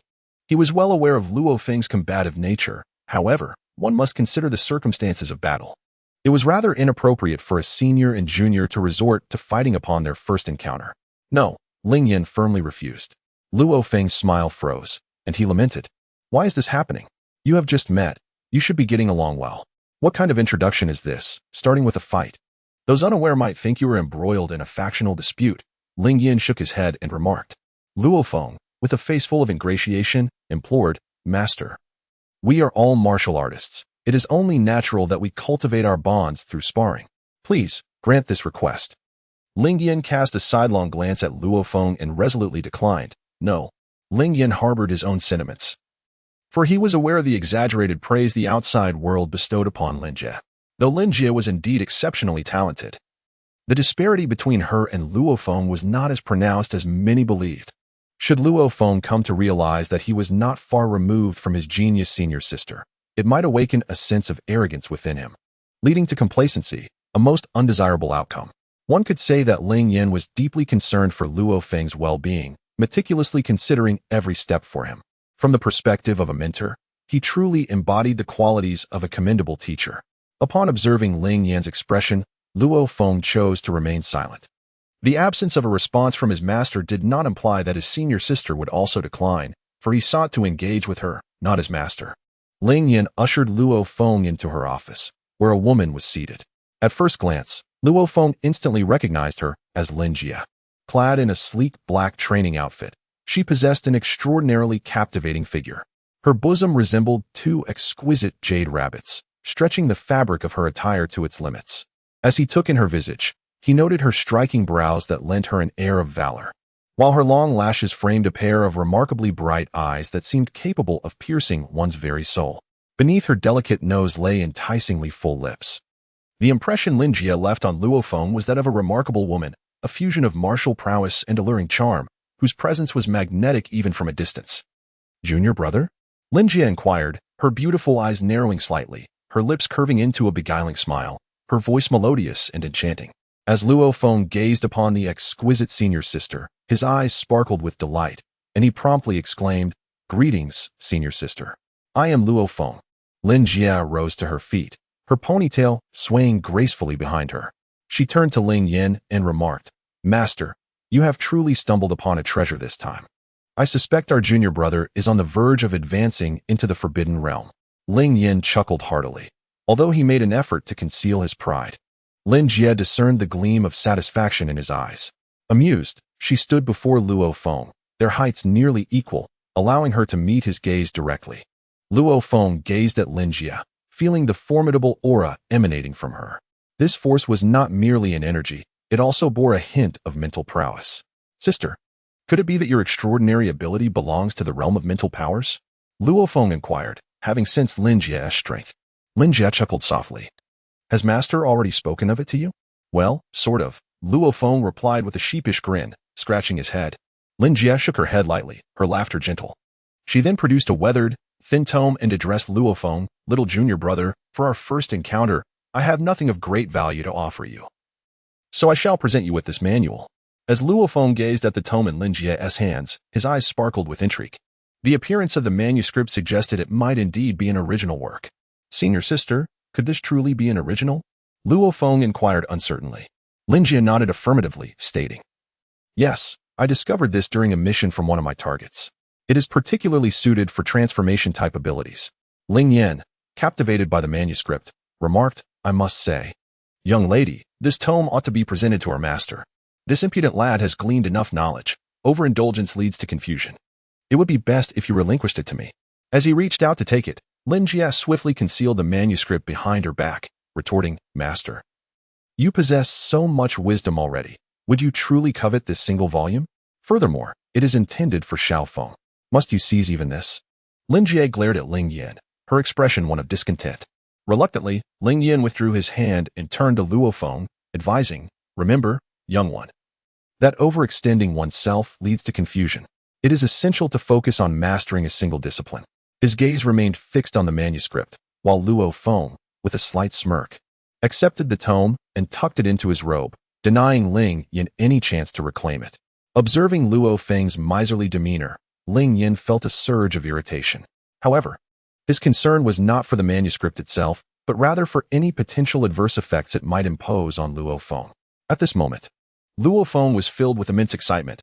Possessing the secret manual would enable him to exchange it for copper coins, a veritable boon in his time of need. Luo Feng expressed his heartfelt gratitude to Lin Jie, then proclaimed loudly, "Senior sister, I implore you to engage in battle with me just once. I ardently desire the opportunity to spar with you."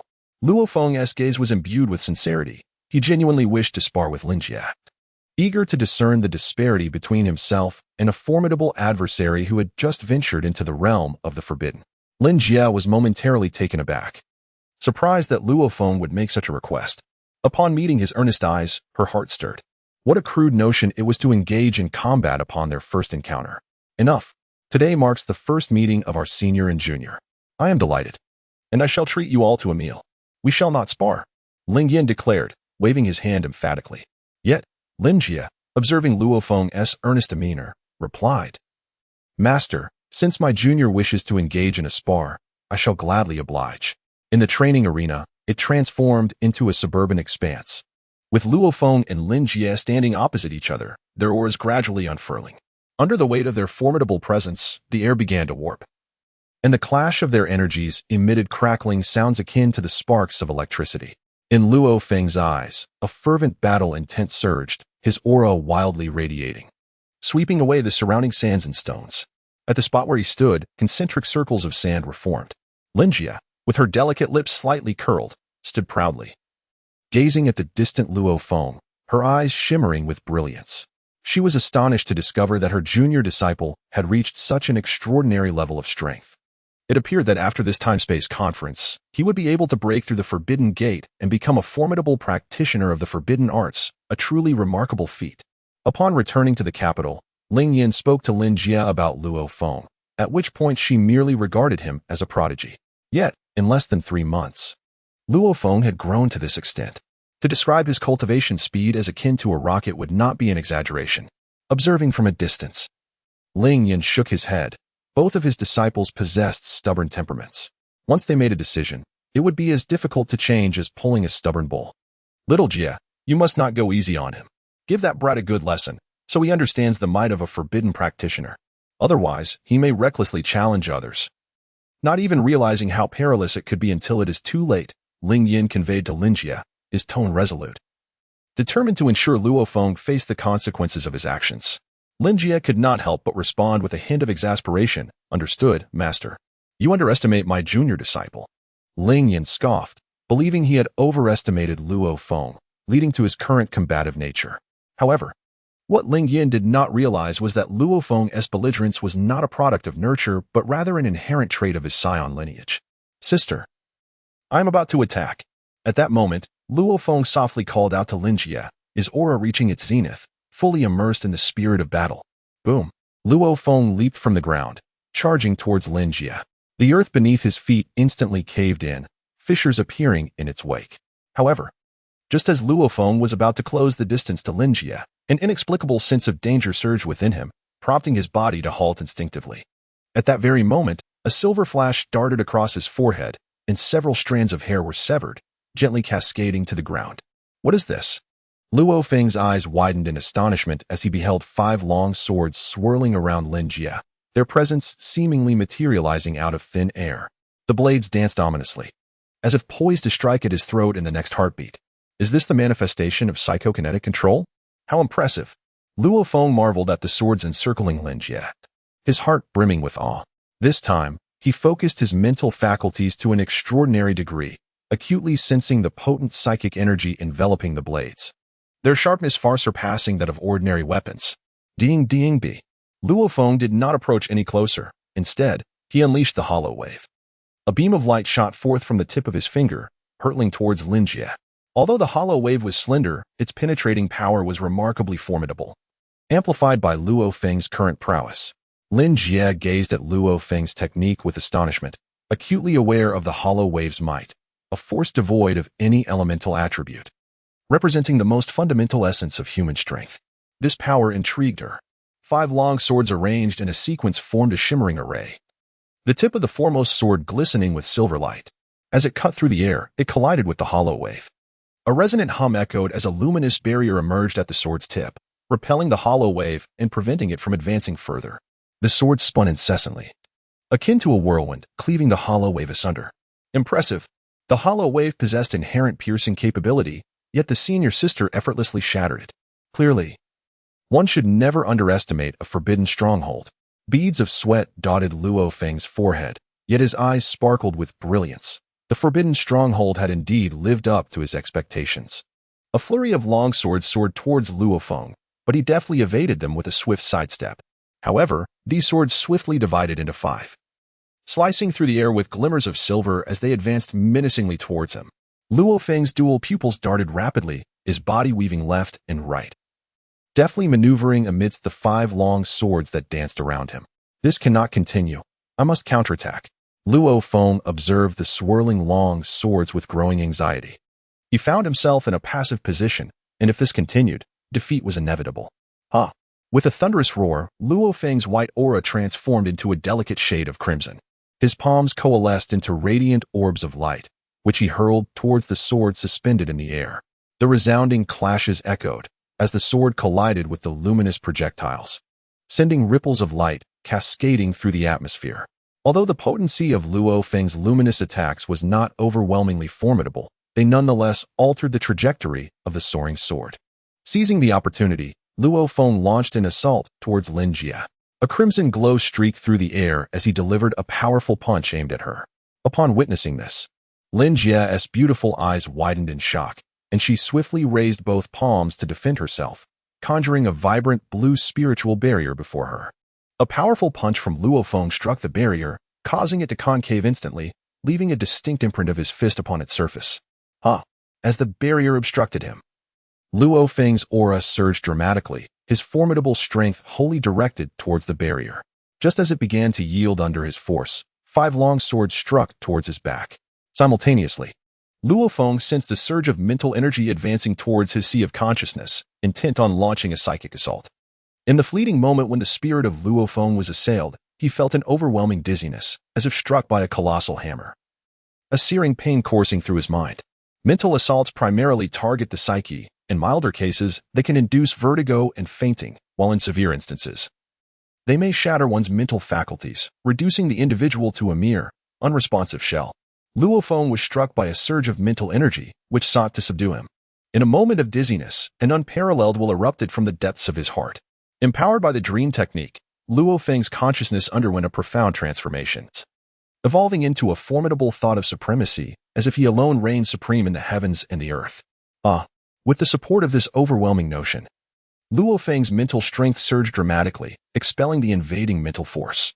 Simultaneously, a fierce energy radiated from him, propelling his sword away. A colossal force emanated from Luo Feng, rippling outward in all directions. In an instant, the entire spatial realm began to tremble. Lin Jie let out a muffled groan, retreating a few steps. The backlash from Luo Feng's will struck her mental energy, causing a wave of dizziness to wash over her. Although a mental attack can be potent, its repercussions can be equally formidable when met with counteraction. Lin Jie's mental prowess far surpassed that of Luo Feng's. Despite being affected by the sudden eruption of his mental strength, she remained resilient, sustaining only minor harm. Although Luo Feng exhibited an astonishing surge of power, it was fleeting, lasting merely 5 seconds. Once the fervor subsided, his strength rapidly diminished. Ultimately, under the watchful gaze of Lin Jie and Ling Yan, he collapsed into unconsciousness. Lin Jie, regaining her composure, gazed at the fallen Luo Feng, her heart filled with awe. Few peers possessed the ability to suppress her spirit, and yet Luo Feng, whose own prowess was inferior to hers, had managed to do so. Ling Yan approached, assessing Luo Feng's condition. Realizing that his disciple was not gravely harmed, he let out a sigh of relief. This young lad had cultivated the divine dream technique, and had surprisingly made such remarkable progress at this early stage. It was indeed extraordinary. Ling Yin lifted Luo Feng with a gentle sigh. The speed at which Luo Feng cultivates is, in Ling Yan's perception, unprecedented. Ling Yin is uncertain of Luo Feng's limits, yet he believes that it will be an effortless endeavor for him to attain mastery in martial arts in the future. Master. With my junior brother's current prowess, he could easily take my place at the temporal conference, Lin Jie remarked softly, her gaze gentle as she regarded Luo Feng. That is precisely my sentiment. Your sudden breakthrough, while a fortunate event, does not bode well for the upcoming temporal conference. However, we still have this little fellow. Otherwise, the Judgment Institute might find itself in a precarious position, Ling Yin sighed.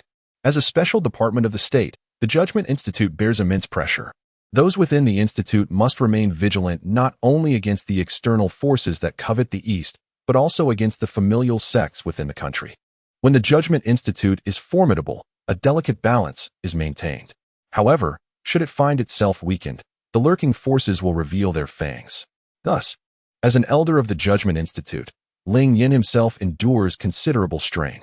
His current aim is to cultivate Luo Feng into a significant asset for the institute, thereby instilling fear in any lurking adversaries. Ling Yin brought Luo Feng back and administered restorative massage therapy. With his already formidable physique, Luo Feng soon regained consciousness. Master, I still cannot compare to Lin Jie, he expressed. Upon awakening, Luo Feng recalled his previous battle with Lin Jie and could not help but sigh. There remains a considerable gap between his current strength and that of the forbidden powerhouses. He is unable to engage in what is referred to as transcendent combat. Hey, young man, you truly are presumptuous. That girl, Lin Jie, has toiled for 5 years to attain such prowess. You have yet to breach the gates of the forbidden, yet you aspire to defeat her. What grants you such confidence? Ling Yin scoffed disdainfully.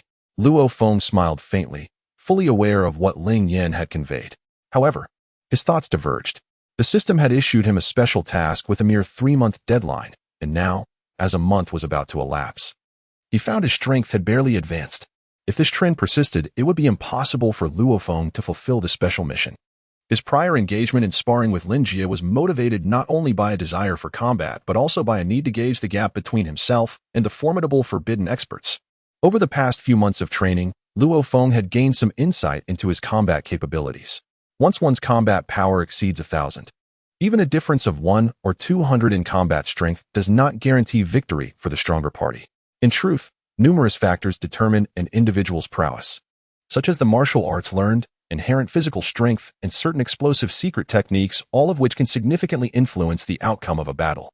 At present, if Luo Feng were to unleash his full potential, he might indeed contend with the formidable beings of the taboo realm. However, the question of victory remains an enigma. Ling Yin presented Luo Feng with a cup of tea, his expression gradually turning solemn. Young one, for this upcoming time-space conference, I hope you can serve as the ultimate trump card of the Judgment Institution, Ling Yin intoned gravely. The ultimate trump card? What does that imply? Luo Feng inquired. Taking a sip of the steaming tea, his countenance momentarily taken aback by Ling Yan's words. Ling Yin sighed and replied slowly. The time-space conference is far more intricate than you perceive. Once each faction enters the otherworldly dimension, they will support one another, standing united against external threats. During the conference, factions are at liberty to engage in unrestricted conflict, bearing no repercussions whatsoever. Unrestricted conflict. Luo Feng furrowed his brow, for this was entirely different from his expectations. He had imagined the time-space conference to merely be a grand test. Although there existed a competitive element, he believed it to be limited to that. However, Luo Feng was taken aback to discover that the time-space conference was, in fact, a genuine battleground.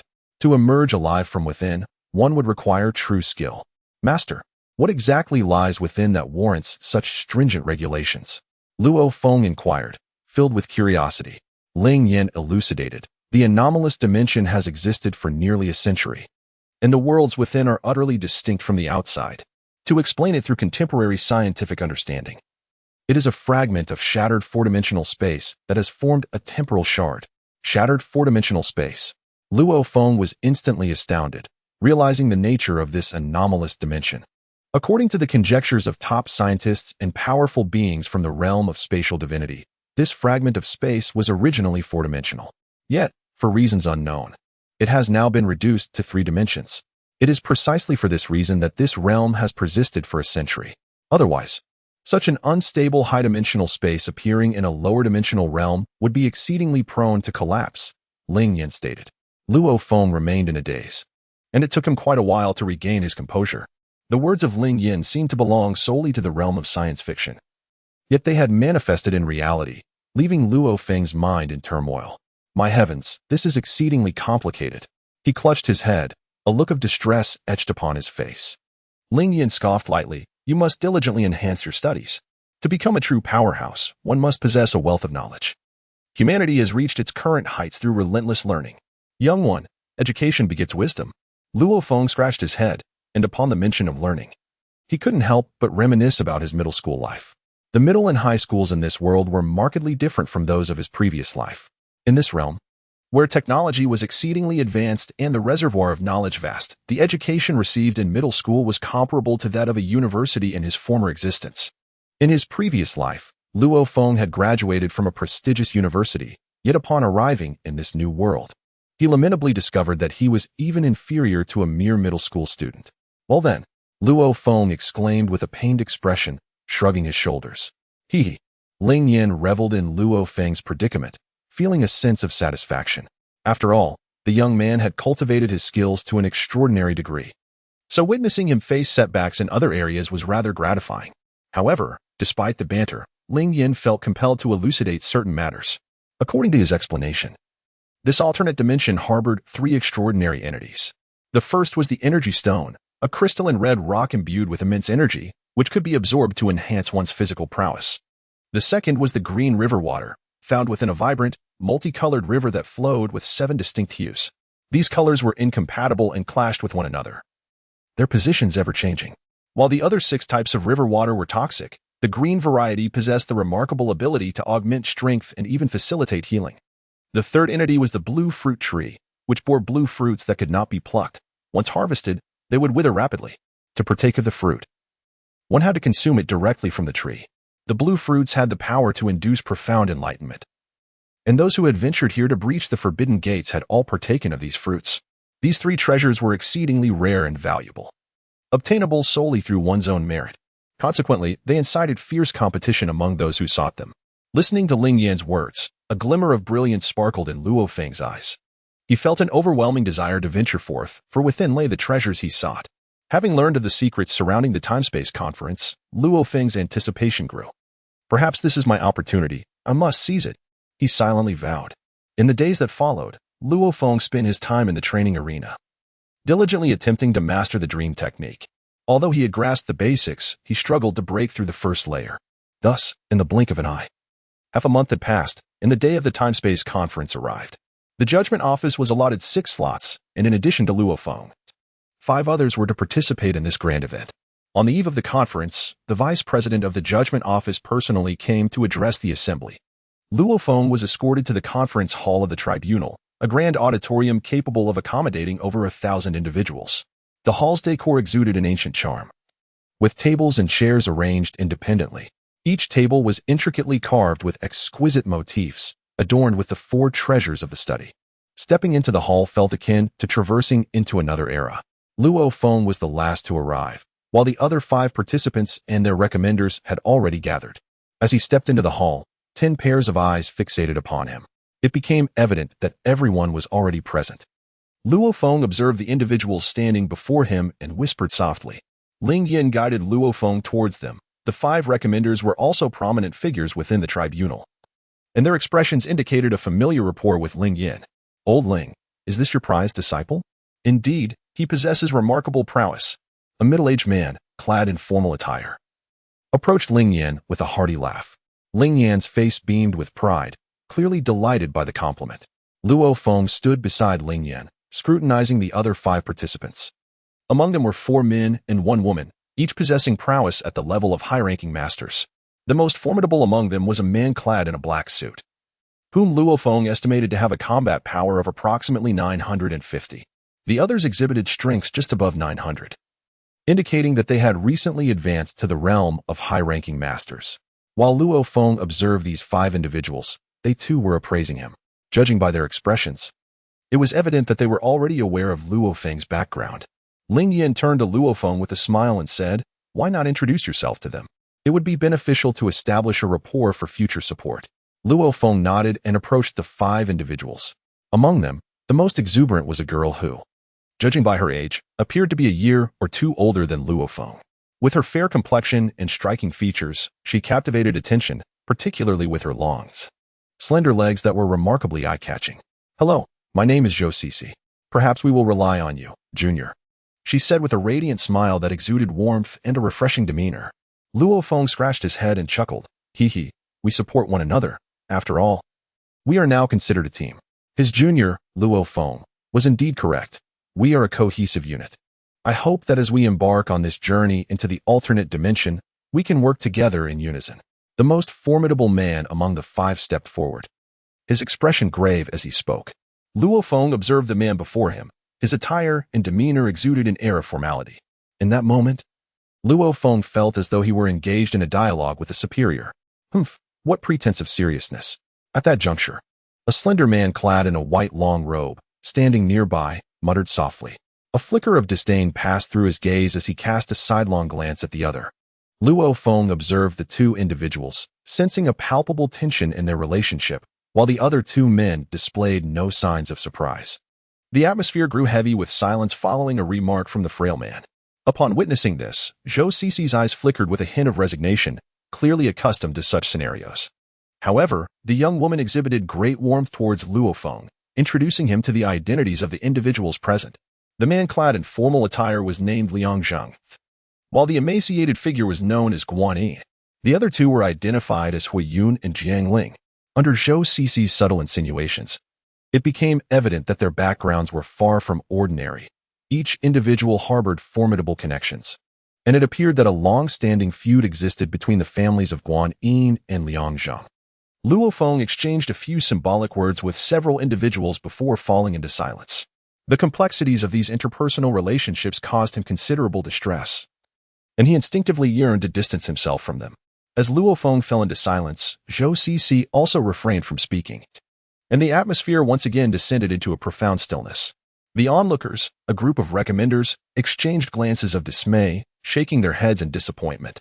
The internal discord within the tribunal was considerable, with factions at odds, while the powerful families united against external threats.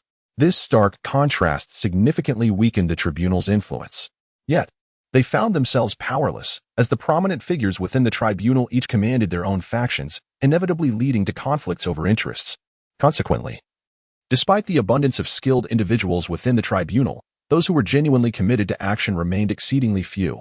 Whenever challenges arose, they would engage in blame-shifting, a phenomenon that had become commonplace within the tribunal. Otherwise, with the might at their disposal, it would have been impossible for these formidable families to flourish, even posing a threat to the very foundation of the nation. Ling Yan's eyes brimmed with concern, having devoted over a century to the tribunal. He naturally wished to see it prosper rather than decline. However, observing Luo Feng's demeanor, it seemed he had little regard for such matters. Alas, let nature take its course. As long as the young one finds joy in his endeavors, I shall be content, Ling Yan remarked wearily. After nearly half an hour of anticipation, a figure finally entered through the door. The moment the newcomer stepped inside, all eyes were drawn to them. Regardless of whether they were core members of the tribunal or the 5 youth participating in the assembly, expressions of reverence illuminated their faces. Luo Feng gazed intently at the newcomer, who was clad in a pristine white training outfit and donned flat-soled shoes. The individual's visage was that of a quintessential round face, radiating warmth with a smile reminiscent of Maitreya Buddha, exuding an amiable charm. Here, Ling Yin, the most senior among them, respectfully clasped his fists and addressed the visitor, saying, "Vice President." The others also followed suit, greeting the newcomer, yet Luo Feng remained solemnly fixated on the figure before him. To my astonishment, I could sense no aura emanating from him. It was unexpected that he could completely conceal his presence. Were one unaware, they would never guess that this was an unparalleled powerhouse. Luo Feng scrutinized the individual, silently astonished. His grasp of aura control was merely superficial at this stage. If he could cultivate at the celestial god's abode, he would surely learn the art of mastering one's presence. Regarding this vice president, Ling Yin had previously informed him that this individual was a formidable figure in the realm of divine paths, possessing exceptional combat prowess. Furthermore, his martial skills were extraordinarily powerful, having once single-handedly subdued an entire nation in the Western continent. Zhou Cixi, observing Luo Feng beside her, playfully nudged him and whispered, "It is rather impolite to stare at the vice president in such a manner." As Luo Feng regained his composure, he suddenly realized that everyone was looking at him, and he felt an overwhelming sense of embarrassment. "Good day, Vice President," he said, waving his hand and smiling amiably. The vice president regarded Luo Feng with a warm smile. His voice resonant. "Ah, young lad, you must be Luo Feng. At such a tender age, you possess remarkable strength, impressive indeed. Although you are the youngest, I trust you will look out for your senior brothers and sisters during this endeavor." The vice president's gaze was penetrating, laden with significance. Feeling the weight of his stare, Luo Feng swallowed hard and replied, "Hee, we are a team. After all, it is only natural that we support one another." The vice president raised an eyebrow, clearly pleased with Luo Feng's response, and nodded with a smile. Soon after, the meeting transitioned into the leadership's address. The vice president outlined the pertinent issues that required attention, offering encouragement to several individuals before taking his leave. Once he departed, a collective sigh of relief swept through the crowd. The aura of the esteemed figure had been overwhelmingly formidable, leaving them with an immense sense of pressure. With the meeting concluded, Ling Yan escorted Luo Feng out. Initially, he had intended for Luo Feng to engage in further discussions with a few others, but noticing the atmosphere, he quickly abandoned that idea. "We shall reconvene at our destination tomorrow," Ling Yan called out to the group before turning to leave. Tomorrow, Luo Feng would embark on his adventure into another dimension. The location of this alternate realm was in a remote area of the northern region, perpetually shrouded in ice and snow, exuding an intense chill. In the midst of a vast expanse of white, nearly 100 individuals stood upon a desolate patch of land.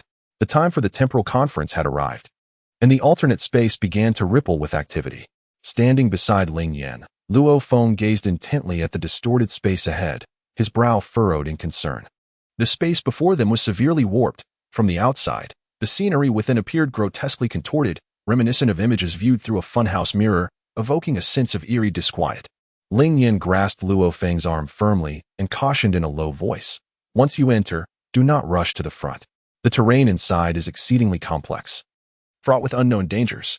A moment's carelessness could lead to peril." Luo Feng nodded, committing Ling Yan's words of caution to memory. The closer he drew to this moment, the more imperative it became to maintain his composure. Luo Feng cast a sweeping glance around the gathered crowd. Among the 5 prominent families, each had sent 4 representatives, while the remaining martial arts schools had dispatched 1 or 2 individuals.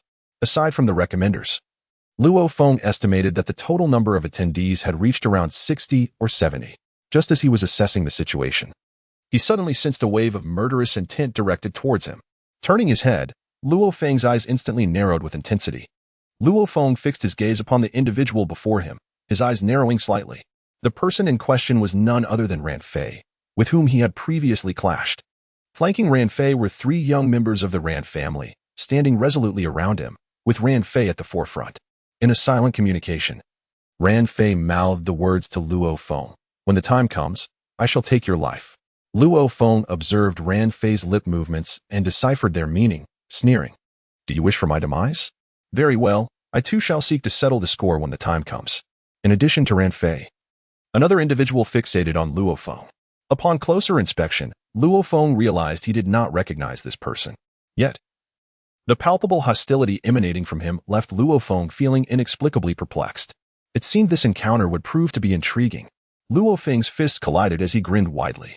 As the seconds ticked by, an eerie silence enveloped the arena, the atmosphere laden with tension. All eyes were fixated on the space ahead, eagerly anticipating the complete dissolution of the spatial barrier. Suddenly, a vibration rippled through the air, and the scene before them underwent a remarkable transformation. The once familiar snowy expanse vanished, replaced by towering mountains and dense forests. For those standing behind the gateway, however, nothing appeared to have changed. The landscape remained a vast, white wasteland of ice and snow. It seemed that the participants had reached an unspoken understanding, for almost in unison, they surged toward the spatial gateway. Observing this, Luo Feng followed suit, entering the portal as well. As Luo Feng stepped through the portal, he immediately sensed a transformation in the atmosphere. The previous chill dissipated, replaced by a comforting warmth that enveloped him. As Luo Feng gazed at the throngs of people brushing past him, he gradually slowed his pace. He surveyed the terrain around him, silently calculating his plan. The energy stones were predominantly scattered across the mountainous regions, while the blue fruit trees thrived in the endless expanse of the jungle. As for the emerald waters, they flowed through the great river that traversed the entire mountain range. Observing the landscape before him, Luo Feng spoke softly to himself. Not far from him lay a continuous chain of mountains, the closest being a verdant hill. He noticed that everyone was rushing towards the peaks. Just as Luo Feng began to move in that direction, a voice called out to him, "Luo Feng, why are you standing here? Why aren't you moving forward?" Upon hearing the voice, Luo Feng turned to see none other than Zhou Cixi, whom he had encountered the previous day, now walking alongside Liangzhang. Uncertain of the path to take, he inquired, "By the way, where are the other two?" Liangzhang, his expression grave, replied, "They chose not to accompany us and have departed ahead. I believe it is prudent for us to proceed together, as this would significantly enhance our chances of survival." Upon hearing this, Luo Feng nodded, ready to acquiesce, when a voice resonated within his consciousness. "Discover special energy stones. A unique task has been issued. The host must independently collect 50 energy stones. Upon completion, substantial rewards await." The abrupt emergence of the system's voice startled Luo Feng, for it had been a considerable time since its last appearance. The unexpected announcement of a task compelled him to venture forth alone. "My apologies, but I wish to explore on my own. Given the vastness of this space, our chances of encountering the energy stones will increase if we proceed separately. This is merely the beginning, and all parties will conserve their strength. Therefore, significant confrontations are unlikely to occur. It would be more advantageous for us to act independently," Luo Feng stated solemnly. Zhou Cixi and Liangzhang, upon hearing his words, nodded in contemplative agreement. This was merely the inception of their journey, and they would remain here for a month. The sooner one identified resources, the greater the advantage. "Very well, until we meet again," Zhou Cixi replied to Luo Feng. Luo Feng nodded slightly at the two individuals before dashing towards a particular direction. Paying no further heed to others, he sprinted towards another mountain. After the system issued the task, he could vaguely sense the approximate location of the energy stone. Although the objective remained vast, he had at least acquired a semblance of direction. Luo Feng arrived at a desolate location, releasing his nimbus cloud. He ascended upon the cloud, soaring through the skies at remarkable speed. The velocity of his flight surpassed that of most individuals, allowing him to outpace the majority. As he traversed various peculiar terrains, he mused to himself. The mountains here were unlike those on Earth. Their composition was not stone, but rather a substance unknown to Luo Feng. This material bore a striking resemblance to rock, yet its surface shimmered with a lustrous sheen reminiscent of porcelain. Curiously, these plants managed to take root upon this substance, anchoring themselves with remarkable stability. Luo Feng traversed a towering mountain, soaring towards another peak. However, as he prepared to enter this new realm, an extraordinary event unfolded. The flora ahead suddenly came to life. These plants resembled colossal trees, yet their trunks were adorned with numerous tendrils. These tendrils, densely packed, lashed out at Luo Feng like whips. Undeterred, he concentrated a wave of light and unleashed it upon the vegetation.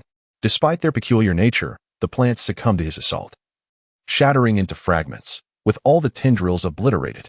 Strikingly reminiscent of the carnivorous plants found on Earth, these flora piqued Luo Feng's curiosity as he perched upon his cloud, contemplating the devastation below.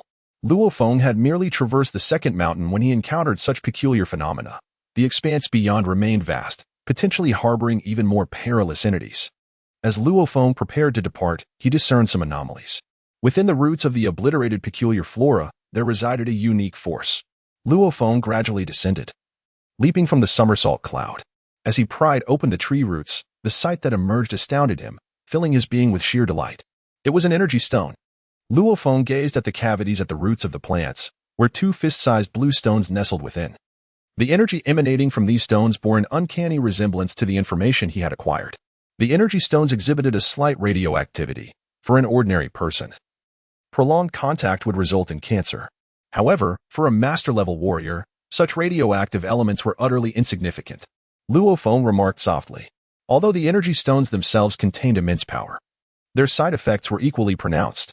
Yet, for beings of master-level vitality, such radioactive substances posed no threat whatsoever. Luo Feng held the energy stone in his hand, sensing the potent energy contained within, a glimmer of brilliance flickering in his eyes. The energy within this stone could indeed be absorbed. Yet the extent of absorption varied from person to person. After all, being an external force, it undeniably exerted an influence on the body. Luo Feng tossed the energy stone lightly, contemplating inwardly. Luo Feng opened the system interface and silently thought, "System, I have acquired the energy stone. Please take note." As Luo Feng's words faded, the energy stone in his hand gradually lost its color, transitioning from a deep blue to a lighter shade, finally becoming a transparent crystal. Simultaneously, on the special mission interface, the count of energy stones changed from 0 to 1. Luo Feng picked up another energy stone, silently invoking, absorb. Within mere moments, the system completely assimilated the energy from the stone, transforming it in his grasp into a translucent crystal. Luo Feng gazed thoughtfully at the pits in the vegetation. He was in need of energy stones, yet he remained uncertain of their precise location. However, he had now gained a glimmer of insight. Luo Feng extended his palm, concentrating several luminous orbs of light towards the plants ahead. With a sharp exclamation, the orbs detonated, uprooting the vegetation entirely. Luo Feng gazed at the gaping holes beneath the ordinary plants, finding no trace of energy stones. It appeared that beneath these commonplace flora lay no energy stones. Thus, he resolved to seek out the extraordinary plants. Withdrawing his hand, he surveyed the surrounding pits and murmured softly. Luo Feng mounted the nimbus, embarking on a leisurely flight while surveying his surroundings. As he passed the second towering mountain, he found no extraordinary flora. Beyond this peak lay a dense thicket. This thicket, Luo Feng exclaimed, his gaze fixed in astonishment upon the lush greenery ahead.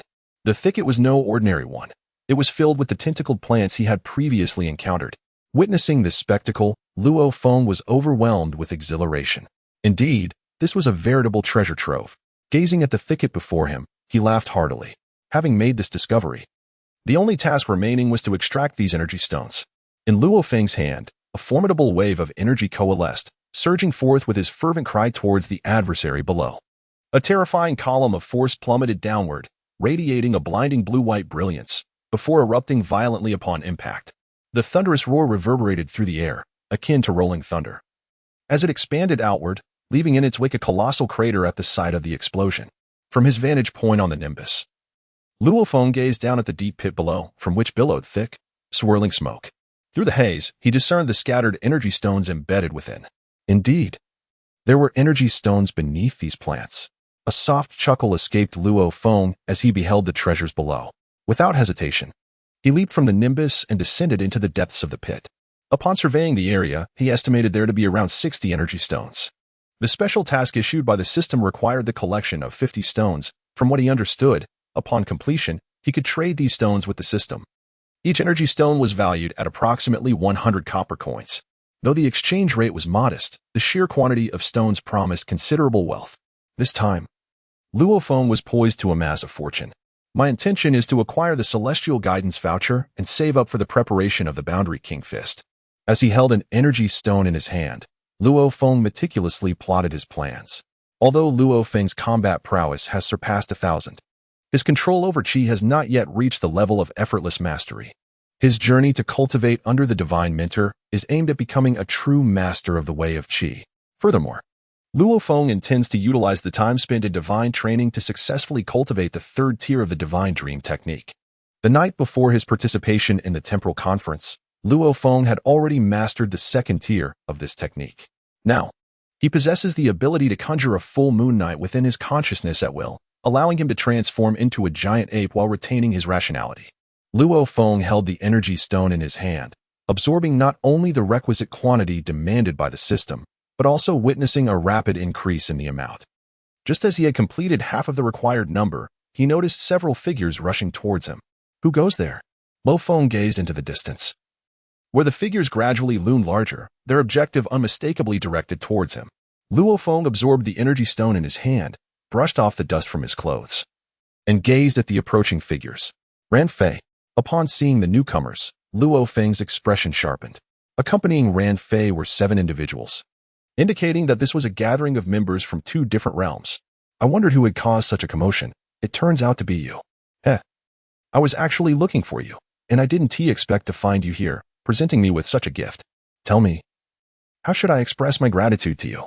Ran Fei approached the edge of the deep pit and flashed a grin at Luo Feng. Luo Feng grinned as well, saying, "You wish to rob and kill. Very well, let us see if you possess the capability to do so." as Luo Feng's gaze gradually darkened. The environment allowed for unrestricted conflict, indifferent to life and death, which alleviated some of his constraints. When outside, he would consider the government's authority and refrain from delivering fatal blows. However, within this realm, he was free to unleash his full potential. Do you wish for me to take action? A man beside Ran Fei spoke in a low, cold voice. Ran Fei smirked. Do you believe it is necessary? The man cast a sidelong glance at Luo Feng and fell silent. In his eyes, Luo Feng was no match for Ran Fei. Gazing at the energy stones nestled in the deep pit, Ran Fei emitted a sound of admiration, clearly coveting these precious resources. We didn't finish last time. Let us continue this time, he declared with a cruel smile, his body encased in metal as he charged towards Luo Feng. Luo Feng hurled the energy crystal, now absorbed, towards Ran Fei as a pale red aura erupted around him, surging towards Luo Feng. Bang! Their fists collided with tremendous force, generating a powerful wave of energy that rapidly spread outward from their epicenter, deepening the pit beneath their feet in an instant. Luo Feng swung his fists, unleashing a series of explosive bursts of energy colliding with Ran Fei's fists. The disparity in their strength was negligible, yet in a direct comparison of combat prowess, Ran Fei surpassed Luo Feng. Nevertheless, the gap in their abilities could be compensated for by other factors. Die. Ran Fei leaped into the air, his iron fist rapidly enlarging, propelled by a formidable force as he struck down towards Luo Feng. A powerful gale swept toward Luo Feng, causing him to narrow his eyes and take a step back, as a faint crimson aura surged wildly around him. With a forceful punch, the two mismatched fists collided once more. However, this time, Luo Feng found himself forcibly pushed back by Ran Fei's overwhelming strength. At the foot of Mount Luo, two deep grooves were etched into the ground as he clenched his numbed fists, a heaviness settling in his heart. To his astonishment, Ran Fei had once again augmented his strength since their last encounter, his prowess now tantalizingly close to that of an advanced warrior. Observing Luo Feng's grave demeanor, Ran Fei erupted into laughter. Following their previous clash, he had diligently employed secret techniques at home to enhance his abilities. Now, having entered this alternate realm, he was entirely certain that he stood as the mightiest among all participants. Is this the extent of your strength? Ran Fei taunted, his metallic fists producing a jarring sound as they rubbed together. He advanced slowly towards Luo Feng, his eyes ablaze with arrogance and murderous intent, exuding an overwhelming aura of dominance. Beyond the pit, those who accompanied Ran Fei regarded Luo Feng with contemptuous gazes. Aside from Lin Jie from the tribunal, the rest were utterly ineffectual. Had it not been for the backing of their nation, they would have been obliterated long ago. Indeed, this fellow named Luo Feng appeared to be Lin Jie's junior disciple. Yet, considering his age, his level of strength was commendable. Thus, it was imperative that they did not allow him to survive. After all, none associated with the tribunal could be spared. While these individuals conversed outside the pit, they did not conceal their focus on Luo Feng, for in their eyes, a doomed man posed no significant threat to them. Upon hearing the conversation of those individuals, Luo Feng's expression changed dramatically. With a darkened visage, he gazed sternly at Ran Fei and intoned, "Did you intend from the outset to eradicate everyone from the tribunal?" Ran Fei raised an eyebrow and replied, "You may interpret it that way. The tribunal has already met its demise, and you are merely the impending remnants destined for elimination." Luo Feng took a deep breath. He had no desire to become entangled in the so-called power struggle, yet it seemed unavoidable now. "Are you implying that our conflict is to the bitter end?" Luo Feng spoke softly. "To the bitter end? I quite like that phrase, heh." Ran Fei replied with a sinister smile. At this moment, Luo Feng was remarkably tranquil, having reached this juncture. The only course of action left for him was to take a life. Luo Feng gradually closed his eyes, an intangible will slowly emanating from within him. In that moment, his aura underwent a profound transformation. Ran Fei's expression suddenly shifted as he sensed an overwhelming pressure radiating from Luo Feng, one that originated from a spiritual realm. He could only watch, feeling an overwhelming urge to kneel. No matter what tricks you play, you shall meet your demise today." Ran Fei's face twisted with malevolence, the pressure exerted by Luo Feng causing beads of cold sweat to form along his spine. A colossal force surged forth from Luo Feng's being, and at that moment, he stood at the pinnacle of his state. The figure of Luo Feng vanished from the spot, and before the residual image had faded, his true form had already materialized before Ran Fei. With a resounding bang, the mentally suppressed Ran Fei was caught off guard, sent flying by a single punch from Luo Feng. Before he could even touch the ground, Luo Feng seized his ankle and with a sudden twist, hurled him to the earth as if he were a mere doll. Boom, boom. Boom. Ran Fei was treated like an object, tossed about by Luo Feng with relentless force. The surrounding ground cracked under the immense power of the blows, fissures spreading outward and raising thick clouds of dust. In an instant, the entire pit was engulfed in smoke and debris, leaving those standing at the periphery in stunned silence. Luo Feng's movements were startlingly abrupt. They had yet to comprehend the situation when Ran Fei was treated like a mere plaything, hurled about with reckless abandon. How could this be possible? A man swallowed hard. Incredulity etched on his face. The others instinctively turned their gazes towards another man nearby, silently inquiring if he intended to intervene. Yet, the man remained composed. His demeanor serene as he remarked, "There is no need for concern." They nodded in agreement and redirected their attention to the depths of the pit. The thunderous roars gradually subsided, and the billowing dust slowly dissipated, revealing the pit obscured by haze to their astonished eyes. Within the pit, Ran Fei lay sprawled in the shape of a large character, embedded in the earth, his eyes vacant as they fixated on Luo Feng. Luo Feng stood beside Ran Fei, looking down upon him with eyes brimming with disdain. "Luo Feng, this is the greatest humiliation I have ever endured. From this moment forth, I shall make your existence a torment beyond compare." Ran Fei's countenance twisted into a sinister grimace, his body trembling slightly as it lay against the ground, with veins of crimson coursing through his eyes. At this moment, he was engulfed by an overwhelming fury. Boom. Ran Fei's almost bulging eyes fixated on Luo Feng as he roared in anger. His entire form soared from the depths of the pit, the once silvery metal of his body now radiating a dark golden hue. The onlookers outside the pit gasped in astonishment at Ran Fei's transformation, with some even exclaiming, "Ran Fei's metallic form has evolved to the dark golden state, which is perilously close to the forbidden tier of the golden form." All of Ran Fei's power was unleashed. And at this moment, his singular focus was on one objective, to rend Luo Feng apart. Luo Feng gazed upward at Ran Fei, his expression serene as the aura within him steadily emanated. Behind him, a colossal phantom of a gorilla materialized. Luo Feng landed on one foot, transforming into a projectile, hurtling towards Ran Fei. Ran Fei shimmered with a dark golden glow. As he beheld Luo Feng charging at him, he swung his fist with great force. The air resonated with a series of muffled metallic clashes, akin to the tolling of a bell, as the sound shifted with the ebb and flow of their confrontation. The two suspended momentarily in the air before both alighted upon the ground. In that instant, Luo Feng morphed into a pale red specter, re-engaging in battle with Ran Fei. They battled their way out of the deep pit, leaving a trail of impact craters in their wake. Dogflow meteor. Ran Fei's dark golden fist radiated a crimson light, and his temperature surged dramatically.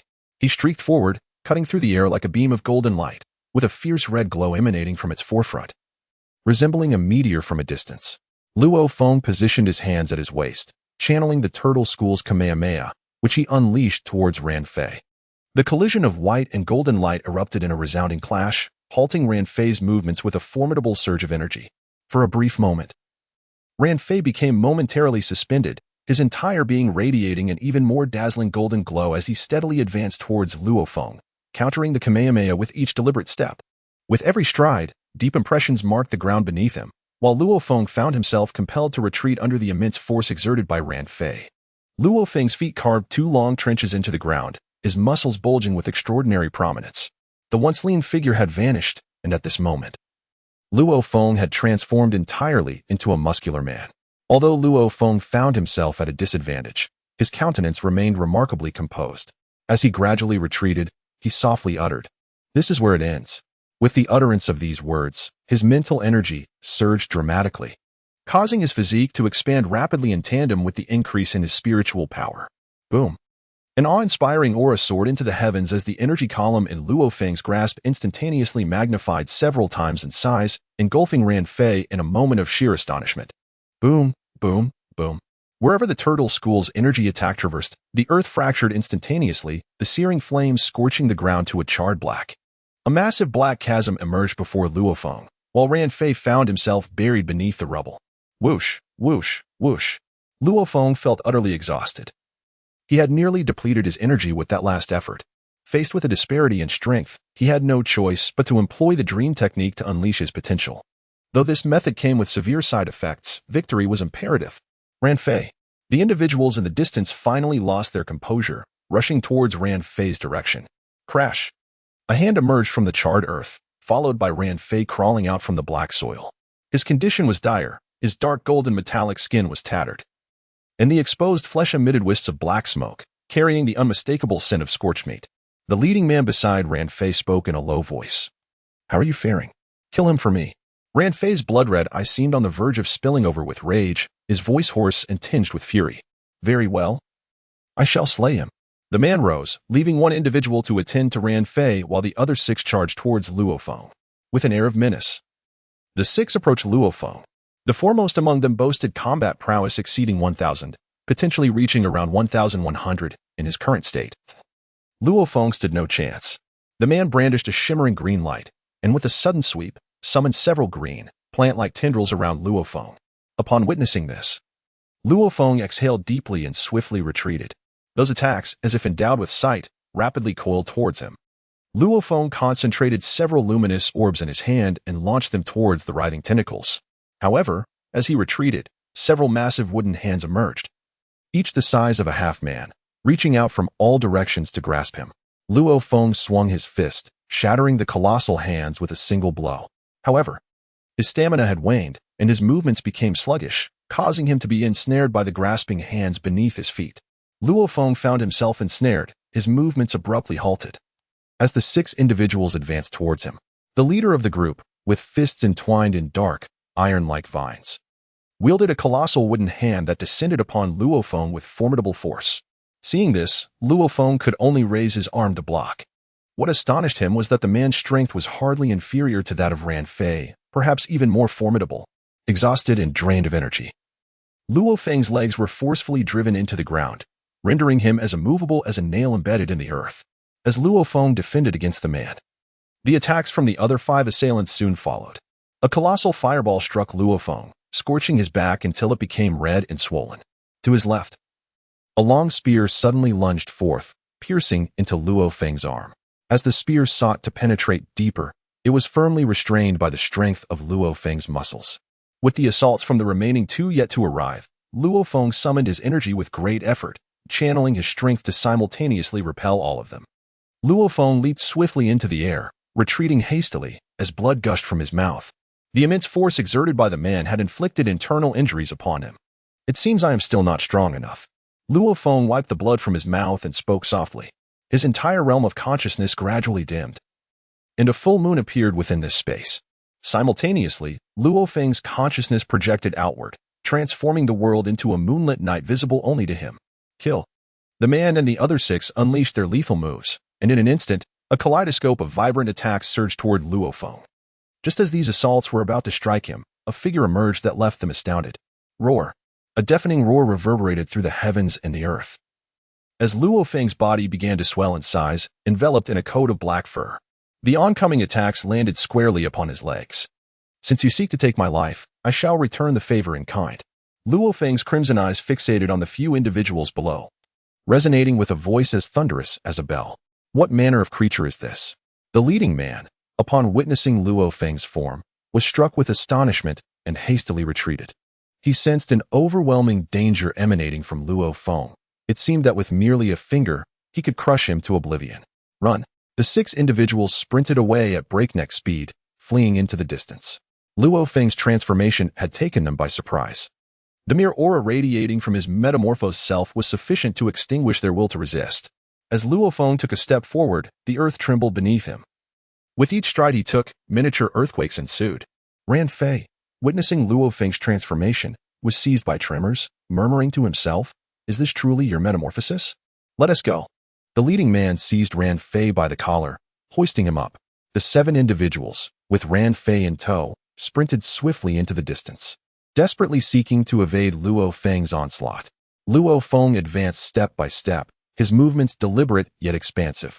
Despite the rapid pace of Ran Fei and his companions, they could not shake off Luo Feng. The group moved swiftly towards a towering mountain. Once they entered its embrace, they would be able to leverage the terrain within to encircle Luo Feng. Upon witnessing this, Luo Feng roared with fury, his mouth continuously gathering a radiant white light. A terrifying aura coalesced within him, and soon, a colossal orb of light took shape at his lips. At this moment, Luo Feng's combat prowess had surpassed 10,000. Should he unleash his full power, he could potentially obliterate the entire planet. Roar. Luo Feng directed his gaze towards the 8 individuals in the distance and unleashed a dazzling beam of light. A column of radiance erupted from his mouth, hurtling swiftly towards Ran Fei and his companions. Upon sensing the immense force behind him, Ran Fei turned to look, nearly losing his composure in terror. Should they be struck by Luo Feng's luminous projectile, they would undoubtedly be reduced to mere fragments. Infuriated and resolute, he bellowed, casting caution to the wind. His entire being flushed to deep crimson, and wisps of vapor began to emanate from his body. Veins on his forehead bulged like coiling dragons, and his complexion was a vivid shade of red. With a fierce shout, just as Luo Feng's beam was about to reach him, Ran Fei unleashed a torrent of wild energy, propelling himself and those around him beyond the range of the impending attack. In that fleeting moment, as they were thrust into the air by the force, the blinding light collided with their original positions. A thunderous explosion resonated, causing the entire mountain to disintegrate in an instant, with massive boulders soaring like meteors into the distance. The mountain seemed to be uprooted, enveloped in a cloud of dust that blanketed the surrounding peaks, while an unparalleled gale raged outward, sweeping Ran Fei and his companions far away. Yet, at that very moment, Luo Feng was suddenly seized by an overwhelming sense of imminent peril. Even with his formidable combat prowess, he felt utterly defenseless against this encroaching threat. Luo Feng instinctively leaped to the side, just as a laser shot forth from the billowing smoke, grazing past him and leaving a deep gash along his shoulder. As Luo Feng just touched down, danger once again loomed. At this moment, he was still in a state where the old strength had yet to dissipate, and the new strength had yet to arrive. Luo Feng could barely turn around when another beam of laser shot forth, severing his tail at the root. As his tail fell away, Luo Feng's form rapidly diminished, reverting from that of a gigantic ape to his original state. Amidst the billowing dust, a deep pit stretching nearly hundreds of meters emerged. Within this chasm lay an elliptical spacecraft, approximately the size of a 3-story building. It appeared to have sustained significant damage, with a portion of its body missing. At the forefront of the vessel, there were cannon-like weapons positioned on either side, while the top featured a gaping hole that emanated intense heat, a result of Luo Feng's light projectile. Through this aperture, the interior of the craft became discernible. Inside, a peculiar creature, resembling a human from Earth with 4 limbs, lay motionless. However, its visage was marked by a single eye, with 2 hollow sockets beneath it. Yet, this being exhibited no signs of life, and beside it sat the spacecraft's operational system. Likely triggered by Luo Feng's light wave, the system initiated automatically, causing a series of complex symbols to materialize on the vessel's enormous screen. In the cold, dark expanse of space, galaxies sprawled across the cosmos, with the Milky Way being one among them. In a corner of the Milky Way, a massive spacecraft traversed the universe, housing a creature of extraordinary appearance. Should one draw a comparison, this being bore an uncanny resemblance to the one found within the spacecraft in the alternate dimension. At this moment, as the creature gazed at the screen before it, its singular eye widened in astonishment. News had arrived. There was a message from number 6. The creature suddenly erupted with excitement, deftly manipulating the control panel as a 3-dimensional star map materialized on the screen. It incessantly zoomed in on the star map until it focused on Earth within the solar system.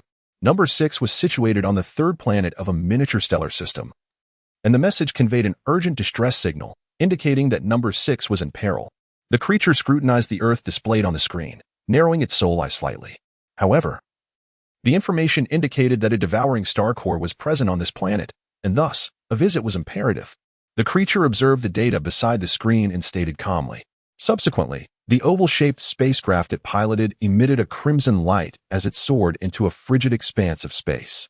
Amidst a desolate ruin, Luo Feng lay exposed upon a heap of rubble.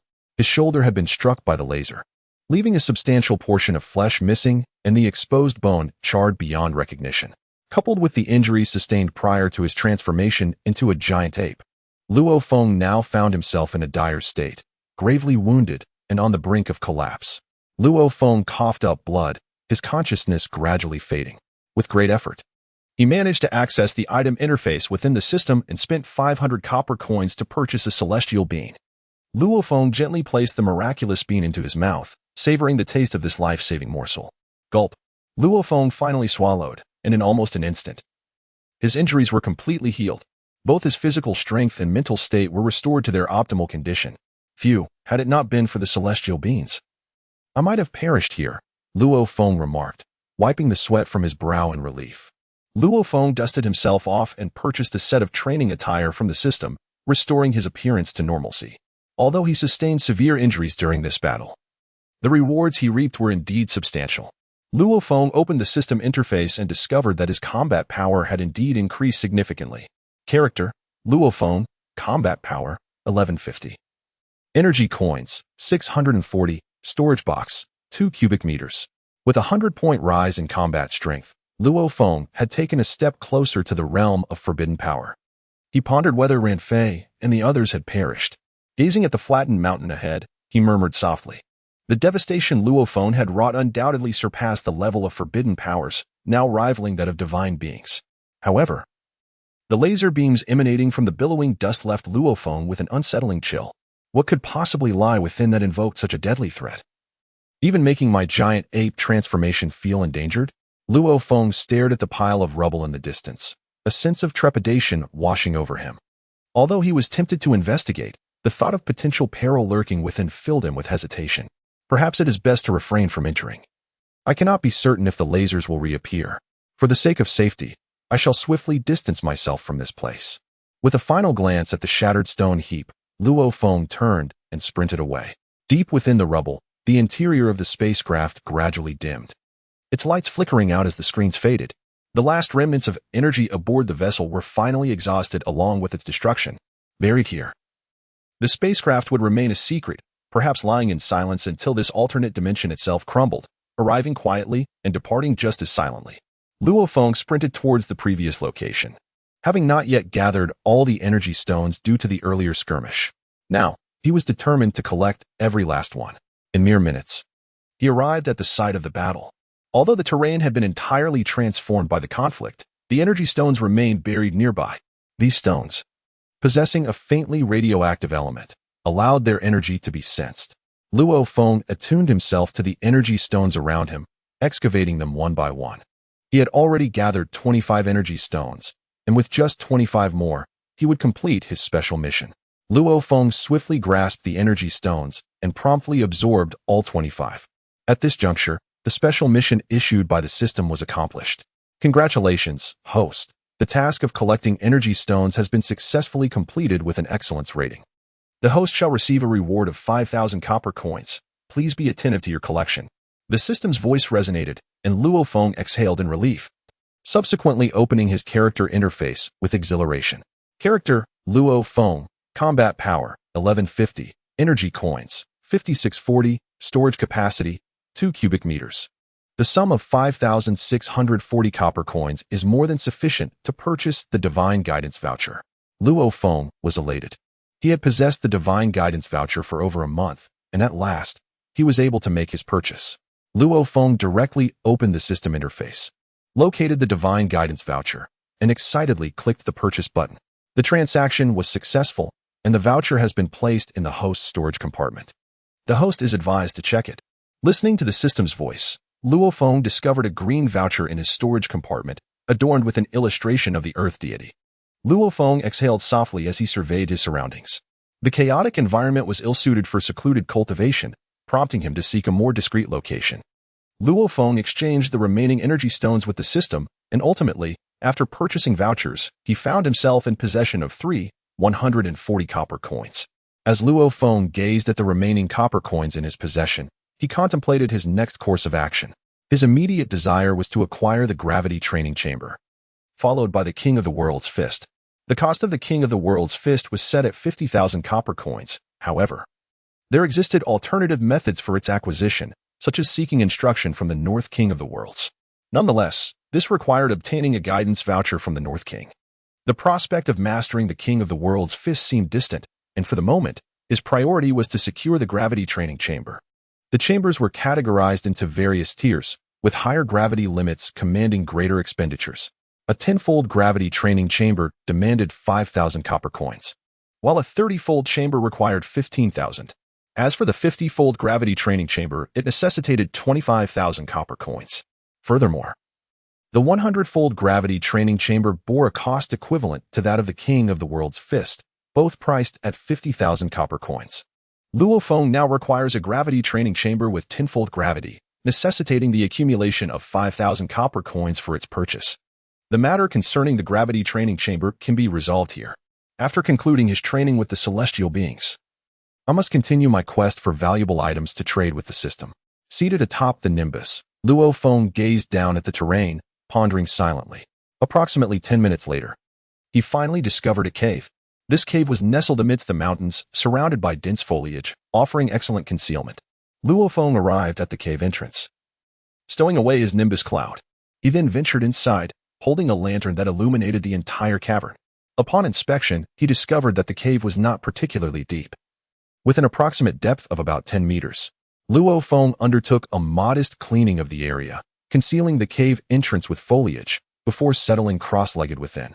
Embarking upon his cultivation practice, Luo Feng opened the storage box and discovered the Divine Guidance Voucher, promptly clicking to utilize it. The Divine Guidance Voucher has been activated. The host will now enter the Divine Hall for cultivation. As an entity of consciousness, the outcomes of the cultivation will be entirely reflected back to the physical form. The duration of the cultivation is set for 1 year, equating to merely 1 month in the external world, although the host retains the option to conclude the cultivation prematurely. The process begins now. A series of sounds resonated within, and Luo Feng merely felt a wave of dizziness wash over him as the scene before his eyes transformed. Is this the Divine Hall? Indeed, it is truly magnificent. Luo Feng stood atop the temple of the celestial gods, surrounded only by the main hall of the temple and an expanse of pristine white flooring. On either side of Luo Feng stood 2 rows of trees, with a few birds frolicking among the branches. Though the reason for the birds soaring so high remained a mystery, the celestial temple exuded an air of profound solitude. Luo Feng gazed at the sky around him, where white clouds floated leisurely above his head. The entire azure expanse resembled a cerulean mirror, remarkably pristine. Luo Feng strolled towards the main hall, and the unusual silence of the divine temple rendered his footsteps resoundingly prominent throughout the grand chamber. As he approached the entrance of the celestial sanctuary, a man with skin as dark as obsidian emerged from the main door. Luo Feng gazed at the dark-skinned man and instantly recognized him. In the temple of the gods, there were only 2 individuals. One was a divine servant, and the other was the deity himself, a being of Namekian origin. Both of these figures possessed remarkably distinctive appearances, leaving a lasting impression on Luo Feng during his viewing of Dragon Ball. The divine servant, with his round eyes fixed upon Luo Feng, spoke. Luo Feng, the Almighty has already been informed of your arrival. Henceforth, I shall guide you in your training. Upon hearing the words of the venerable sage, Luo Feng nodded in acknowledgement. This sage, though a divine servant, possessed a wisdom that surpassed even that of the celestial deity, Bik, having served several generations of divine beings. The sage's prowess was indeed commendable. Approaching the sage, Luo Feng inquired, "Shall we commence now?" "Indeed," the sage replied. "Your strength is formidable. Yet your mastery over the essence of Qi has yet to reach the realm of Wu, the state of nothingness. Henceforth, I shall enlighten you on what it means to attain this state." The sage then positioned himself at the center of the divine hall's courtyard and declared, "Take this bell."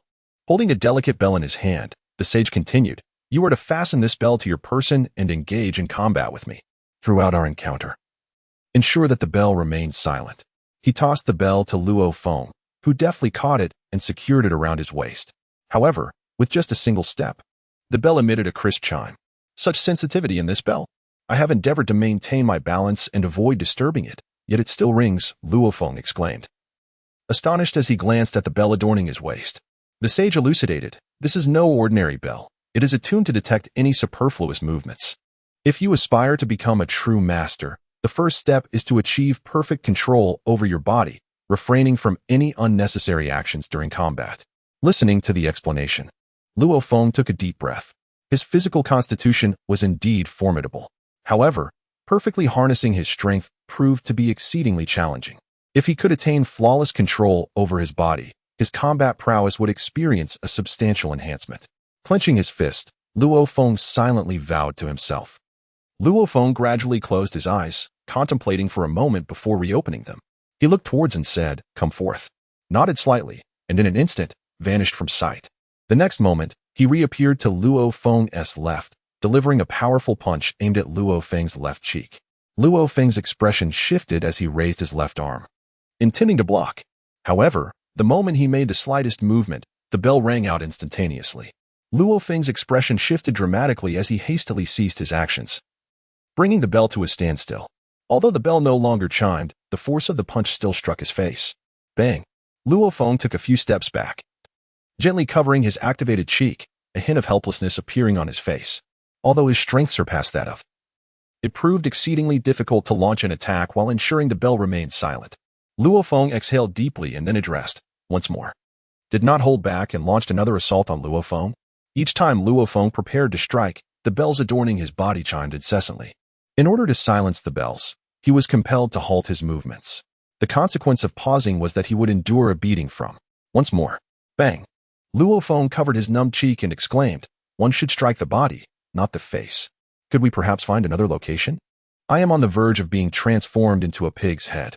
Luo Feng's face was swollen and bruised, the result of relentless blows. Though he felt a surge of anger within, he found himself utterly powerless. Come on, keep attacking. Bang! Bring it on. Bang, bang, bang. Damn it, I refuse to yield. Keep it coming. Bang, bang, bang, bang, bang. Cough, cough.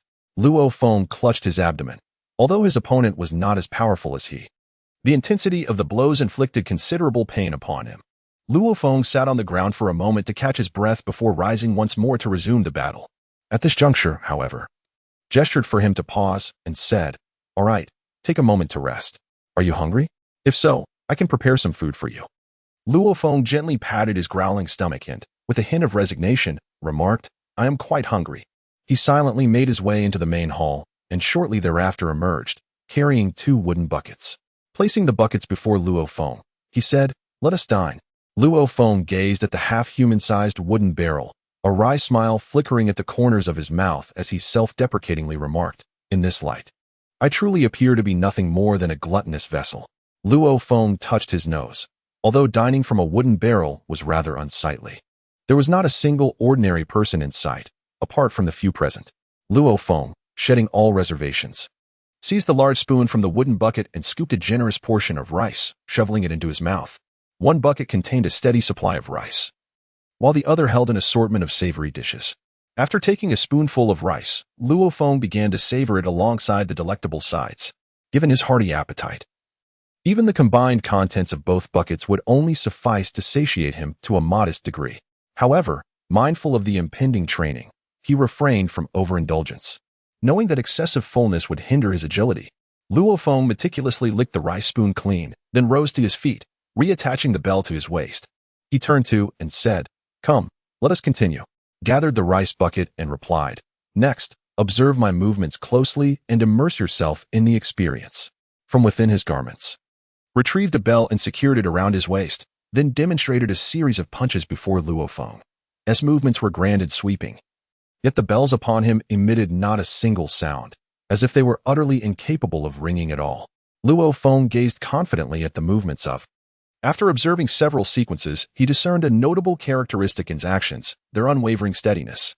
Regardless of the task at hand, exhibited remarkable poise, appearing composed and effortlessly in command. Each movement flowed seamlessly, embodying a level of mastery akin to that of a grandmaster. Luo Feng murmured softly to himself, captivated by the display. He began to mimic motions, gradually finding his own rhythm. This time, the bell did not chime at the first sign of his movement. Luo Feng's movements were light and deliberate. He exerted great effort to control his body, ensuring that no superfluous gestures escaped him. After completing a series of actions, he found himself drenched in sweat and utterly exhausted. It felt as though he had endured a fierce battle, and his intense focus left him mentally fatigued. Well done, came the voice, observing the perspiring Luo Feng. You have already gained your own insights simply by watching my movements. Your learning curve is impressive. That will be all for today's training. We shall continue tomorrow. Luo Feng nodded, glancing at the sky, which had already begun to darken with the approach of evening. Unbeknownst to him, he had devoted an entire day to his cultivation. Where shall I sleep? Luo Feng exhaled, directing his inquiry towards the attendant. In the side room of the main hall, there is a bed prepared for you. You may rest there, the attendant indicated, gesturing towards the adjoining structure next to the main hall.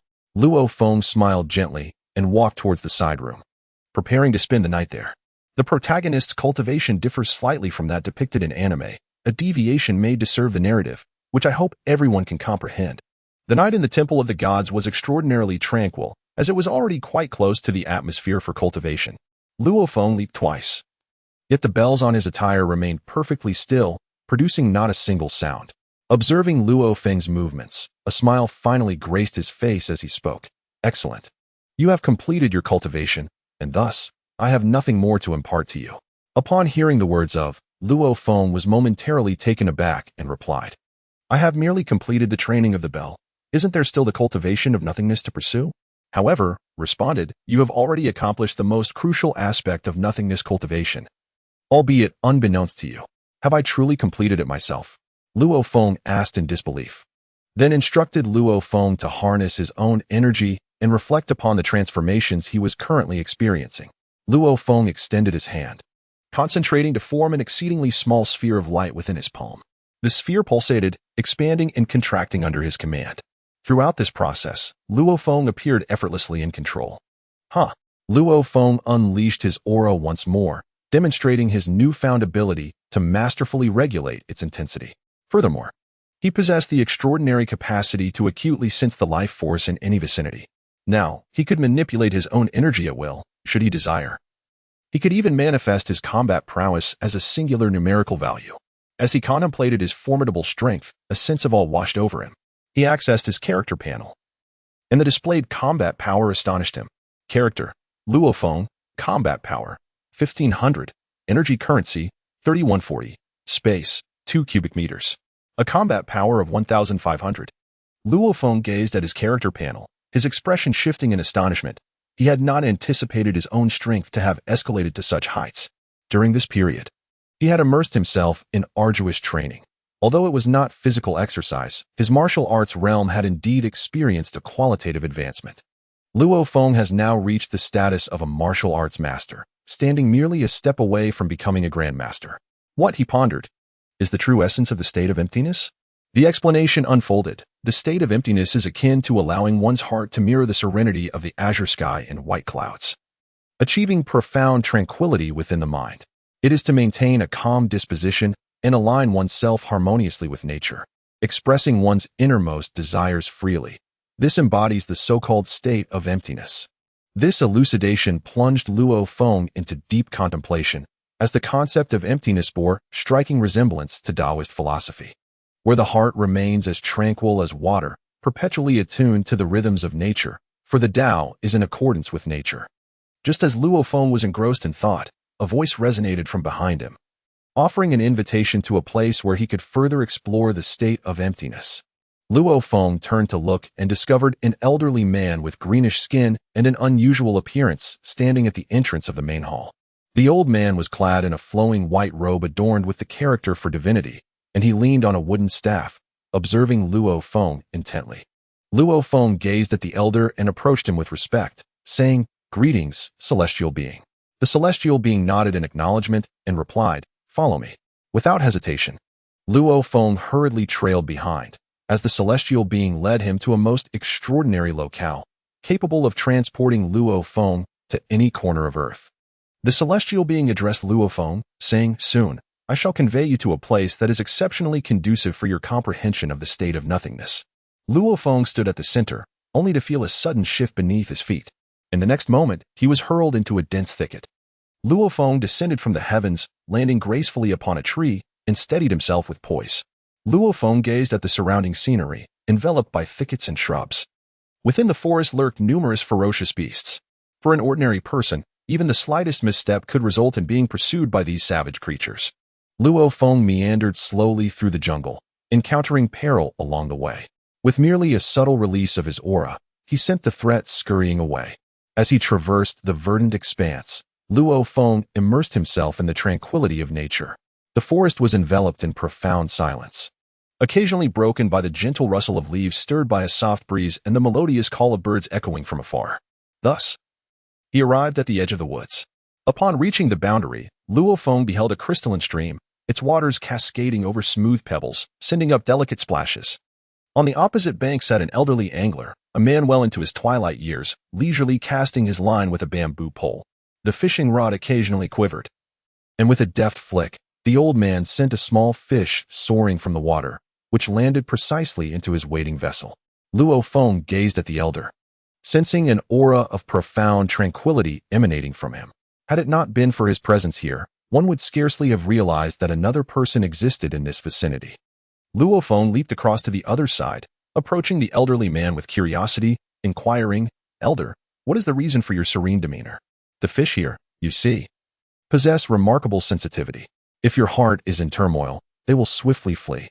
Without a tranquil heart, one cannot hope to catch fish in these waters," the old man replied, a gentle smile gracing his face. Indeed, as soon as Luo Feng arrived, the fish in the river scattered in fright. Observing the flowing waters, he pondered the possibility that the divine had led him here for a profound purpose. The essence of emptiness is to align one's heart with nature, remaining calm and undisturbed. The old man's ability to catch fish stemmed from his tranquil heart, Luo Feng mused to himself. With this thought in mind, Luo Feng retrieved a fishing rod, emulating the elder, and took his place as a fisherman. This scene diverges somewhat from the animated portrayal, serving the narrative, and I trust you will understand. Luo Feng silently fished by the riverbank. Although he endeavored to maintain a tranquil state of mind, the more he tried, the more his heart remained unsettled. Consequently, Luo Feng caught not a single fish, while the elderly man returned with a bountiful harvest. As the old man began to pack his belongings and prepare to leave, he glanced at Luo Feng and kindly remarked, "Young man, the day is drawing to a close. You should consider heading back soon." Luo Feng smiled at the old man and nodded, then resumed his gaze upon the fish in the river. Observing Luo Feng's demeanor, the old man kindly advised, "This approach is futile. Your intention is too forced, which will only scare the fish away. You must completely relax both body and mind, relinquishing all thoughts, and empty your spirit. Only then will you be able to catch fish." Upon hearing this, Luo Feng appeared contemplative and, with a sense of gratitude, expressed his thanks to the elder. He then seated himself cross-legged upon the rock, striving to attain a state of tranquility in both body and mind. Observing this, the elder nodded with a smile and, grasping his water jug, made his way into the distance. Luo Feng sat quietly, his breath barely perceptible, embodying a state of profound subtlety. As time flowed by, he seemed akin to a monk in deep meditation, remaining motionless upon the rock, his essence gradually transforming. Days slipped away, and Luo Feng continued to sit there, consuming food procured from the system when hunger struck, and resting under the starlit sky when night fell. In that moment, he resembled an ascetic, fervently pursuing his own enlightenment. Perhaps a month had passed, or maybe two. The passage of time eluded his consciousness. He felt an unparalleled tranquility within, as if the world around him resonated in harmony with his spirit. Was this the so-called realm of emptiness? It seemed he had arrived at such a state. The river flowed crystal clear, and as Luo Feng gazed into its depths, he found an overwhelming sense of peace. Suddenly, the fishing rod twitched. He lifted it to discover a plump grass carp, vibrant and full of life. Luo Feng released the fish back into the water and continued to sit there. Within a mere 10 minutes, he had caught 4 large fish, each one remarkably vibrant. Luo Feng released all the fish back into the water and then stood up. A subtle smile graced the corners of his mouth. After such an extended period of cultivation, he had finally achieved success.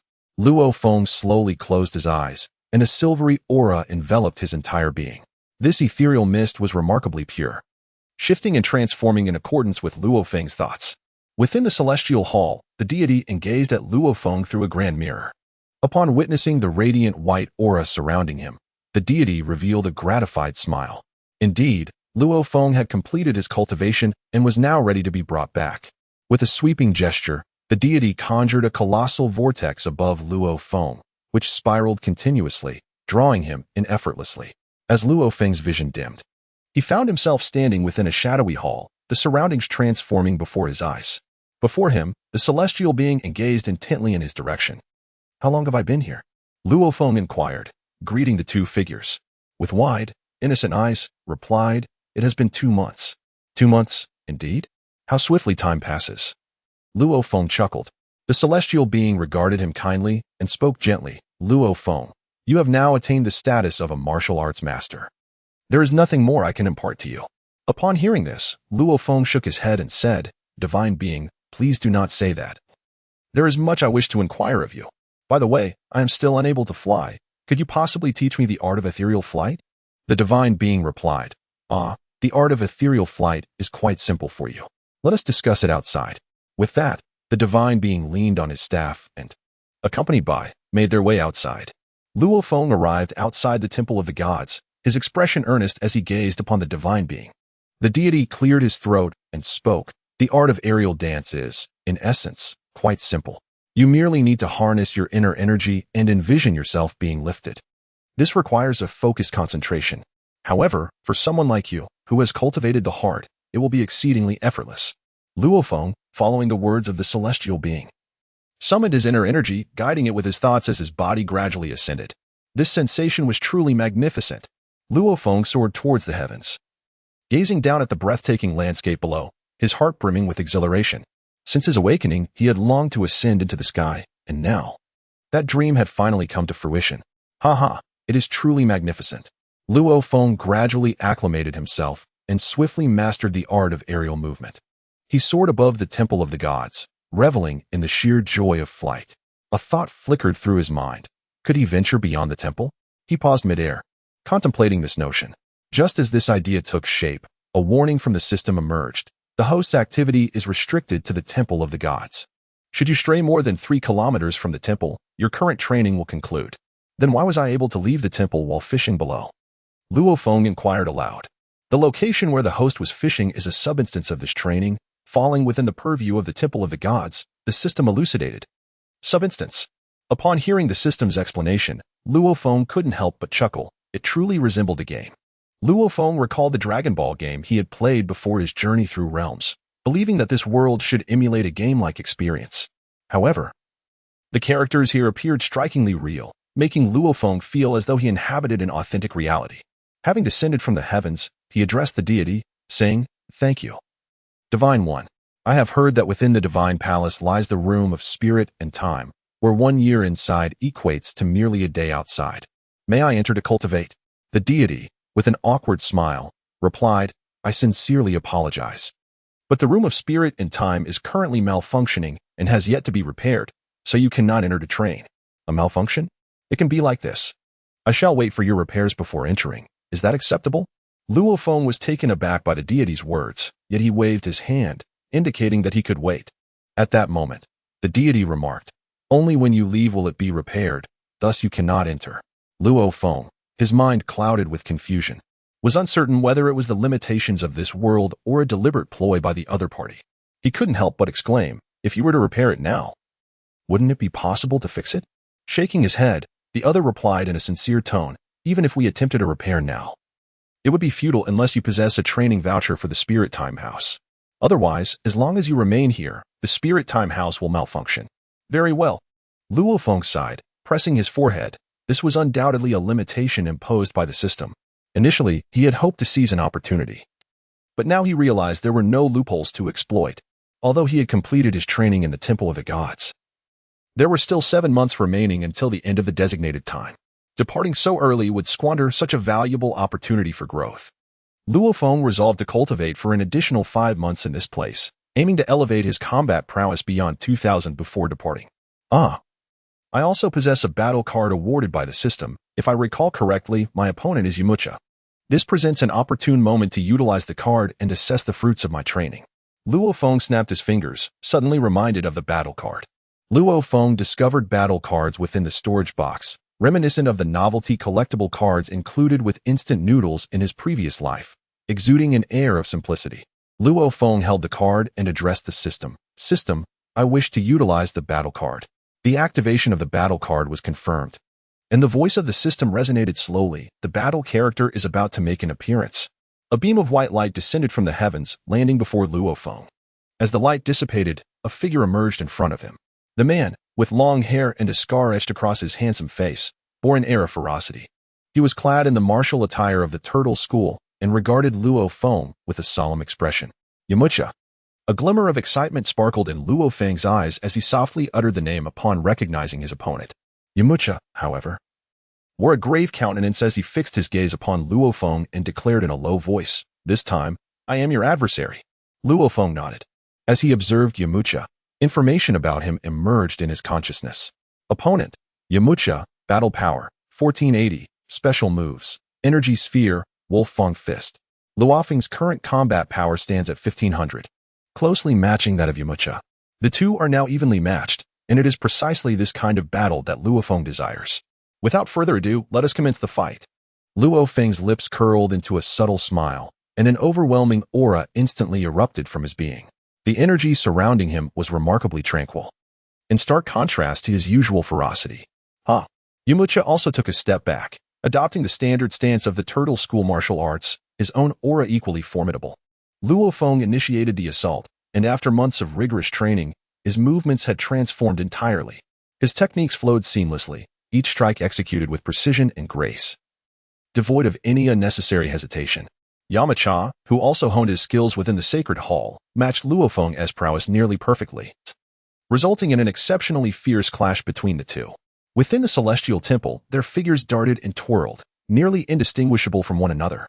The sound of their fists colliding reverberated like thunder, echoing through the air above the temple. Bang! With another forceful impact, they momentarily separated. Luo Feng, exhilarated by the intensity of their bout, felt a surge of vitality course through his veins, igniting a fervor within him. The sheer joy of combat caused his body to tremble with excitement. Exhilarating. Let us continue. Luo Feng burst into laughter, his fist clenching tightly, causing the very air around him to crackle with intensity. His momentum surged in tandem with his burgeoning strength, seemingly on the verge of transcending all limits. Yimucha, witnessing Luo Feng's transformation, felt his pupils constrict in shock. The sheer ferocity of Luo Feng's fighting spirit instilled in him a sense of dread. What manner of race are the Saiyans? They are nothing short of formidable warriors, he pondered inwardly. The figure of Luo Feng vanished once more, launching a powerful punch aimed directly at Yimucha's face. Yimucha, having already succumbed to the pressure of the confrontation, hastily evaded, gathering energy orbs in his hands to unleash a barrage of attacks upon Luo Feng. Luo Feng's figure flickered in and out of sight as these energy projectiles whizzed past him, not a single one finding its mark. Cave wave. Luo Feng focused his energy to condense a wave of light, swiftly appearing to the left of Yimucha, and then unleashed a powerful strike. Taken by surprise, Yimucha hurriedly raised his arms to defend. The tremendous shockwave crashed against Yimucha's limbs, followed by a thunderous explosion that enveloped him in a billowing cloud of smoke. Luo Feng gazed intently at the position occupied by Yimucha. Although the power of the Dodon wave was considerable, it was not enough to render Yimucha devoid of combat capability. The ironclad rule of having smoke without consequence seemed insurmountable. Observing Yimucha's silhouette emerging from the thick smoke, Luo Feng couldn't help but sigh. Yimucha bore some burns on his arms, and his clothing had become tattered. He gasped for breath, his expression grave as he regarded Luo Feng, a flicker of apprehension crossing his eyes, for the previous Dodon wave had left him in discomfort. A glimmer of resolve shone in Yimucha's eyes as he gradually assumed a stance, prompting a stirring within Luo Feng. Is this the Wolf Fang Fist? A colossal wolf apparition manifested behind Yimucha. Simultaneously, his body transformed into that of a giant wolf, charging toward Luo Feng. The Wolf Fang Fist was executed with remarkable speed, as Yimucha's hands became a flurry of punch shadows, launching an assault upon Luo Feng. Luo Feng gazed at Yamati, his senses acutely attuned to his surroundings. The torrential onslaught of Yamati's strikes was met with his unwavering defense. Bang, bang, bang, bang, bang. As Luo Feng began to retreat, he swiftly countered. At that moment, Yimucha's assault came crashing in like relentless waves, each surge more powerful than the last. Each strike resembled the ferocious bite of a wolf. Had his strength been any lesser, he would undoubtedly have been torn apart by such ferocity. Yimucha's onslaught reached its zenith as he leaped into the air, transforming into a colossal wave that descended upon Luo Feng with a thunderous roar. Luo Feng clenched his fists tightly, meeting the opponent's claw with his own. Bang! The air erupted instantaneously. The tremendous force of their collision expelled the surrounding atmosphere. In an instant, the area around them transformed into a vacuum. As their bodies momentarily paused, Luo Feng twisted his form and delivered a punch to the face of Yimucha, who was about to touch the ground. Yimucha cried out in pain as his body was sent flying backward, with Luo Feng in hot pursuit, eager to capitalize on his advantage. The moment Yimucha landed, he conjured a sphere of light in his hand and hurled it toward Luo Feng. Seeing this, Luo Feng's body suddenly flickered, evading the attack. However, as he prepared to launch another offensive, he paused momentarily, shifting his body to the side and narrowly avoiding the energy projectile behind him. In this brief respite, Yimucha finally managed to stabilize his stance.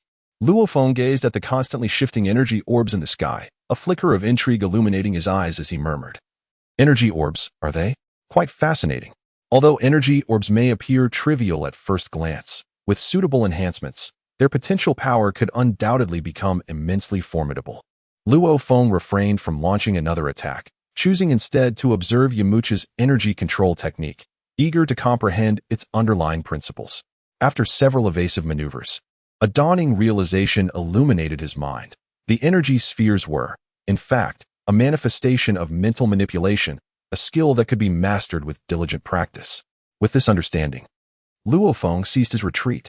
He concentrated, forming a luminous sphere in his hand, and forcefully directed it towards the approaching energy projectile. A piercing shriek erupted from the collision of the two energy spheres as Luo Feng's aura surged dramatically, causing the sphere in his grasp to expand in size. The overwhelming force enveloped Yamcha's projectile, propelling it back towards him. Startled by this turn of events, Yamcha quickly sidestepped, narrowly avoiding the explosion that erupted beside him. Before he could fully regain his composure, Luo Feng summoned a multitude of energy spheres, launching dozens of them towards Yamcha.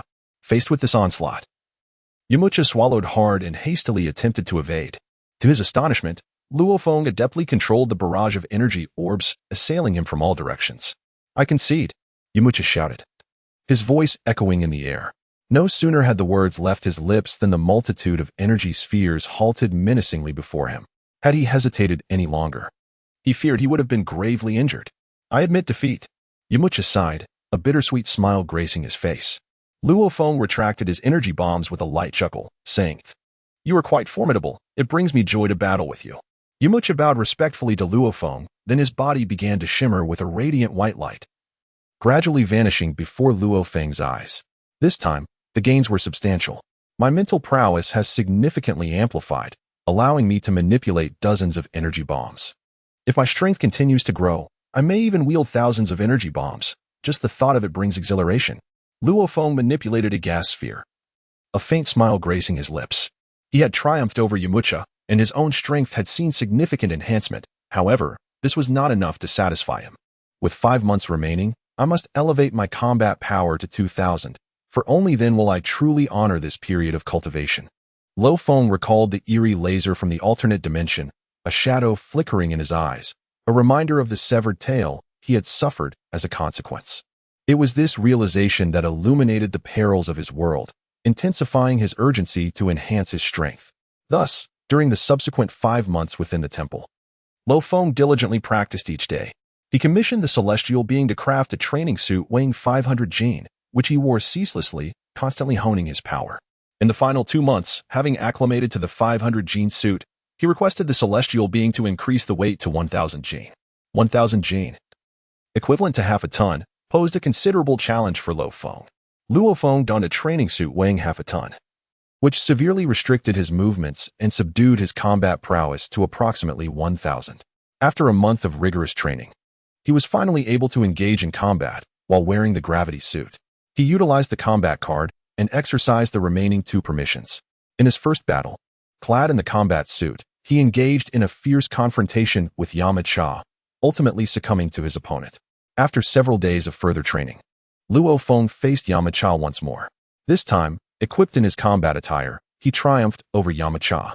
Thus, 5 months gradually came to a close, and Luo Feng completed his training at the Heavenly Temple. In order to allow himself time to search for treasures in the alternate dimension, he concluded his training at the Heavenly Temple. With a sigh of relief, he reflected on his progress. The results of this training were remarkable, and his strength had vastly improved compared to when he first arrived at the Heavenly Temple. Luo Feng clenched his fists, feeling the immense power coursing through him, which filled him with immense satisfaction. At that moment, the system interface revealed a significant transformation in his combat capabilities. Character: Luo Feng. Combat power: 3,000, 1,500 while wearing the 1,000-pound combat suit. Energy coins: 3130. Storage volume: 2 cubic meters. Congratulations to the host for achieving 3,000 combat power and completing the milestone task, thereby earning a reward. The reward has been dispensed. The host is advised to check for it. Just then, the voice of the system echoed, and Luo Feng was filled with joy, as this good fortune seemed to come in waves. Luo Feng opened his storage box and discovered an additional small case within. Inscribed on the case was a line of annotations. Upon holding it in his hands, he read, "Universal Capsule. Capsule storage for 10-fold gravity training chamber." A 10-fold gravity training chamber. Luo Feng exclaimed in delight, clutching the small box in astonishment. Luo Feng had intended to purchase a tenfold gravity training chamber from the item shop, but to his surprise, the system presented it to him directly. It was as if someone had delivered a pillow just when he felt drowsy. This reward was indeed exceedingly gratifying, and Luo Feng couldn't help but burst into laughter. Luo Feng retrieved a small box from the storage compartment, extracted the versatile capsule within, activated the switch, and subsequently tossed it onto the ground. Boom! A cloud of white vapor enveloped the area, and moments later, a spherical training chamber, the size of a two-story building, materialized before Luo Feng. Luo Feng stepped into the gravity training chamber, whose structure bore a striking resemblance to the training room depicted in Dragon Ball. Upon the control panel of the chamber lay a manual for operation. Luo Feng glanced at the instruction manual and chuckled softly, remarking on the unexpectedly attentive service. Luo Feng picked up the instruction manual and, after perusing the operational guidelines, gained a general understanding of the procedure. Eagerly, he was ready to embark on his first attempt. Beep, beep, beep. Luo Feng opened the training chamber and immediately increased the gravity to tenfold. The entire room transformed into a deep crimson hue, and Luo Feng instantly felt the immense weight pressing down upon him. With a thud, he collapsed to his knees under the overwhelming force. His hands braced against the floor. His face contorted in a grimace as he struggled against the terrifying gravitational pull. At this moment, Luo Feng was still clad in his training garb, which, under the immense gravitational force, had transformed into a staggering weight of 5 tons. Such a terrifying burden was exceedingly difficult to bear, even with Luo Feng's current combat prowess reaching 3,000. Alas, I have forgotten to remove the training attire I am wearing. Luo Feng gasped for breath. Laboring under tenfold gravity, beyond the constraints of his battle suit, he was subjected to pressures exceeding the tenfold gravity itself. During his training in the triple gravity of Smoke City, Luo Feng grasped that the pressure experienced in a gravitational environment transcended mere body weight multiplied by the gravitational factor. In such an overwhelming environment, every organ and tissue within the human body, along with the blood, bears the burden imposed by the excessive gravity. For instance, in a tenfold gravity scenario, a 70-kilogram man endures not merely a load of 700 kilograms, but rather an exponentially greater strain. The blood, internal organs, and more are all subjected to the demands of this extreme gravity. To survive under such conditions, the requisite strength is nearly all-encompassing. Factors such as blood pressure, blood flow rate, and the frequency of organ activity all undergo significant changes. The burden associated with these alterations is truly beyond imagination. Thus, the weight Luo Feng currently bore was profoundly daunting. Even with a combat capacity of 3,000, he found it exceedingly taxing. Huff, huff. Luo Feng struggled to advance on his knees, his arms trembling as he lifted them. With a resounding thud, just a few centimeters from the shutdown button, his arm collapsed onto the control panel, the immense weight creating a small dent in its surface. Such a minuscule movement had drained an extraordinary amount of his energy. At last, Luo Feng pressed the shutdown button. The crimson glow of the training room gradually faded, and the gravity within the chamber returned to normalcy. Huff, huff, huff. Luo Feng lay down on the ground, as if he had just endured a life-and-death duel, which had drained him of immense energy. At that moment, all he desired was to close his eyes and indulge in a slumber. After resting in the training chamber for a while, he promptly departed, storing it away in a box. Subsequently, Luo Feng shared a meal at the abode of the celestial being, reluctantly bidding farewell afterward. In the dim cave, Luo Feng sat cross-legged, resembling a statue, utterly motionless. Time slipped away, and eventually, he gradually opened his eyes, gazing at the shadowy cavern before him, his expression slightly dazed. After what felt like an eternity, he regained his composure, exhaling softly and gently moving his body. Instantly, the sound of cracking bones echoed throughout, as if his body had nearly rusted from inactivity. Rising to his feet, he engaged in slight movements, soon feeling the surge of his formidable strength. It seemed that the system had fully integrated my cultivation achievements into my physical form, and astonishingly, the gravity suit crafted by the celestial being was also donned upon me. How intriguing. If I were to encounter a realm king in the future, might I not be able to procure some items from them? Luo Feng chuckled softly, raising his hand to conjure a luminous orb that shattered the stones obstructing the cave entrance. He then stepped out slowly. System, how much time has elapsed in the real world during my stay in the Divine Temple? Luo Feng inquired of the system. The system responded, 25 days have passed in reality. 25 days, indeed. Luo Feng mused, stroking his chin thoughtfully. He realized that he could still remain in this alternate space for approximately 5 more days. Having fallen behind for such an extended period, he was uncertain of the whereabouts of others. First, he would seek out energy stones in the Green River water to exchange for a sufficient amount of copper coins. Before delving deeper in search of the blue fruits, Luo Feng gazed at the distant sky, a brilliant white aura erupting from his being as he soared into the horizon. After nearly half a month, aside from those who had perished in battle, nearly all had ventured deep into the spatial realm, marking this as the most fervent period in the quest for treasures. At the depths of this otherworldly space, a colossal peak towered towards the heavens, resembling a pillar supporting the sky, a breathtaking spectacle. Among the 40 individuals who had reached this place, the rest had met their demise in the fierce competition. Those remaining were predominantly formidable warriors. These individuals clustered together in small groups, with some standing alone, vigilantly surveying their surroundings. Among the crowd, the 4 members of the tribunal were particularly conspicuous. With their esteemed reputation and unparalleled strength, they were unmatched by any other faction, which deterred challengers from approaching them. 29 days had passed without a sign of Luo Feng. Could it be that he had truly encountered misfortune? Xiao Sisi scanned the area, failing to spot Luo Feng. The time was not yet ripe. It seemed that the odds were stacked against him. If only we had acted together from the beginning, perhaps Luo Feng would have survived.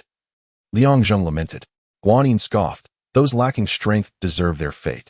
Look at Jiang Ling, that worthless fool, who met his end at the hands of a minor faction. A disgrace to our tribunal. Guanyin, how can you speak so callously? Protested Huiyun, who could no longer tolerate the disparagement of his deceased friend, with whom he had shared a good rapport. Humph. Guanyin cast a disdainful glance at Huiyun, closing his eyes and falling silent, his contempt unmasked.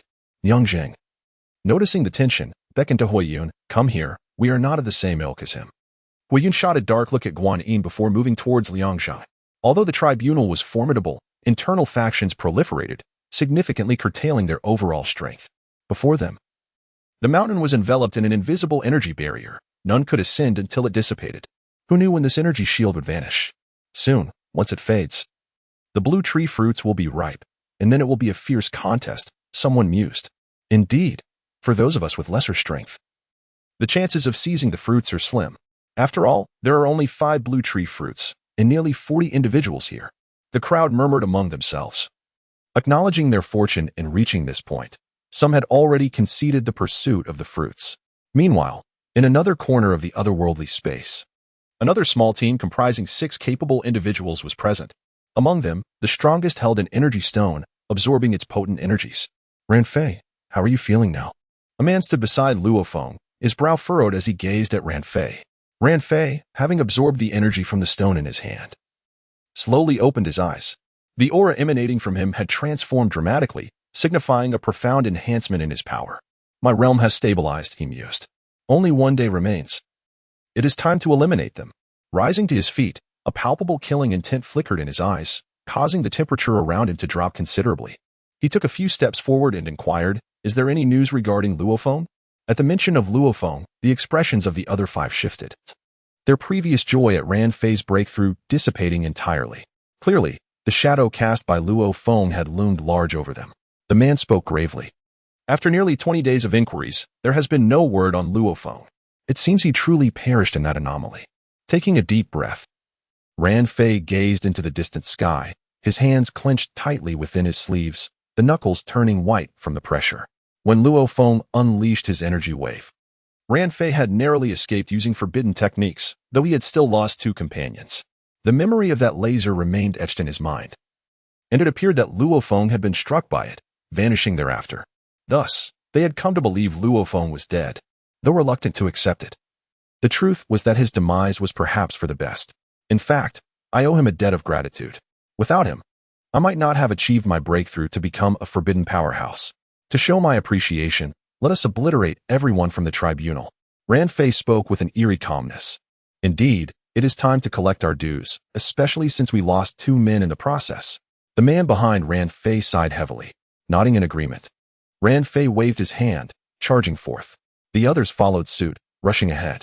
In the central region of the alternate dimension, Luo Feng secured the last energy stone into his storage box and stood up with a broad smile. After nearly 4 days of searching, he had gathered a sufficient number of energy stones, which, upon exchange with the system, had elevated his copper coin count to 15,000. This sum represented a substantial fortune for Luo Feng, bringing him one step closer to mastering the Realm King Fist. The green river water he had collected yesterday proved highly effective for body refinement, and he had no intention of exchanging it for copper coins. Beyond the energy stones and the green river water, only the blue fruit remained, and he was eager to discover the worth of this potentially invaluable fruit. Dusting off his hands, he chuckled lightly. He sensed the presence of the 4 members of the tribunal in the depths of the space. However, during his sensing, several auras caused a chill to run down his spine. Ranfei was still alive, and he had even broken through the gates of taboo. If they were to encounter Zhou Cixi and the others, the outcome would undoubtedly be dire. Luo Feng's brow furrowed deeply, realizing the urgency of the situation. The revelation of Ranfei's survival indeed took him by surprise. To comprehend the magnitude of the energy waves released during his transformation into a colossal ape, one must acknowledge their formidable power. However, even such might did not suffice to vanquish his opponent. It appears that Ranfei harbors some undisclosed trump card. Luo Feng sighed softly. In a bid to thwart Ranfei, he ascended into the air, swiftly propelling himself into the depths of space. At that moment, within the profound realms of an alternate dimension, a peculiar transformation began to unfold among the mountain peaks as the original energy shield gradually dissipated. Upon witnessing this, the onlookers were jolted into alertness, for they understood that the disappearance of the barrier signified the ripening of the fruit. Just as the crowd readied themselves for the impending contest over the treasure, several figures interposed themselves before all. From this moment on, none of you shall cross this red line, otherwise death awaits. Ranfei strode forward, gathering golden light in his hand, and slashed it across the earth, creating a long fissure that severed the connection between the crowd and the mountain. Ranfei, it's Ranfei. Some recognized him and gasped in astonishment. His reputation among the younger generation in the northern region was quite illustrious. Anyone with even a modicum of knowledge about the martial world would have heard of the notorious Ranfei. Naturally, his obstruction of their path incited widespread fury. Guanyin stepped forward, his voice icy. Ranfei, who do you think you are to block my way? Ranfei, upon seeing Guanyin, revealed a cruel smile. Ah, I was just thinking of killing you. How fortuitous that you've come to me. You think I am still the same as before? Guanyin retorted with a cold laugh, flames igniting around him. He had already set one foot into the forbidden realm, and obtaining the blue fruit would enable his successful breakthrough. Thus, retreat was not an option for him. Guanyin possessed considerable strength. Ranking among the top in such a crowd, however, he had chosen the wrong adversary. In a flash, Ranfei appeared before Guanyin, his golden-tinged arm seizing him by the throat and lifting him effortlessly. You all from the judgment must die. Ranfei's expression twisted into a ferocious snarl as he bellowed at Guanyin. His grip tightened, rendering Guanyin unable to escape despite his desperate struggles. As Ranfei exerted more force, Guanyin's eyes nearly bulged, his complexion turning a shade of purple, his legs flailing in torment. Ranfei, put him down. Yangzheng finally intervened, shouting loudly. Although Guanyin was at odds with them, they ultimately belonged to the same faction. Even amidst conflicts, decorum must be maintained in front of outsiders. Let him go, you say? Very well, I shall. Ranfei shrugged, suddenly tightening his grip. A sound of shattering bones echoing as Guanyin's struggling form stilled. Ranfei tossed Guanyin's lifeless body at Liangzheng's feet, chuckling malevolently. Here you go. Don't be in a rush. Your turn is next. Liangzheng and Zhou Cixi gazed upon the lifeless body of Guanyin, their expressions marred by disbelief. They had never anticipated that Ranfei would dare to commit murder in front of such a multitude. This was tantamount to declaring war against the tribunal. Ranfei, you are playing with fire. Liangzheng bellowed, his face flushed with anger. Zhou Cixi and Hua Yun stepped forward, glaring at Ranfei, the atmosphere thick with tension, akin to a taut string on the verge of snapping. I could have granted you a swift demise, but I have altered my intentions. We shall make your existence a living hell. If you wish to express gratitude, direct it towards Luo Feng. He is the one who procured your honor, Ranfei remarked, shaking his head lightly. Luo Feng, what have you done to Luo Feng? Zhou Cixi's countenance paled at the mention of his name, and she advanced to confront Ranfei. Ranfei casually cleared his ear and replied nonchalantly, he is dead. What else could it be? The chilling revelation from Ranfei caused the 3 from the tribunal to gasp in horror. A flicker of hope had lingered in their hearts, but now, faced with the grim reality, they understood that Luo Feng was indeed gone. The onlookers, observing from a distance, regarded Ran Fei and his companions with a mix of fear and fascination. Aside from the members of the other three prominent families, the rest watched as if witnessing a theatrical performance. Ran Fei's brutal and deranged demeanor sent shivers down their spines. They had never imagined this madman would dare confront the tribunal, and from their dialogue, it seemed he had indeed slain one of their own. The members of the other three families scrutinized Ran Fei, fully aware that he was no fool to openly challenge the tribunal. He must possess a hidden strength. Yang Zheng, consumed by fury, was typically reserved but was now ablaze with indignation, particularly because Luo Feng was the youngest among them, which made him feel responsible for not safeguarding him. Ran Fei, prepare to meet your end, Liang Zheng declared, channeling his energy to conjure a sphere of lightning, hurling it toward Ran Fei. In a flash, Ran Fei evaded, appearing behind Liang Zheng and unleashed a flurry of strikes upon his joints. The sound of cracking bones echoed, followed by Liang Zheng's anguished cries. Ran Fei had shattered Liang Zheng's limbs, effectively rendering him incapacitated. Liang Zheng, Hui Yun, and Zhou Cixi finally registered the gravity of the situation, their eyes widening in shock as they beheld Liang Zheng sprawled on the ground. His strength was formidable among them, yet Ran Fei had effortlessly dismantled him in an instant. What level of power did Ran Fei truly possess? Gazing at Guan Yin's corpse and the fallen Liang Zheng, they felt a cold sweat trickle down their backs. Though Ran Fei was merciless in his slaughter, their own strength was insufficient to thwart him. Observing the expressions of Zhou Cixi and Hui Yun, Ran Fei grinned broadly and taunted, "Are you frightened? Huh? Is this fear I see? Do not be anxious. Far worse awaits you." He advanced step by step toward them, while Hui Yun and Zhou Cixi instinctively retreated, realizing that Ran Fei may have surpassed his previous limitations. "Die for me." In an instant, a brilliant golden light enveloped Ran Fei, revealing the formidable strength of a forbidden expert before all.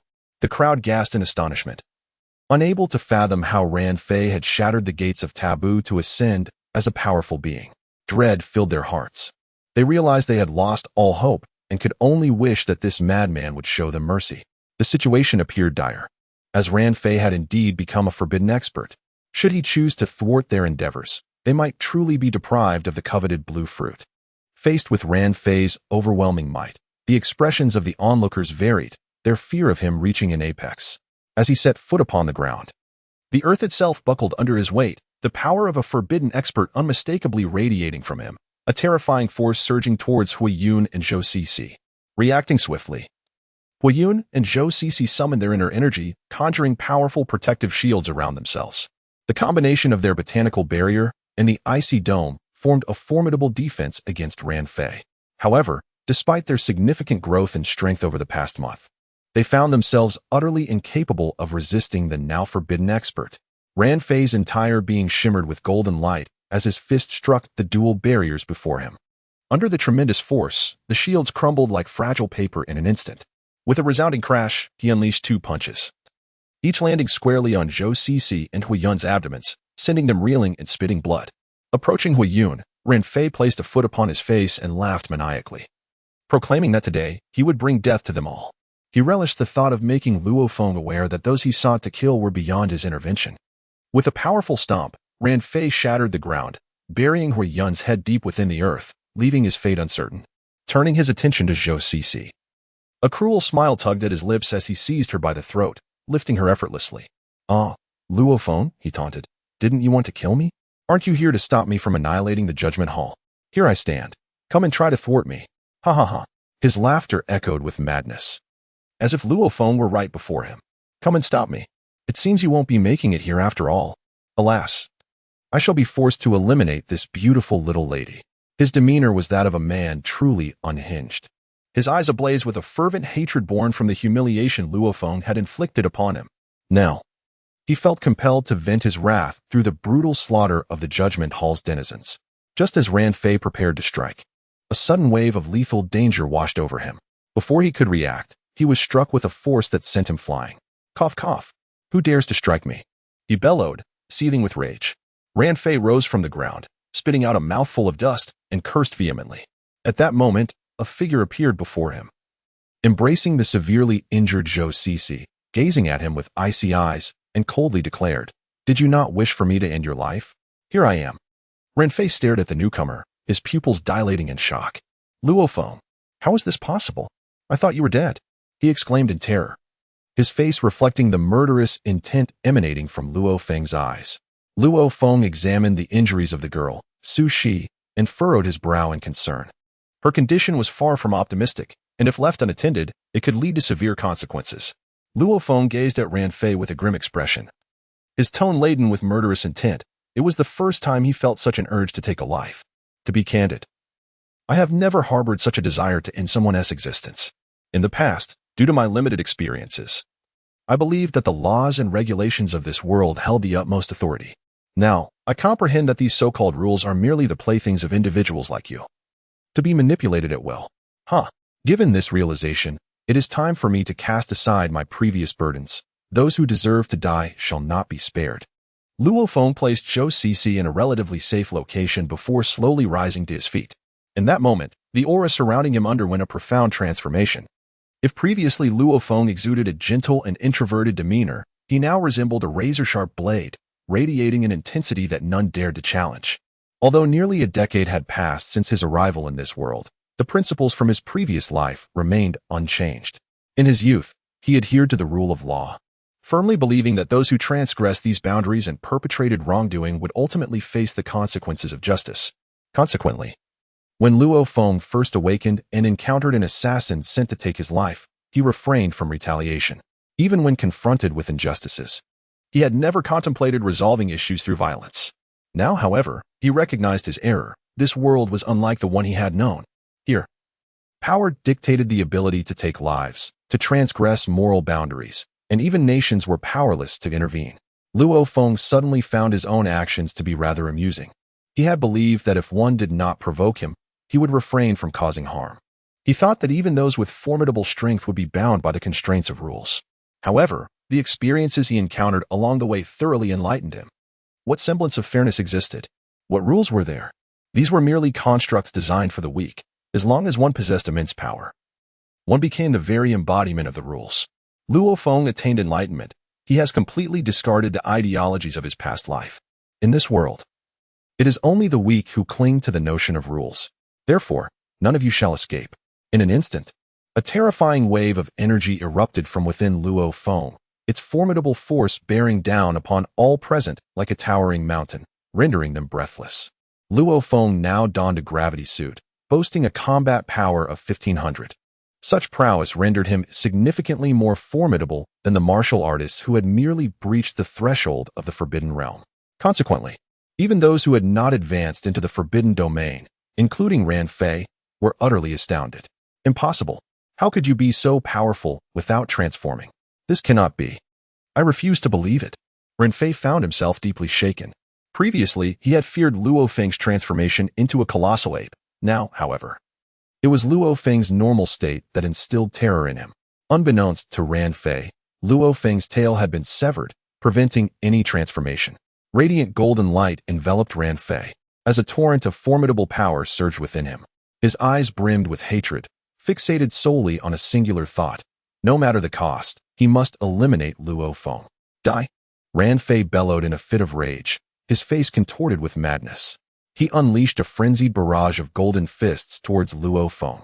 Luo Feng narrowed his eyes, and in the face of Ran Fei's overwhelming assault, he merely raised his hand with nonchalance. Boom! A faint sound of impact resonated as Luo Feng grasped Ran Fei's golden fist. How is this possible? Ran Fei gasped, his pupils constricting in disbelief. Not only Ran Fei, but everyone present stared in shock at Luo Feng. While they had acknowledged Luo Feng's strength, they had not anticipated such ease in countering Ran Fei's attack, especially considering Ran Fei was a forbidden powerhouse. What is happening in this world? Why is every random individual so incredibly strong? When did forbidden powerhouses become so devalued? It is not that forbidden powerhouses have lost their worth. It is we who are too weak. Alas, I had hoped to seize this opportunity for a breakthrough, but it seems that will not be the case. Observing their battle, I realized that my focus should not be on how to claim the spoils, but rather on how to survive and exit this ordeal. After witnessing Luo Feng's might, many others felt a sense of retreat. After all, Luo Feng's power was overwhelmingly great, far beyond their capacity to confront. Ran Fei tugged at his arm, but no matter how forcefully he struggled, his arm remained immovable. Luo Feng's grip was as unyielding as iron, firmly clasping Ran Fei's fist. "Release me," Ran Fei roared. He summoned every ounce of his strength, creating shockwaves that shattered the surrounding ground. Yet his efforts yielded no results as Luo Feng remained steadfast, unperturbed. "Do you wish for me to release you?" "Very well." Luo Feng finally spoke. He slightly loosened his grip, catching Ran Fei off guard as he stumbled backward, nearly losing his balance, in a desperate attempt to stabilize himself. At that very moment, Luo Feng delivered a powerful kick to his abdomen, unleashing a terrifying force that coursed through Ran Fei's entire being. Poof! Ran Fei's eyes bulged, blood vessels bursting, and crimson blood erupted from his mouth like a geyser. This blow was a retribution for Zhou Shishi. Luo Feng gazed at the severely wounded and agonized Ran Fei and exclaimed in fury, "Buzz!" In Luo Feng's grasp, for small light bombs coalesced, which he deftly directed towards the limbs of Ran Fei. "Ah!" Ran Fei's piercing scream echoed in the ears of all present as they witnessed his dire predicament. Even his companions, who had intended to intervene, found themselves rooted to the spot, unable to advance. In that moment, Ran Fei's limbs were rendered useless. "This blow is for Liangzheng," Luo Feng declared coldly. Finally, Luo Feng's foot came down upon Ran Fei's face as he bellowed. "This strike is for Huiyun." Boom! With a sudden, forceful stomp of his foot, Luo Feng unleashed a ferocious surge of energy, shattering the very earth beneath him. In an instant, a deep pit with a diameter of a kilometer was formed. Such immense power caused the ground for miles around to tremble violently. In a moment's time, the terrain began to fracture, terrifying chasms appearing in succession, as once connected land masses were transformed into countless islands under Luo Feng's might. Observers from afar hurriedly sought refuge, striving to avoid falling into the abyss. After what felt like an eternity, the land finally settled into tranquility, and a collective sigh of relief echoed among the people. Yet, when they turned their gaze around once more, they were met with sheer astonishment. The landscape had undergone a complete metamorphosis. The former plain had vanished, replaced by deep fissures resembling canyons. These cracks sprawled in every direction, cleaving the earth asunder, creating the semblance of a vast rift valley. Luo Feng extricated his foot from the earth and debris, then brushed off the dust from his trousers as he approached the others. Meanwhile, Ran Fei lay half buried in the soil and stones, utterly motionless, devoid of breath. This realization dawned upon both Luo Feng and myself, as I had previously infused my protagonist with traits reminiscent of Wukong, which rendered my writing constrained and disjointed. Now, I have awakened to the truth that a protagonist must embody clarity and enmity and decisiveness in action to truly resonate. Having liberated myself from these constraints, the act of writing has become immensely gratifying. Suddenly, a sense of urgency struck. Run. The companions who had arrived with Ran Fei were taken aback upon seeing Luo Feng approach, and they hurriedly sought to flee. Luo Feng gazed at the figures of several individuals, a cold smirk gracing his lips as he gathered a number of large light orbs in his hand. His eyes narrowed slightly, and he pointed towards them. Though the individuals fled with remarkable speed, the velocity of Luo Feng's light orbs surpassed theirs. Ultimately, amidst their cries of terror, the orbs detonated with a thunderous explosion, claiming their lives. As if he had merely eradicated a few ants, Luo Feng gently dusted off his hands and proceeded towards Zhou Shishi, who lay at a distance. "Can you still hold on?" Luo Feng softly inquired, shaking Zhou Shishi gently. Her face was exceedingly pale, and as her eyes gradually opened to behold Luo Feng's visage, excitement surged within her. "Luo Feng, you are not dead." As Luo Feng gazed into Zhou Shishi's eyes, filled with joy, a warmth spread through his heart. He gently nodded and replied, "I am fine. Ran Fei and the others have already been dealt with. Hold on, I shall check on Liangzheng and Huiyun." Zhou Shishi slightly inclined her head in acknowledgement. Luo Feng retrieved a recliner from the system and settled her comfortably before making his way toward Liangzheng. "Liangzheng, how do you feel now?" Luo Feng inquired, his brow furrowed as he assessed Liangzheng's injuries, a heaviness settling in his heart. Liangzheng's limbs were shattered, reduced to mere fragments. Such grievous wounds would be exceedingly difficult to heal, even with the advancements of modern medicine. Only Yunro could possibly restore him. At that moment, Luo Feng recalled Yunro, whose abilities could indeed bring Liangzheng back to health. Liangzheng looked at Luo Feng with a complex expression, offering a wry smile as he said, "Luo Feng, I thank you for avenging us, but I am now rendered useless. You need not concern yourself with me any longer. Go and reap the fruits of your labor." Luo Feng consoled, There is no need to lose heart. Your injuries can still be treated. As for the fruits, with me here, they would not dare to act recklessly. Liang Zheng forced a faint smile. He merely believed that Luo Feng was trying to comfort him. He was fully aware of the gravity of his own condition. Unless a miracle occurred, complete recovery was utterly impossible. Luo Feng positioned Liang Zheng beside Zhou Cixi. Before approaching Huiyun, he examined Huiyun's aura and realized that he had already been slain by Ran Fei. Luo Feng gazed at Huiyun's lifeless body and let out a soft sigh. Luo Feng buried Huiyun on the spot, then turned his gaze towards the lifeless body of Guanyin in the distance.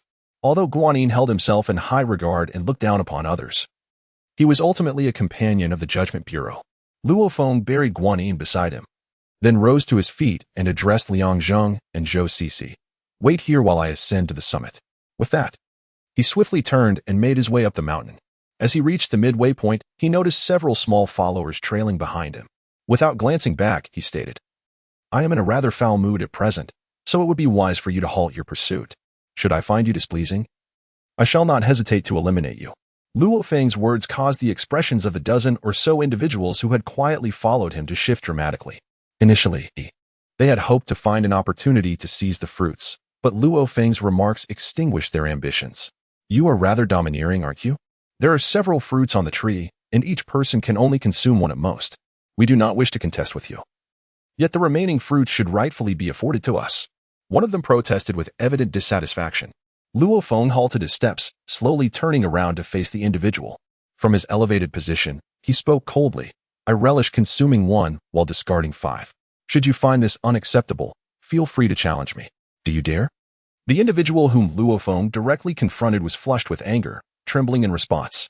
Although he yearned to engage in a confrontation with Luo Feng, the thought of Luo Feng's formidable prowess compelled him to swallow his indignation. If I were to encounter you on the mountain, I would not merely issue a verbal warning. Luo Feng cast a remark and strode towards the mountain peak.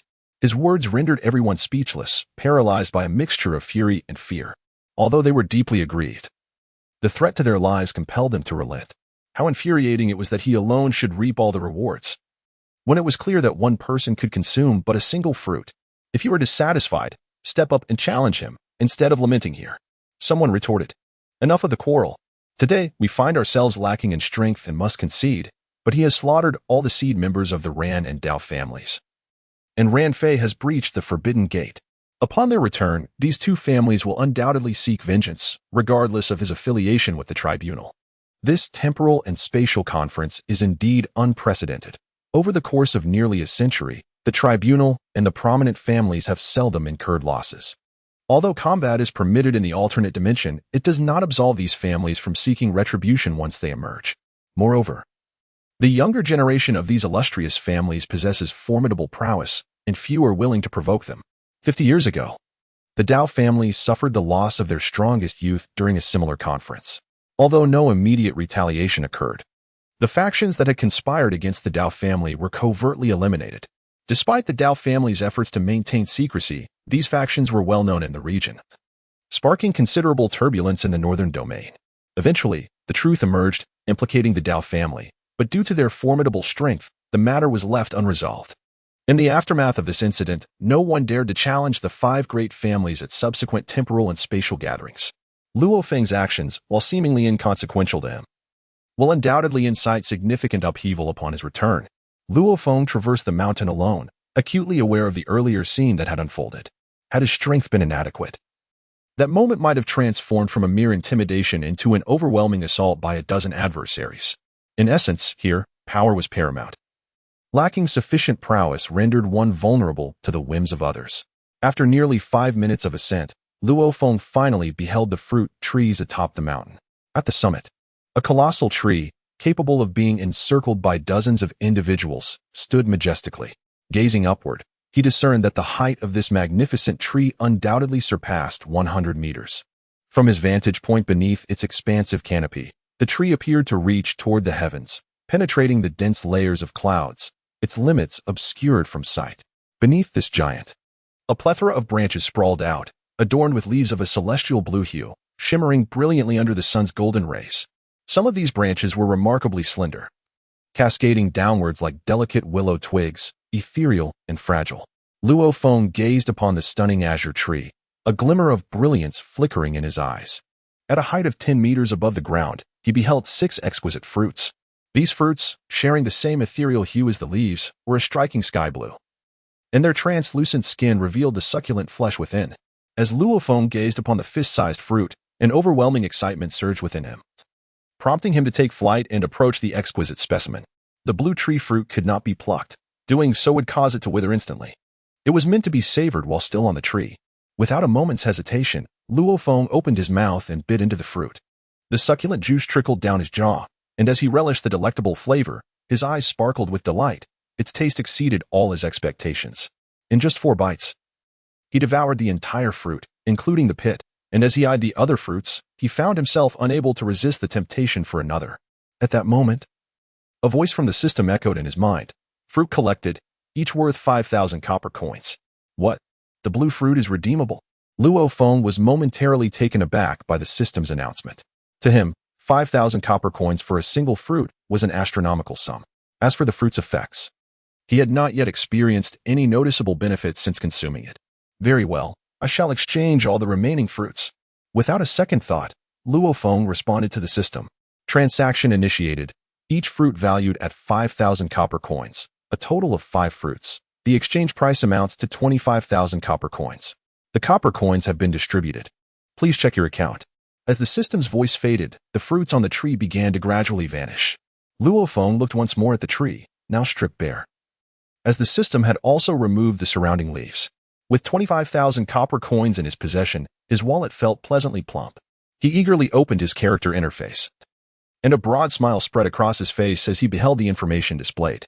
Character, Luo Feng, combat power, 3,000, 1,500 while wearing a half-ton gravity suit. Energy coins, 40. 000 copper coins. Storage space, 2 cubic meters. 40,000 copper coins. If I can gather just another 10,000, I will be able to learn the King's Fist technique. Luo Feng thought excitedly as he surveyed his character interface. What once seemed a distant goal now appeared tantalizingly within reach. Just as he prepared to leave the mountaintop, the branches above him began to tremble, and the blue leaves transformed into shimmering specks of blue light, gently cascading down. Luo Feng gazed curiously at the azure points of light. When they descended upon him, they astonishingly melded into his very being. This unexpected occurrence startled Luo Feng, prompting him to hastily roll up his sleeve.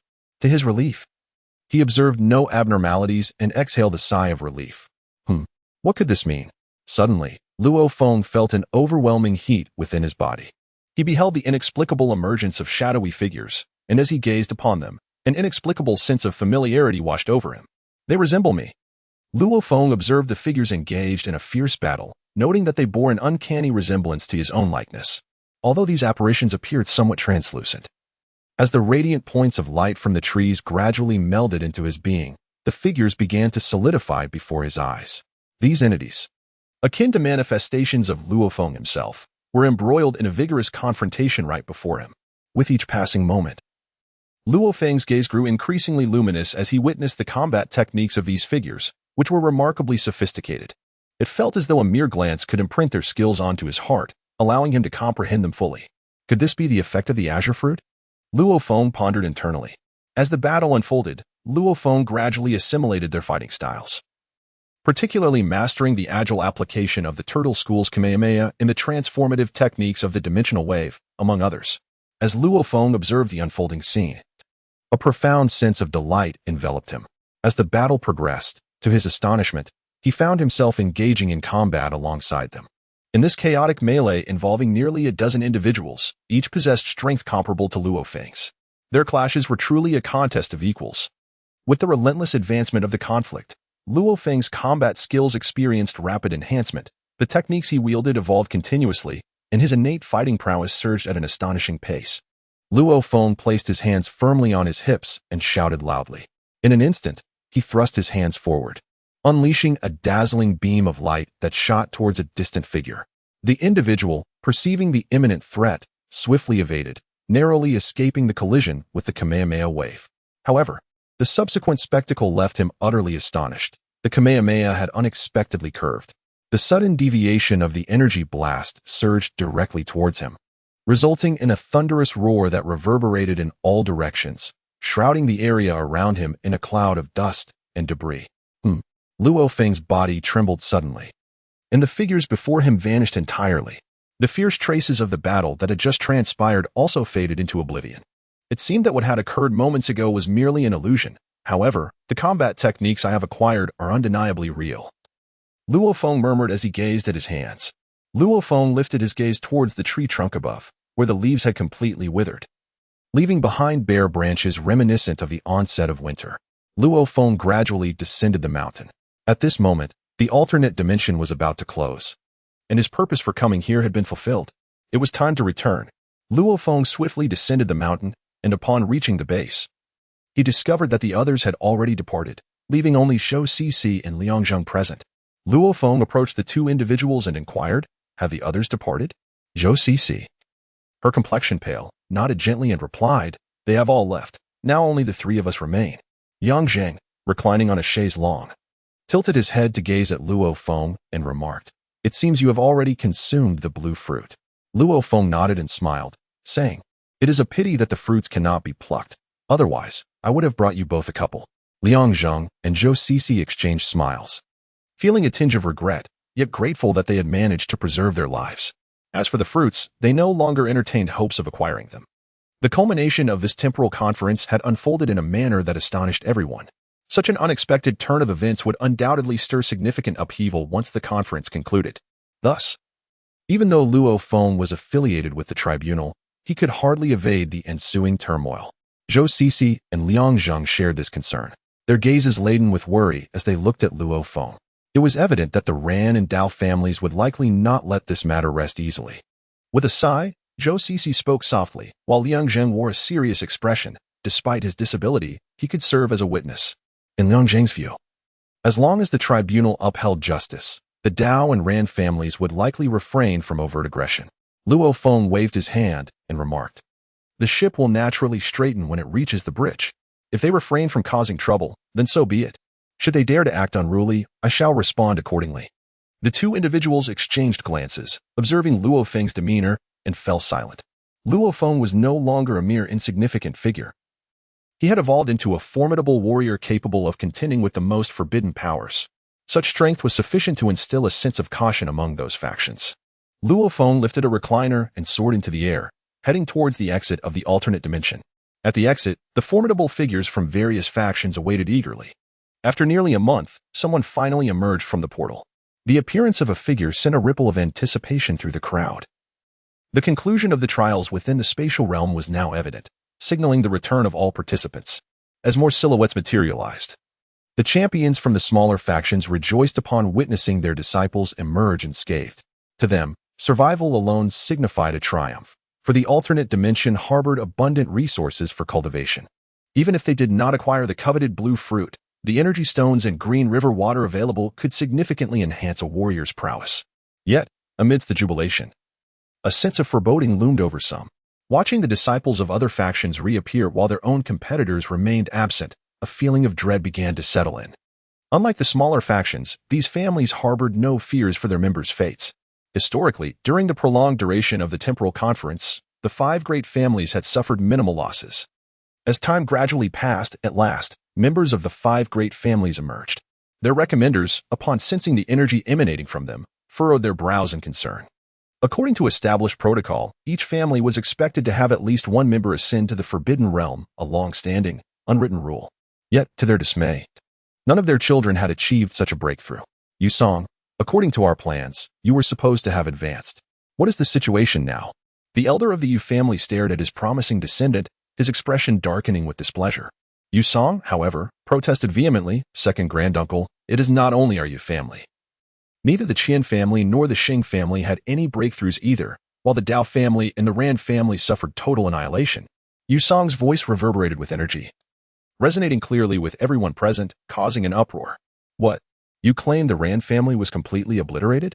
What on earth happened?" A thunderous roar erupted, followed by an imposing figure striding towards Yusong, seizing him by the collar.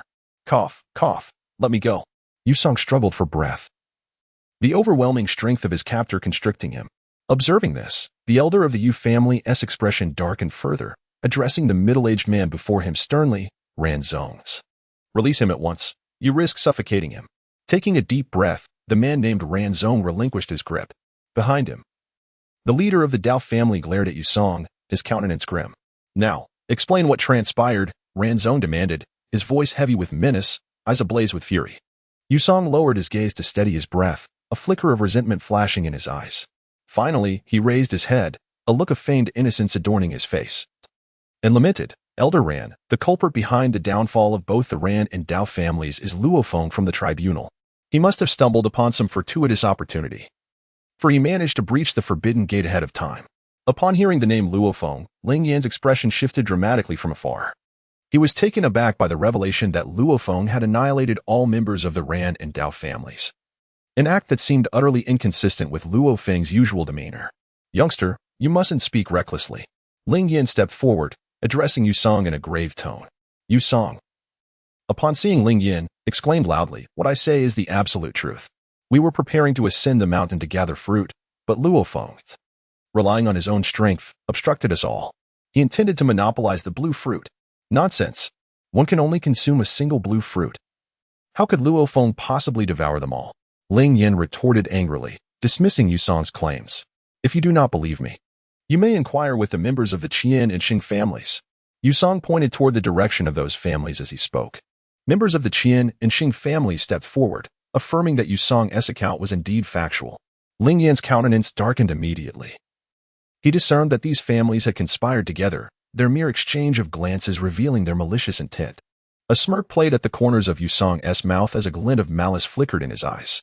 He continued, "Elder Rand, you are unaware that not only did Luo Feng breach the forbidden gate, but Brother Ran Fei also advanced ahead of time. In his quest for justice on our behalf, he sought to confront Luo Feng. However, Luo Feng, being a base individual, resorted to underhanded tactics, inflicting severe injury upon Brother Ran Fei before ultimately slaying him." Ranzong's eyes widened in disbelief as he fixed his gaze on Yusong, his voice cold and measured. "Are you speaking the truth?"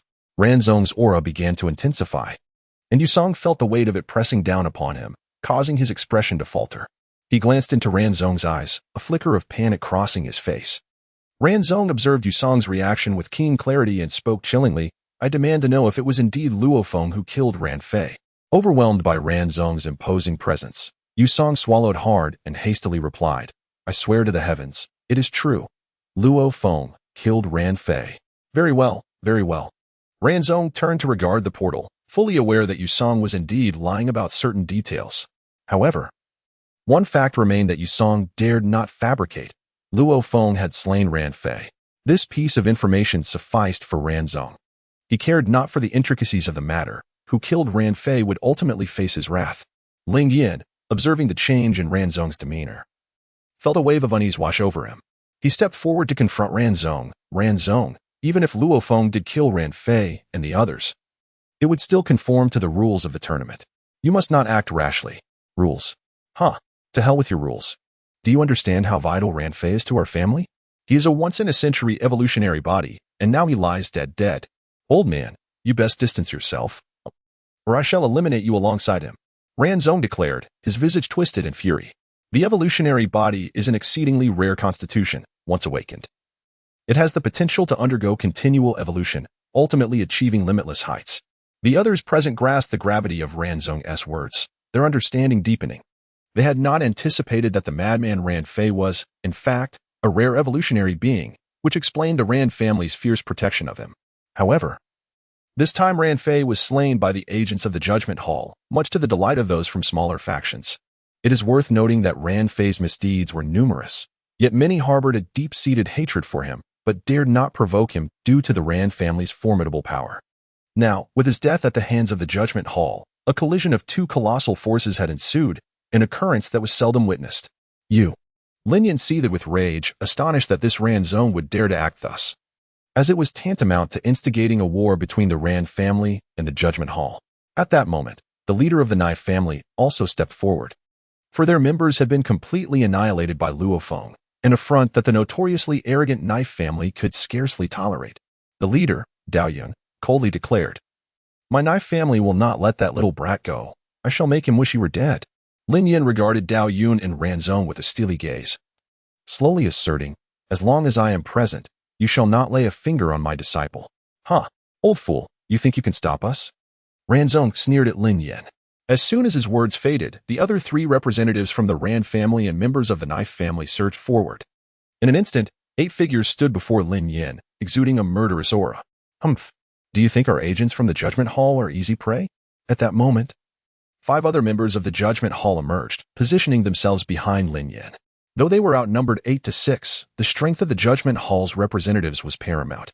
As tensions escalated, the atmosphere turned increasingly lethal. Witnessing this, the powerful figures from smaller factions retreated hastily, unwilling to be caught in the crossfire.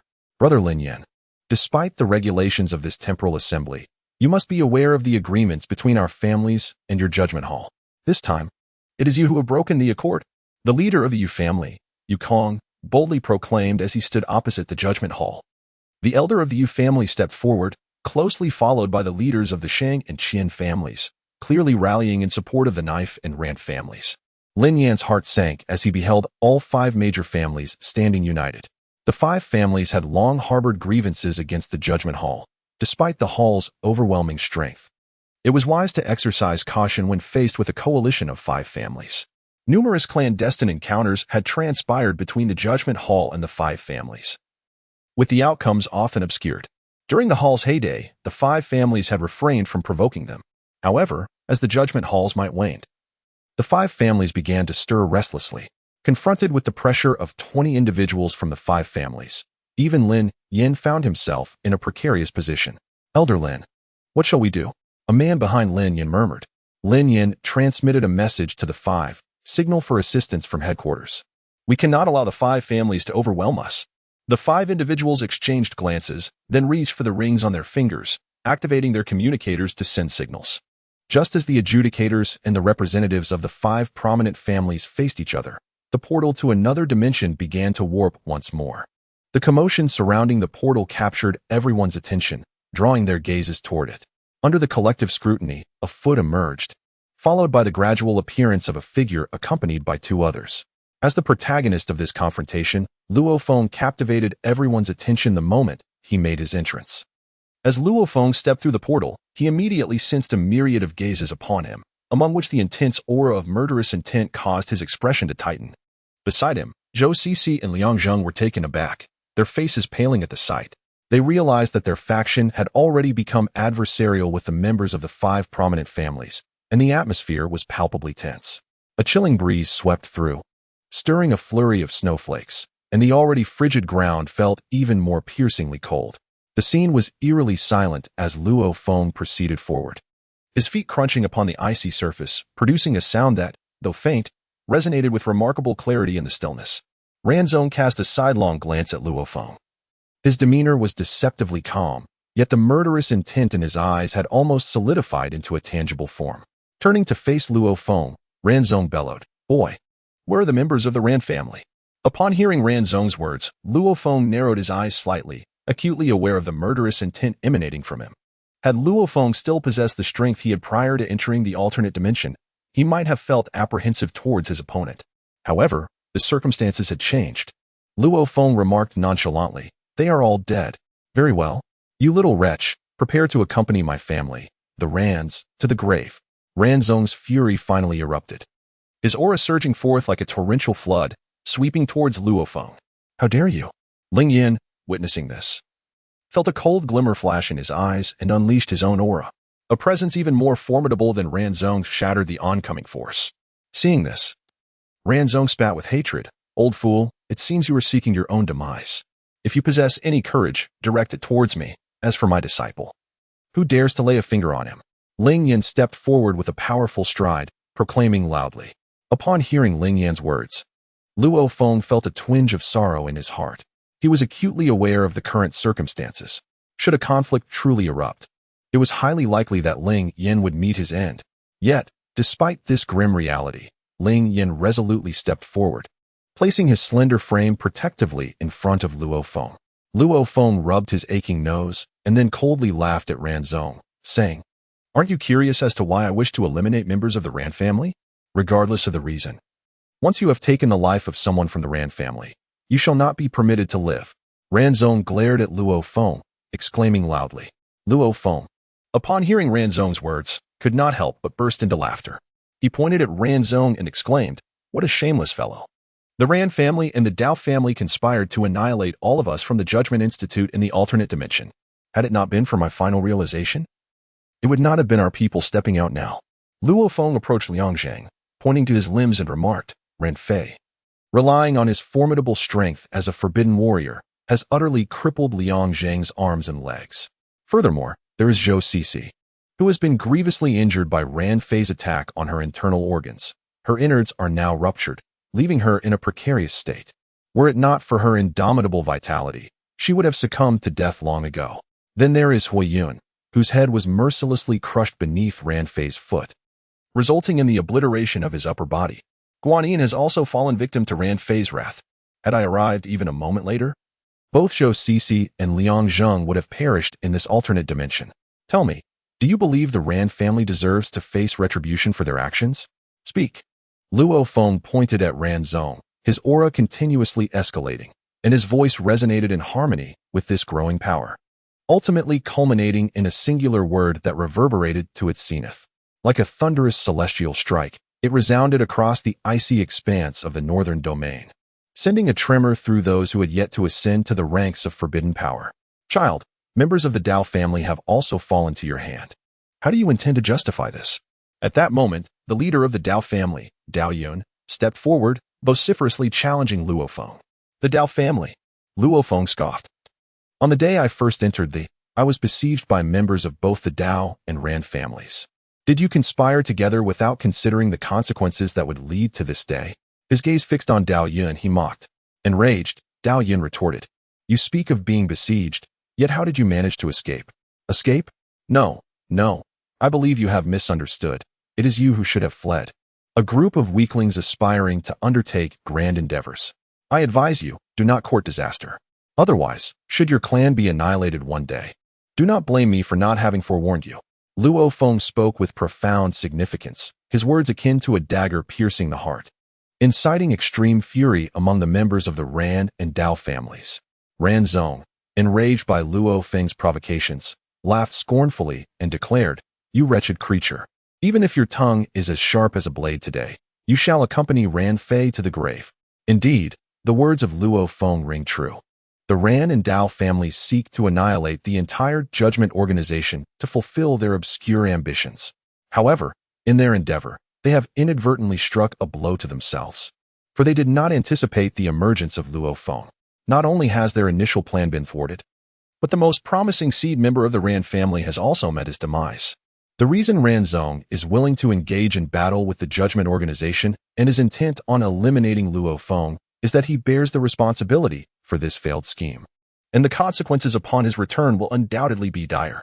To ensure his own survival, Ran Zong must eliminate Luo Feng. Meanwhile, Ling Yin, who has been closely monitoring Ran Zong, positions himself directly in front of him, and the two immediately engage in combat. As Ran Zong and Ling Yin clash, members of the Ran and Dao families join the fray, while the other three great families remain fixated on the remaining 5 members of the Judgment Organization. They do not seek victory over their adversaries, they only aim to delay them, allowing the Ran and Dao families to eliminate Luo Feng. Even though the members of the Judgment Organization possess overwhelming strength, they cannot withstand the onslaught of 2 or 3 opponents. "Hold him back," Ran Zong bellowed to his fellow Ran family members as he found himself being pushed back by Ling Yin. The battle was fraught with peril. "Fear not. We will handle this. You go and eliminate that brat." Members of the 3 great families intervened, obstructing the other 5, providing the Ran family with the opportunity to act. With 3 members of the Ran family now hindering him, Ran Zong finally broke free from Ling Yin's grasp and surged toward Luo Feng.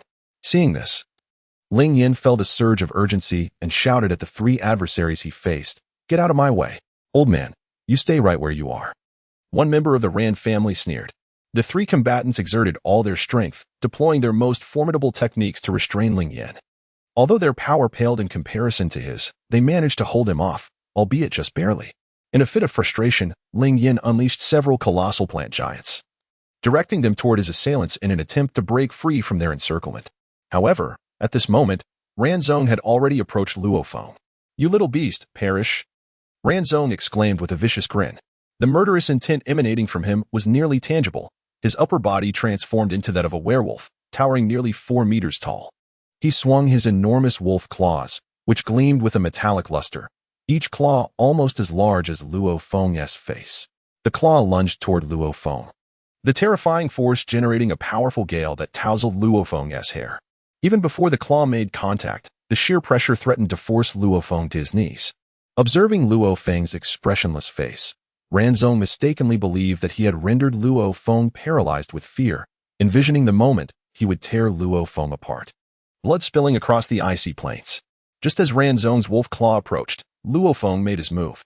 He slightly retreated, tilting his body, and then unleashed a straight punch that collided with Ranzong's claw.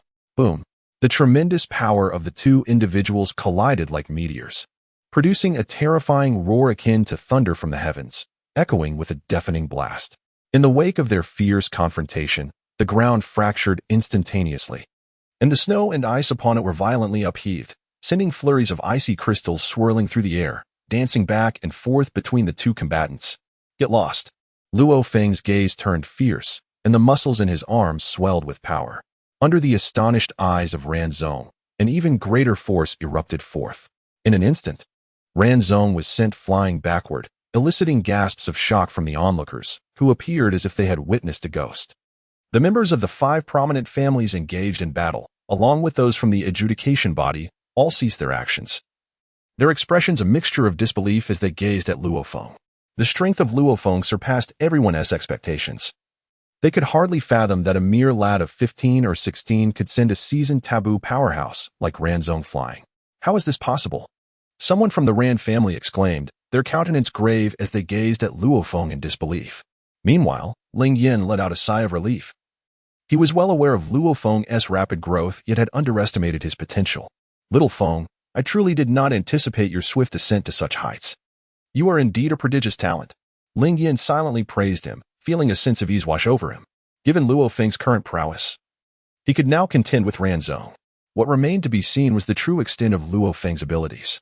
As others stood astonished, Ranzong, in disbelief, stared at Luo Feng, unable to accept that he had been repelled by sheer force. He shed his dismissive attitude, regarding Luo Feng as an equal adversary. I did not expect you to have hidden strengths. It seems I must exert my full power, or I shall become a laughingstock among the younger generation. Ranzong cracked his neck, his golden eyes fixated on Luo Feng, as if locking onto prey. The grayish-white wolf hair adorning him gradually transformed into a blood-red hue, a metallic scent of blood permeating the air. Blood wolf. Ling Yin's expression changed dramatically upon witnessing Ranzong's transformation. Blood wolf was Ranzong's moniker. Once he became serious, his wolf hair would turn crimson, marking his strongest state. Little Feng, if you cannot overpower him, do not engage recklessly. His blood wolf state is time-limited. Once it expires, he will revert. Ling Yin, well acquainted with Ranzong's trump cards, imparted this knowledge to Luo Feng. Luo Feng nodded, adopting a combat stance, his expression exceedingly grave. His combat prowess stood at approximately 4,100, whereas my utmost fighting capacity reached 4,000. Previously, it was due to the opponent's underestimation that he was forced to retreat. Now, however, he was prepared to exert his full effort. Luo Feng fixed his gaze upon Ranzong, silently contemplating. After cultivating in the Temple of the Gods, Luo Feng's combat power surged to 3,000. Upon consuming a blue fruit and meditating beneath the tree, his prowess escalated to 4,000. Now, having shed his weighted attire in the alternate dimension, he prepared himself for the impending assault from the 5 great families. He gazed at Ranzong, whose strength was comparable to his own, making him an exceptional adversary. With a sudden strike of his claws against the ground, the earth cracked beneath him as he transformed into a shadow of blood, hurtling towards Luo Feng. Luo Feng clenched his fists tightly and stepped forward, engaging in battle alongside Ranzong. The sound of their fists and claws colliding echoed like thunder, each impact sending waves of force that compressed the surrounding ice and snow. Their fierce confrontation created an isolated arena, leaving the frost untouched. Ranzong's entire body was enveloped in a swirling aura of blood-red energy, the acrid scent of blood overwhelming Luo Feng and threatening to induce nausea. With each swing of his massive wolf-like claws, a terrifying shockwave ripped through the air, akin to a series of explosive detonations resonating in the atmosphere. Although Luo Feng's stature only reached the waist of Ranzong, the extraordinary power he wielded was on par with that of his opponent. The sheer magnitude of their strength caused the surrounding frozen earth to crack incessantly. Members of the lesser factions had long since retreated to a safe distance. Meanwhile, the members of the 5 prominent families in the Judgment Society also ceased their actions, clearing the arena for the 2 combatants. Silently observing the fierce clash between Ranzong and Luo Feng. Roar. Blood-red claws. Ranzong bellowed, his claws transforming into a vivid crimson hue, unleashing streaks of sanguine light that surged towards Luo Feng with the intent to rend. Luo Feng narrowed his eyes, fixating on Ranzong's bloodied claws, reminiscent of the wolf Feng fist practiced by Yamcha. Previously, while comprehending martial techniques beneath the blue tree, one of the figures had demonstrated the wolf Feng fist. And it was none other than the super-enhanced version. You wield your wolf claws, and I shall counter with my wolf fist. Super Wolf Feng Fist. Luo Feng clenched his hands into claws resembling those of a wolf, and in an instant, a shadow of a wolf materialized behind him, his entire being transformed into a spectral figure, charging forth to meet Ranzong's bloodied claws. Boom, boom, boom. The twin claws of Luo Feng radiated a resplendent white light as he infused his energy into his hands. This not only augmented the hardness of the claws but also significantly enhanced his combat prowess. As Luo Feng's wolf claw clashed with Ranzong's blood claw, a tempest of crimson shadows and radiant white light intertwined in a mesmerizing dance. While the terrifying echoes of their confrontation reverberated through the air, their hands and claws moved with such swiftness that they appeared almost invisible, discernible only to those formidable taboo experts whose prowess allowed them to perceive the faintest hints of the unfolding battle. The figure of Luo Feng shifted continuously, relentlessly attacking around Ranzong. Ranzong, in turn, spun his body, his crimson claws exuding a terrifying power as they clashed with Luo Feng repeatedly. Boom. The tremendous impact caused the ground to instantly cave in, and both Luo Feng and Ranzong were propelled apart. They bore wounds upon their bodies, with the scars on Ranzong's upper body being particularly pronounced. The ghastly bloodstains, resembling those inflicted by a colossal blade, revealed torn flesh, with blood ceaselessly flowing. Beneath Ranzong's feet, a pool of deep crimson blood had formed. However, upon encountering the frigid air, the blood quickly crystallized into ice, intertwining with white crystals, creating an ethereal appearance. Ranzong wiped at his wounds, extending his tongue to taste his own blood, and cruelly chuckled. This delightful itch is quite exhilarating. Come, scratch it again for me. He pounded his chest fiercely and roared at Luo Feng. Luo Feng gently caressed his wounds. Some were superficial, while others nearly grazed the bone. Although his injuries were not overtly severe, they were undoubtedly more grave than Ranzong's. If this continued, he would surely succumb to his opponent. Luo Feng gathered several luminous orbs in his hands, directing them towards Ranzong. The orbs seemed to possess a consciousness of their own, streaking through the air with brilliant white light as they hurtled towards him. Although Ranzong was unfamiliar with this technique, the formidable energy within the luminous spheres instilled a sense of trepidation within him. He swiftly evaded the first few orbs, but in the next moment, he was seized by astonishment as their trajectory abruptly altered, targeting his back with fierce intent. In a desperate attempt to escape, Ranzong managed to dodge 2 of the orbs, yet the remaining 4 struck him mercilessly, detonating against his back. The resounding explosions echoed through the air, and the luminous orbs erupted, scorching his entire back and incinerating the fur from his body, leaving charred flesh exposed. The aroma of seared meat permeated the atmosphere. The excruciating pain elicited a harrowing scream from Ranzong, his golden eyes now veined with crimson. The intense agony radiating from his back ignited his nerves, pushing him to the brink of madness. I shall tear you apart. In that moment, he exuded the feral essence of a beast gone wild. Ranzong resembled a frenzied giant wolf. What an opportunity!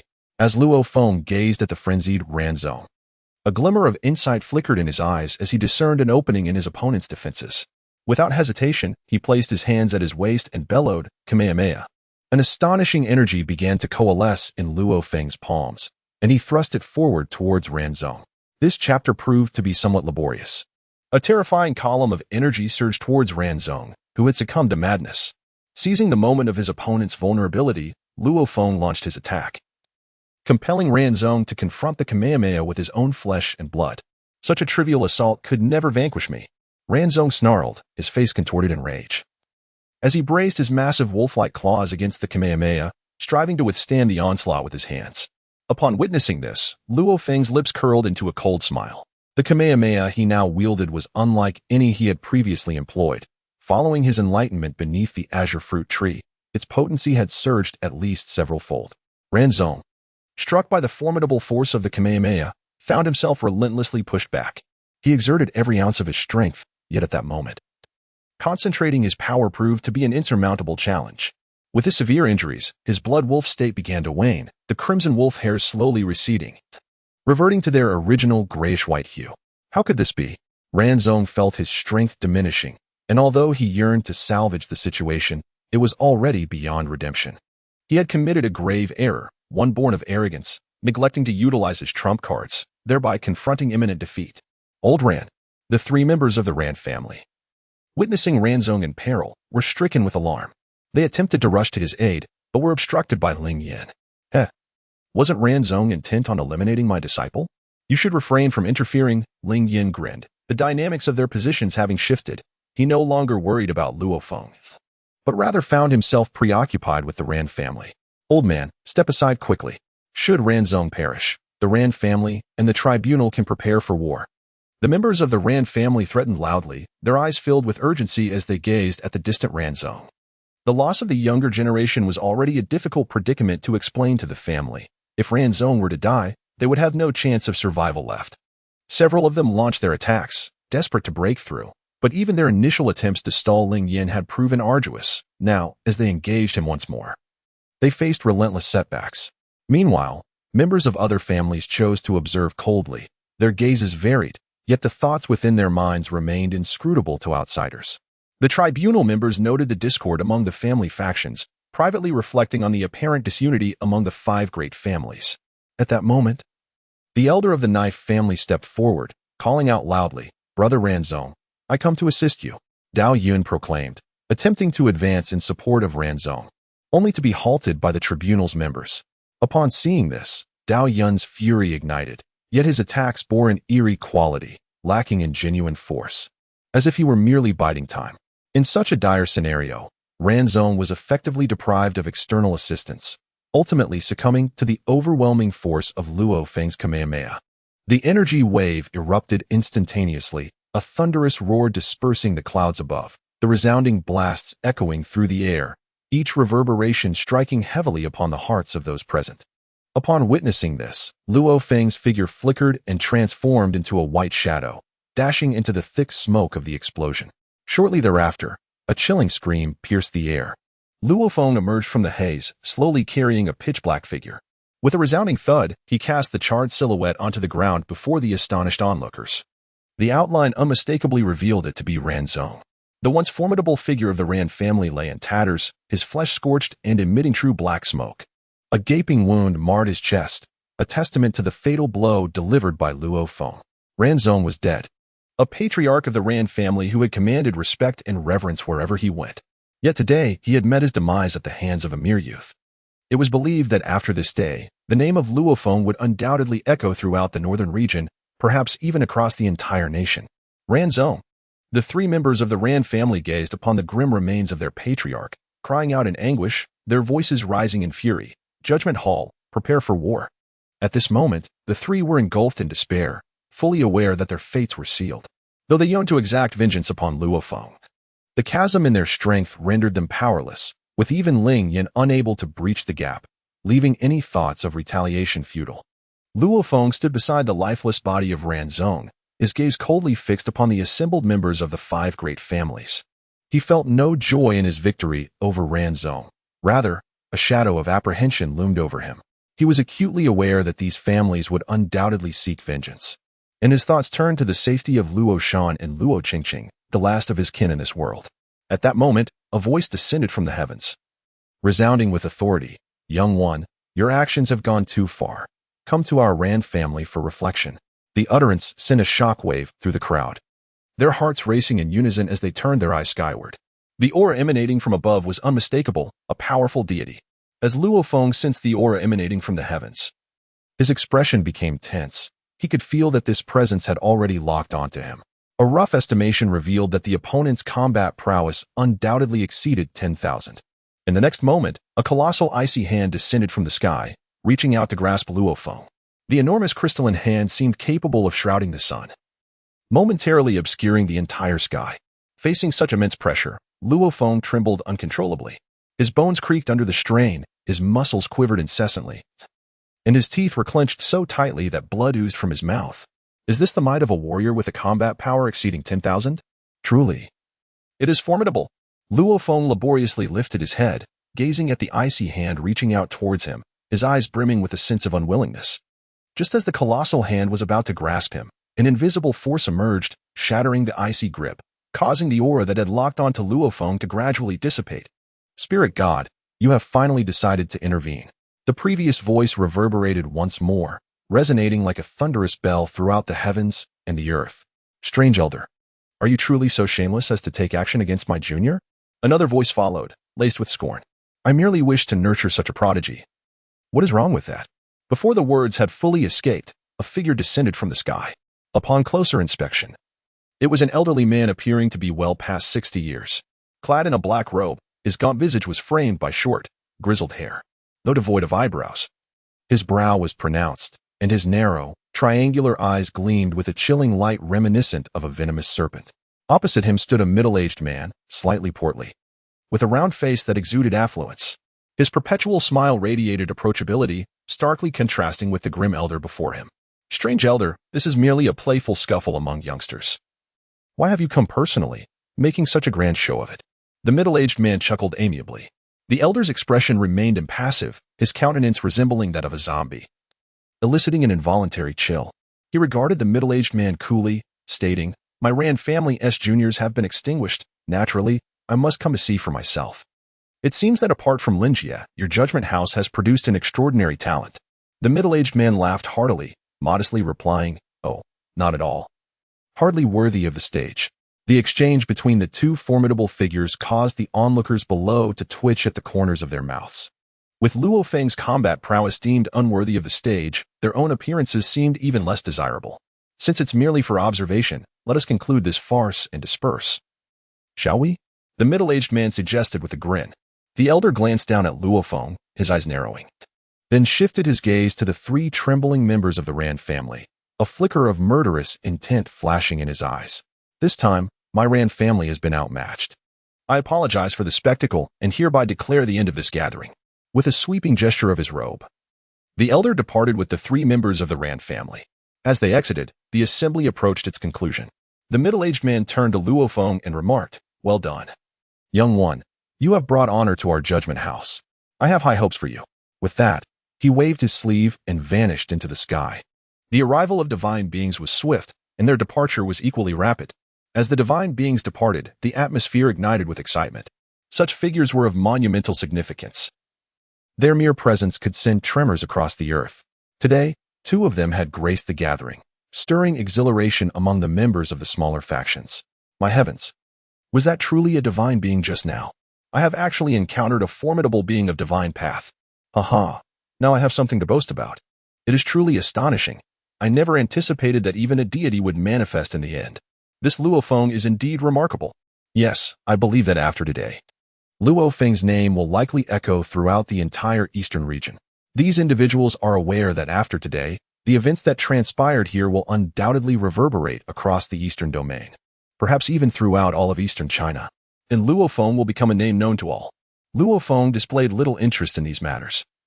His gaze was fixed upon the heavens, a contemplative expression adorning his face. The immense pressure exerted by the divine beings weighed heavily upon him, eclipsing the initial joy that his newfound strength had brought. I am still too weak, he mused inwardly, vowing to enhance his abilities upon his return.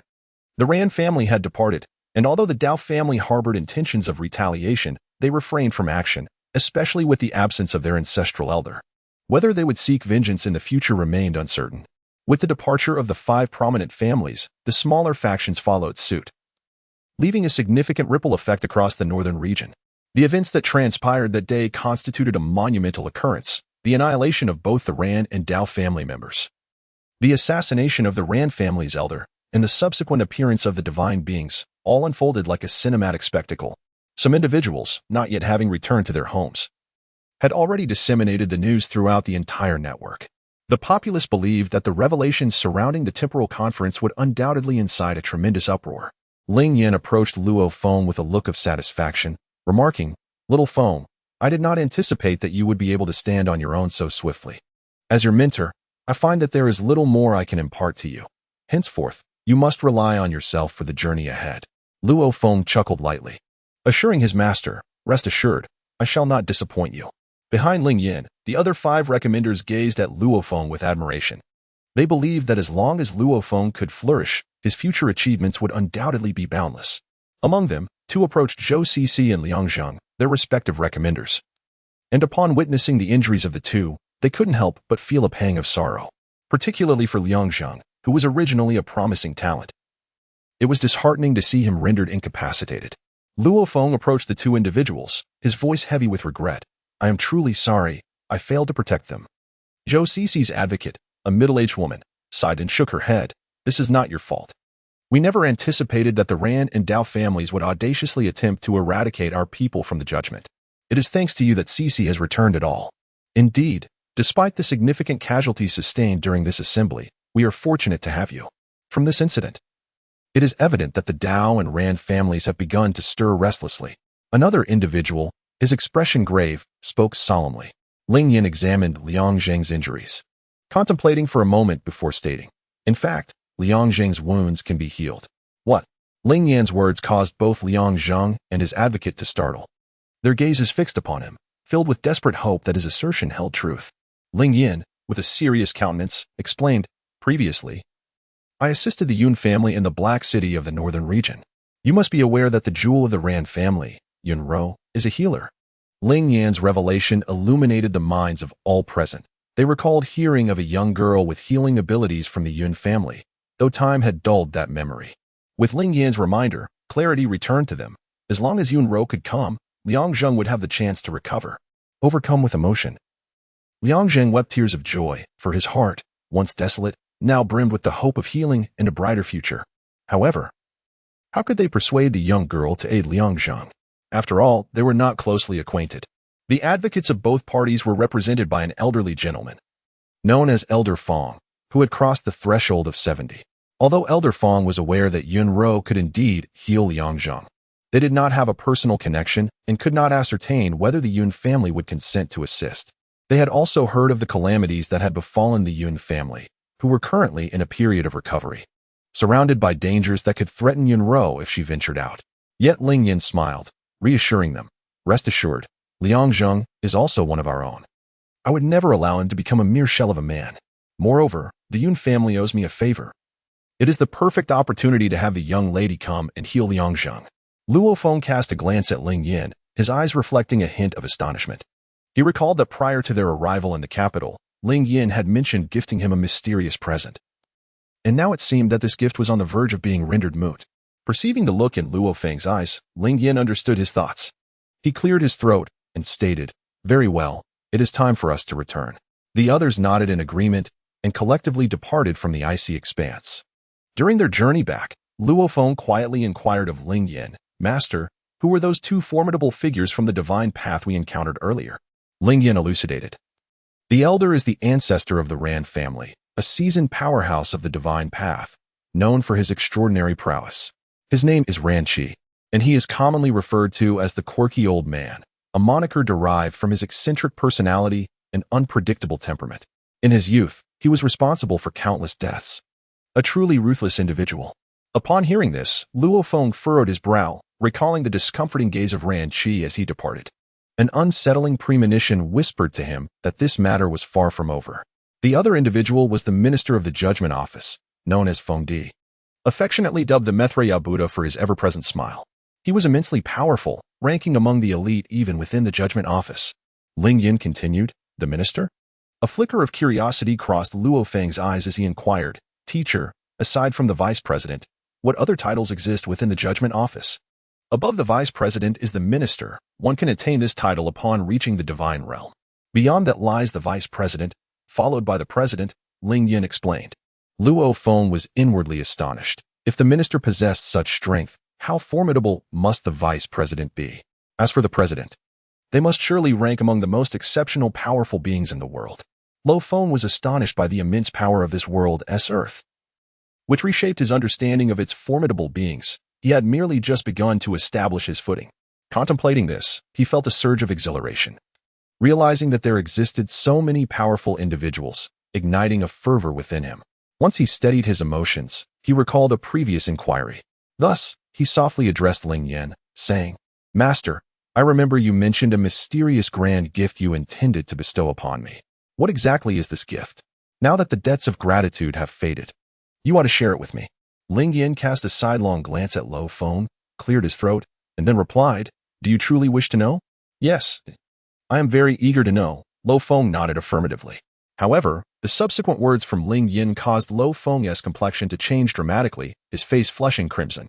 Luo Feng was taken aback by Ling Yan's words, his face flushing crimson. He could hardly fathom that the enigmatic gift Ling Yan had bestowed upon him was the proposition of marrying Yunro. This was simply beyond his comprehension. "Teacher, I am merely 15 years old. Such matters are far too premature for me." Luo Feng lamented, his frustration evident. Yet, Ling Yan regarded him with a dismissive air, scoffing. "What do you know? Such matters should be addressed without delay. Otherwise, you might find yourself bereft, lamenting the loss when someone else claims her." It is worth noting that in ancient times, even betrothal arrangements were commonplace. One cannot help but admire the foresight of those in antiquity. To prevent their offspring from growing up as solitary souls, they would seek out brides while still in the womb. With a long sigh, Ling Yan turned his gaze to Luo Feng, wearing an expression that suggested the youth was beyond redemption, leaving Luo Feng feeling exceedingly vexed. Influenced by his past life, Luo Feng harbored a peculiar affection for a girl of around 14 or 15, accompanied by an unsettling sense of guilt. However, he failed to recognize that his current physical age was merely 15. While he considered himself an adult, to others, he remained a mere youth, still wet behind the ears. "Nevertheless, my young apprentice, although I have utilized this favor, that little girl Yunro has come to the capital. During this period, I urge you to cultivate a relationship with her. From my years of experience, I can assure you that she undoubtedly harbors feelings for you." Ling Yan encouraged. Luo Feng gazed at Ling Yan with a perplexed expression, pondering when this old man had transformed into a matchmaker, seemingly orchestrating connections for him. In truth, although Luo Feng had traversed through time and was now a man in his 20s, he had always been a reclusive individual, a solitary soul who had never experienced the nuances of romantic relationships. As someone devoid of any romantic experience, the prospect of actively pursuing a romantic interest was indeed a formidable challenge for him. When Ling Yan spoke of experience, Luo Feng could not help but retort, "Master, you have been single for over a century. What experience could you possibly possess?" The words of Luo Feng cast a shadow over Ling Yan's countenance, rendering him speechless and inwardly fuming. This insufferable brat, why must he speak in such a vexing manner? Finally, Ling Yan parted his lips and muttered with a huff, "My dear boy, ultimately, I am acting in your best interest. Yunro possesses a rare healing ability, one that appears once in a century. Should she develop her talents, she would undoubtedly serve as a tremendous asset to you. I shall leave my words here. Whether you heed them is entirely your prerogative." With that, Ling Yan swept his robe and strode forward, engaging in conversation with other recommenders. Luo Feng gazed at Ling Yan's departing figure, a soft chuckle escaping his lips as memories of Yunro flooded his mind. That ethereal girl, akin to a sprite, consistently concealed her most tender facets. Though their time together spanned merely a few days, within that brief interlude, they had traversed numerous life and death crises, experiences that indelibly etched the girl into Luo Feng's memory. The prospect of reuniting with her filled his heart with a sense of anticipation. Subsequently, the members of the tribunal returned to their headquarters. Naturally, they became aware of the events that transpired during the temporal conference. In an instant, Luo Feng, standing within the tribunal, soared to remarkable heights. The remarkable deeds of Luo Feng undoubtedly captured the attention of higher authorities, prompting even the vice president to personally visit and observe this young prodigy of the judgment office. When Luo Feng encountered this formidable figure once more, he had previously only sensed the intimidating aura surrounding him. However, this time, Luo Feng experienced an overwhelming sense of pressure. Luo Feng compared the ancestor of the Rand family, Rand Qi, with the vice president, concluding that Rand Qi is far from being a match for the latter. From Luo Feng's understanding, there are a total of 2 vice presidents in the tribunal, which reflects the profound foundation of this organization. Although the tribunal has suffered the loss of 3 members, the discovery of a genius like Luo Feng indicates a net gain for them. In contrast, the 5 prominent families are considerably displeased, particularly the Ran and Dao families, who have suffered significant losses. within the Rand family's conference hall, which is modest in size, comparable to 2 classrooms. Only the most formidable individuals are permitted to attend. The assembly comprises 10 members, 4 at the divine realm, 5 at the semi-divine level, and 1 high-tier forbidden expert. At the head of the meeting sits a blind elder, who leans on a sword staff that serves as both walking aid and weapon in battle. On the opposite side of the chamber, 3 individuals kneel. They are the recommenders from the temporal conference. An oppressive silence envelopes the room, so palpable that even the sound of breathing is discernible. All eyes are fixed on the blind elder, awaiting his words. After a prolonged pause, the elder finally speaks in a hoarse voice. This endeavor has failed. What shall we do? With a sudden thrust of his sword staff, the floor beneath them crumbles into dust, sending the 3 recommenders into a panic. Tears streaming down their faces, and one trembling individual even wetting his trousers. An unexpected turn of events has emerged, with the tribunal revealing a prodigy like Luo Feng indeed. Ran Fei's demise at his hands is not without justification. A divine expert from the Rand family murmurs softly. Ran Qi casts a glance at him. Snorting disdainfully, the death of Ran Fei is one matter. The crux of the issue lies in our intentions being exposed. The tribunal will surely extend their consideration towards our Rand family from now on. The head of the Rand family, a middle-aged man and the only forbidden expert present, speaks gravely. The pressing issue now is how we respond moving forward. Upon his utterance, the chamber falls silent once more. The blind elder slowly replies, "This matter transcends the Rand family alone. We will require the assistance of our allies." Messenger Hong. The onus now falls upon your Black Moon organization. As soon as the blind elder finishes speaking, a figure gradually materializes within the conference room. Apart from the divine experts, the other attendees display expressions of astonishment. The newcomer, clad in a black robe that envelopes his form entirely, emanates a chilling aura that seems capable of ensnaring souls and inciting trepidation. "Ancestor, who is this?" the head of the Rand family inquires, a cold sweat trickling down his back as he glances at the blind elder. "Messenger Hong, please introduce yourself to them," the elder prompts. The blind elder once again thrust his sword staff into the ground and spoke. "I am the guardian envoy of the Black Moon organization." "What?" The head of the Rand family felt his pupils constrict upon hearing the black-cloaked figure's introduction. He could hardly fathom that the Rand family was entangled with the Black Moon organization. It was akin to courting disaster. While others might be unaware of the true nature of the Black Moon organization, as the patriarch of the Rand family and a prominent figure, he was acutely aware of its terrifying reputation. This organization had been established for nearly a century, initially operating in the Western continent, but over the years, its influence had spread across the globe. Due to the unique circumstances of Eastern China and under the watchful eye of the tribunal, the Black Moon organization had attempted to extend its power into Eastern China multiple times, all of which had ended in failure. Perhaps the internal strife within the tribunal in recent years had constrained its strength, allowing the Black Moon organization to gain ground. As a member of the Donghua, the patriarch could hardly accept that his ancestors were collaborating with foreign entities. Such an act felt like treachery to him. "Ancestor, our Rand family cannot ally with the Black Moon organization. We must remember how many nations they have toppled. If the Black Moon organization successfully gains control over Eastern China, our Donghua people will be subjugated. What you propose is no different from betrayal." The head of the Rand family rose, his voice filled with fervor.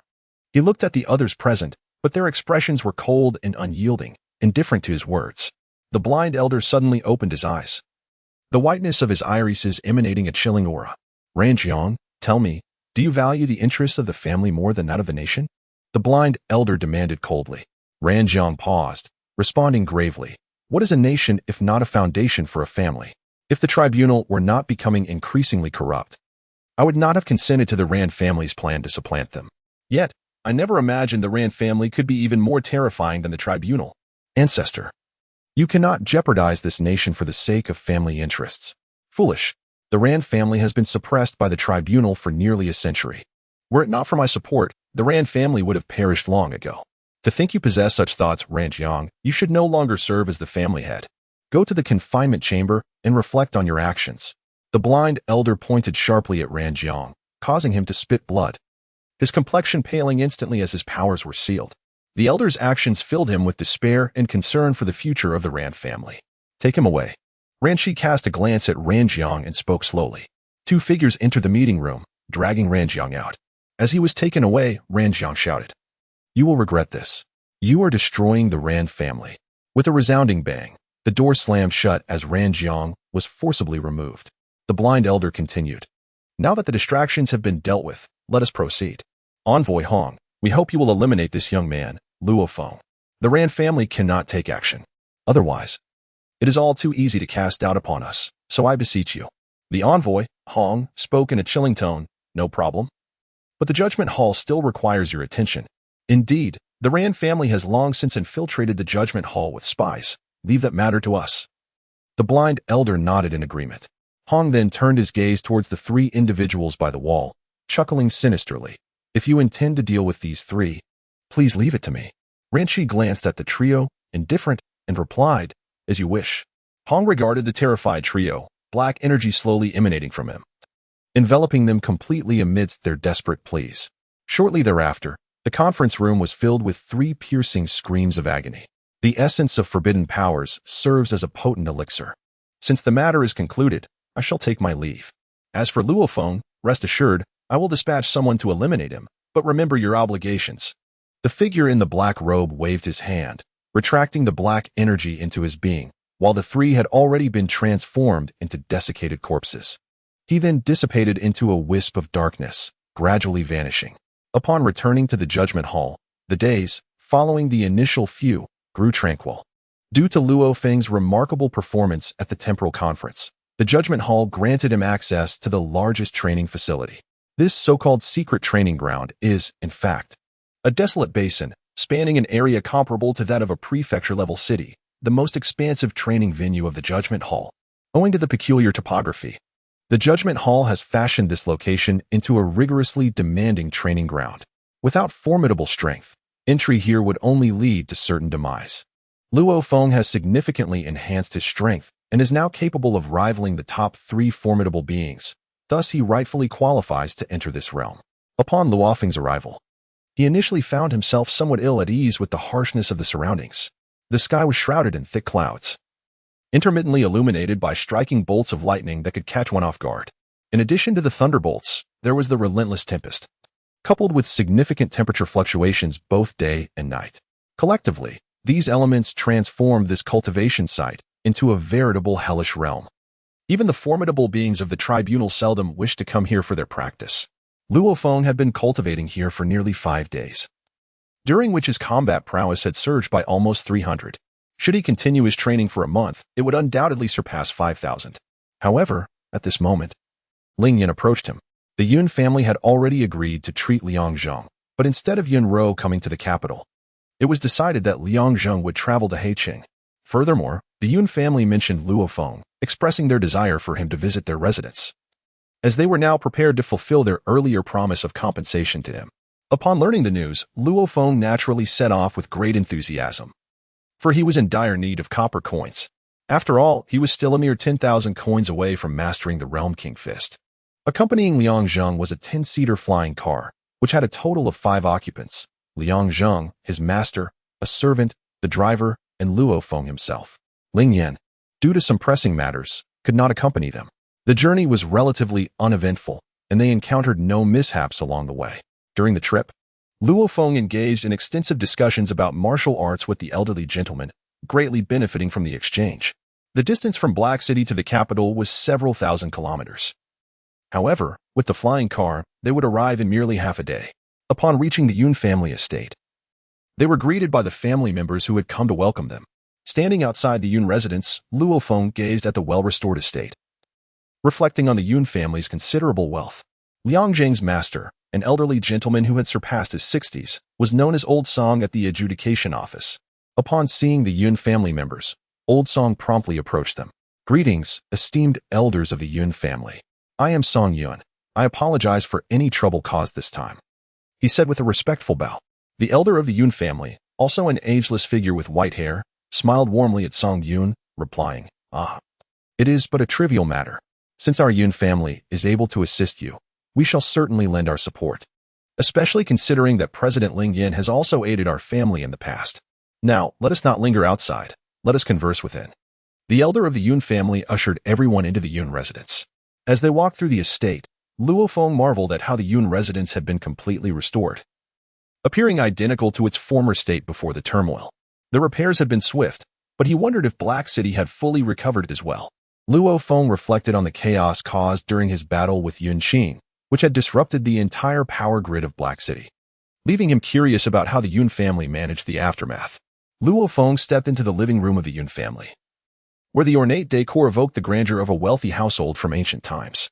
Dominating the main hall was a striking crimson plaque inscribed with the 4 characters Haoranzheng Qi, beneath which were 2 elegantly crafted pearwood chairs positioned in the honorific seats, while an array of greenwood tables and chairs occupied the secondary seating. The floor was laid with marble, harmoniously complementing the deep red columns, creating an ambience steeped in antiquity. Yang was assigned to a guest room for rest, attended by a casual servant, while Luo Feng and Song Yun made their way to the living room to receive the Yun family's hospitality. After a brief conversation with the family patriarch, Song Yun, the elder's gaze shifted towards Luo Feng. Sensing the elder's scrutiny, Luo Feng offered a slight smile in acknowledgement. The patriarch stroked his grizzled beard and remarked with a slow smile, "I have heard of your remarkable achievements at the Eastern Domain Time and Space Conference, young Luo. It is truly astonishing how, in just a matter of 2 months, you have ascended to such heights, unprecedented indeed." The elder expressed genuine astonishment, recalling how Luo Feng had once been a formidable protector of Yun Ruo, yet at that time, he was merely a promising talent, not yet a figure of awe. However, following the Eastern Domain Time and Space Conference, the members of the Yun family were left in sheer disbelief. While outsiders might be taken aback upon learning of Luo Feng's prowess, the Yun family had witnessed his remarkable rise firsthand. Luo Feng recalled the scene from that time and couldn't help but chuckle bitterly, saying, "In truth, I was also compelled. Had I grown stronger, I might not have had the opportunity to visit here as a guest." The words of the elder elicited a deep sigh from him. A mere 15-year-old boy had experienced more in his brief life than many 50-year-olds. It is no wonder that he has risen so swiftly. Soon, someone will escort you to receive your reward. Given the lengthy journey you have endured, I assume you have not yet dined. I have arranged for the chef to prepare a meal. Please follow me to the dining area, the elder of the Yun family remarked with a smile. Upon hearing of the food, Luo Feng's eyes sparkled. He was indeed feeling a bit hungry. Since he was here, he might as well indulge in a hearty meal. Under the guidance of the elder of the Yun family, Luo Feng arrived at the dining area designated for guests.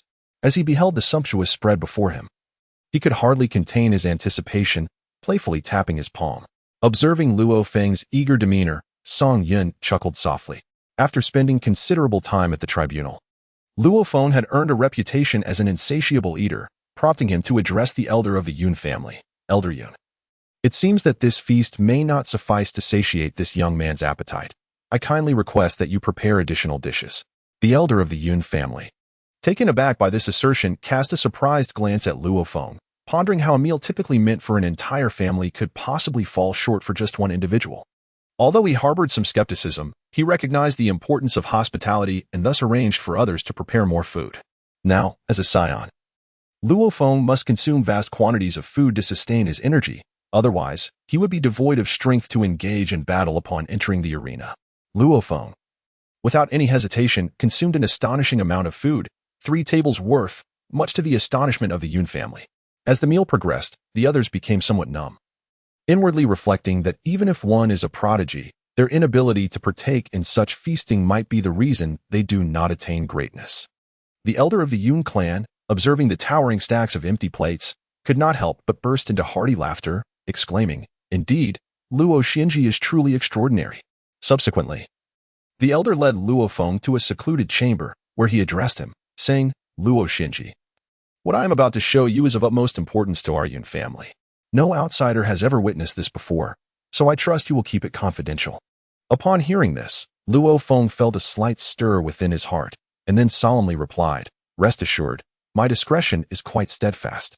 The old man nodded and then retrieved a scroll from the concealed box, upon which were inscribed 4 prominent characters: Thunderbolt Divine Body. Thunderbolt Divine Body. Luo Feng gazed at the name of the scroll, sensing that it was no ordinary martial art. In the realm of martial arts, only those of divine caliber could attain the status of divine techniques and bodies. The scroll held by the elder, if there were no surprises, should indeed represent a martial art of divine level. With great solemnity, the elder grasped the scroll and spoke in a deep voice, "Indeed, this is the Thunder God Body, a martial art founded by the progenitor of the Yun family. My ancestor was a formidable figure of divine strength, renowned throughout the martial world in his time. However, the Yun family has since fallen into decline, apart from the family head, who stands at the threshold of divine power. There are scarcely any remaining who possess even the strength of forbidden prowess. Luo Feng gazed at the martial arts manual held by the elder. Recognizing that his prowess had reached the transcendent level of martial arts, qualifying him as a true master of the discipline. Establishing a sect would pose no challenge for him. The so-called realm of divine martial arts represents the pinnacle of martial cultivation, where the practitioner manifests extraordinary abilities. Each formidable expert in this divine realm possesses unique powers, which serve as their ultimate trump cards. The divine realm is further divided into 3 distinct stages: the technique stage, the path stage, and the divine stage. The powers at the technique stage are referred to as martial technique manifestations. At this level, the martial artist has elevated their skills to an extraordinary degree, allowing for insights that surpass even those of the most formidable practitioners. From their martial studies, they glean martial technique manifestations, which emphasize overpowering adversaries through sheer force, a pure clash of strength. As for the path stage, it signifies a personal understanding of martial arts, leading to the creation of one's own martial path. Here, the powers are known as martial path manifestations. They integrate the martial artist's unique philosophical insights, returning to a state of purity, with their potency exponentially increasing. Lastly, the divine stage, known as divine martial manifestations, heralds the emergence of the martial artist's own deity of martial arts. They can transmute their powers into a domain, thus forming a martial domain.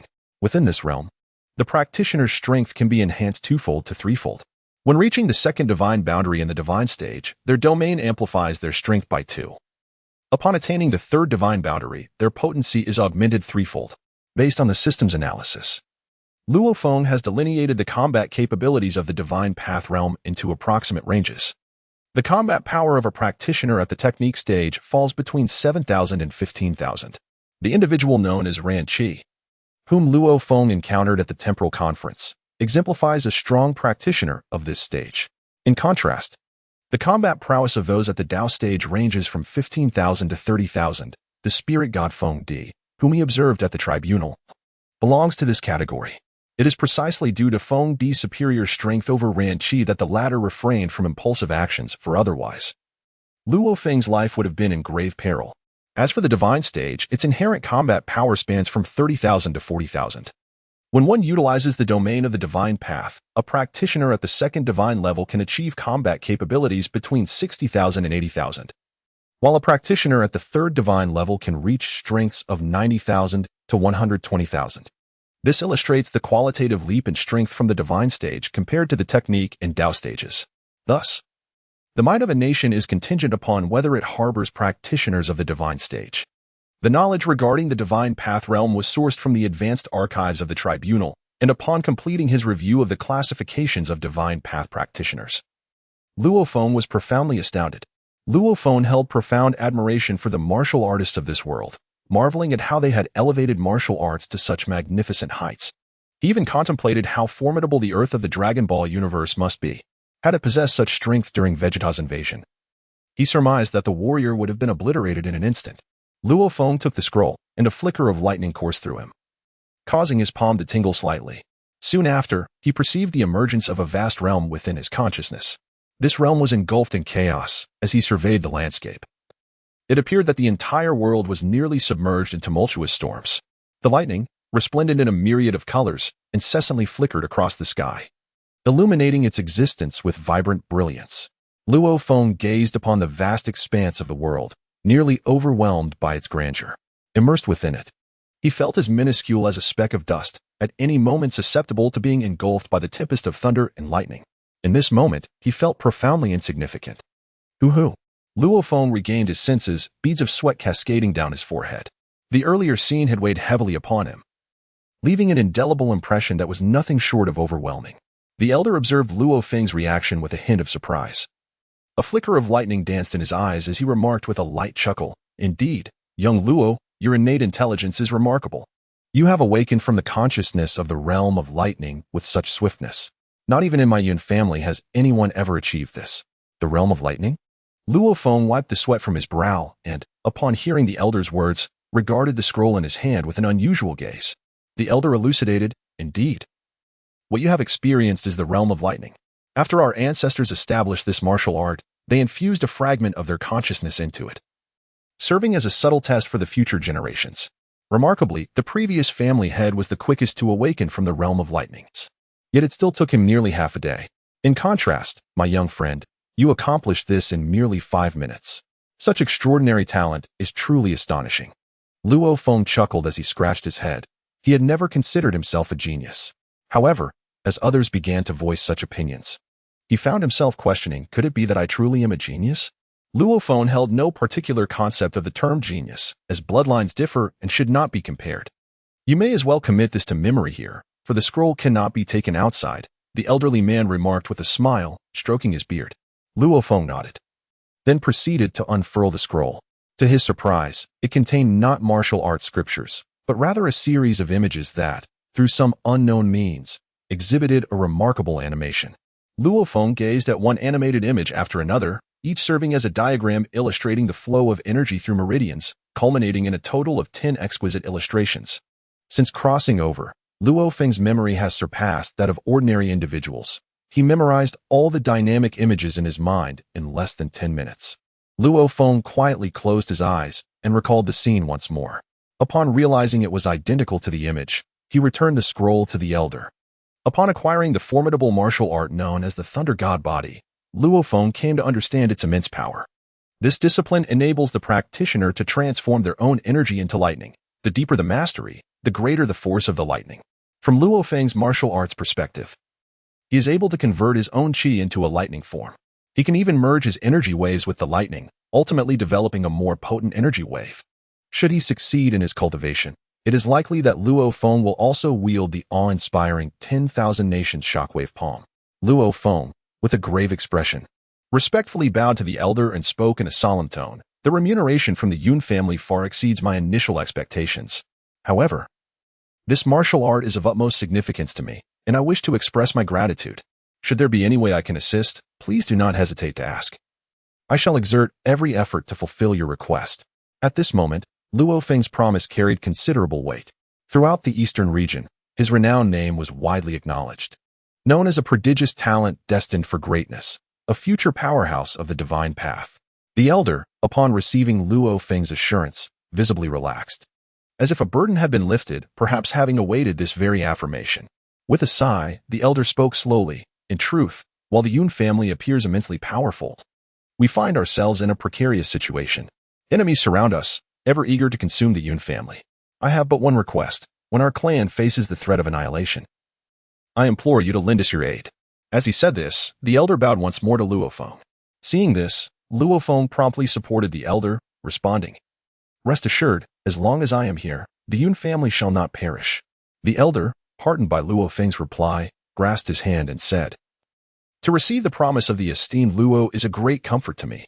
If you wish to cultivate the Thunder God Body, you must do so in a place abundant with lightning, and the Yun family possesses such a location.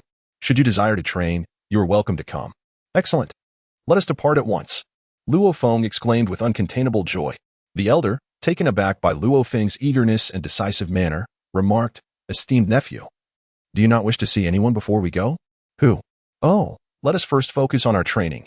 We can address other matters later," Luo Feng urged, his expression anxious. The elder, with a wry smile, conceded, "Very well, then let us proceed to the land of thunder." With that, the elder guided Luo Feng toward their destination. In a dark underground chamber, dim lights cast a shroud, enveloping the room in an ominous gloom. Several figures stood within, each clad in black robes that obscured their features and forms. This time, Luo Feng must die. Who will carry out this task? A hoarse voice echoed, imbued with a chilling tone as if it emanated from the depths of the abyss. A sharp voice replied, "Allow me. I happen to be in need of some fresh blood, and the blood of a genius is most appealing to me." The hoarse voice continued, "Who executes the deed is secondary. Currently, Luo Feng is in Black City and should soon return to the eastern region, where we lack influence over the Judgment's stronghold. Thus, we must draw into Smoke City." "Leave it to me," a more composed voice interjected. "Oh, Cheng Zijie, you are not his equal at present. What do you intend to do?" a hoarse voice inquired. Cheng Zijie let out a cold laugh and replied, "This matter is quite simple. It merely requires this course of action." He then articulated his sinister and exceedingly effective plan to the others, who all expressed their agreement. since everyone is in accord. This task shall be entrusted to you, one individual stated. Rest assured, I have long desired to undertake this. From within his dark robe, Chen Zijia's eyes glimmered with the frenzied intent to kill. The veteran general of the Yun clan, Luo Feng, led him to the backyard of the Yun residence, where stood a modest wooden cottage, its weathered surface bearing the marks of age, lending it a sense of antiquity. Luo Feng silently trailed behind the elder of the Yun clan. Such ancient families, despite their current lack of the former glory, possess an unparalleled depth of heritage. Upon entering the quaint wooden cabin, Luo Feng was immediately astounded by the scene within. From the outside, it appeared to be a modest structure, however. The interior revealed an expansive space. The entire area was desolate, shrouded in a grayish haze. Aside from the rocky soil, there was a conspicuous absence of life. Above this barren expanse, storm clouds gathered ominously, with serpentine flashes of lightning weaving through the clouds, occasionally striking down and shattering the colossal stones below. For Luo Feng, this world was akin to paradise. Although the environment was exceedingly harsh, it served as an exceptional locale for cultivation. If he were to train in such a place, his strength would undoubtedly surge at an incredible pace. This was the thunderous realm bequeathed by the ancestors, a vast domain that dwarfed even the entirety of the Black City. As one practiced the art of thunderous body refinement, lightning would be drawn to them instinctively. While the lightning could fortify the body, it could also inflict significant harm. Thus, one must not engage in reckless training, as the elder of the Yun clan wisely cautioned. Looking into the distance where bolts of lightning descended, Luo Feng's lips curled into a subtle smile as he spoke in a deep voice. Thank you once again. This is precisely the place I need for my cultivation. The elder of the Cloud clan observed Luo Feng's eager demeanor and pondered the reasons behind his remarkable strength. Very well, I shall not disturb you any further. I will have your meals brought to you. You may focus on your cultivation here with peace of mind. With a nod, the elder departed, leaving Luo Feng alone. Luo Feng gradually advanced into the depths of space, where bolts of lightning occasionally descended around him, exploding in his vicinity. Luo Feng discovered a colossal boulder and leaped atop it, settling into a cross-legged meditation. The Thunderbolt divine body comprises 10 intricate illustrations, each depicting the flow of energy through a specific meridian. He pondered silently whether his practice of the first illustration here would summon a thunderstorm. As he recalled the essence of the first illustration, he contorted his body into an unusual posture. Luo Feng pointed one hand towards the heavens and the other towards the earth, channeling the energy within his body in accordance with the patterns depicted on the diagram.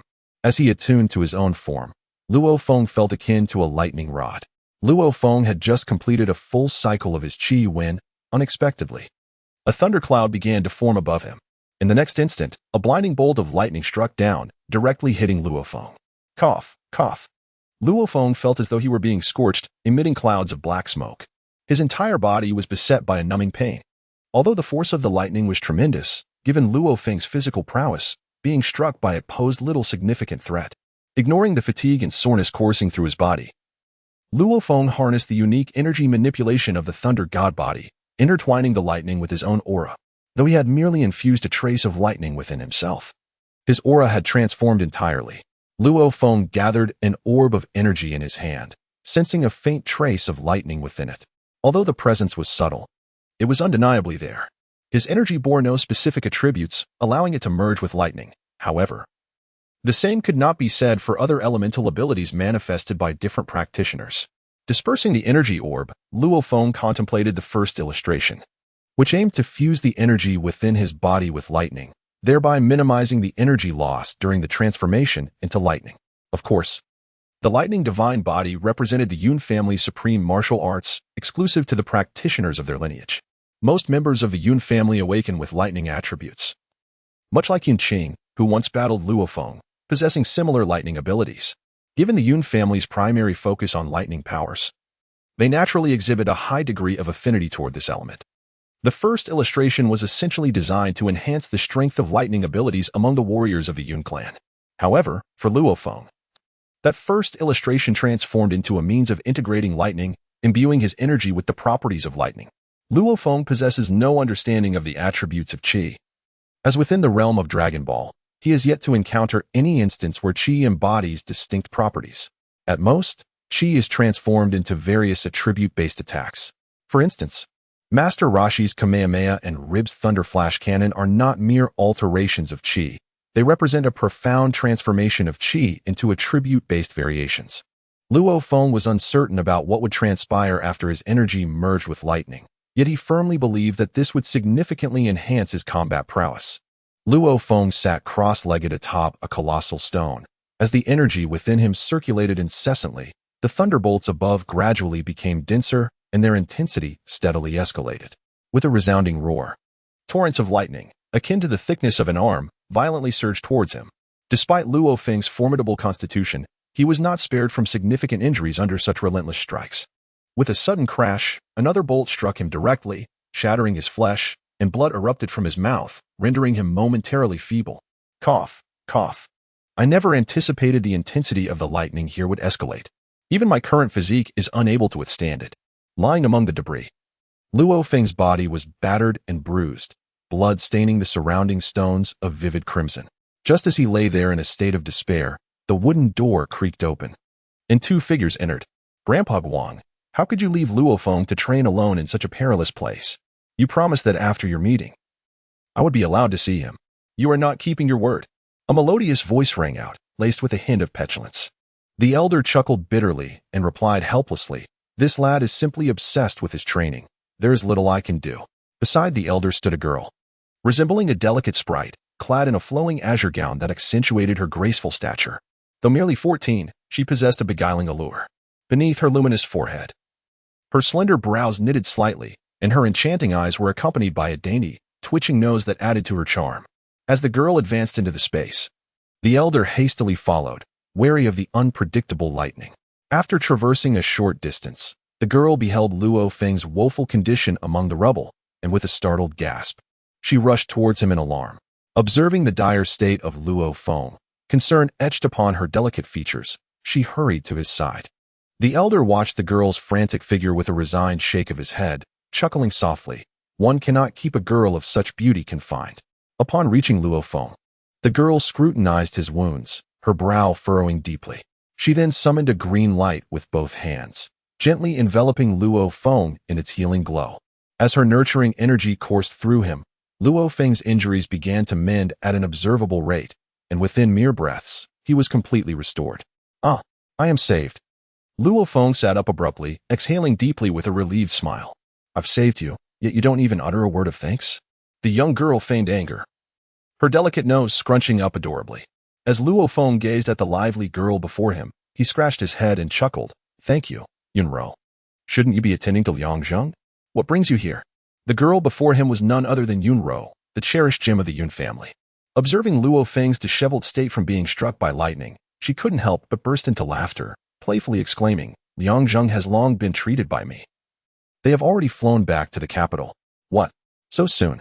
Luo Feng was taken aback, as he had anticipated it would take at least 2 days, never expecting it to conclude so swiftly. Yunro, with a light huff, remarked, "Is this considered fast? You have already been here for 3 days, didn't you notice?" 3 days? I thought only 2 or 3 hours had passed. Luo Feng exclaimed in astonishment. He had been entirely engrossed in his training, and time had indeed flown by for him, rendering him oblivious to its passage. Reflecting on it now, he realized that several days had indeed elapsed. The energy within him had completely transformed into lightning attributes. At that moment, he was capable of unleashing powerful currents at will, akin to an enhanced version of the heavenly palm. Yunro raised her delicate brows, her face beaming with joy. "Elder Song asked me to convey a message to you. He said to focus on your training here, and as for Grandpa Ling, he will handle that." Luo Feng let out a sigh. He had initially intended to greet Liang Zheng, but it now appeared that such an exchange would not be possible. Gurgle, gurgle. The rumbling of Luo Feng's stomach resonated like thunder, echoing through the air. He cast an awkward glance at Yunro, a sheepish smile gracing his lips as he uttered an apology. "I am sorry, I am quite hungry." Yunro's eyes narrowed mischievously, sparkling like a playful sprite as she replied, "After 3 days without a meal, it is only natural to feel famished. Look, there is food waiting for you." She gestured towards the wooden door, where a dozen large food containers were neatly arranged. Upon seeing the containers, Luo Feng sprang to his feet, exclaiming, "Let us discuss matters after we have eaten." Without hesitation, he dashed towards the door, and in the blink of an eye, Yunro witnessed him at the entrance, devouring the food with gusto. Yunro's mouth fell slightly agape in astonishment as she observed Luo Feng's voracious appetite, before letting out a playful huff and sauntering towards the wooden door. The elder of the Yun clan stood awkwardly behind them, feeling rather superfluous. He cleared his throat softly and then addressed Yunro. "Take this with you. It will protect you from lightning. I have some matters to attend to, so I shall not linger here." The elder handed a bracelet to Yunro, who accepted it and adorned her wrist. As a healer endowed with unique abilities, she was particularly susceptible to the strikes of heavenly thunder. Quietly, she settled beside Luo Feng, her delicate hand resting on her finely sculpted chin, smiling warmly as she watched him. Luo Feng had gone without food for 3 days, although he had sustained himself with the energy of thunder and lightning during this time. It ultimately paled in comparison to the allure of sustenance. Luo Feng consumed the meal on the table with an astonishing swiftness, akin to a whirlwind clearing the remnants of a storm, and finally, with a contented pat on his belly, he sighed. "Why do you gaze at me so?" he inquired, turning to Yunro, who, with a gentle smile, reached out her delicate hand to remove a morsel of food from the corner of his mouth. "You shouldn't eat so hastily. It makes digestion quite difficult," she softly advised. Luo Feng, feeling a bit embarrassed, scratched his head and chuckled. "I am rather unique in that regard. My digestion is quite swift. At times, my rate of consumption cannot keep pace with my digestion." "How can that be so exaggerated?" Yunro shot him an incredulous glance. Luo Feng shrugged. "Although Saiyans mature rapidly, their energy requirements are substantial, resulting in an extraordinary appetite and a tendency to become hungry quite easily." Luo Feng rose to his feet, gazing at the distant flashes of lightning, and spoke in a deep tone. "Yunro, I would like to request your assistance with something." Yunro, taken aback, stood up and tilted her head in curiosity, asking, "Oh, what is it that the great genius Luo needs from me?" Please just call me by my name. I truly am not a genius." Luo Feng replied with a wry smile. He was not one to compare different bloodlines. If one were to assess his talent among the Saiyans, he initially did not even qualify as a high-ranking warrior. Luo Feng spoke again. "In my forthcoming cultivation, I must endure the baptism of heavenly thunder. Should I sustain injuries once more, I hope you can assist in my healing." Yunro was momentarily taken aback, her gaze drifting towards the distant sky, where lightning surged like a torrential flood, threatening to engulf the unwary. A flicker of concern illuminated her bright eyes as she questioned, "Must you subject yourself to such torment? Why must you exert yourself so fiercely?" Luo Feng fell into a momentary silence, an enigmatic light flickering in his eyes as he sighed. "I stand at the precipice. Should I fail to grow stronger, I will plummet into the abyss, never to rise again." Yunro lowered her gaze slightly and replied softly, "You may go. With me here, you need not worry." She then inquired, "Will treating your grievous wounds prove to be a daunting task for you?" Luo Feng looked towards Yunro, a hint of concern glimmering in his eyes. Luo Feng was well aware that during his previous ordeal, when he was gravely injured, Yunro could only treat a substantial portion of his wounds in one session. Complete recovery necessitated 2 separate treatments. Although Yunro had indeed grown stronger, she had already expended her abilities once to heal her own injuries, and utilizing her powers again in such a short span might prove taxing. "You underestimate my capabilities," she declared, a hint of defiance in her voice. "I am now a master as well. Though I have only just ascended, my abilities have significantly improved. I am still more than capable of healing your wounds. Advancement is not solely your privilege. I, too, possess remarkable talent." Yunro pouted, her expression tinged with displeasure as she regarded Luo Feng. "A master, you say?" Luo Feng replied, astonished. The nature of healing abilities was peculiar, making it challenging to gauge one's strength solely based on the magnitude of their energy. Yet, he noted that Yunro's vitality had multiplied several times over. It appeared that the more potent the healing ability, the stronger the life force, lending credence to the legends that healing powers could indeed defy death. As he gazed at Yunro's silky black hair, he reflected silently. Previously, when she had used her life force to prolong his existence, it had resulted in a strand of white hair appearing on her head. Now, with her enhanced strength and vitality, that solitary white strand had returned to its original hue. "From this moment on, my fate rests in your hands," Luo Feng remarked, winking at Yunro with a playful smile. Yunro's eyes sparkled with delight as she responded, "Therefore, you must indulge this young lady. Otherwise, I shall not concern myself with you." Luo Feng bowed respectfully to Yunro and declared loudly, "I shall leave it entirely to the young lady's discretion." Luo Feng's antics elicited a cascade of laughter from Yunro, and amidst the joyous sounds, He commenced the cultivation of the second diagram. In the desolate expanse, dark storm clouds loomed, crackling with lightning, as thunderous roars reverberated throughout the entire space. Perched upon the earth in a cross-legged posture, Luo Feng assumed an unusual stance, with turbulent energy surging wildly within him. Subtly, bolts of lightning encircled his form. At that moment, the storm clouds overhead had amassed to their fullest, and amidst the thick, ominous clouds, serpentine flashes of lightning howled with fury.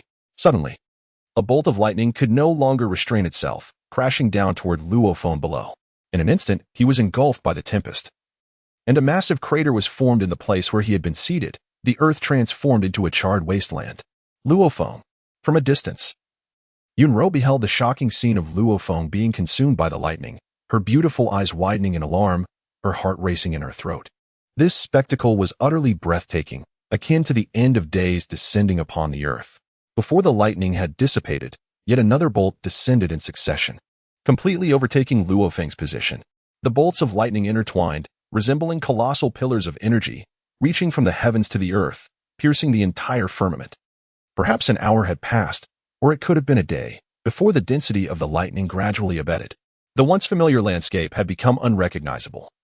As charred earth stretched as far as the eye could see, the ground, centered around Luo Feng, began to fracture, with cracks resembling coiling dragons spreading outward.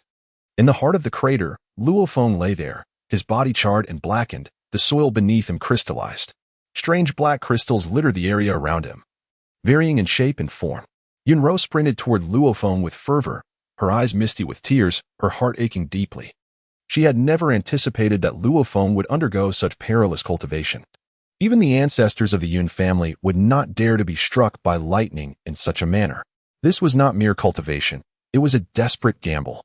Frustrated and frantic, she reached Luo Feng's side, disregarding the searing heat of the crystals, and pulled him up. At this moment, Luo Feng had succumbed to severe unconsciousness. His body charred, with some areas having carbonized, emitting plumes of black smoke, a truly tragic sight.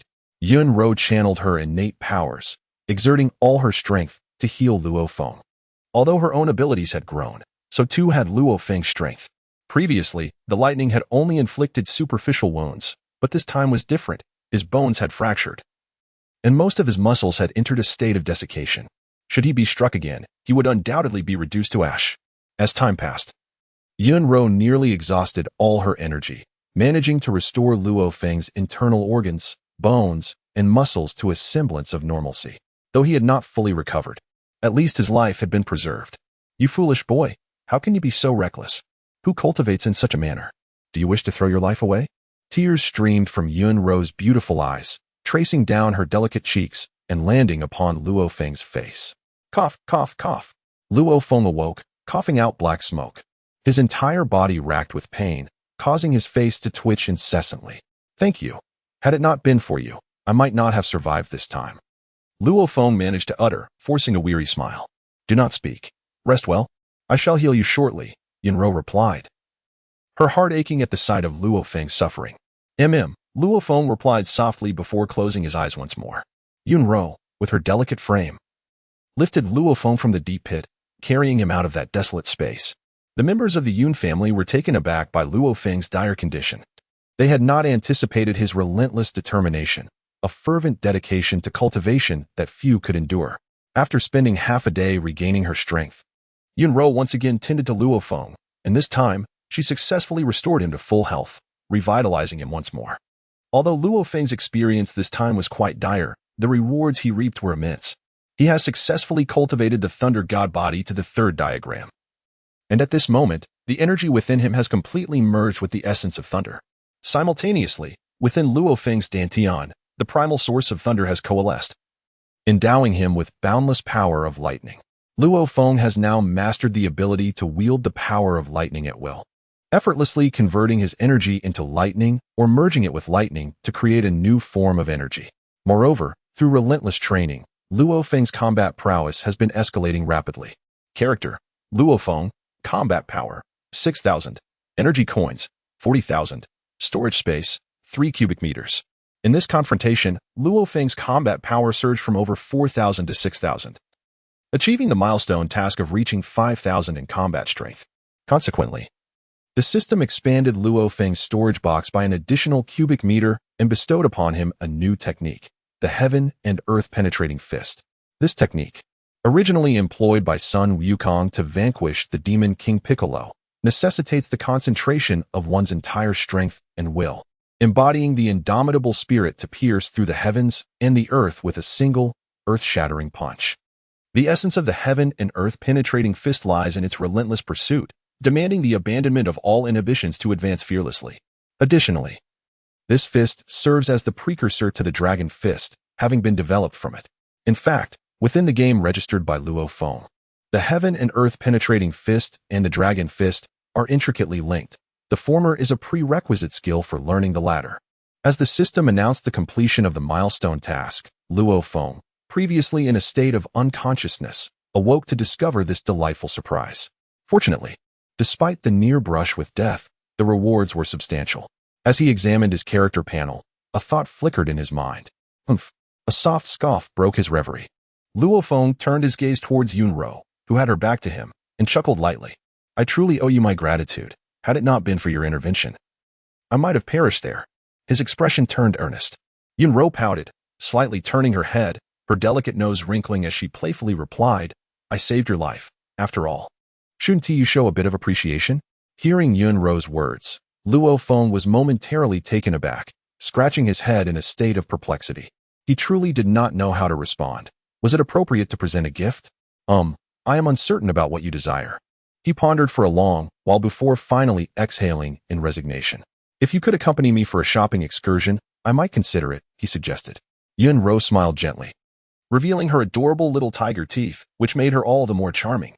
Oh, of course, that poses no difficulty at all, Luo Feng declared, thumping his chest. He too required a few days of relaxation. Relentless training could wear even him down, while physical stamina could be regained.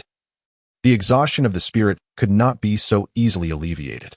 Upon hearing Luo Feng's agreement, Yunro swiftly turned around, her lovely face blossoming with a radiant smile. She pointed at Luo Feng and exclaimed, You said it, so it's settled.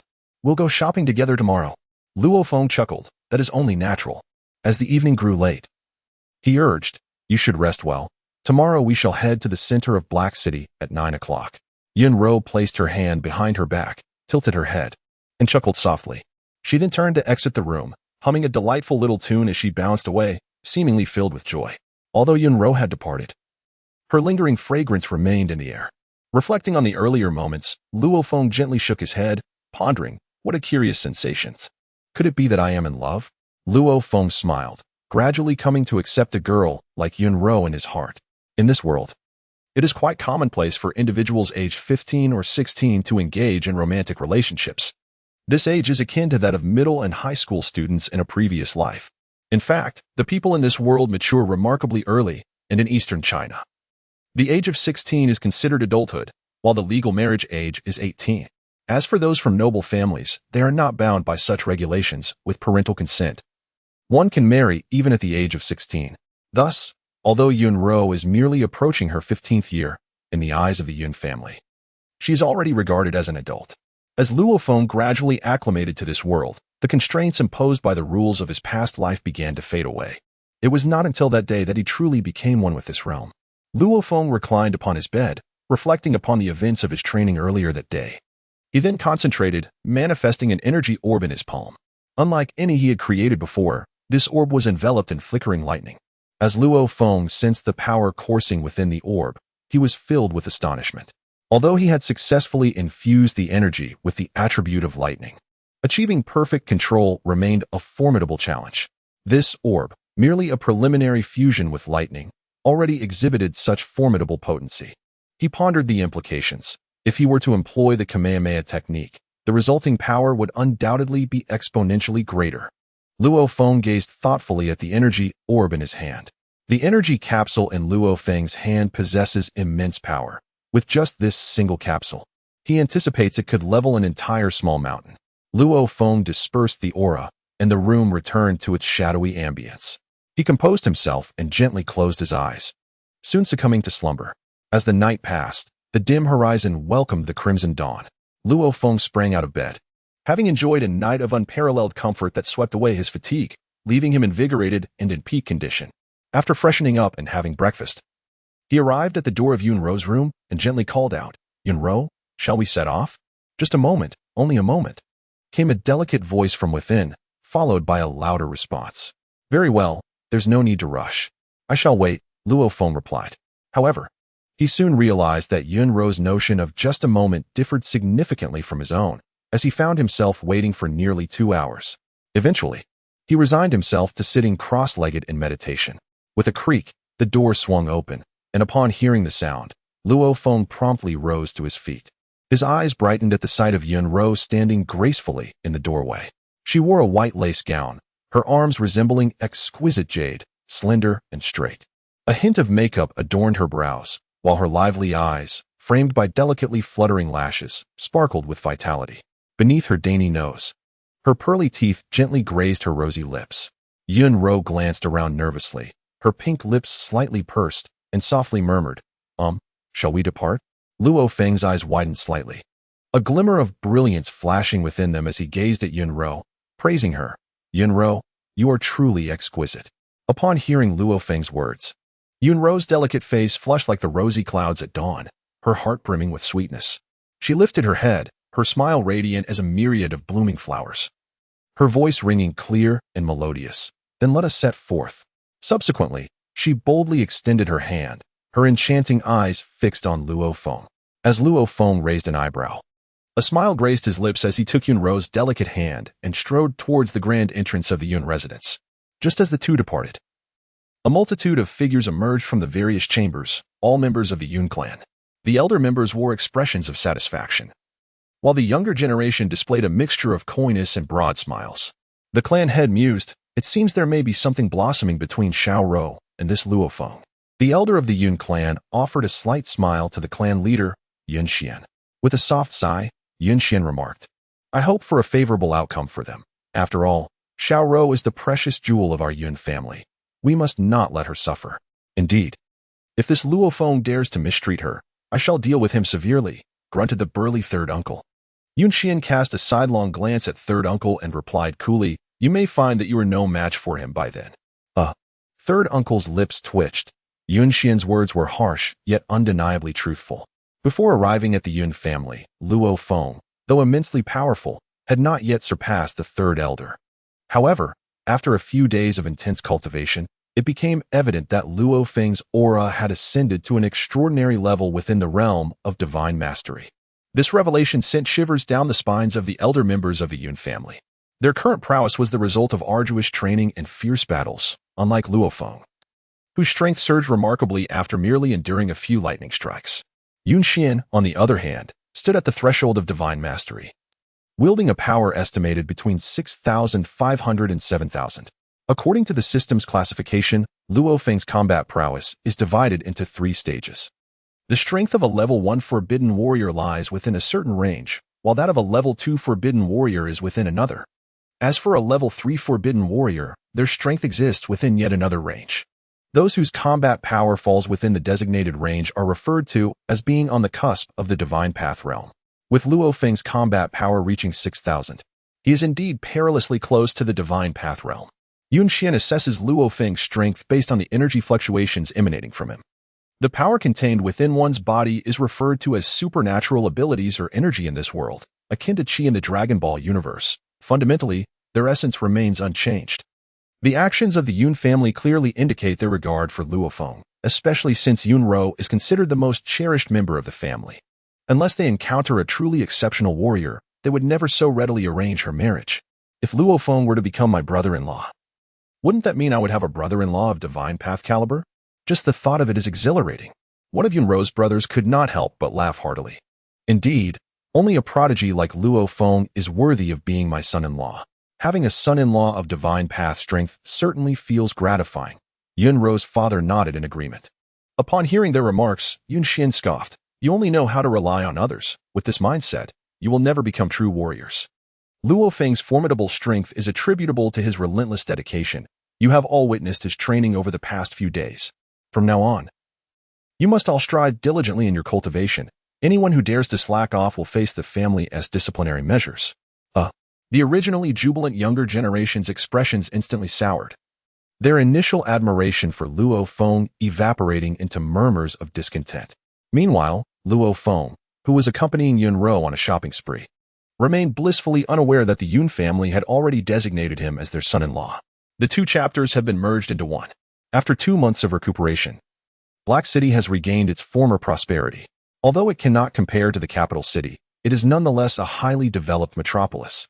At the heart of Black City, transportation is exceedingly advanced. However, the main mode of transit in the city center consists of flying buses, while airborne cars occasionally grace the skies.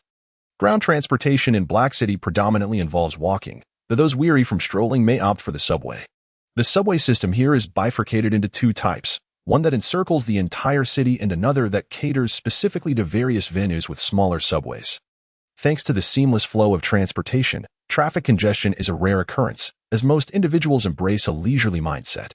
Despite the existence of VR home simulation shopping malls in this era, there are still those who relish the authentic experience of shopping, particularly among young couples who prefer strolling as a form of dating. Thus, it appears that Luo Feng and Yunro resemble a couple enjoying a romantic outing. Although young, Luo Feng has already reached a height of 1.7 meters. Fortunately, he does not resemble Vegeta. Otherwise, with a height of 1.64 meters, he would fall short of Yunro's 1.65 meters. As Luo Feng carried Yunro on his back, he adopted a relaxed demeanor. Having never accompanied a girl on a shopping excursion before, he found this experience rather amusing. Observing Yunro haggling with a vendor over a hair accessory for nearly 10 minutes brought a smile to his face. If it were him, he would simply purchase whatever caught his eye, believing that wasting time on such matters was better spent honing his skills. Thus, Luo Feng spent the entire morning accompanying Yunro, his hands laden with numerous shopping bags and another draped around his neck. Standing before a store mirror, he couldn't help but chuckle at his reflection, realizing that he should have donned a different outfit. Wearing his training attire while shopping felt quite incongruous. Clad in bright orange training gear, complemented by blue wrist guards, he resembled a rather peculiar bodyguard. "Yunro, are you done changing?" he called out to her from outside the fitting room. All right, don't rush me," came Yunro's playful complaint, followed by the sound of the fitting room door creaking open. She emerged wearing a striking black and red athletic ensemble, complete with a hood, and flashed a V sign at Luo Feng. "How do I look?" With her hair tied back in a ponytail and adorned in refreshing sportswear, her already ethereal features appeared even more exquisite. "Hee, you look beautiful in anything," Luo Feng replied with a grin. Yunro pouted playfully, her delicate brows furrowed in mock exasperation. "You always say the same thing." Despite her complaints, the twinkle in her eyes betrayed her delight. "I speak nothing but the truth." Luo Feng shrugged. "All right, since you say it looks good, I'll buy this one. And I think I'll get 2. One for each of us. It'll look better that way," Yunro said, her bright eyes sparkling with mischief. "Whatever makes you happy," Luo Feng nodded in agreement. Luo Feng generally maintained a laid-back attitude towards life. He did not demand extravagant meals, only that they be plentiful. His clothing did not need to be stylish, but it had to be durable. If one were to speak of his passions, it would be the relentless pursuit of strength, continuously growing stronger, surpassing limits, and conquering the world. Even though Luo Feng was the one carrying Yunro during their shopping spree, it was she who ultimately paid, for he was a penniless youth. And asking him to spend money would be quite the burden. As they exited the store, the sun was high in the sky, and Luo Feng, feeling the pangs of hunger, remarked, "Let us go eat. Our stomachs are growling." Yunro handed her shopping bags to him and stretched languidly, presenting her perfect curves right before him. "All right, let us indulge in a feast," she declared with exuberance, tapping her still-developing chest with an air of bravado. "Absolutely. A grand feast it shall be." Luo Feng's eyes sparkled with excitement. Yet, at that moment, an unexpected pang of sorrow pierced his heart, leaving him feeling inexplicably downcast. What could be the cause? Why do I feel such discomfort? Luo Feng paused, furrowing his brow, pondering to himself. Luo Feng came to a halt, capturing Yunro's attention, prompting her to pause and inquire, "What is it?" "Nothing," Luo Feng replied, inhaling deeply and suppressing the tumult of emotions within him, shaking his head. Yunro, perceptive and astute, immediately discerned the unusual expression on Luo Feng's face. However, she refrained from pressing him further, knowing that if he wished to share, he would do so in his own time. The atmosphere between them grew somewhat somber. To alleviate the tension, Yunro chose a modest yet affordable restaurant, though not extravagant. The establishment offered delectable cuisine at reasonable prices, with generous portions that were sure to please Luo Feng's palate. Yunro ordered an array of dishes and then turned to Luo Feng with a smile, saying, "These are all your favorites. Eat to your heart's content. If it's not enough, I'll order more." As Luo Feng gazed upon the sumptuous spread before him, all remnants of his earlier discontent faded away, and he eagerly took up his utensils to partake. However, as he savored the first bite, a wave of unsettling emotions washed over him once more. This time more potent than before, instilling within him a foreboding sense that something dire was imminent. What could be the cause of this turmoil? Why was he besieged by such anguish? A pained expression etched itself upon Luo Feng's face. "Luo Feng, what is transpiring?" Yunro could not help but grasp his hand, her concern palpable. A solitary tear fell from Luo Feng's eye as he gazed at Yunro, murmuring, "This sensation. It is reminiscent of the moment 3 years ago when my parents were about to encounter misfortune. Could it be that uncle has met with an accident?" With this thought, a wave of concern washed over him for Luo Shan. Though he could not be certain, this feeling was one that could not deceive him. Just as Luo Feng was about to reach out to Luo Shan, a message chimed through his communicator, indicating that someone wished to initiate a video connection. And the caller was none other than Luo Shan himself. Luo Feng hurriedly confirmed the situation. At that moment, a holographic image projected above the communicator, revealing the scene of the Qingshan Martial Arts Hall. "This is the Qingshan Martial Arts Hall. Where is uncle?" Luo Feng gazed at the image, his brow furrowed, as a sense of foreboding took root in his heart. Yunro, observing the image, softly urged, "Do not panic. Let us first ascertain what has transpired, and then we shall devise a strategy." "Indeed." Luo Feng nodded, his eyes fixed intently on the holographic display. Suddenly, a figure emerged in the footage. Addressing the camera with a chilling sneer, "Luo Feng, do you not wish to protect Luo Shan? I shall allow you to witness his demise with your own eyes." "Cheng Zijie!" Luo Feng exclaimed in shock, his pupils constricting as he recognized the figure clad in black before the lens. "What do you intend to do? If you have any grievances, direct them towards me." Luo Feng's expression was one of urgency as he raised his voice. At that moment, a waiter approached, gently advising, "Sir, please lower your voice. You are disturbing the other guests." Luo Feng suddenly turned around, his gaze striking and intense, causing the waiter to retreat in fear. Luo Feng regained his composure and spoke in a low voice, "I apologize." He then exited the restaurant without hesitation. Yunro, witnessing this, hurriedly followed suit, announcing to the server, "I have already settled the bill." She then rushed outside. As she caught sight of Luo Feng's figure, she called out loudly, "Luo Feng." Luo Feng gazed at the holographic image, witnessing the Qingshan martial arts school shrouded in a malevolent darkness. Beneath Cheng Zijie's feet lay numerous lifeless corpses. "You scoundrel! Cease at once!" Luo Feng bellowed, his voice laced with fury as he beheld the devastation of the martial arts school. Cheng Zijie, with a cruel laugh directed at the camera, exclaimed, "Ha ha, I relish the sight of your despairing expression. Fear not, for what follows will plunge you into even greater depths of hopelessness. Are you prepared?" No sooner had he spoken than the screen flickered with static, and in an instant, a shadowy figure materialized in Cheng Zijie's grasp. Luo Feng fixed his gaze, and there stood Luo Shan. "Let him go, let him go, let him go." Luo Feng's tone was tinged with desperation, tears streaming down his face unbidden. Yunro, witnessing the holographic image, could not restrain her own tears. Cheng Zijie's cruelty was simply appalling, having mercilessly slaughtered all the apprentices of the Qingshan martial arts school, leaving them as mere desiccated husks. Even though Yunro had witnessed her share of life and death, this was unbearable.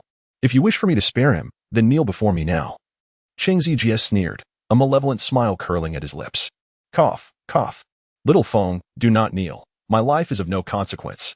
If you are a man, avenge me." Luo Shan bellowed at the screen. With that, Luo Shan let out a tremendous roar, a mouthful of blood erupting forth. Cheng Zijie's expression shifted dramatically upon witnessing this. He reached to check Luo Shan's breath, his countenance darkening ominously. "You old fool, daring to sever your own meridians. Even in death, I shall not let you rest." Cheng Zijie proclaimed, clutching Luo Shan's lifeless body, the dark energy in his hand swirling violently, enveloping Luo Shan entirely. Luo Feng watched helplessly as his own corpse gradually shriveled. With no means to intervene, Luo Feng's eyes gleamed with a fierce crimson hue, and an overwhelming aura erupted from his being, as arcs of lightning danced around him. Above, the clouds gathered ominously, casting a shadow over the entire sky of Black City. This sudden change in weather left the inhabitants of the city in a state of bewilderment, pondering why thunderclouds had materialized when the weather forecast had failed to predict such an occurrence. Luo Feng switched off the communicator, lowering his head as he spoke to Yunro. I am truly sorry, but it seems I may not be able to accompany you any longer. My matters are inconsequential. Is there anything you require of me? Yunro shook her head, her voice somber as she replied, Please inform my master. Simply state that I have urgent business and must return to Yin City. Luo Feng gazed up at the sky, his tone profoundly melancholic as he responded. Understood. Yunro replied without hesitation, perceiving Luo Feng's tremendous effort to suppress his anger, her concern evident as she urged, Luo Feng, remember, you must survive. Indeed, Luo Feng nodded, a surge of energy erupting within him as he transformed into a streak of white light, soaring into the distance. Luo Feng, you must survive. Yunro whispered softly, watching the lingering silhouette he left behind. Whoosh! Luo Feng elevated his speed to its utmost limit, causing the surrounding air to erupt in a sonic boom due to his incredible velocity. Cheng Zijia, this time, I shall ensure your dismemberment. A fierce murderous intent surged wildly in Luo Feng's eyes. The haunting scene of Luo Shan's demise replayed incessantly in his mind, as Luo Shan was the only elder he had in this world. Though often taciturn, he had always shown profound care and concern for him. Now, Luo Feng was engulfed in sorrow, his heart seething with a murderous intent. The fury within him surged like a tempest, accumulating relentlessly in his chest. At the Qingshan martial arts school, Cheng Zijia callously tossed Luo Shan's lifeless body to the ground, brushing his hands off with disdain. With a sneer, he remarked, Old man, I never anticipated you to possess such fortitude. But do you think Luo Feng can escape? Soon, I shall summon him to join you. At that moment, a shroud of black mist materialized beside Cheng Zijia, rasping, Will this truly lure that young lad, Luo Feng? Fear not, perhaps he is already on his way. Cheng Zijia replied with a light chuckle. I have already dispatched someone to keep watch over him. Once the opportune moment arises, we shall act. The figure in the black robe stated calmly. Cheng Zijia gazed at the corpse on the ground, his brow furrowing slightly, before he continued, however. I did not expect that Luo Qingxing would manage to escape. Why did you not permit me to pursue her? There is no need. I require that woman to disseminate the news. This will divert the attention of those individuals to Yin City, the figure in black elaborated. Are you suggesting?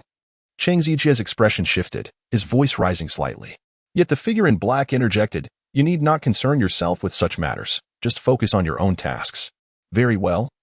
Cheng Zijia replied with a cold smile, waving his hand to reduce the body to ashes, instantly clearing the scene. The Qingshan martial arts school was no more, and the sole survivor, Luo Qingqing, had been rescued at great peril by Xiaolan. In a corner of Yin City, Xiaolan set Luo Qingqing down, noticing her exhausted countenance. Qingqing, do not worry. I have already relayed the information to Luo Feng's master, Elder Ling. We shall avenge the grievances of the Qingshan martial arts school, Xiaolan said, observing Luo Qingqing's despondent expression with a sigh. Xiaolan had narrowly escaped, having fought valiantly for the Judgment Institute. This time, the Judgment Institute in Yin City suffered severe losses, with a forbidden powerhouse falling at Cheng Zijia's hands.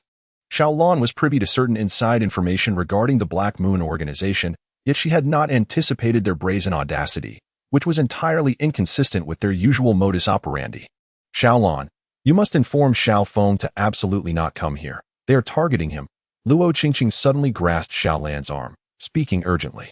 Xiaolan patted Luo Qingqing's shoulder, her voice steady. Rest assured, Qingqing, I have conveyed everything to Elder Ling. I trust he will make the appropriate judgment. Let us hope so. Now that my father is gone, Xiao Feng is my only kin. I cannot bear for him to encounter any misfortune, Luo Qingqing said, her eyes glistening with tears. Luo Qingqing possesses an exceptionally resilient character. Even in the face of such great adversity, she remains unbroken. She wiped her eyes and gradually rose to her feet, uttering, Xiaolan, I am truly grateful to you this time. I cannot afford to burden Xiaofeng any further, so I must rely on you in the coming days. Rest assured, I have made all the necessary arrangements. You will soon be able to journey to the capital, where safety awaits. Xiaolan also stood up, responding earnestly. Luo Qingqing took a deep breath, suppressing the sorrow within her heart as she followed Xiaolan to the designated location. She understood that in moments like these, it was imperative to remain resilient. Luo Feng, like a bolt of lightning, vanished from his original position in an instant, only to reappear several kilometers away in the next moment. At this moment, Luo Feng was consumed by a singular thought: to hasten back to Yin City. He felt an overwhelming urge to eliminate Qing Zijie and to ascertain the safety of Luo Qingqing. Having not seen her figure in the footage earlier, he was convinced that she must still be alive. Sister Qingqing, you must remain unharmed, Luo Feng fervently prayed within his heart. Luo Feng traversed through layers of forests, soaring over majestic mountains, as the distance to Smoke City diminished steadily. However, just as he reached the boundary between the central and northern regions, a sudden sense of peril enveloped him. In the next moment, a streak of dark light shot forth from below, aimed directly at him. Luo Feng did not evade. Instead, he swung his arm, dispersing the dark light before him. Immediately thereafter, 3 figures cloaked in black emerged in front of him, each possessing a combat strength of approximately 5,000. A swirling mist of darkness enveloped them, undulating like ocean waves, causing the surrounding temperature to plummet. Kid, you shall remain here today, cackled the man in the center. Luo Feng cast a dark, brooding gaze upon the 3 individuals before him and coldly uttered, "Leave." Luo Feng is now solely focused on returning. The appearance of these 3 individuals has elevated the murderous intent within him to its zenith. Boom. Luo Feng unleashed his full power without reservation, his entire being igniting in a fervent blaze, a tempestuous inferno raging fiercely around him. The crackling of electricity reverberated as it intertwined with the flames. Rumble. The dark clouds above Luo Feng and his companions swiftly coalesced, the lightning within flickering erratically, akin to the beating of 1,000 war drums, deep and resonant. Get away from me. Luo Feng sprang into action, his form resembling a streak of lightning, transforming into a brilliant flash of white, surging forth with an overwhelming force towards the trio. The forest was tranquil and serene, with birds flitting back and forth among the foliage, frolicking in the glades. A gentle breeze stirred, causing the dense leaves to rustle against one another, creating a symphony of whispers. However, this calm was short-lived, as a thunderous roar erupted from above, startling a flock of birds into a panicked flight. Boom! In an instant, a bolt of lightning struck the figure cloaked in black at the center, and Luo Feng found himself standing before the 3 of them. Luo Feng swung his iron fist, enveloped in a radiant white aura, with lightning crackling around him, exuding an unparalleled might as he charged directly towards the man in black robes. The 3 observers were taken aback by Luo Feng's formidable power, their expressions reflecting astonishment. The man in the center, in a moment of urgency, hastily attempted to defend himself. However, Luo Feng's strength proved to be overwhelmingly superior. With just a single punch, he sent the central figure hurtling backward. "How is this possible?" exclaimed the black-robed man, his face contorted in horror. According to the intelligence he had received, Luo Feng was not endowed with such immense strength. To err on the side of caution, they had dispatched 3 formidable warriors, each possessing a combat capability of 5,000. They had anticipated an effortlessly simple task, only to discover that Luo Feng's prowess was nearly twice that of the participants in the temporal conference. The other 2, witnessing this, were filled with rage. Luo Feng's audacity to breach their ranks was tantamount to a slap in the face. "Die!" they bellowed, unleashing their full might as the dark mist surrounding them surged like a tempestuous sea, crashing towards Luo Feng with relentless ferocity. Luo Feng did not look back at all. His entire being was engulfed by a frenzied surge of power. Strands of blue lightning coursed wildly around him, fierce and domineering. Luo Feng gathered 2 orbs of lightning energy in his hands and effortlessly hurled them towards the 2 individuals. The fist-sized orbs of lightning streaked through the air, leaving behind a trail of blue light before crashing into the dense black mist. The massive veil of darkness instantly enveloped the orbs, rendering their forms insignificant in comparison. After the lightning projectiles were swallowed by the mist, there was no pause. The rolling fog surged forth like a colossal wave, roaring towards Luo Feng. However, just as it seemed about to engulf him, the entire black mist began to contract dramatically. The 2 figures cloaked in black robes exchanged alarmed glances, their pupils narrowing as they felt their power slipping beyond their control. What was happening? One of them shouted in a mix of anger and fear, beads of sweat dotting his forehead. Yet, in the very next moment, the black mist erupted violently, unleashing bolts of lightning that surged forth like enraged dragons, howling furiously. The faces of the 2 black-robed figures turned pale as they emitted muffled groans, retreating in unison. "Die!" As they fell back, the central figure finally unleashed his fury. His face twisted in a menacing snarl, the gusts of wind around him spiraled upward, causing his black robe to flutter ominously. The dark energy in his grasp coalesced rapidly, forming a gigantic Taotai before him, its fangs bared and claws poised, roaring maniacally at Luo Feng. Luo Feng gazed ahead with icy eyes, his expression tranquil in the face of the colossal beast before him. It was imperative to conclude this battle swiftly. In his heart, Luo Feng silently mused. And then he charged directly towards the fearsome beast, Taodai. Towering like a mountain, it loomed in the sky, obstructing half of the forest. With its gaping maw, a formidable suction force erupted instantaneously, swallowing Luo Feng whole. The cloaked figure witnessed the spectacle, his expression shifting, a sinister grin spreading across his face. Your essence shall belong to me. He pressed both hands upon Taotai, and a colossal surge of energy rippled through the air, causing the verdant woods below to wither instantaneously. Roar! Taotai bellowed in a frenzy, its eyes reflecting a madness that seemed to embody chaos itself. As it merely opened its mouth, it appeared capable of devouring the entire world. Yet, just when the three believed Luo Feng to be lifeless, Taotia's belly swelled ominously, fissures erupting across its form. Within these cracks, beams of white light emerged, piercing through the fractures. At that moment, Taotai resembled a hedgehog, its cracks expanding relentlessly, the pillars of light merging into a singular blaze. Boom! Taotai could no longer contain itself, and amidst the astonished gasps of the three cloaked figures, it erupted in a cataclysmic explosion. Lightning cascaded like a torrential flood, transforming the forest below into a tempest of electric fury. Die!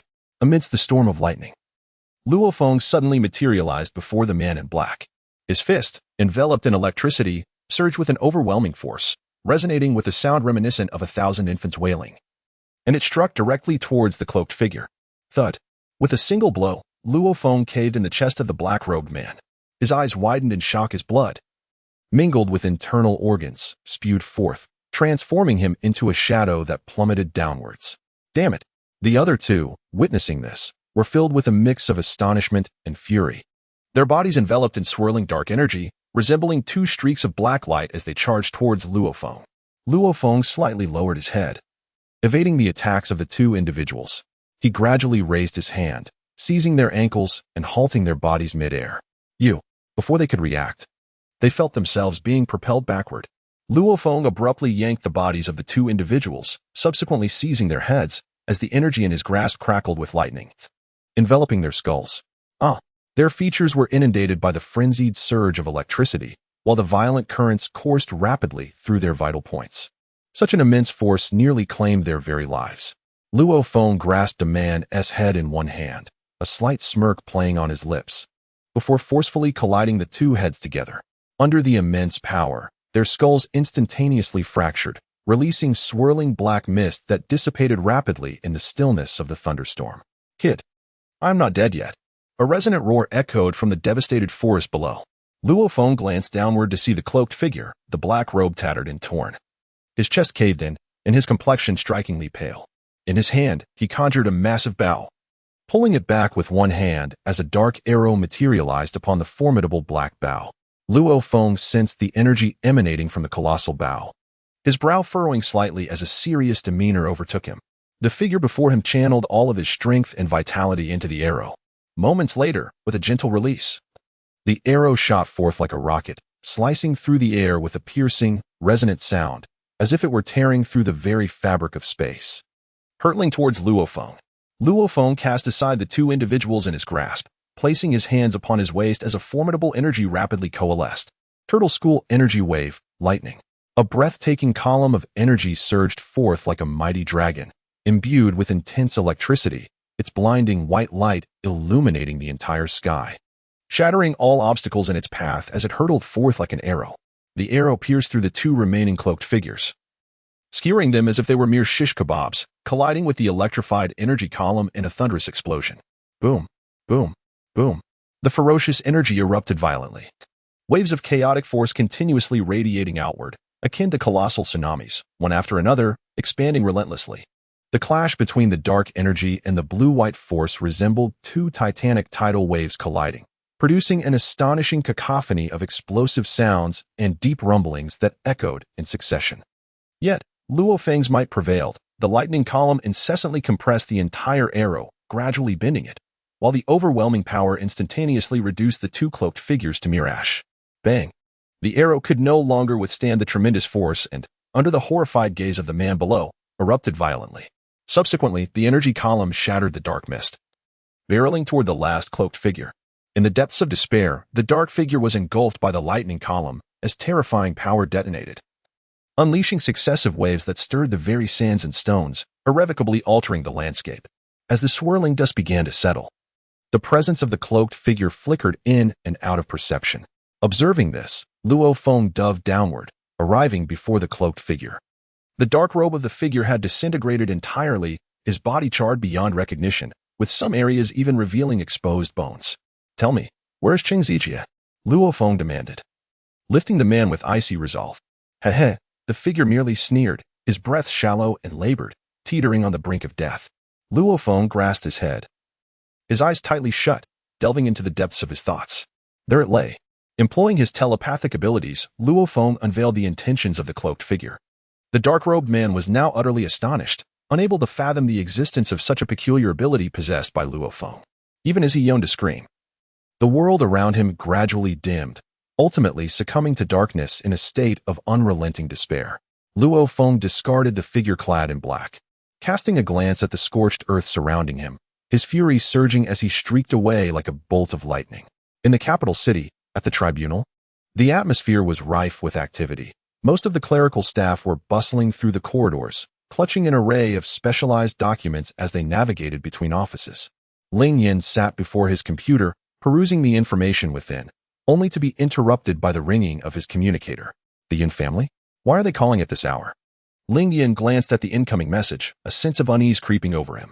He answered the call, and a clear voice resonated from the other end. "Grandfather Ling, this is Yun Ro. Something has happened to Luo Feng." Her tone was urgent, and Ling Yin could discern the gravity of the situation from her voice. His heart raced, and his expression turned profoundly serious as he replied, "Little girl, do not panic. Please explain what has transpired with Luo Feng." A sharp intake of breath came through the communicator, followed by Yun Ro's distressed voice. "Luo Feng's uncle has been murdered, and the Qing Shan martial arts school has been silenced. The methods employed were extraordinarily brutal. Every victim has been reduced to a desiccated corpse." As she spoke, Ling Yin could hear her muffled sobs, clearly struggling to process the horrific scene. Ling Yan's countenance darkened immediately, his brow furrowing deeply. "Where's Luo Feng now?" he inquired. "He has already gone to Yin City," Yun Ro replied. "This is dire. That is a trap.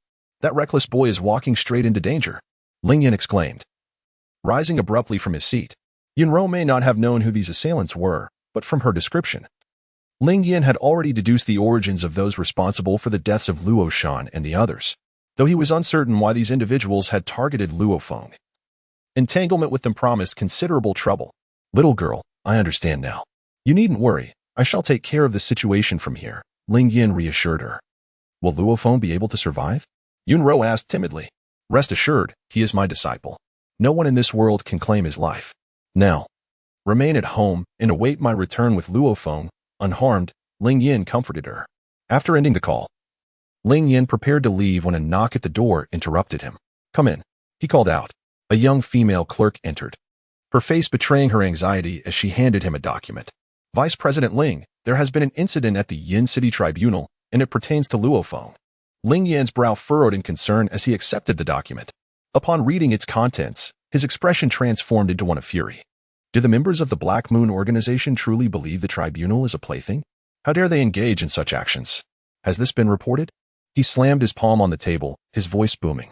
The young clerk, startled by Ling Yan's anger, trembled slightly and hurriedly replied, "The higher-ups are already aware. They intend to deploy a minister and 2 vice presidents to investigate. They wish to know if Vice President Ling will be attending. Of course, I will go." "When do we depart?" Ling Yin responded directly.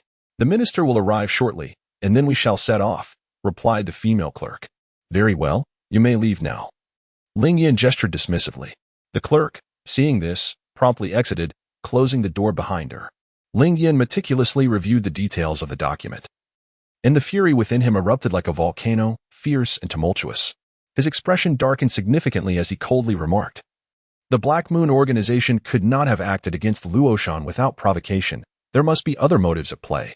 The temporal conference has just concluded, and logically, The Ran and Dao families should be seeking retribution.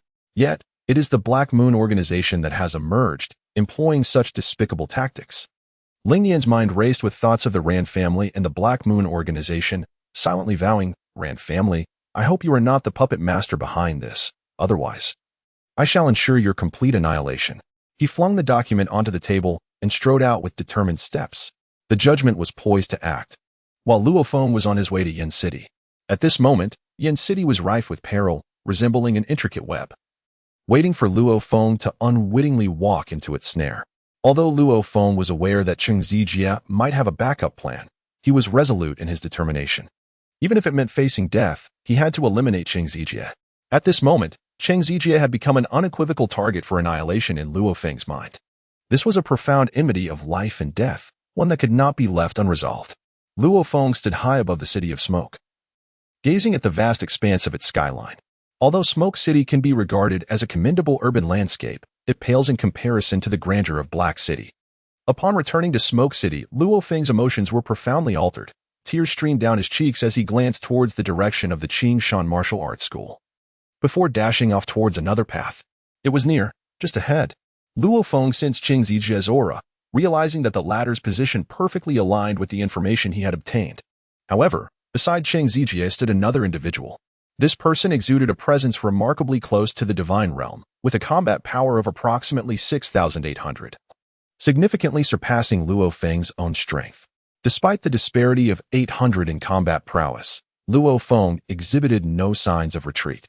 At that moment, his eyes were bloodshot, brimming with a frenzied killing intent, while the fury within him simmered like an impending volcanic eruption, accumulating relentlessly. Although Smoke City was expansive, Luo Feng traversed a considerable portion of it in merely half a minute, propelled by his astonishing speed. In a villa situated in the eastern part of Smoke City, two figures sat cross-legged upon the grassy expanse outside. Clad in dark robes, their presence emanated an ominous and eerie aura, causing the surrounding flora to wither beneath their might. "Left Feng and the others are dead," one of the robed figures remarked, holding 3 shattered jade tokens, his expression grim. This indicates that Luo Feng's strength has nearly reached the divine realm. The second individual hesitated, uncertainty lacing his voice. "Even with his enhanced power, I can still best him. It appears I must intervene this time." The robed figure gradually rose, his voice icy. "What do you intend to do?" the other inquired. "I need not concern myself with that. He has already arrived," the robed figure replied, his tone shifting to a chilling laugh. As soon as his words fell, a menacing roar echoed from the distant sky. "Cheng Zijie, prepare to meet your end." A column of energy descended from the heavens, accompanied by a thunderous resonance. The black-robed figure beside Cheng Zijie observed this with a smirk of derision. He stepped forward, his form enveloped in flickering shadows, and a barrier materialized instantaneously. The energy column crashed against the dark shield, producing a deafening clash that shattered the glass surrounding the villa and uprooted the once pristine grass. With the energy wave thwarted, the black-robed individual shielded Cheng Zijie behind him, his aura surging dramatically. Around him, wails of tormented spirits echoed, their horrific visages colliding and swirling around his form. A blue-white luminescence descended from the sky, accompanied by explosive sonic booms, plunging downward with deadly intent. "Cheng Zijie, perish." Luo Feng completely disregarded the figure in the black robe beside him. His eyes had turned a deep crimson, and his mind was consumed by a singular thought: to kill him. The black-robed man, witnessing this, let out a cold sneer. All of his power transformed into formless vengeful spirits, shrieking in anguish as they clawed and lunged towards Luo Feng. "Begone!" As Luo Feng beheld the figure in the black robe obstructing his path, he let out a low growl. His fists crackled with lightning as he relentlessly struck, dispersing the phantoms that stood before him. Upon witnessing this, Cheng Zijie's expression shifted dramatically. He swiftly retreated, declaring, "Do you wish to kill me? Do you truly believe you can succeed?" With a sweeping motion of his hand, a swirling mass of black energy coalesced into a human form. Luo Feng, upon recognizing this figure, felt an overwhelming surge of rage. The apparition was none other than Luo Shan. Yet the visage conjured by Cheng Zijie was a grotesque reflection of his most wretched state, the ghastly grimace from his death throes resurfacing vividly in Luo Feng's mind. Cheng Zijie sought to inflict upon Luo Feng the agony of loss, relishing the sight of his profound sorrow.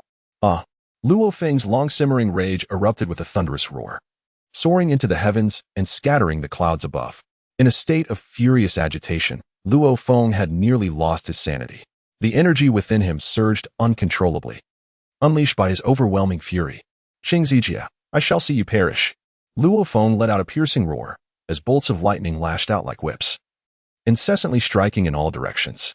Where the thunderbolts reached, there erupted a cacophony of explosive sounds. Towering trees were cleaved in two by the lightning, igniting into roaring flames, while the once verdant lawn now emitted plumes of black smoke, transformed into scorched earth. The opulent villa, under the relentless barrage of thunder and lightnings, was caught in a continuous cycle of explosions, with shards of reinforced concrete scattering far and wide, in terrifying fissures spreading across its structure, causing the entire edifice to fracture completely. The aura emanating from Luo Feng roared fiercely, causing the ground beneath him to sink into a deep pit, while the earth and stones, propelled by his formidable energy, soared rapidly into the sky. Boom! In an instant, Luo Feng unleashed a powerful punch, and Qing Zijia gazed at the iron fist before him, as if confronted by a volcano erupting with tremendous force. At that moment, Qing Zijia envisioned a torrent of molten lava surging forth, its searing heat capable of reducing him to ashes. Faced with such overwhelming might, sweat beaded on his forehead like columns, and before the punch even landed, the gust of its wind had already caused him to spit blood. Qing Zijia yearned to resist, yet found himself completely immobilized. He had been utterly intimidated by Luo Feng's aura, and the shadows of his previous failures loomed larger than ever, rendering him almost paralyzed in place. The figure in the black robe, witnessing Luo Feng's sudden eruption of power, felt his pupils constrict in alarm. Luo Feng's essence had undergone a qualitative transformation, a manifestation of hierarchical dominance. Could it be that this young man had broken through to the divine realm? A terrifying speculation flickered in the black-robed man's mind. For Luo Feng's current strength had transcended his usual limits. Young fool, do not think to prevail. The black-robed man's expression twisted into a vicious snarl as he concentrated all his energy, conjuring a colossal specter in an instant. Just as Luo Feng's fist was about to strike Qing Zijia, the specter lunged forward at blinding speed, colliding with Qing Zijia and taking his place. A piercing shriek echoed as the enormous specter absorbed the full force of Luo Feng's punch. Its already formidable size swelled even larger.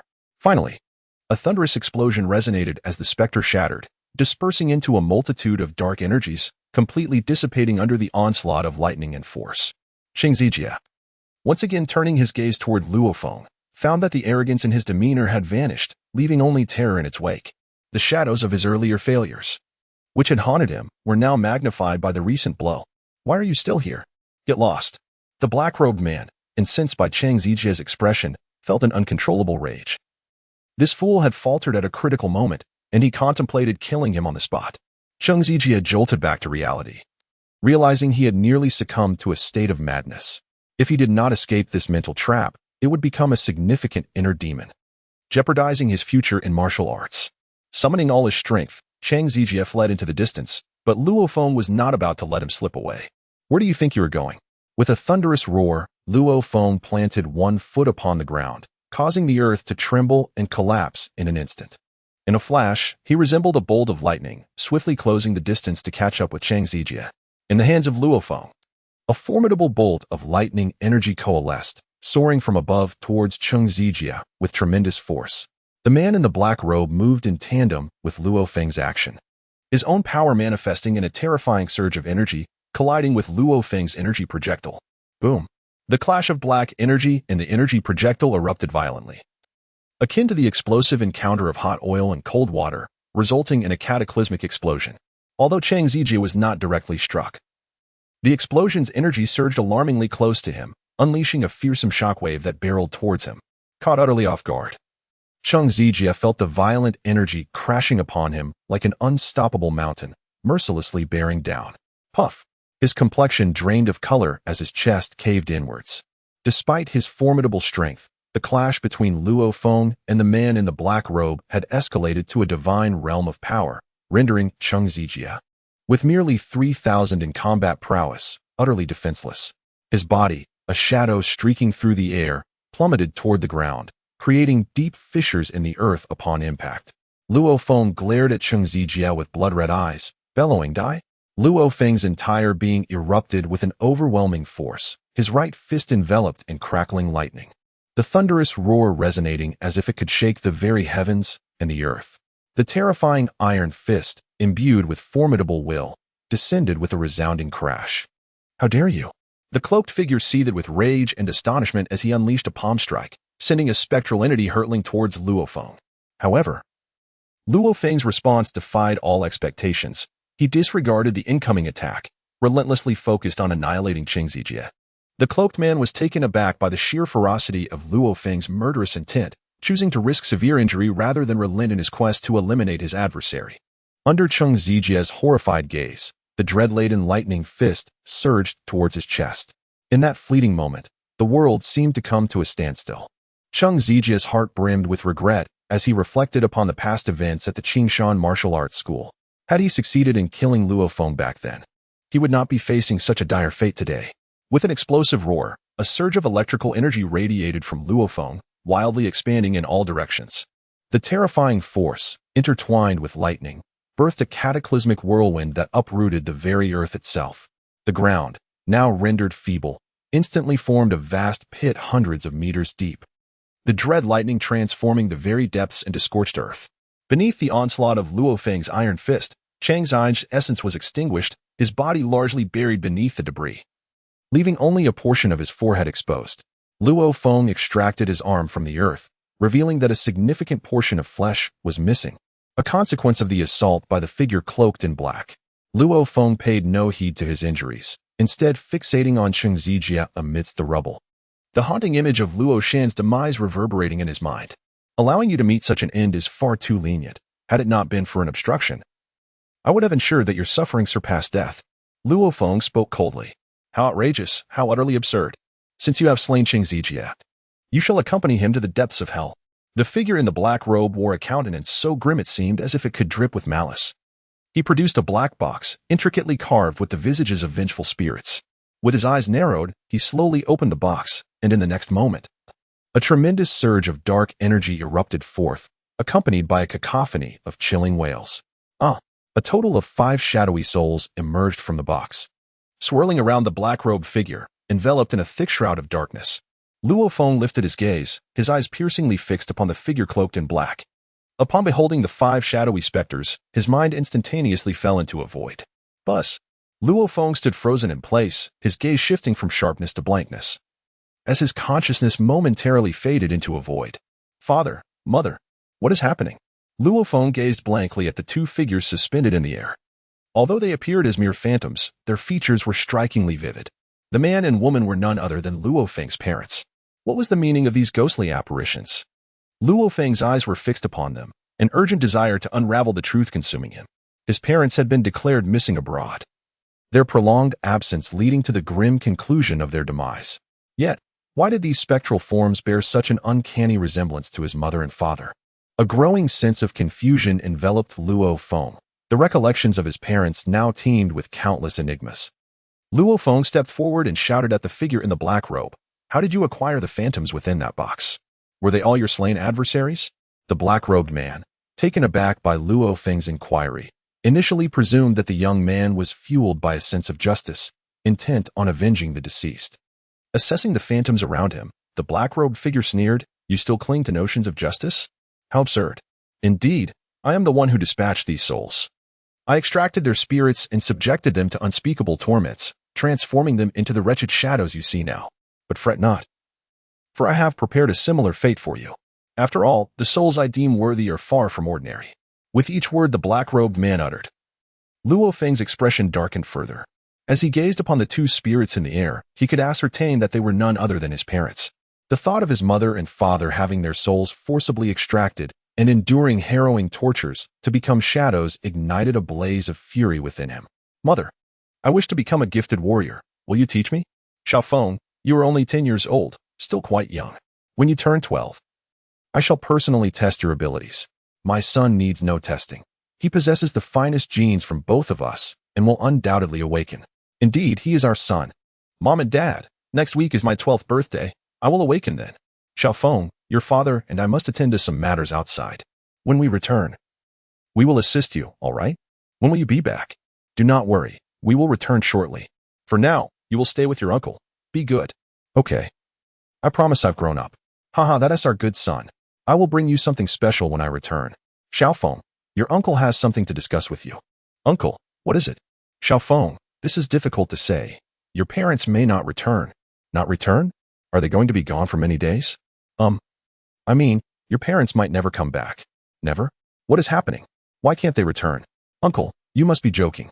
As Luo Feng recalled his parents, his eyes instantly reddened, and tears streamed down his cheeks, splattering onto the ground and creating a series of droplets. He then looked up at the two phantoms. The horrific image of his parents' demise replaying vividly in his mind, their souls being torn away, enduring infernal suffering. You killed them with your own hands. Luo Feng lowered his head, his hair obscuring much of his face, and spoke in a hushed tone. Indeed, I killed them, and next, I shall take your life. The figure in the black robe let out a thunderous laugh. With a sudden surge of energy, he shook his hands, causing 5 spectral shadows to scream in unison. He then opened his mouth wide and consumed all the shadows, drawing them into his very being. With a resounding boom, the aura of the black-robed man surged dramatically, elevating his realm from the threshold of divinity to that of true divinity.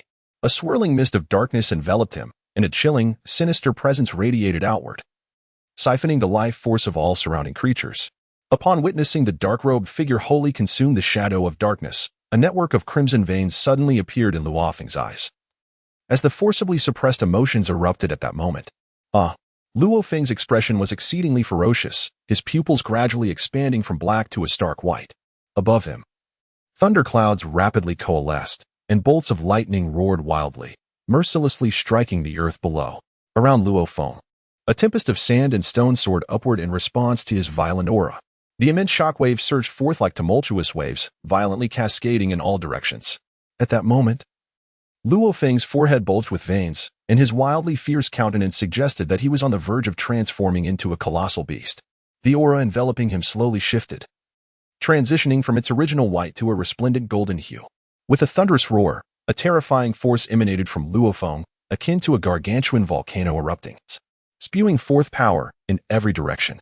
Even the already formidable figure cloaked in black gazed in horror at the frenzied Luo Feng. What was happening? Why had his energy transformed into a golden radiance? The cloaked man was caught in the throes of Luo Feng's power, retreating in fear, his heart inexplicably gripped by dread. At this moment, Luo Feng's aura underwent a monumental transformation. His flesh and bones bore an immense burden, clearly indicating that his body could not withstand such a tremendous surge of power. An urgent warning echoed within him. Warning, warning. The host's body is on the brink of collapse. It is advised to forcibly terminate the metamorphic transformation. Just as Luo Feng was on the verge of completing his transformation into a Super Saiyan, the system emitted an alarming alert. His body creaked ominously. And should he succeed in this transformation, it would lead to his bodily ruin, akin to employing the Kaioken at an extreme multiplier. Boom, boom, boom. Waves of energy erupted like a cataclysmic lava flow, surging violently into the sky. This power, surpassing all limits, sent shockwaves throughout the entire Earth. In that instant, global panic ensued. The formidable beings across various continents, those ancient relics who had slumbered for ages, were awakened by Luo Feng's overwhelming might. In a heartbeat, silhouettes appeared in the skies above each continent, their gazes fixed upon the eastern region of China, expressions grave and solemn. What is happening? Who has unleashed such formidable power? This energy feels unfamiliar. Has someone in eastern China broken through to the divine stage? Pondered a warrior from the west. Is this power a display of prowess or a warning? Queried a South Continent fighter. Humph. Dreadful eastern China. How is it that they continuously produce such formidable beings? They truly seem to attract all good fortune, remarked a warrior from the north, as all the world's strongest were stirred from their reverie. Luo Feng's transformation reached a critical juncture. Yet, just as he was on the brink of success, the system activated its self-protective mode, forcibly halting Luo Feng's metamorphosis. The turbulent energy of Luo Feng suddenly vanished, and the astonishing commotion came to an abrupt halt. The golden flames dissipated with a resounding pop, and his once bulging muscles gradually returned to their usual state. Luo Feng's body trembled slightly, swaying incessantly. He felt the scenery before him gradually fading into darkness, softly murmuring, "Absolutely unforgivable." Bang! Luo Feng collapsed onto the ground, stirring up a cloud of dust. Upon witnessing the dissipating energy, the cloaked figure rushed forward, and a flicker of wariness crossed his eyes as he beheld Luo Feng sprawled on the earth. This young man is formidable, if I do not eliminate him now. he will undoubtedly become a significant threat in the future. Gathering dark energy in his hand, the cloaked figure swiftly formed a massive ghostly hand, reaching out to seize Luo Feng. How dare you? A sudden cold snort echoed from the distance. In the next instant, ripples of space appeared before Luo Feng, and a colossal silver hand extended from the void, colliding with the ghostly hand of the cloaked figure. This was a transformation state, reminiscent of the Super Saiyan transformation seen in the movie featuring Super Saiyan Goku, characterized by entirely white eyes and an aura that shifted from white to a golden hue akin to that of a Super Saiyan. This form retained hair of a deep purplish black, rather than turning golden. The specific enhancement in combat power remains unspecified, but it is estimated to be approximately 20 to 30 times greater. Furthermore, the protagonist's transformation differs somewhat from the manga, as he inherits traits from characters in a game where transformation into a Super Saiyan is guaranteed. Thus, the protagonist too is destined to transform, albeit with the condition that his body must surpass the limits of a Saiyan to endure the Super Saiyan state. This alteration may diverge from the manga, and I hope for your understanding. Taken aback by the thwarted attack, the cloaked figure's expression shifted to one of alarm. He retracted the gigantic ghostly hand, his demeanor grave as he observed three figures emerging from the rippling space. Upon seeing the leader among them, the cloaked figure's countenance darkened instantly, and he coldly declared, "Space deity, space god king." Under the gaze of the cloaked figure, the leading man smiled faintly, brushing off non-existent dust from his attire. Clad in a white suit, adorned with a white handkerchief at his chest and white gloves on his hands, he meticulously adjusted his clothing. As he slightly bowed his head, his smooth long hair cascaded over his forehead, and his elongated eyes narrowed slightly, a delicate nose perched above lips that curved subtly upwards. The man possessed an extraordinarily handsome visage, exuding an ethereal beauty, his skin radiating a soft glow that even women would envy. After tidying his attire, he gradually lifted his head, his expression growing increasingly aloof as he gazed at the cloaked figure, coldly remarking, "Has the Black Moon organization grown so arrogant in East China? And you, the judgment, still so tyrannical, merely puffed up with bravado. Do you truly believe you are still the judgment of a century ago?" The cloaked figure sneered. "Is that so? You are welcome to test it, or perhaps you genuinely wish to try." A dangerous glimmer flashed in the man's eyes as he replied coldly, "Today, I concede defeat. I did not anticipate such a commotion caused by a mere boy. Truly a miscalculation. We have plenty of time ahead." With a wave of his hand and a huff, the cloaked figure turned to depart. "Did I grant you permission to leave?" A voice emanated from behind the figure cloaked in black. The figure felt an immediate prickling chill as a gust of cold wind swept past, followed by a sharp pain in his chest, revealing a silver hand that had pierced through him. "You." Before the black-clad figure, a small portal materialized, and a hand reached forth, embedding itself into his chest. Puffed. The black-clad figure's complexion turned ashen, blood spurting from his mouth. He struggled to turn his head, fixing his gaze on the white-clad man who remained stationary